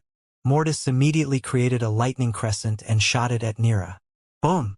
Nira had created another blizzard around her, barely blocking the lightning crescent. Shing! Gravis form law struck again. Nira immediately noticed that she was back in the previous situation, and she couldn't allow herself to lose control over the fight again. A storm of mixed elements gathered again, and she shot it at Mortis. Bang! Mortis broke the world again and evaded. Yet, this time Nira went all in. She immediately unleashed 4 other storms. Shing! Her left arm was cut off as she let Gravis form law hit her in order to finish Mortis. Her surroundings exploded in a red light as she screamed in rage.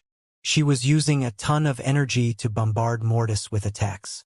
Mortis broke the world another 4 times and managed to barely stay alive. However, he was already heavily injured again. Gravis noticed the situation and gritted his teeth. He knew exactly how this would end. Mortis was already out of energy. Another attack and he would die. The trick with the weapon only worked once, and even if Mortis managed to pull it off once again, both of them would fall to the mid-minor circulation Immortal Emperor realm. At that point, everything would be over. The entire time, Gravis and Mortis had attacked Nira with an avalanche of attacks, making it appear like they were the ones in control. However, Nira had managed to survive their avalanche of attacks. Meanwhile, Mortis was out of energy. This meant that they were essentially out of resources since both of them needed to participate in the fight to survive. If Nira managed to kill Mortis, Gravis would lose his law of perceived reality. At that point, he wouldn't even be able to resist Nira's will aura anymore. Gravis narrowed his eyes with determination. Now! Gravis shouted at Mortis with a voice transmission. Mortis took out a saber crackling with lightning. Mortis still had a saved-up lightning crescent. Nira readied her attack. She would be able to unleash her attack first. Hum! Suddenly, the world turned for Nira. The entire world was warping. Hey Nira! A lovely voice said. That's your name from now on, Nira. Do you like your name? Nira opened her eyes, and it was like her world broke down. Mom? Gravis had unleashed Samsara to save Mortis. Nira's mind nearly broke with shock. What was going on? Why was she in the body of her mother? And was there herself that she was holding in her arms? While Nira was going through one shock after the other, Gravis was preparing himself mentally.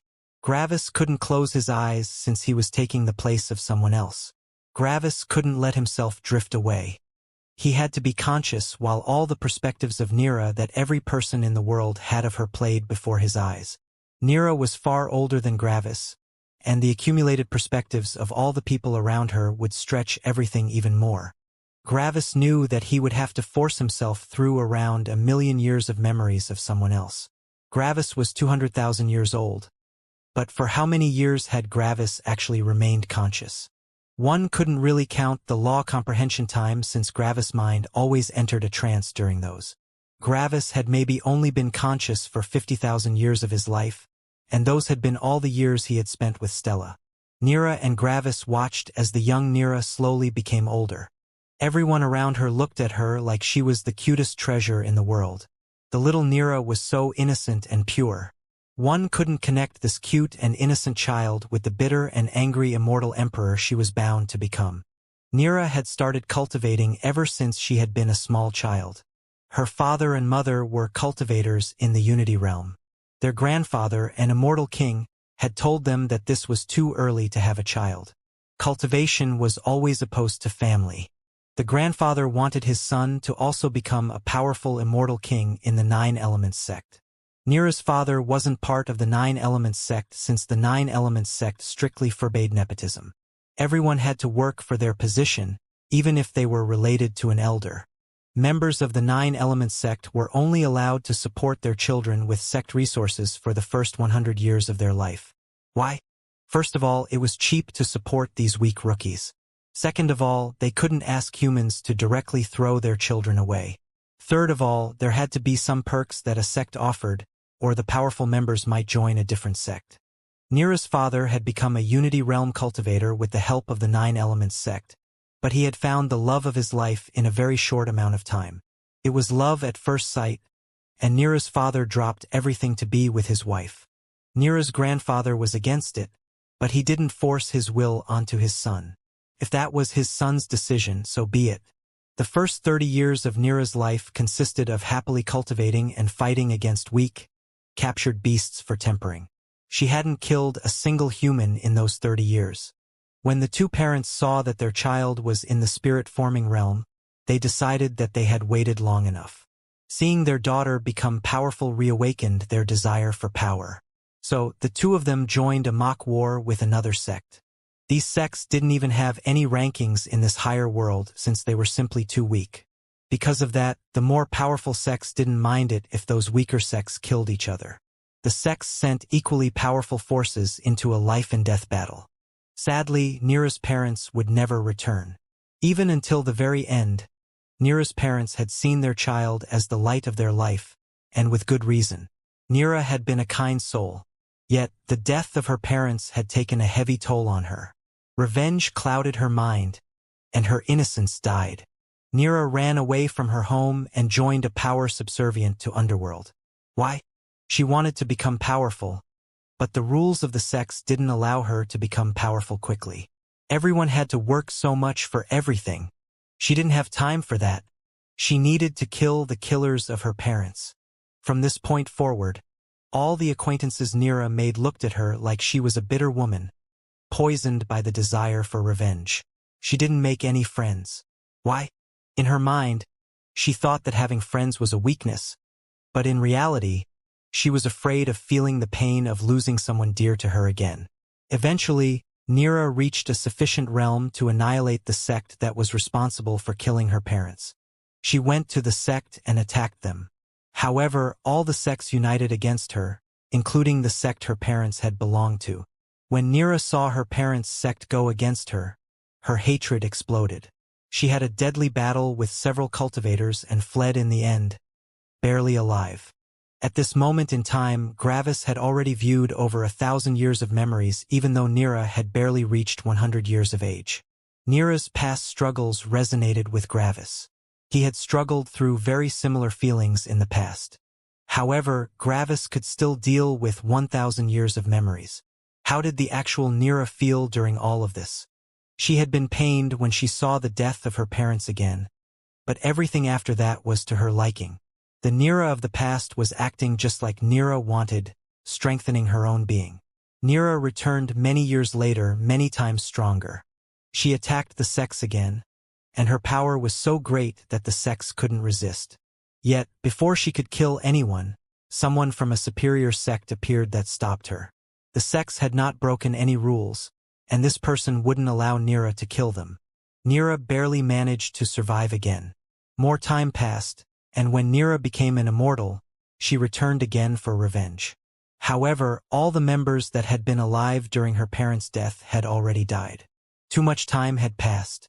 To Nira, it hadn't felt very long, but in reality, many years had passed. Her revenge became senseless. Killing the sect was also senseless. Sadly, this didn't give Nira any closure. Instead, her grudge and hatred only festered. Then, she returned to her grandfather for the first time since she had left her home.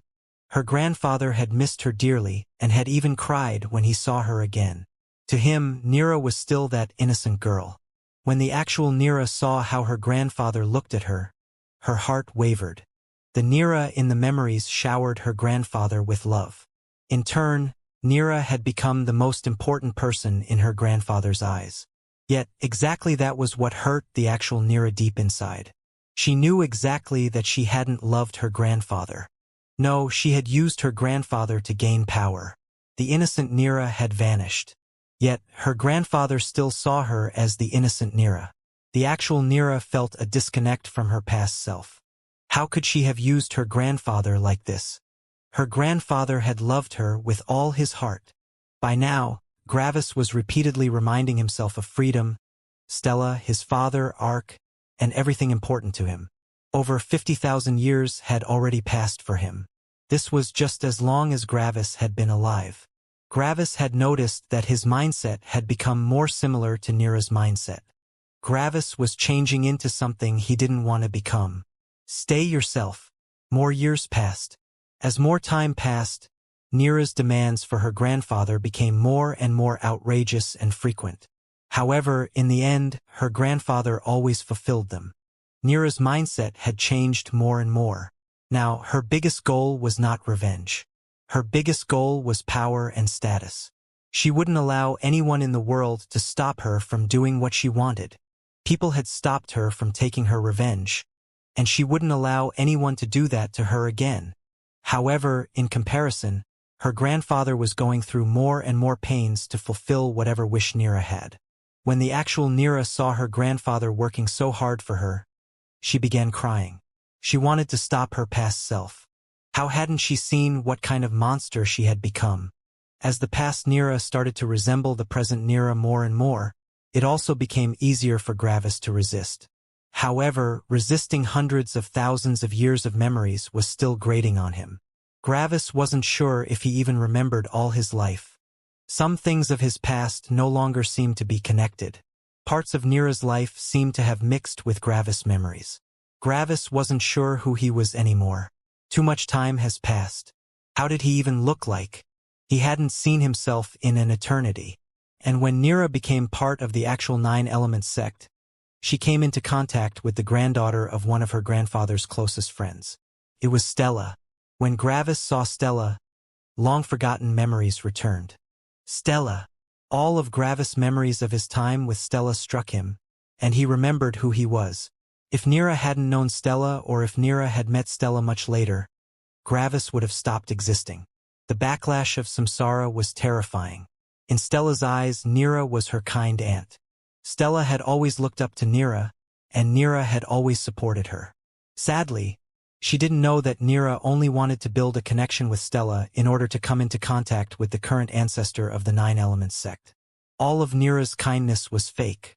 This tore the actual Nira apart. In her eyes, Stella was only a kid, and Stella looked at Nira with such shining eyes. Why did she do that? Eventually, the current ancestor of the 9-element sect died, and the Holy Maiden returned. Nira didn't have to fake her kindness anymore. By now, her grandfather had realized what kind of person the actual Nira was. Whenever he looked at Nira, he felt a deep pain in his heart. And one day, many years later, Gravis appeared. How did Gravis view Nira? Arrogant, sinister, selfish, idiotic. Surprisingly, this had been the closest anyone's perception of Nira had ever gotten to the true her. When Nira saw herself through Gravis' eyes, She felt herself resonate with him. Yes, all of these things were true. Meanwhile, Gravis' being was receiving a boost as he was back in his own perception. Then, after Gravis left, everyone was looking at Nira like she was insane. Everyone saw the situation clearly. Yet, Nira wasn't able to see the truth and started to act irrationally. Eventually, she became the slave of the highest commander. How did he perceive her? Sinner. This was his perception of her. Many, many years passed. After nearly 1,000,000 years of memories, they arrived at the present. They were viewing Nira from Gravis and Mortis perspectives. Danger, potential power, tempering. This was how the two of them viewed Nira. And when samsara touched Nira again, perceived reality broke apart, only leaving behind physical reality. Gravis found himself back inside his own body, and he realized that he could move again. I'm still alive thanks to Stella, he thought with a warm smile. I want to meet her again. Feels like forever. Nira's eyes had become empty. Her consciousness hadn't fully returned. Mortis' lightning crescent was still flying towards her. But suddenly, Nira's eyes regained some clarity as comprehension filled them. The lightning crescent stopped in the air. Time had been frozen. After experiencing so much time, Nira had comprehended the level 6 law of time. However, Nira looked with uncertainty at Gravis and Mortis. Everything seemed different. Gravis narrowed his eyes and stretched his hand towards Nira. Bang! Time resumed again. If Nira managed to comprehend the level 6 law of time, Gravis could do the same thing. Boom! The lightning crescent exploded on Nira, destroying everything around them. However, Gravis only gritted his teeth. Bzzz. Gravis shot a powerful bolt of divine lightning at Mortis, filled with half of his energy. The lightning bolt wouldn't have reached Mortis in time earlier, but now, Nira was distracted. Mortis absorbed the lightning and regained 20% of his lightning storage. When the explosion vanished, Nira reappeared. She was heavily injured but still alive. Her mind was beyond confused right now. Her soul had received heavy damage due to the law of deep wood's destruction inside samsara. On top of that, after 1,000,000 years, Nira was able to move again. Lastly, her personality had changed severely, as she had been forced to reflect on her past self. Everything was chaotic. While Nira was still confused, Gravis unleashed his form law. Yet nothing happened. It had been too long since Gravis had had any kind of control over anything. Moving his body, energy, mind, and laws was incredibly unfamiliar to him. It was like he was inhabiting a stranger's body. The same thing was true for Nira, but to an even greater degree. Bang! Mortis shot forward. Mortis knew the effects of samsara, and he knew that both Gravis and Nira were severely weakened right now. Shing! Shing! Shing! Spears rotated around Mortis as he stabbed them all at Nira. Nira's law of danger was screaming at her, and she readied her sword. Clank! Clank! She managed to block 2 of them, but she was completely unfamiliar with her body. The other spears managed to penetrate her defenses. Bang! Nira activated her blizzard again to block the attacks. Stop! She shouted. I don't want to fight you. Bang! Bang! Bang! Would this shout stop Mortis? No. Nira unleashed more of her elements and attacked Mortis with them. However, her attack was no longer as coordinated as before, allowing Mortis to weaken them enough that they didn't kill him in one hit. Gravis tried to unleash his form law again but failed. Mortis continued assaulting Nira, but she slowly recovered her abilities, her attacks becoming more powerful. Slowly, Mortis was being pushed back, and Mortis started to run out of energy again. Yet, Nira's expression was incredibly uncertain. She had no idea what she was doing. Why was she killing them? Wasn't she at fault? If she hadn't acted like this in the past, everything would still be fine. Why hadn't she been smarter? The killing intent in Nira's eyes vanished, but her instincts still continued fighting. One should never underestimate the fighting instincts of an immortal emperor. Every attack was created to take the life of the opponent. Nira's attacks lacked a certain planning factor, but the power of her attacks had returned to her previous peak. Gravis felt that Mortis started feeling genuine pressure. Mortis tried to find a way to win the fight, but he was out of ideas. Gravis couldn't use his form law since it was too complex. Fuck! Gravis shoved all his remaining energy into his saber and unleashed the last lightning crescent at Nira. Nira's eyes regained clarity as she felt a tremendous threat approaching her. Boom! Nira summoned her blizzard again, but not at full power. She decided to only block the lightning crescent to such a degree that it wouldn't kill her. Why? She was also running out of energy. However, she still had some left. After the explosion vanished, Nira reappeared with severe burns all over her body, but they quickly started healing. Shing! Shing! Shing! Mortis summoned more spears with his lightning.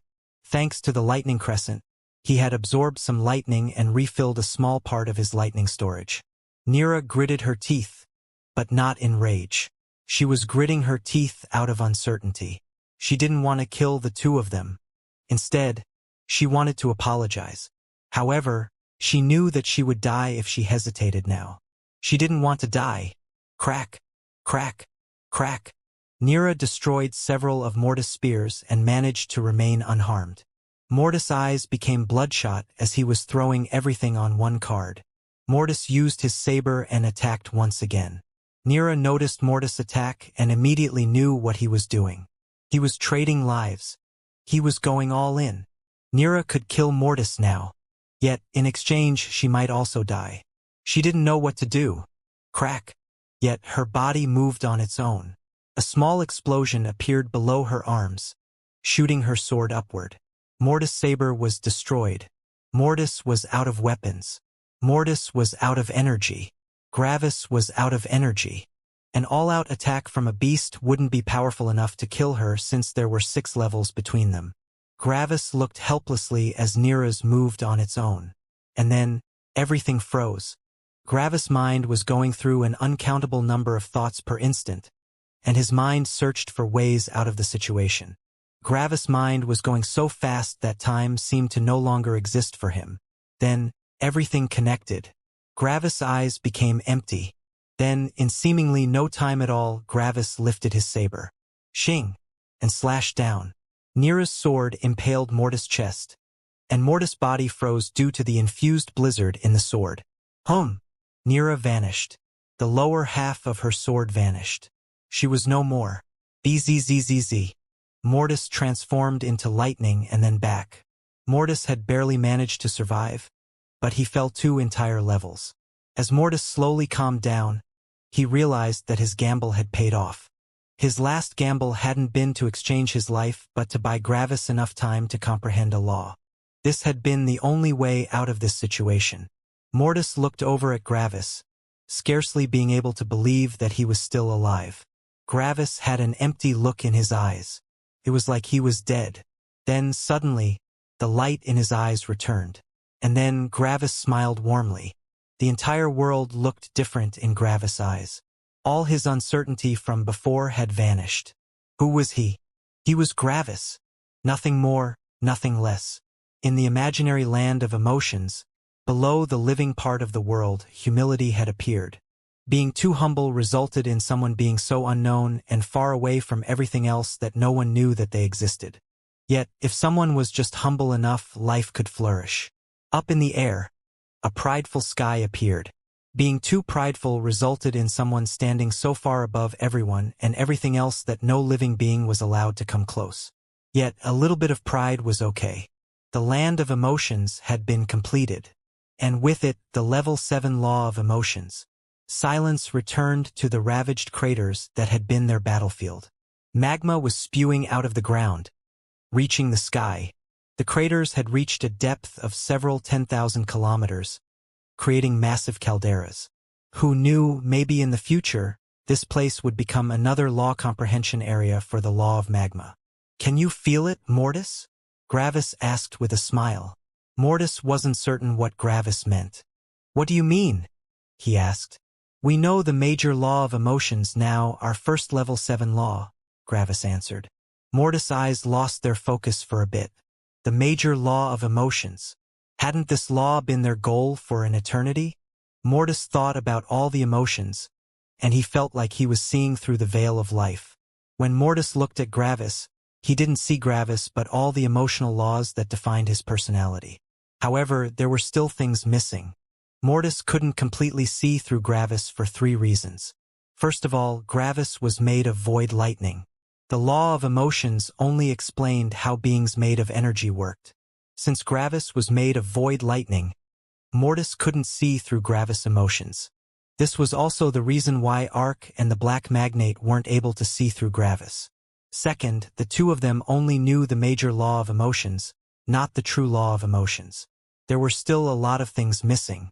Third, they were missing the major law of perceived reality. The level 5 law of perceived reality wasn't nearly on the same level as the level 7 law of emotions. The law of emotions dictated the personality of complex lifeforms. However, the law of perceived reality dictated the finer personality of a sentient being. One was only an animal while the other was a human or beast. In order to see through all facets of such a complex and intelligent lifeform like a human, one needed the law of sentience, which was the combination of the law of emotions and law of perceived reality. After some seconds, Mortis concentrated on some cultivators a couple million kilometers away. Right now, the cultivators were hiding. The explosions and shockwaves from their previous fight had frightened every living being for millions of kilometers around. Mortis saw a nascent nourishing cultivator, and Mortis couldn't look away for several seconds. The level 7 law of emotions and the level 5 law of perceived reality were powerful enough to see through nearly every being below the immortal realm. When Mortis saw the cultivator, he didn't see the cultivator. It was like the cultivator had become a walking something. What would be a fitting word? Mechanism? Equation? Rule set? Algorithm? Machine? Formation array? None of these words quite fit. However, one thing was clear. Mortis saw what the cultivator thought. Mortis even saw what the cultivator would do. If the cultivator didn't leave the area of Mortis' spirit sense, Mortis would even be able to calculate exactly what the cultivator would do, even years down the line. However, that required Mortis to also calculate what every living being, every element, and every piece of dead matter would do. After all, living beings were not static. They reacted to their surroundings. Yet who was Mortis? Mortis was an immortal emperor. Calculating the actions of a couple thousand middle-world cultivators wasn't nearly as draining as comprehending a powerful law. The complete interaction of so many variables couldn't come close to the complexity of level 5 laws. Can you see it, Gravis? Mortis asked back. What do you mean? Gravis asked. We can see whatever anyone will do for several years, Mortis said, his voice sounding serious. Weaker life forms have become nothing but equations in our mind. When we are able to foresee whatever anyone will do for years, does freedom even exist? Mortis took a deep breath. Maybe the Black Magnate was right. Pack. Gravis lightly shoved Mortis' shoulder with a smirk. What's up with you? You know the law of freedom. So, why are you asking such a stupid question? Mortis frowned. I know the law of freedom, but I don't see how this law can guarantee freedom when all our paths are predestined. Gravis chuckled a bit, annoying Mortis. Mortis was not up for laughing right now. Mortis, Gravis said with a smirk, don't you see? It's not that you can't see their freedom. In fact, the opposite is true. The opposite? Mortis asked with confusion. Yes, Gravis answered with a smirk. You're seeing their freedom. This took Mortis aback. What do you mean? What is freedom? Gravis asked. Isn't it doing whatever we want to do? So, when that cultivator does whatever he wants to do, isn't he free?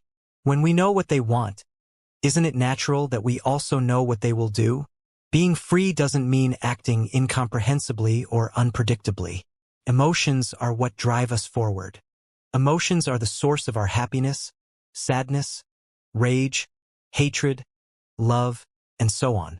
Freedom means doing whatever you want to do. You are watching them and think that they are not free just because you know what they will do. Yet, they all do whatever they want. In comparison, if they went against their very personality in order to not be foreseen, wouldn't they be going against their emotions? By definition, This would mean that they are not free. Mortis listened to Gravis intently, but he was still a bit uncertain. What you're saying makes a lot of sense. In fact, I can't even argue with you. But? Gravis asked with a smirk. But the Black Magnate knows far more about emotions and freedom than us. So either this is not the correct answer or the Black Magnate didn't find it. I know that we are powerful, but we can't compare to the comprehension of the Black Magnate. Because of that, I'm quite certain that the answer can't be that simple. Why not? Gravis asked with a smirk. Mortis frowned. Did you hear anything I just said? Sure, I did, Gravis answered. However, this has nothing to do with comprehension or laws. This is simply an outlook towards life. Understanding that we are witnessing the freedom of weaker life forms doesn't teach me more laws, and on top of that, knowing more about the laws of emotion and perceived reality won't necessarily make it easier to see the answer. After all, I surprisingly don't mind being able to see what everyone will do in the future, while it has been a source of emotional turmoil of the Black Magnate. Gravis looked at the cultivator the two of them were watching. Can't you appreciate something that you already know? Just look at the beauty of the laws. There are so many unique combinations that basically no human exists twice. All of them have their own numbers, rules, laws, emotions, and many other things. It's not impossible to enjoy something that you already know. After all, many humans like to hear or read the same story again, even though they already know how it ends. Mortis couldn't find a counterargument. However, he was still a bit uncertain. Everything that Gravis had said sounded so simple, but was it really true? I can't find any counterarguments against your reasoning right now, but I'm still not certain if it's the truth, Mortis answered. Sure, Gravis said with a shrug. It's your decision what you want to believe. If you're not sure, go search for the answer. Anyway, Gravis said, want me to cut off our emotional connection? Mortis nodded. Both of them had wished to gain emotional independence for an extremely long time, and now they finally achieved it. However, deep inside, Mortis felt nervous for some reason. He didn't know why, but a part of him didn't want to sever this connection with Gravis. Meanwhile, Gravis wasn't nervous in the least. Instead, he was excited. Finally, he could feel whatever he wanted without having to think about how his feelings would impact Mortis. Gravis flew over to Mortis and put his hand on his chest. This might hurt a bit, but you should already know that, Gravis said with a smile. Mortis nodded, still uncertain. Mortis closed his eyes and didn't resist. Then, Gravis' hand exploded with divine lightning. Bang! Mortis was blown apart, leaving behind a gray ball that showed all the different facets of reality. In essence, Mortis had died just now, leaving behind Gravis' avatar. As Mortis was destroyed, his personal concepts of perceived reality and his emotions started vanishing into nothingness as they returned to energy. Gravis lifted his hand and clamped his fingers. CRK. All the laws Mortis had been comprised of had been captured. It was impossible for them to escape now. If it had been before, Gravis would have only been able to capture Mortis' ideology, but not his personality. Yet, with the major law of emotions, Gravis could also capture Mortis' emotions.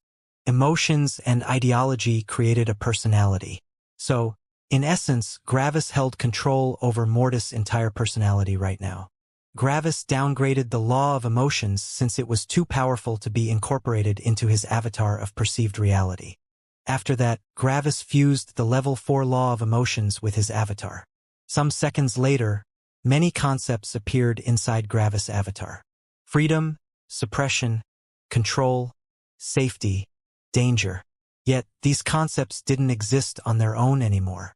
Now, a complex mix of emotions was fused into every concept, pushing it further from perceived reality to physical reality. Suppression could be used by the prideful to suppress the humble. The humble could be suppressed by the prideful. A father's love might suppress his child for their good, giving it an empathetic effect. A ruthless ruler could suppress their soldiers to follow every order, even if it killed them. This gave suppression an apathetic effect. Someone could be suppressed out of revenge, which reflected rage. Someone could seek solace in servitude, giving up all forms of control in exchange for safety. This reflected calm. All the concepts of perceived reality were connected to the emotions in some way, creating an infinite number of personalities and possibilities. After some seconds, a colorful world appeared in Gravis' avatar, representing all the emotions and perceived realities. Bzzzzz. Then, Gravis pushed all his divine lightning into his avatar, while fusing them with the fragments of Mortis' personality. Just like the first time Mortis had been born, Mortis slowly took shape again. Some seconds later, Mortis stood in front of Gravis with a complex expression. "Everything all right?" Gravis asked. Mortis nodded. "I still remember everything, and I'm still myself," Mortis answered as he looked at his right hand. "Now, you not only have perceived freedom but also emotional freedom," Gravis said with a grin. "Now, we are literally only connected by our spirit. The only things we share are our laws and lives. Nothing else. So, how does it feel?" Gravis asked with a smile. Mortis continued looking at his right hand. "Not any different to before," Mortis answered. Gravis groaned. "Can't you be excited for once?" he asked with some annoyance. "I'm just honest," Mortis answered evenly. "Fine, fine," Gravis said with exasperation. "Well, if you're not excited, I will be. I'm glad that I finally got emotional freedom. Now, I can feel whatever I want without needing to think about what you will feel as a result." Mortis remained silent for some seconds. "Was it so bad?" Mortis asked quietly. Gravis noticed that Mortis was acting weirdly. "What's with that question? Are you sure you are still yourself? You should be just as excited as I am. Do you not desire freedom?" Mortis wasn't sure what he should feel right now. Yes, he desired freedom. However, why does this newfound freedom feel dangerous? Mortis felt like his newfound freedom wasn't good. Yet, that made no sense in Mortis' mind. He wanted to be free, right? Gravis wanted to be free. Lightning wanted to be free. Mortis was both. Mortis thought about Gravis' words. Gravis said that he no longer has to think about what he should feel in case it affects me. Mortis thought to himself as he furrowed his brows. Yet, how come I can't empathize with this feeling? Silence. Have I ever cared about Gravis' feelings when I felt something? Mortis didn't think for a while. Gravis looked at Mortis with concern since he hadn't answered Gravis' question yet. "No, I never did," Mortis thought as some kind of oppressive darkness appeared in his body. "I never even thought about how Gravis feels when I'm feeling something." "Why?"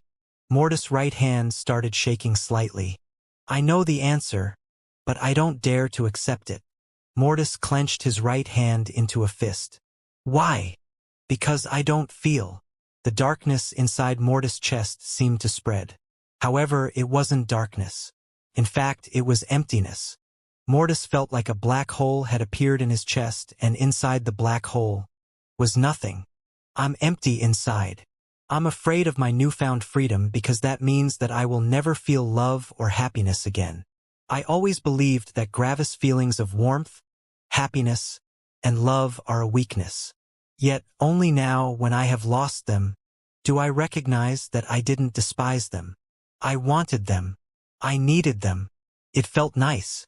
But now, these bursts of happiness and love will never return." Gravis was the one that felt these feelings, not me. Without him, everything only appears gray. Law comprehension day in and day out.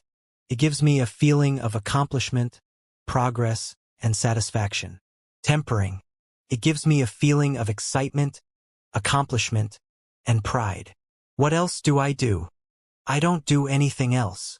I only look at laws and fight. That's all I do. That's all I am. I only feel accomplishment, excitement, pride, progress, and satisfaction. I don't feel happiness, sadness, love, friendship, warmth, or companionship. My goal is not freedom. It's power. And power leads to emptiness. Mortis, Gravis asked with concern. Usually, Gravis would have looked into Mortis' emotions, but he didn't have that ability anymore. On top of that, Mortis was made of divine lightning, making it impossible for Gravis to look through his emotions, even with the level 7 law of emotions. In fact, if Gravis hadn't captured Mortis' personality, he wouldn't have been able to recreate it. He could only create things he understood. Mortis glanced at the cultivator the two of them had watched for a bit. What's the point of freedom when everything's only gray? What's the point of life when everything's only gray? Hey, Mortis! Gravis shouted. Mortis was taken out of his thoughts as he looked at Gravis, perplexed. What? Mortis asked with uncertainty. Gravis narrowed his eyes. Was this truly Mortis? Something's wrong with you, Gravis said severely. Did I make a mistake? What's going on? Gravis' voice sounded serious, but there was an unmistakable tone of concern in it. When Mortis heard the concern in Gravis' voice, he felt guilty. He knew how bright Gravis' life was, and Gravis had given him a bright life filled with warmth. He didn't want to destroy that. No, it's fine, Mortis said, furrowing his brows. I was just lost in thought. This new situation is difficult to comprehend. Gravis looked at Mortis with a lifted eyebrow, obviously feeling skeptical. I don't know. You acted very strangely just now. Am I a person that lies? Mortis asked evenly. Gravis sighed. No. Then don't accuse me of lying to you, Mortis said. Fine, Gravis said with another sigh. Yet he wasn't sure if Mortis told the truth. Something inside him told him that something was wrong with Mortis. However, Mortis was definitely not a person that lied. Must be just my imagination. I don't think that Mortis would lie. It's completely unlike him, Gravis thought. I need to comprehend more laws, Mortis said. Sure, Gravis said with a wave and an uncertain smile. I've thought as much. Have fun. Mortis gave Gravis an unexplainable glance. Then, Mortis teleported away. Gravis wasn't sure why, but when Mortis left, he felt nervous. Meanwhile, while Mortis was flying towards the beast territory, he had his own thoughts. Everything's gray. Everything's empty. The hole in his chest seemingly became bigger. I don't know what to do. I don't know. Gravis watched as Mortis left with a complex expression. His mind was telling him that everything was fine with Mortis and that he hadn't lied. Yet, his feelings were telling him that something was wrong. It's probably just my imagination, Gravis thought as he scratched his chin. I have constantly felt Mortis' feelings whenever we talked. Since that's no longer the case, it's only logical that he appears stranger than before. After all, Mortis is his own being. Gravis sighed. Also, even if something were wrong, Mortis is an adult. He's not some child that constantly needs supervision and guidance. Gravis quickly shook his head to get these thoughts out of his mind. Anyway, he thought as a smile appeared on his face. I want to see my honey again. Bang, bang, bang, bang. Suddenly, several explosions appeared in the sky above Gravis. Gravis looked up with confusion. Why were there explosions in the sky? Also, why did the explosions look so pretty? Congratulations! Gravis turned around and saw Ark floating just behind him with a wide grin. You're the strongest being in my world now, Ark said. When Gravis heard that, he wasn't quite certain if that was right. It's true that I managed to kill a peak immortal emperor together with Mortis, but the strongest? I'm not so certain, Gravis said. Ark only laughed. But you are. Gravis lifted an eyebrow skeptically. First of all, Ark started explaining. You now know the level 7 law of emotions. You should know what kind of power that law holds. Gravis nodded. It gives me all the positives of the emotional laws without the negatives. The law of calm increases the power of my concentration and my mind without requiring more concentration. The law of rage increases my power without lowering my control. The law of humility can keep my attacks hidden without weakening them.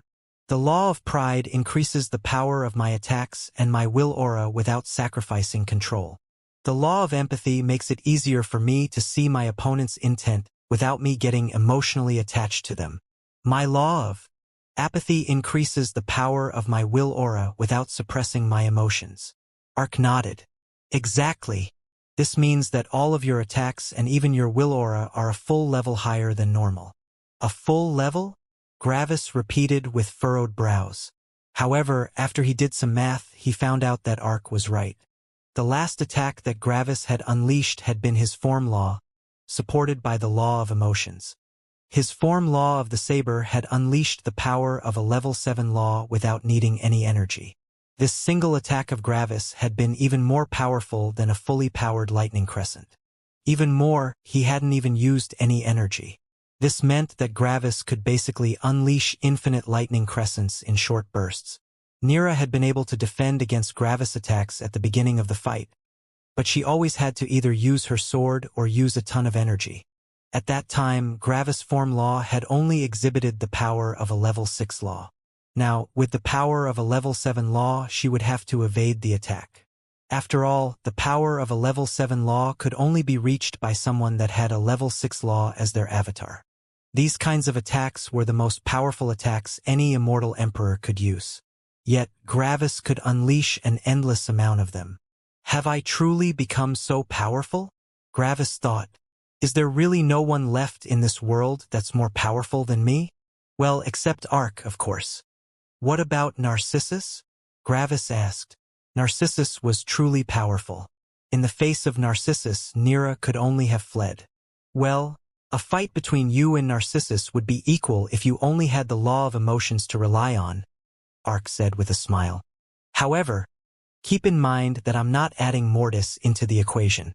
With the law of emotions, Mortis' offensive capabilities have reached a terrifying level. But, Ark said, his smile widening, what about your will aura? My will aura? Gravis asked with a bit of confusion. Gravis activated his will aura to check. Whom? The world seemingly warped around Gravis. The matter surrounding him wasn't destroyed, but it was warping. It was like time and space were trying to counteract an impossibly heavy weight that lay on them. Gravis blinked a couple of times in wonder. He hadn't seen such an effect before. On top of that, when Gravis felt his will aura, his eyes widened. Infinite. That was the only description Gravis could give his will aura. It felt absolutely endless. What if I? Gravis stretched his hand forward. Then, he activated the level 6 law of suppression, the pride aspect of the level 7 law of emotions, the apathy aspect of the level 7 law of emotions, and the minor law of death. Crack. A part of the world was torn apart as a black hole appeared. The black hole quickly started growing as it absorbed the matter and energy around it. Gravis' eyes widened in surprise. He had seen that before. In the lower world, when Gravis had fought the lower heaven, Gravis had created these black holes with his will aura. In essence, Gravis had been tearing the world apart. However, back then, Gravis had been in the Unity realm with an insanely powerful will aura for his realm. Yet now, Gravis was only in the late minor circulation Immortal Emperor realm.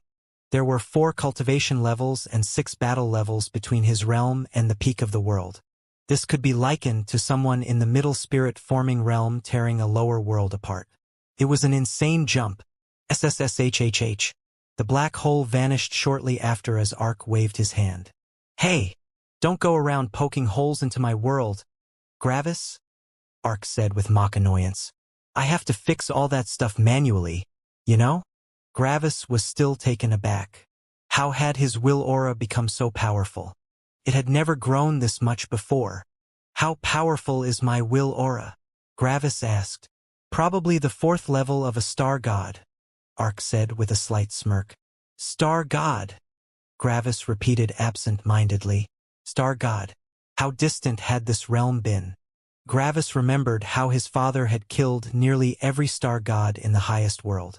Back then, Gravis had had no concept of how powerful star gods were. Yet now, one of Gravis' powers had reached the power of a star god.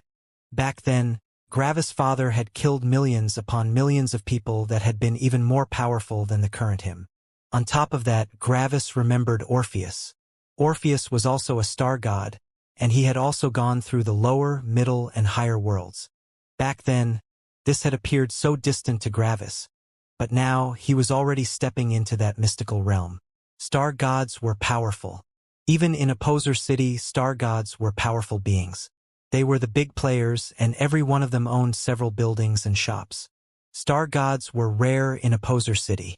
When Gravis had been a child, he hadn't been able to comprehend the scope of Opposer City. When Gravis had been in the Unity realm, he finally had the ability to enter the Sky community. Yet, the actual city had still been far above his level. When Gravis had been an immortal, he had finally managed to become one of the average citizens of the city. And now, Gravis had reached a power that allowed him to rule over huge parts of the city. The places that Gravis hadn't even been able to comprehend in the past had now been left behind in the dust. "It was samsara," Gravis answered slowly. "Exactly," Ark said with a smile. "You went through 1,000,000 years of tempering. You were constantly fighting against losing yourself. Death and danger are complex concepts, aren't they? You don't necessarily need to stop living to die, and your life doesn't need to be under threat for you to be in danger. Sometimes, the danger to something we love feels heavier and more dangerous than something that endangers our life." Gravis remained silent as he thought about Ark's words. Then, Gravis sighed. "I already know it, don't I?" he asked. Ark's smile widened. "Yep. I just haven't realized it, right?" Gravis asked. "Yep." Gravis sighed again. Several concepts in Gravis' mind clicked together as he realized that he already knew something. He just hadn't known that he already knew them. Boom! Gravis comprehended the level 6 law of danger. "Ark, are you truly only helping me because you want our fight to be enjoyable?"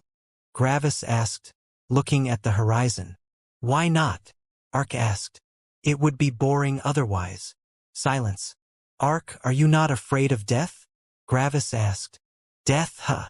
Ark repeated with a distracted voice. "Death is a distant concept for me, Gravis.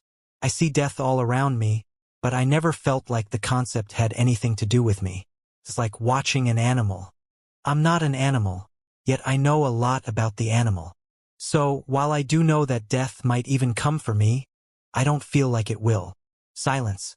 "Isn't that how nearly everyone thinks?" Gravis asks. "I guess so," Ark said with a slight chuckle. "Anyway, isn't it normal to temper yourself on your path to power?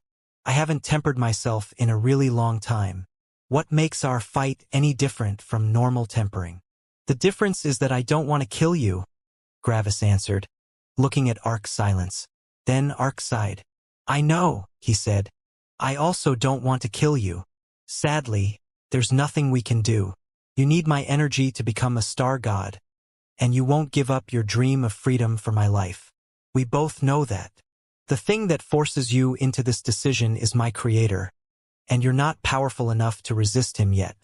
For now, you have no other choice but to follow his will," Ark explained. Gravis also sighed. "I know," he said with a bitter voice. "I might perceive myself as free, but that is only perceived reality. In physical reality, I'm not free.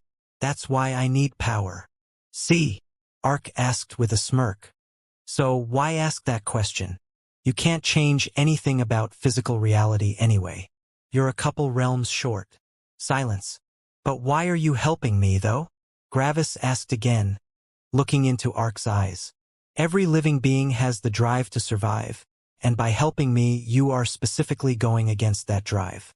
You are pushing me out of a burning pit by jumping into it. You can just decide not to jump into the burning pit. No one would fault you for that. We are friends, but we are not so close that we would sacrifice our lives for each other. So why continually walk closer to your death?" Silence. More silence. "You misunderstood something, Gravis," Ark said with a neutral voice. For once, his voice didn't sound chipper or lighthearted. Instead, it sounded serious and emotionless. "You said that every living being strives for survival, but that isn't the case." Gravis furrowed his brows at Ark. "Living beings don't strive for survival but for life." Gravis lifted an eyebrow. "Someone that is captured and tortured for the remainder of their natural life is surviving, but not living. Don't forget that there is a famous phrase, 'I'll make you live a life worse than death.' Living a life that's worse than death is surviving, not living. If you push a being too far into darkness, they will prefer death over survival. Tell me, Gravis, am I living or surviving? Gravis' insides shook when he heard these emotionless words from Ark. How would Gravis feel in Ark's shoes? Forever being trapped in one world, unable to progress. Not being around beings that know enough about the concepts of the cosmos to truly talk with you. Being trapped in the highest world was entirely different from being trapped in a higher world. There were several beings in the highest world that knew all the laws. Several heavens magnates probably knew all the laws that the highest heaven knew, except for the major law of death and the highest heaven's exclusive lightning element. Only a single step separated the heavens magnates and the highest heaven. Yet what about this higher world? Ark knew the major law of the true world.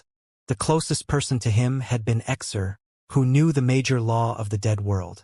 He didn't know the major law of life. He didn't know the major law of emotions. He didn't know the major law of perceived reality. Comprehending these laws was integral to understanding the world. Over 10 billion years of being semi-alone. Ark was not free. Ark did not have anyone he could truly connect with except for Gravis. Ark didn't feel any love for anyone. The opposer had his wife, his family, and the highest heaven, even if he didn't like the latter. The highest heaven had the opposer. Whom did Ark have? Gravis. And Gravis would soon leave again.